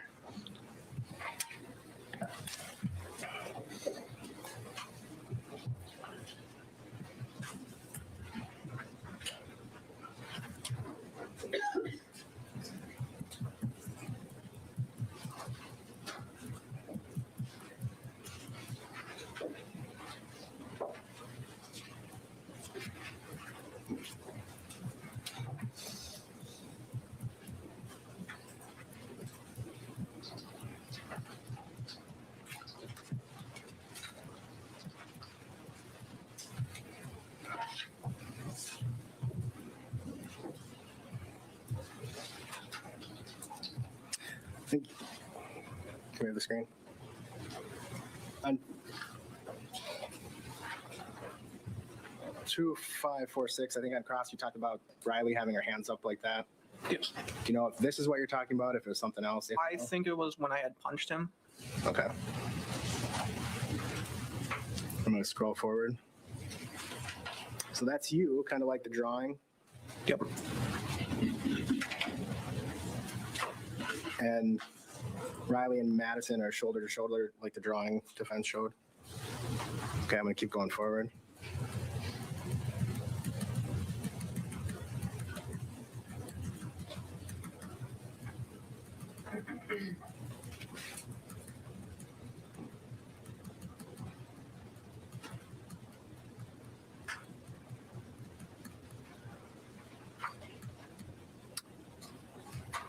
Now, in this frame, 2659, it's more like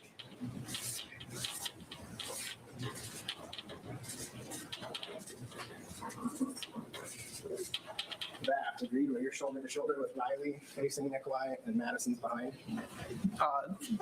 Yeah, but I think those are opposite the stance on that. What's that? So I think it's just like Riley and me were like crisscross. You're on the right of Riley in that snow frame, right? Yeah. Okay. And in my drawing, DC is on the right, Riley, RM is on the left. Right? Well, if you're sitting this way, up. Oh, you're kind of looking at it backwards over your shoulder? Yeah. You want me to turn it a little bit? Oh, I see what you meant now. Kind of matches the. Yeah. Okay. I thought that was MU at the bottom. Oh, gotcha. So, and you were asked on cross if when Miu punched Madison, you told law enforcement, you said it was Riley then, that she fell back, fell down. You remember that? If she got hit, she testified she got knocked back like that. And if you're Objection sustained. If you just saw the beginning of her going back, and then you respond, would you have seen what happened behind your back? No.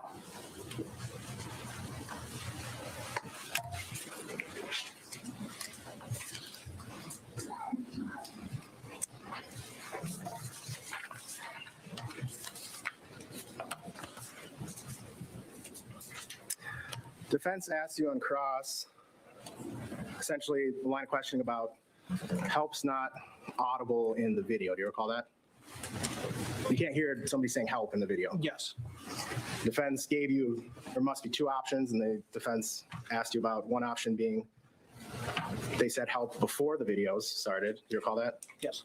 And then they asked you, and then you said another possibility is it was in the seconds between the two videos. Do you recall that? Yes. Is another option that you just can't hear it in the video over other yelling? Maybe. Do you know which one it is? I do not. You just know you heard them yelling for help? Yes.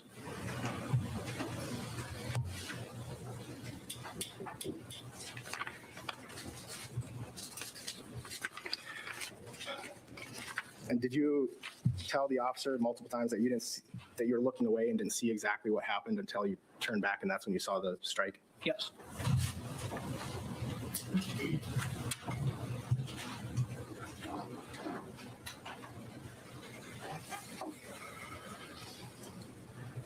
And then defense asked you about alcohol. So you would have been on your fifth drink, as far as you remember, how many drinks you had on the river? Yes. Do you know if a drink is 0.02 per drink, 0.03? Do you have any idea? No. Okay.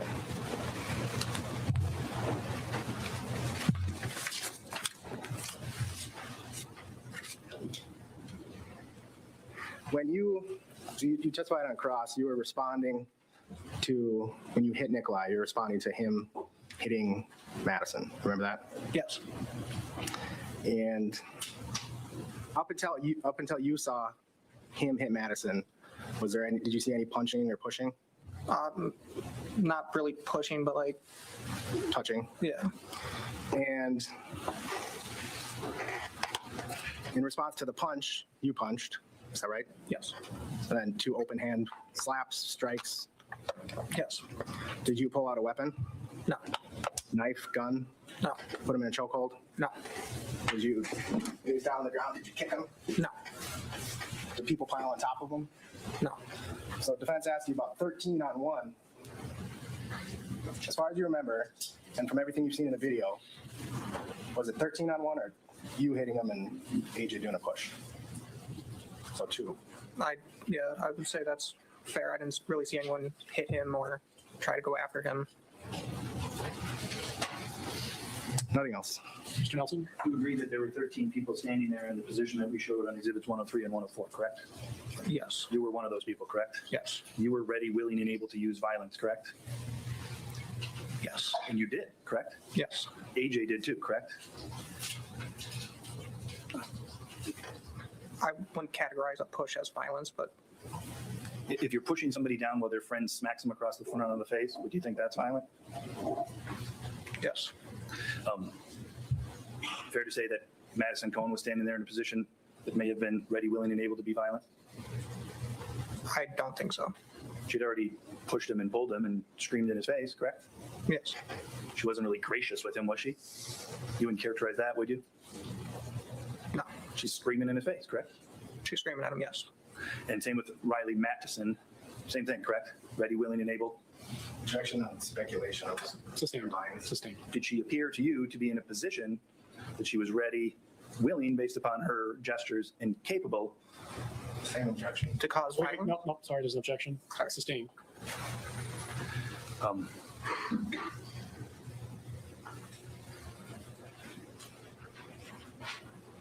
I believe you said, and I want to give you a chance because I couldn't understand it on redirect. Did I understand it correctly? You said you were not in a position to say whether she fell or didn't fall. Is that what you're saying? Yes. Originally, you told the police she fell, correct?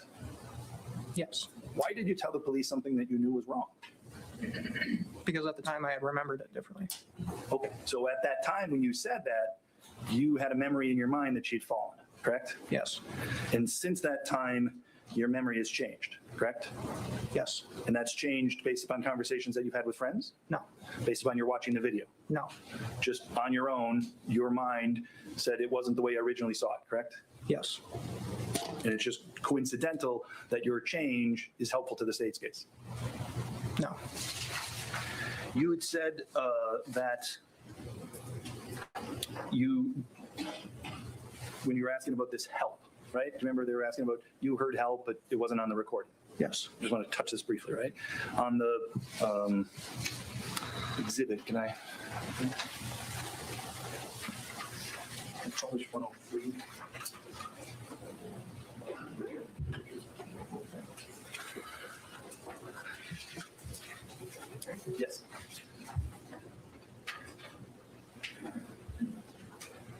So I'm just going to put a sticker here because I want to ask about a different time, but I just want to use the G2 and the G1. Does that make sense? Yes. Okay. So there was a time when you were over in that position where the circle is G2, correct? Yes. And then that's when you said you heard the teenagers yelling for help, correct? Yes. It was when you were over there by that position, correct? Yes. At that point, the phone would have been with Jawan Cockfield over here by G2, correct? Yes. So you would agree, had, let me ask this, all of the people in Jawan Cockfield's group were closer to the phone than you were, correct? Yes. So if any of those people, including Jawan Cockfield, had have yelled help, that voice would have been closer to the phone to pick it up than it would have been to your human ear, which was farther away, correct? Yes. Could be that you're just wrong. No. You for sure heard it, Yes. even though it's not on the recording, which was right by the voice. Yes. And you're as confident as that as you are in all of your other testimony. Yes. Even if we didn't see it on video, you're still confident that it was a punch. Yes. Nothing else. All right. Thank you, Mr. Carlson. You may step down. Is he released? No. All right. Please see the witness coordinator in the back. She'll give you instructions.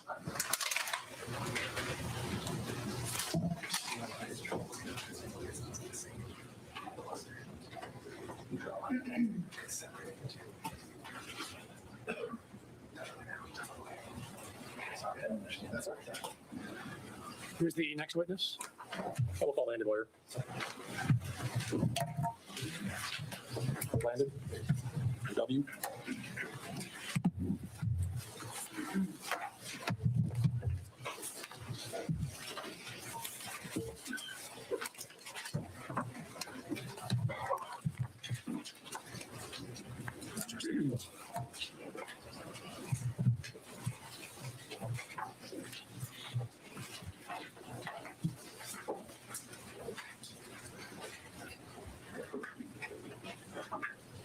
Okay, Mr. Wire, please come forward. Keep going. All the way into the well. There you go. Please face the clerk. Raise your right hand. She will administer the oath. Do you swear that the testimony you are about to give in this matter shall be the truth, the whole truth, and nothing but the truth, and that? Yes. Please have a seat in the witness chair.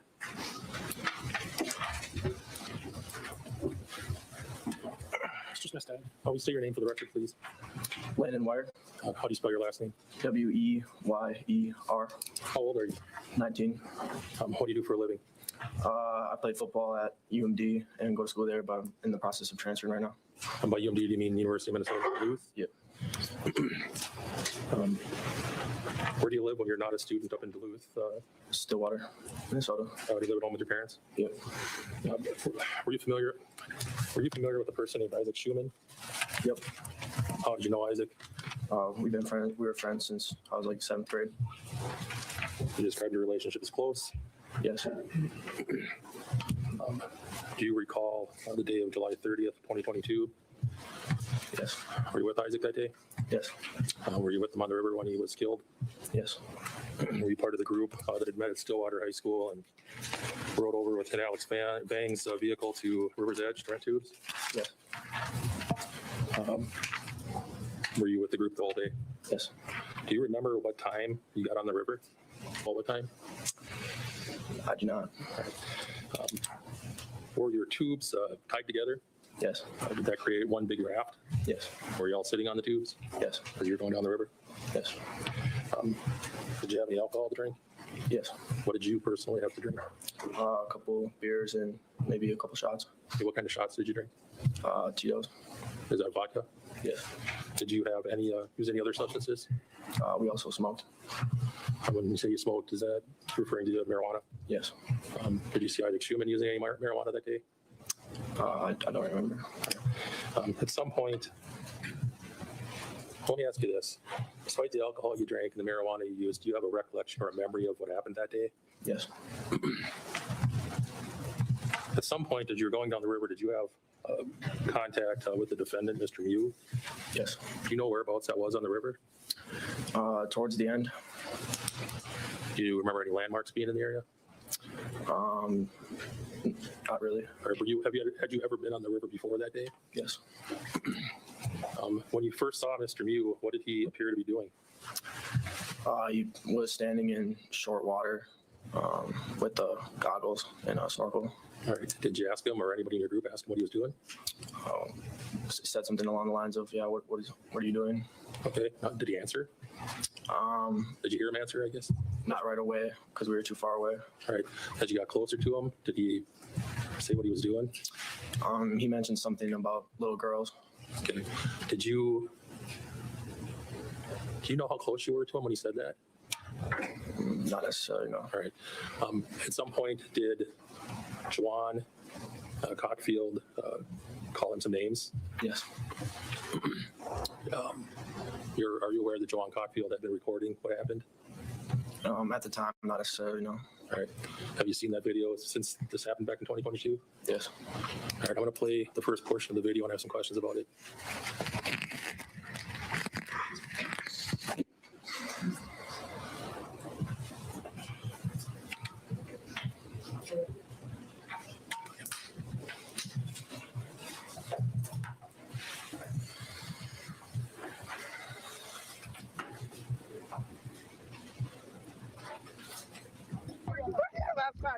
What is he on? Whoa! Whoa! Whoa! Whoa! Go back a couple frames.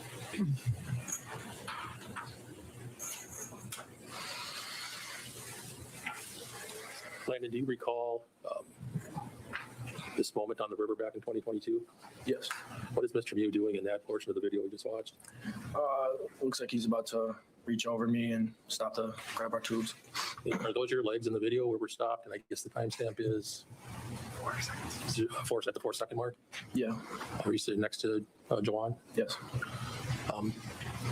Does Mr. Miu come running up to where you are sitting on the tubes? Yes. Does he grab at the area where your legs are? Yes.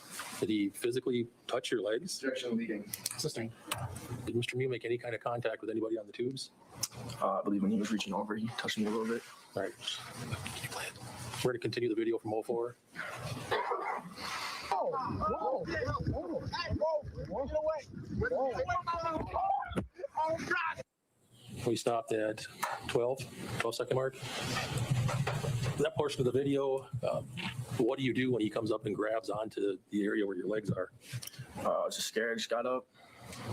Did you bail out your tube? Yeah. Did you have some concerns about what he was doing when he came up and reached towards you? Objection leading. Overruled. Yes, I was scared. Did he say anything as he came running up to you? I don't remember. All right.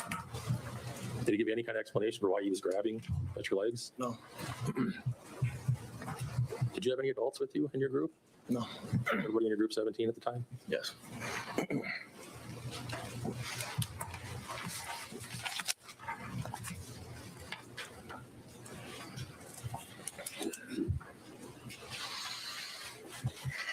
After he grabbed onto your tubes, did you see what he did next?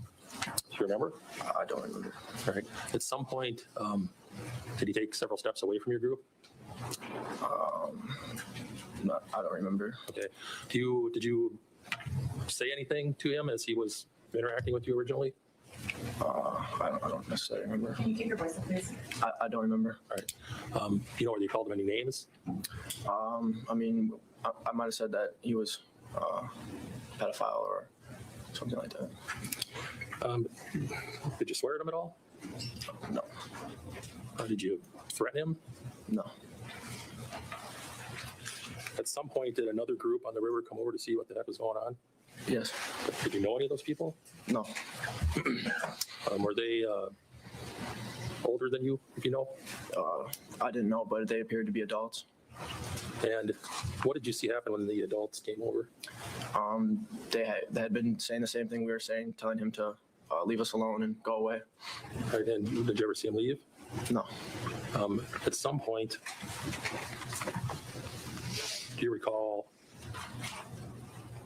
laughing at him? Yes. And why were you laughing at him? Once more people came, I felt a little bit more comfortable and with adults being around. So I felt more comfortable. Did you ever hear Isaac Schumann say anything to Mr. Miu that you recall? No, not that I recall. All right. Did you ever see, I'll strike that. When the other group came over to check to see what's going on, do you remember the gender of the folks that came over initially? Both boys and girls. All right. At some point, did you see the girls having an argument with Mr. Miu? Yes. Do you have a memory of that? Yes, I remember she was telling him to leave us alone and go away. All right. Do you recall where you were standing at the time they were having that conversation with him? I was standing in front of him next to Jawan in the video. Do you have an idea of how far away you were? Probably feet away. All right. At some point, did you see Mr. Miu react physically to these women that are yelling at him? Yes. What did you see him do? I saw him strike her. Okay, which one did he strike, if you remember? She had blonde hair. She was standing right in front of him. Okay, did you know him at all? Or know her at all? I did not know. Did you see which hand he hit her with? Not necessarily, no. I think it was his right hand. All right, did you see whether it was a closed fist or a open palm? I did not. Did you see whether he had a knife in his hand at the time that happened? No. All right. After he punched the blonde woman, what happened next? What did you see happen next? I saw him get punched after, and then I saw people stabbed. All right. When Mr. Miu got punched, did he go down in the water? Yes. Did you or any of your guys jump on him, hit him, kick him while he was in the water? No. How many people did you see actually hit Mr. Miu when he was in the water? I only saw him get hit when for the first initial strike. All right. At some point, did he get up out of the water? Yes. Did you notice at that point if he had a knife in his hand or not? No. Eventually, did you realize that there were some people? Did you see some injured people eventually? Yes. Do you know how they got injured? First thing I saw was someone holding their stomach. It's the first thing I saw. Did that cause you concern? Yeah, that was very traumatizing. Did you flee the area? I was standing there for a while, and then I ended up going further away next to the tubes. All right.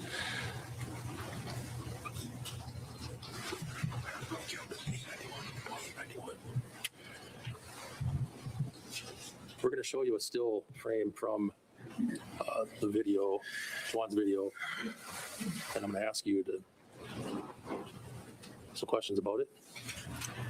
All right. This video, do you see two people? Yes. One in the foreground, one in the background? Yeah. Which one? Is one of them you? Yes, I'm in the background. All right. Can you estimate how many feet you are away from the person in the foreground?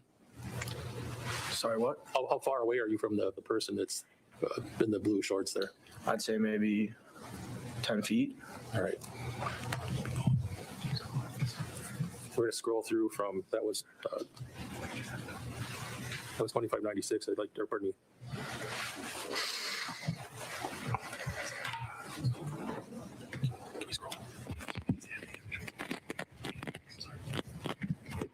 We're going to try to scroll through from 2891, and I'll ask you some questions about those pictures too.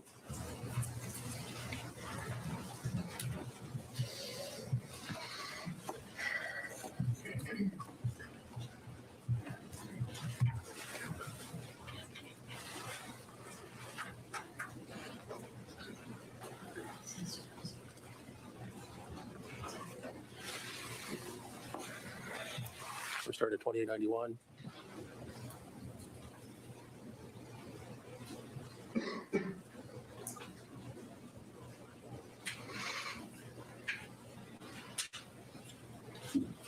You can stop it there. We're at 2926. Landon, do you see Mr. Miu in this frame? Or at least his arm? Yes. Do you see if he's holding anything in his hand? Looks like there could be a knife in his hand there. Had you moved from your previous position that was shown in 2891 where you were standing? I don't remember. All right. Do you remember rushing up towards him or doing anything like that? No.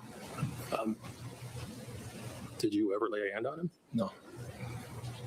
Did he ever lay a hand on you other than when he grabbed onto your tubes? I don't believe so, no. Did you ever get close enough to him where he could have done that? Yes. At least in this video, this part of the video, you were, I think by your estimate, about 10 feet away. Is that right? Yeah. Right. At some point, did you realize that Isaac had been stabbed? Yes. How did you know that? I believe Jawan screamed out his name, and I looked and saw. Were you with Jawan by the tubes later on in the video? You heard Jawan call out? Yes. Did you go to where Isaac was? Eventually, yes. Did you see that he was wounded? Yes. What did you see?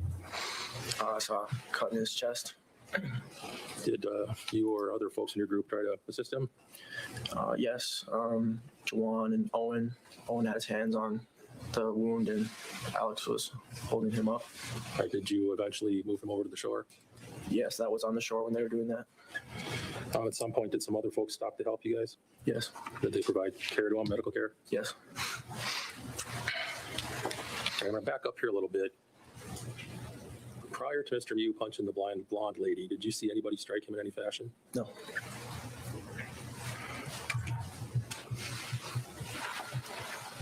Did you see, let me ask you this, did you have a knife that day? No. Did you ever see anybody in your group with a knife that day? No. Did you see a knife on anybody that was involved in this incident? No, not until I saw that people were stabbed, and I never saw anybody have a knife.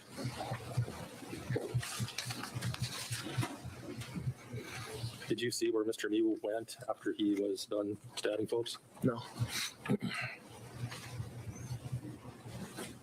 At some point, was Isaac taken off the river by medical personnel? Yes. Did you go with him, follow him? Yes, I was. Yes. Was Isaac first taken up to the road near the bridge? Yes. Did you speak to any police officers while you were still near the river? Do you remember? Yeah, I don't remember, no. Was Isaac taken to the hospital?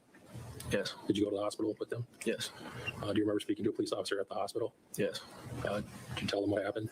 Yes. What you saw? Yes.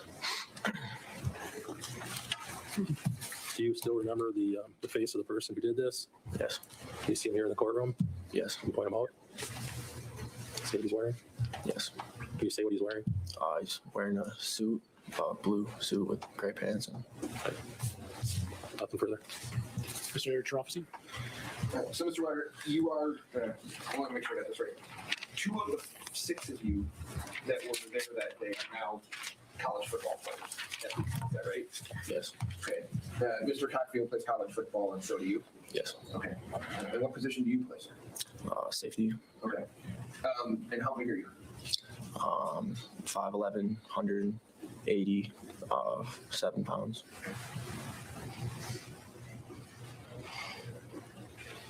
And you indicated on direct examination that you had been consuming alcohol that day. Is that right? Yes. And you had been using marijuana? Yes. Okay.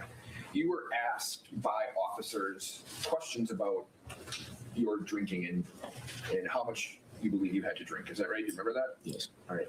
And you were asked that by officers in comparison to what Isaac had been drinking that day. Do you remember that? Yes. Okay. And you had said that, in your opinion, Isaac was the least drunk person out there, right? Yes. Okay. So you believe in your own mind that you were more intoxicated than Isaac, right?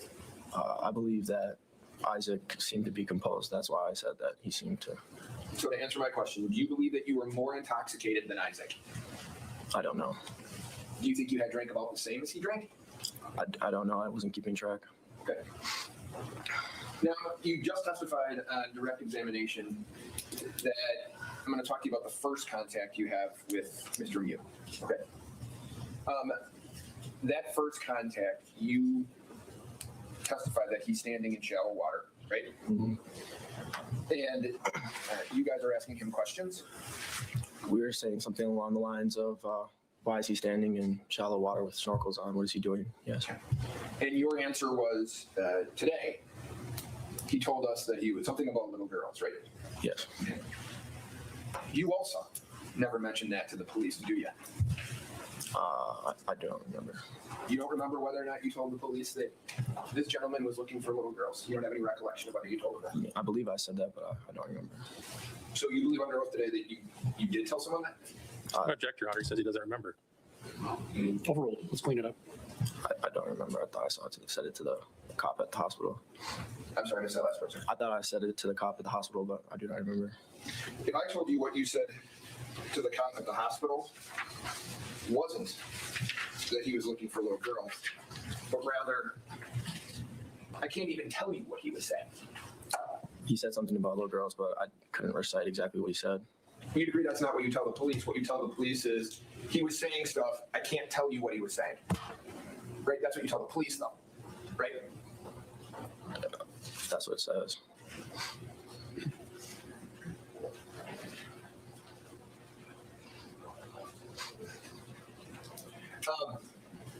And you hear, let me ask you this. Mr. Cockfield acknowledged that your group was antagonizing Mr. Miu. Would you agree with that? Object, Your Honor, to do so on other witness testimony. Do you believe your group was antagonizing Mr. Miu? I believe that we said things to him. Well, we all know you said things to him. Did you say things to him to antagonize him? I don't know. Calling him a raper and a pedophile and a predator. You would say those are things to antagonize someone, yes? Yes. Okay. And to your knowledge, he's by himself, right? Yes. Okay, so and you see that he's a little bit older and a little bit out of shape, right? Yes. Okay. And your group, you've already said, has at least 2 future college football players in it. And you're scared at that point?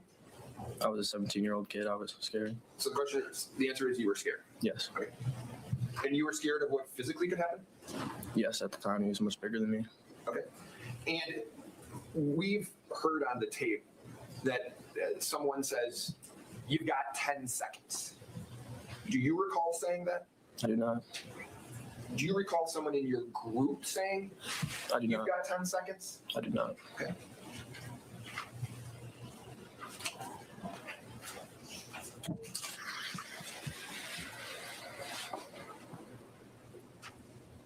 So I think you told the police that once Mr. Miu comes over, you'd agree he comes over to your tubes, right? Yes. Okay. And do you remember that he had a snorkel in his mouth at one point? I don't know. I just remember he had one. Okay. And he then walks around your tubes. Is that true? I don't remember. You don't know. Do you remember him leaving your tube where your tubes were and walking what would be downstream a little bit? Do you remember that? I do not remember that. Do you remember him turning his back to your group? You remember that? I remember that.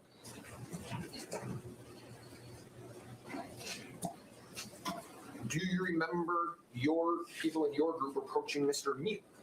I do not. Can I ask you, what do you remember about that? About that particular part of the incident? Do you remember anything about it? I do. Okay. So after he walks around your tubes, what do you remember? I remember that we walked away and then people came to us and then we were standing in front of him and I'm standing by my tubes. We're all standing by our tubes in front of Miu and people were talking to him. So I want to make sure I understand it. You said you walked away or you said he walked away initially? I was by my tubes. Okay. So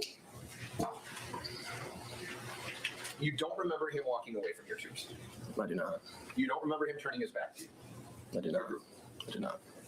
You remember the blonde person, the blonde woman come over though, right? Yes. Okay. And do you remember Mr. Miu walking over to her? Remember that? I do not.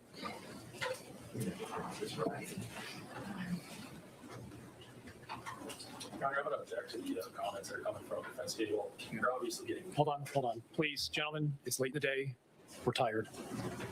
I just want to have a clean Q&A. Please keep the side conversations, the table talk to yourself. That's where I'm going to end it.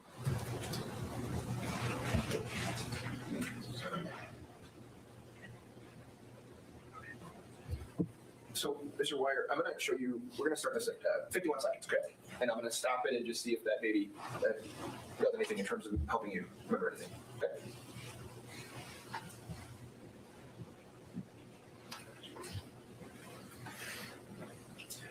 So, who is this? Yes. For the culture. Who is that?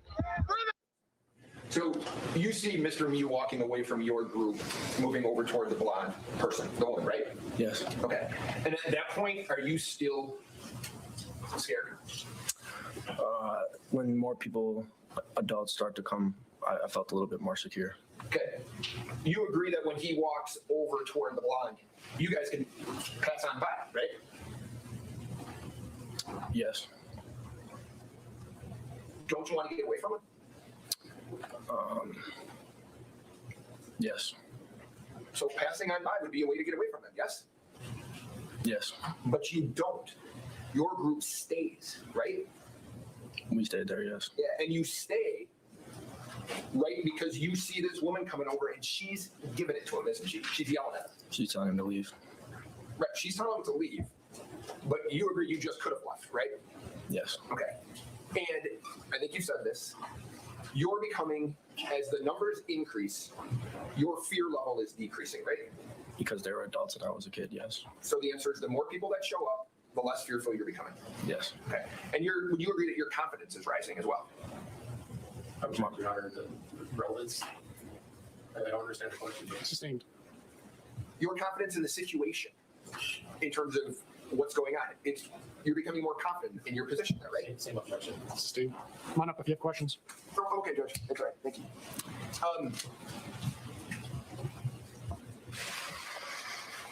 Do you feel safer with more people around? I felt safer with the adults around, yes. Okay. And with the adults around, does your behavior to Mr. Miu change?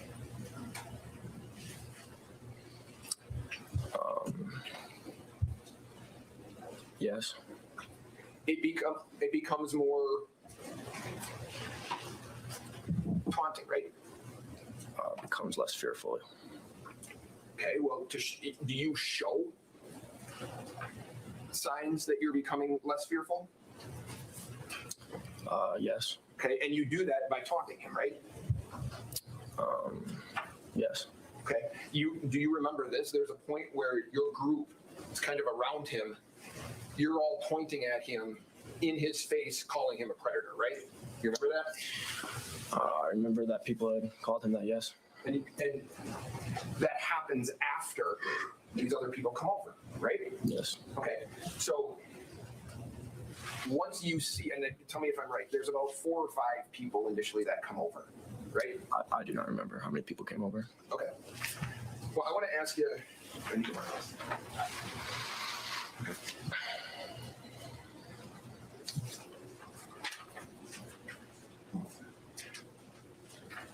Yes.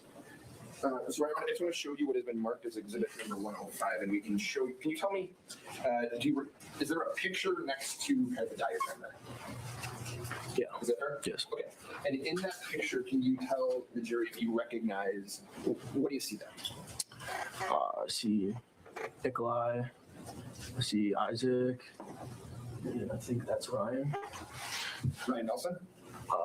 In those swim shorts, I think that is, like, I'm not 100% sure. Okay. Is it fair to say those are some of the guys that you're, minus Mr. Miu, there's some of the guys that you're with, right? Yeah, it's tubes as well. Okay. And your tube, there's pictures of your tubes there, some of them? Yes. Okay. To the right of that, you would see where it says G1 and then there's a G2. You see that? Yeah. Okay. And if I tell you that the blue M stands for Mr. Miu, and these initials are the people in your group, okay? Okay. Do you think that that is, in this particular picture, a fair estimate of where people are? For example, Mr. Schumann's in front of Mr. Miu. Mr. Nelson is over to the side, like you mentioned. Is that a fair and accurate representation? It seems roughly correct, yes. Okay. And so I guess I would use 105. Any objection? Well, I got an objection, Your Honor. I'm looking at it. And, What's the objection? Ryan Nelson's listed twice. It's accurate. So the objection is foundation. Foundation. It's not the evidence. Mr. Robinson, do you want to bring it up with him? I will object.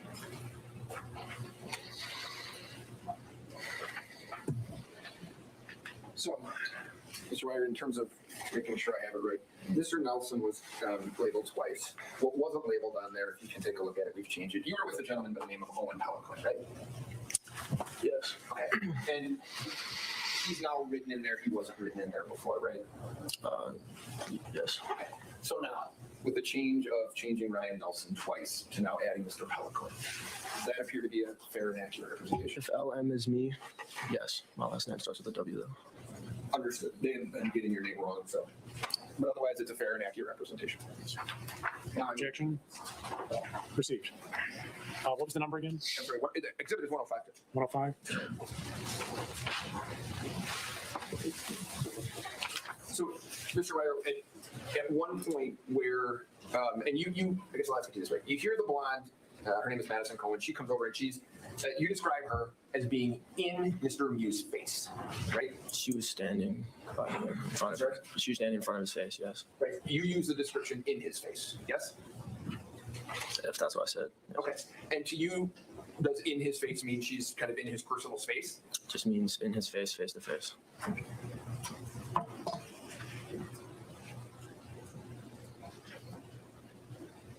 And during the time that Ms. Cohen's doing this, Mr. Miu's not reacting in any type of violent or aggressive way, right? He's yelling at him. He's standing in front of her, not doing what she's asking him to do. In a non-violent, aggressive way. Yes.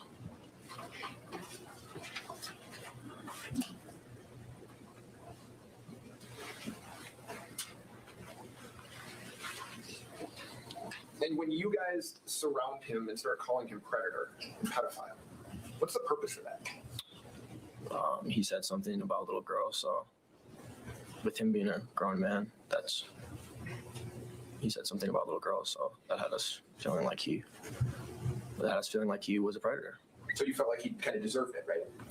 I felt like we were saying that because of what he said. Okay. Was that captured on video by chance? I don't believe so. So, other than your statement today, there's no other recording or written documentation of that happening, right? No. And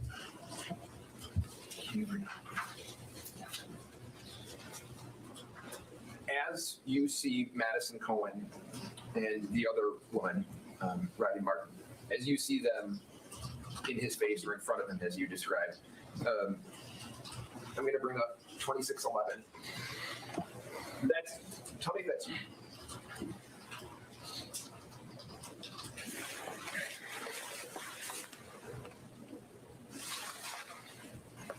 Councilman, you ready? Right? Yes, right. That's you, right? Yes. Okay. And this is, if you remember, moments before Madison Cohen, you say you see her punched, right? This is before I saw her get punched, yeah. Okay. And I'm going to run you from 2611.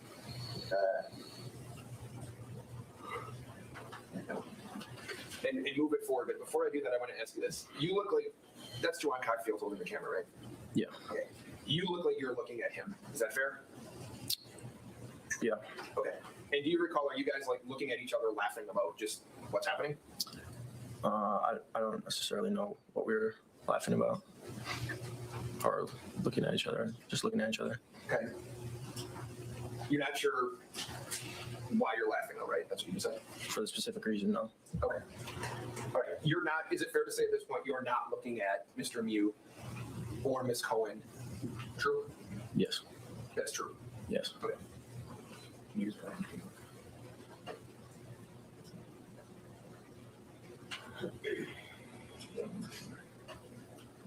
Now, if I told you right there, the group moves forward, and there's been information that that's the point where Mr. Miu strikes Ms. Cohen. Would that be fair? Would you recognize that as that's the timing? I don't know. I can't see. Okay. Well, we'll play it a little more. Right now, you see Mr. Miu going down, right? Yeah. Okay. So you believe the woman who's in front here with holding the alcoholic beverage, she's the one that gets hit. Yes? The other person. I can't remember. I was behind her, so I just knew she had blonde hair. You were behind her and you were looking at Juwan Cockfield, right? I was looking at Juwan before he struck her. Okay. What I want to know is, can you say whether or not that blonde woman in this picture is the person that you saw get struck?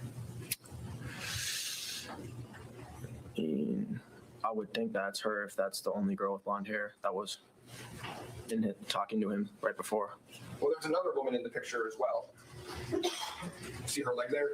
Yes. Tattoo on it? She had blonde hair as well.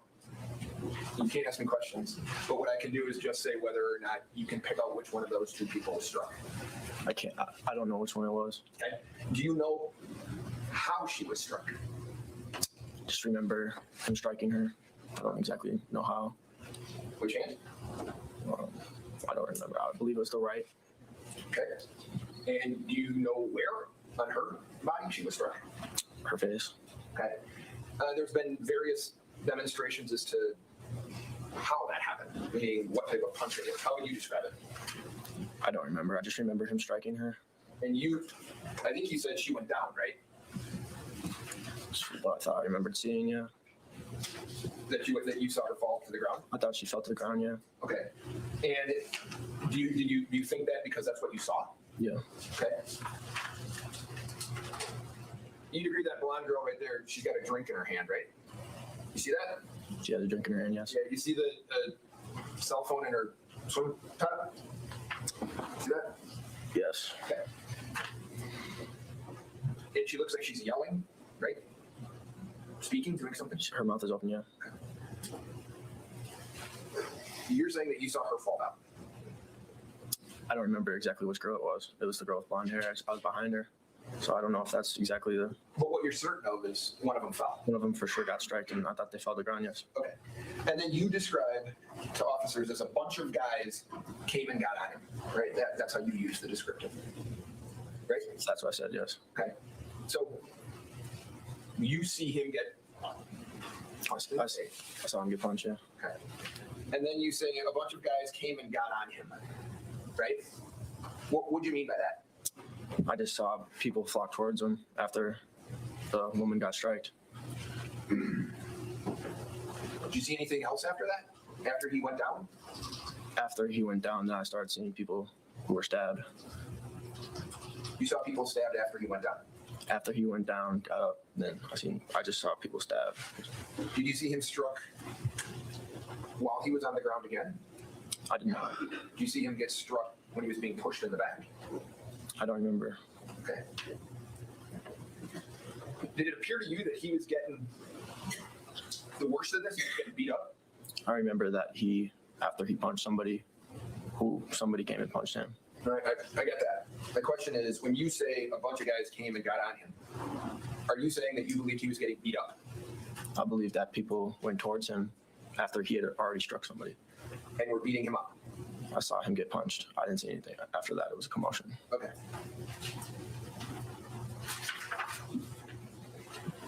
Now, you said that you were close enough.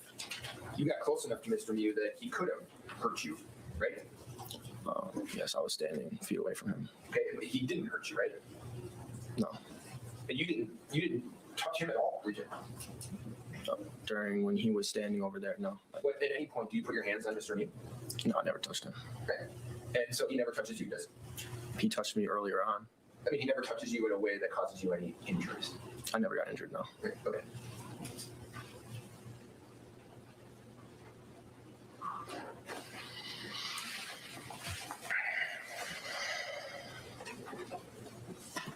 Sure, I don't have any questions for you. Thank you for your time. Mr. Smithstead. Mr. Call, Judge. Mike, did you ever call Mr. Miu a raper at any time you had this interaction with him?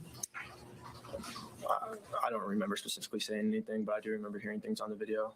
People. I want to ask you exactly what you remember yourself saying. Do you remember yourself ever calling him a predator? No. Do you remember other folks in your group? I remember hearing people say it, yes. Did you ever call him yourself a pedophile? Sorry, what? Did you ever yourself call him a pedophile while this was going on? Not that I remember. Were other people in your group calling him a pedophile? I just remember someone calling him something along the lines of that pedophile, yes. They asked you about the blonde girl falling down.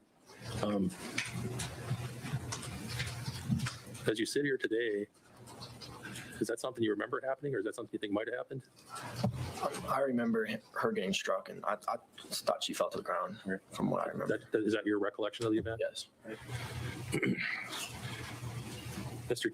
Chirofsky asked you about your statement to the cops that a bunch of guys got on him.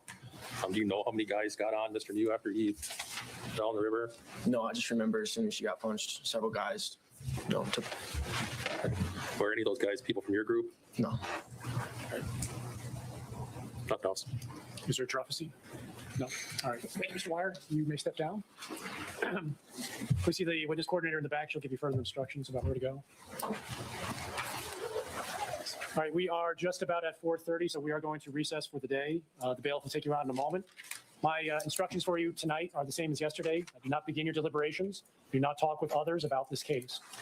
Do not interact with the attorneys, the witnesses, the parties, the members of the public. Do not conduct any independent research about the case. Do not watch or read any media reports.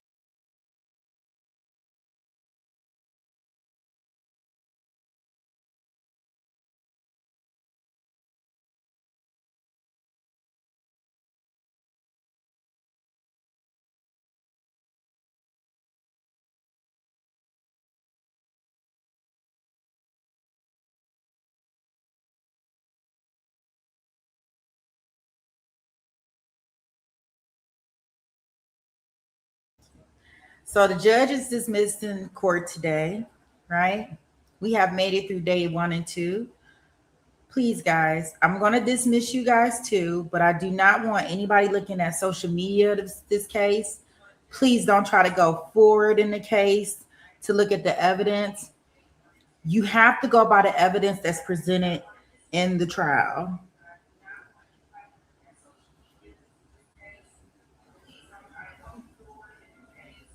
Don't be going to look at 48-hour specials, Inside Edition. It's so not necessary. I'm gonna have to start giving y'all instructions because somebody will come back tomorrow and talk about, hey, I went on first 48 hours and this is what I found out. He's guilty.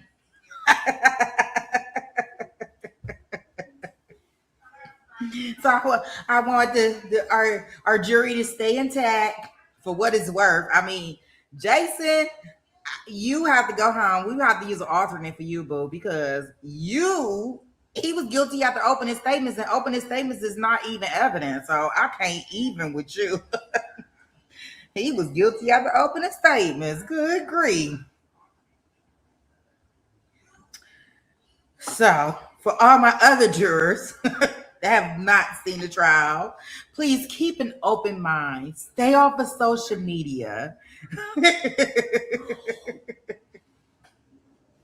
Look, just keep it. Let's go back to the drawing board. And if anybody walks up to you and try to say something to you, or they try to email you and say something to you, please make sure you report it back to me so we can address it. And if somebody ignores you, trust me, it's not because they want to ignore you. It's because we are in a court of law and we have to abide by the rules. All right, Sweet Pea Gang. We are going to play our outro song. I will put up the notification for tomorrow's stream, and we'll go on to day 3. You're not going to narc good, drunkie. I'm glad.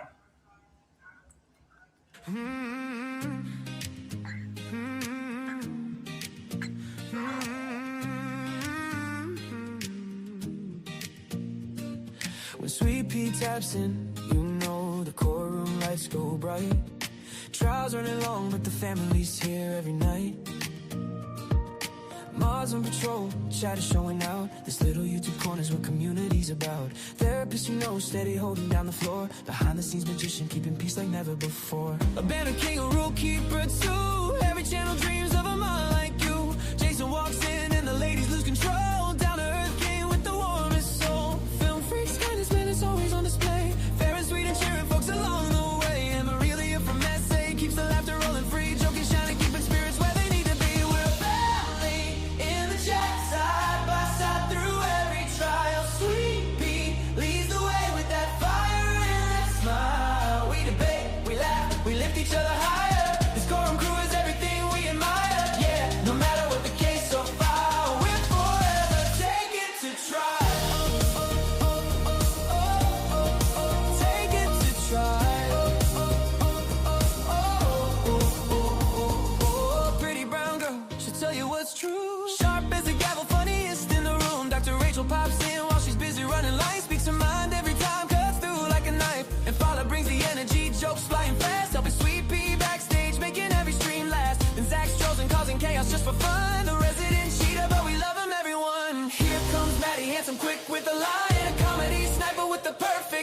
Bringing him in with the updates, always loyal, always tuned. If true crime news drops, he brings it to the room. We're a family in the chat, side by side through every trial. Sweet Pea leads the way with that fire and that smile. We debate, we laugh, we lift each other higher. This courtroom crew is everything we admire. Yeah, no matter what the case or file, we're forever taken to trial.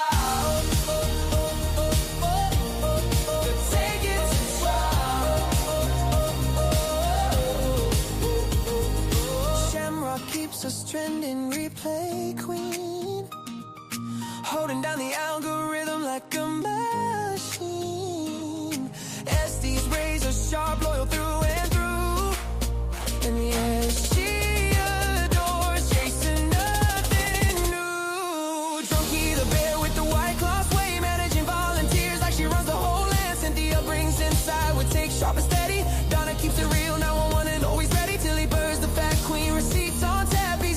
She blends right into the pack. Tennessee, hard live, try support her with pride. Melly shows up for family for cooking for his dog. A steady carrying presence through the courtroom fog. In Brooklyn in the house, always bringing that spark. Lighting up the chat like a shout in the dark. Baka loves her gram, speaks truth when it's time. Micrograms with metaphors straight up sublime. Barbara biggest supporter, heart kind and vast. Looking for missing kids, hope to truly last. Only fan from Singapore, flag name but sweet. Still shows up with love every time he takes a seat. And even the part-timers keep this place alive. Curvier, Irish Amy, Capri Law, Hellcat, our tribe.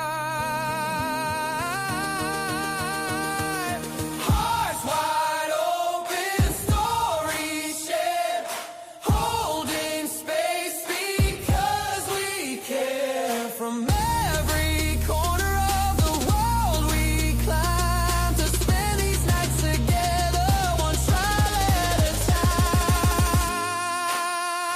We're a family in the chat, side by side through every trial. Sweet Pea leads the way with that fire and that smile. Mods and shadows, yeah, this love is something rare. A courtroom crew with hearts beyond compare. No matter what the case or file, we're forever taken to trial.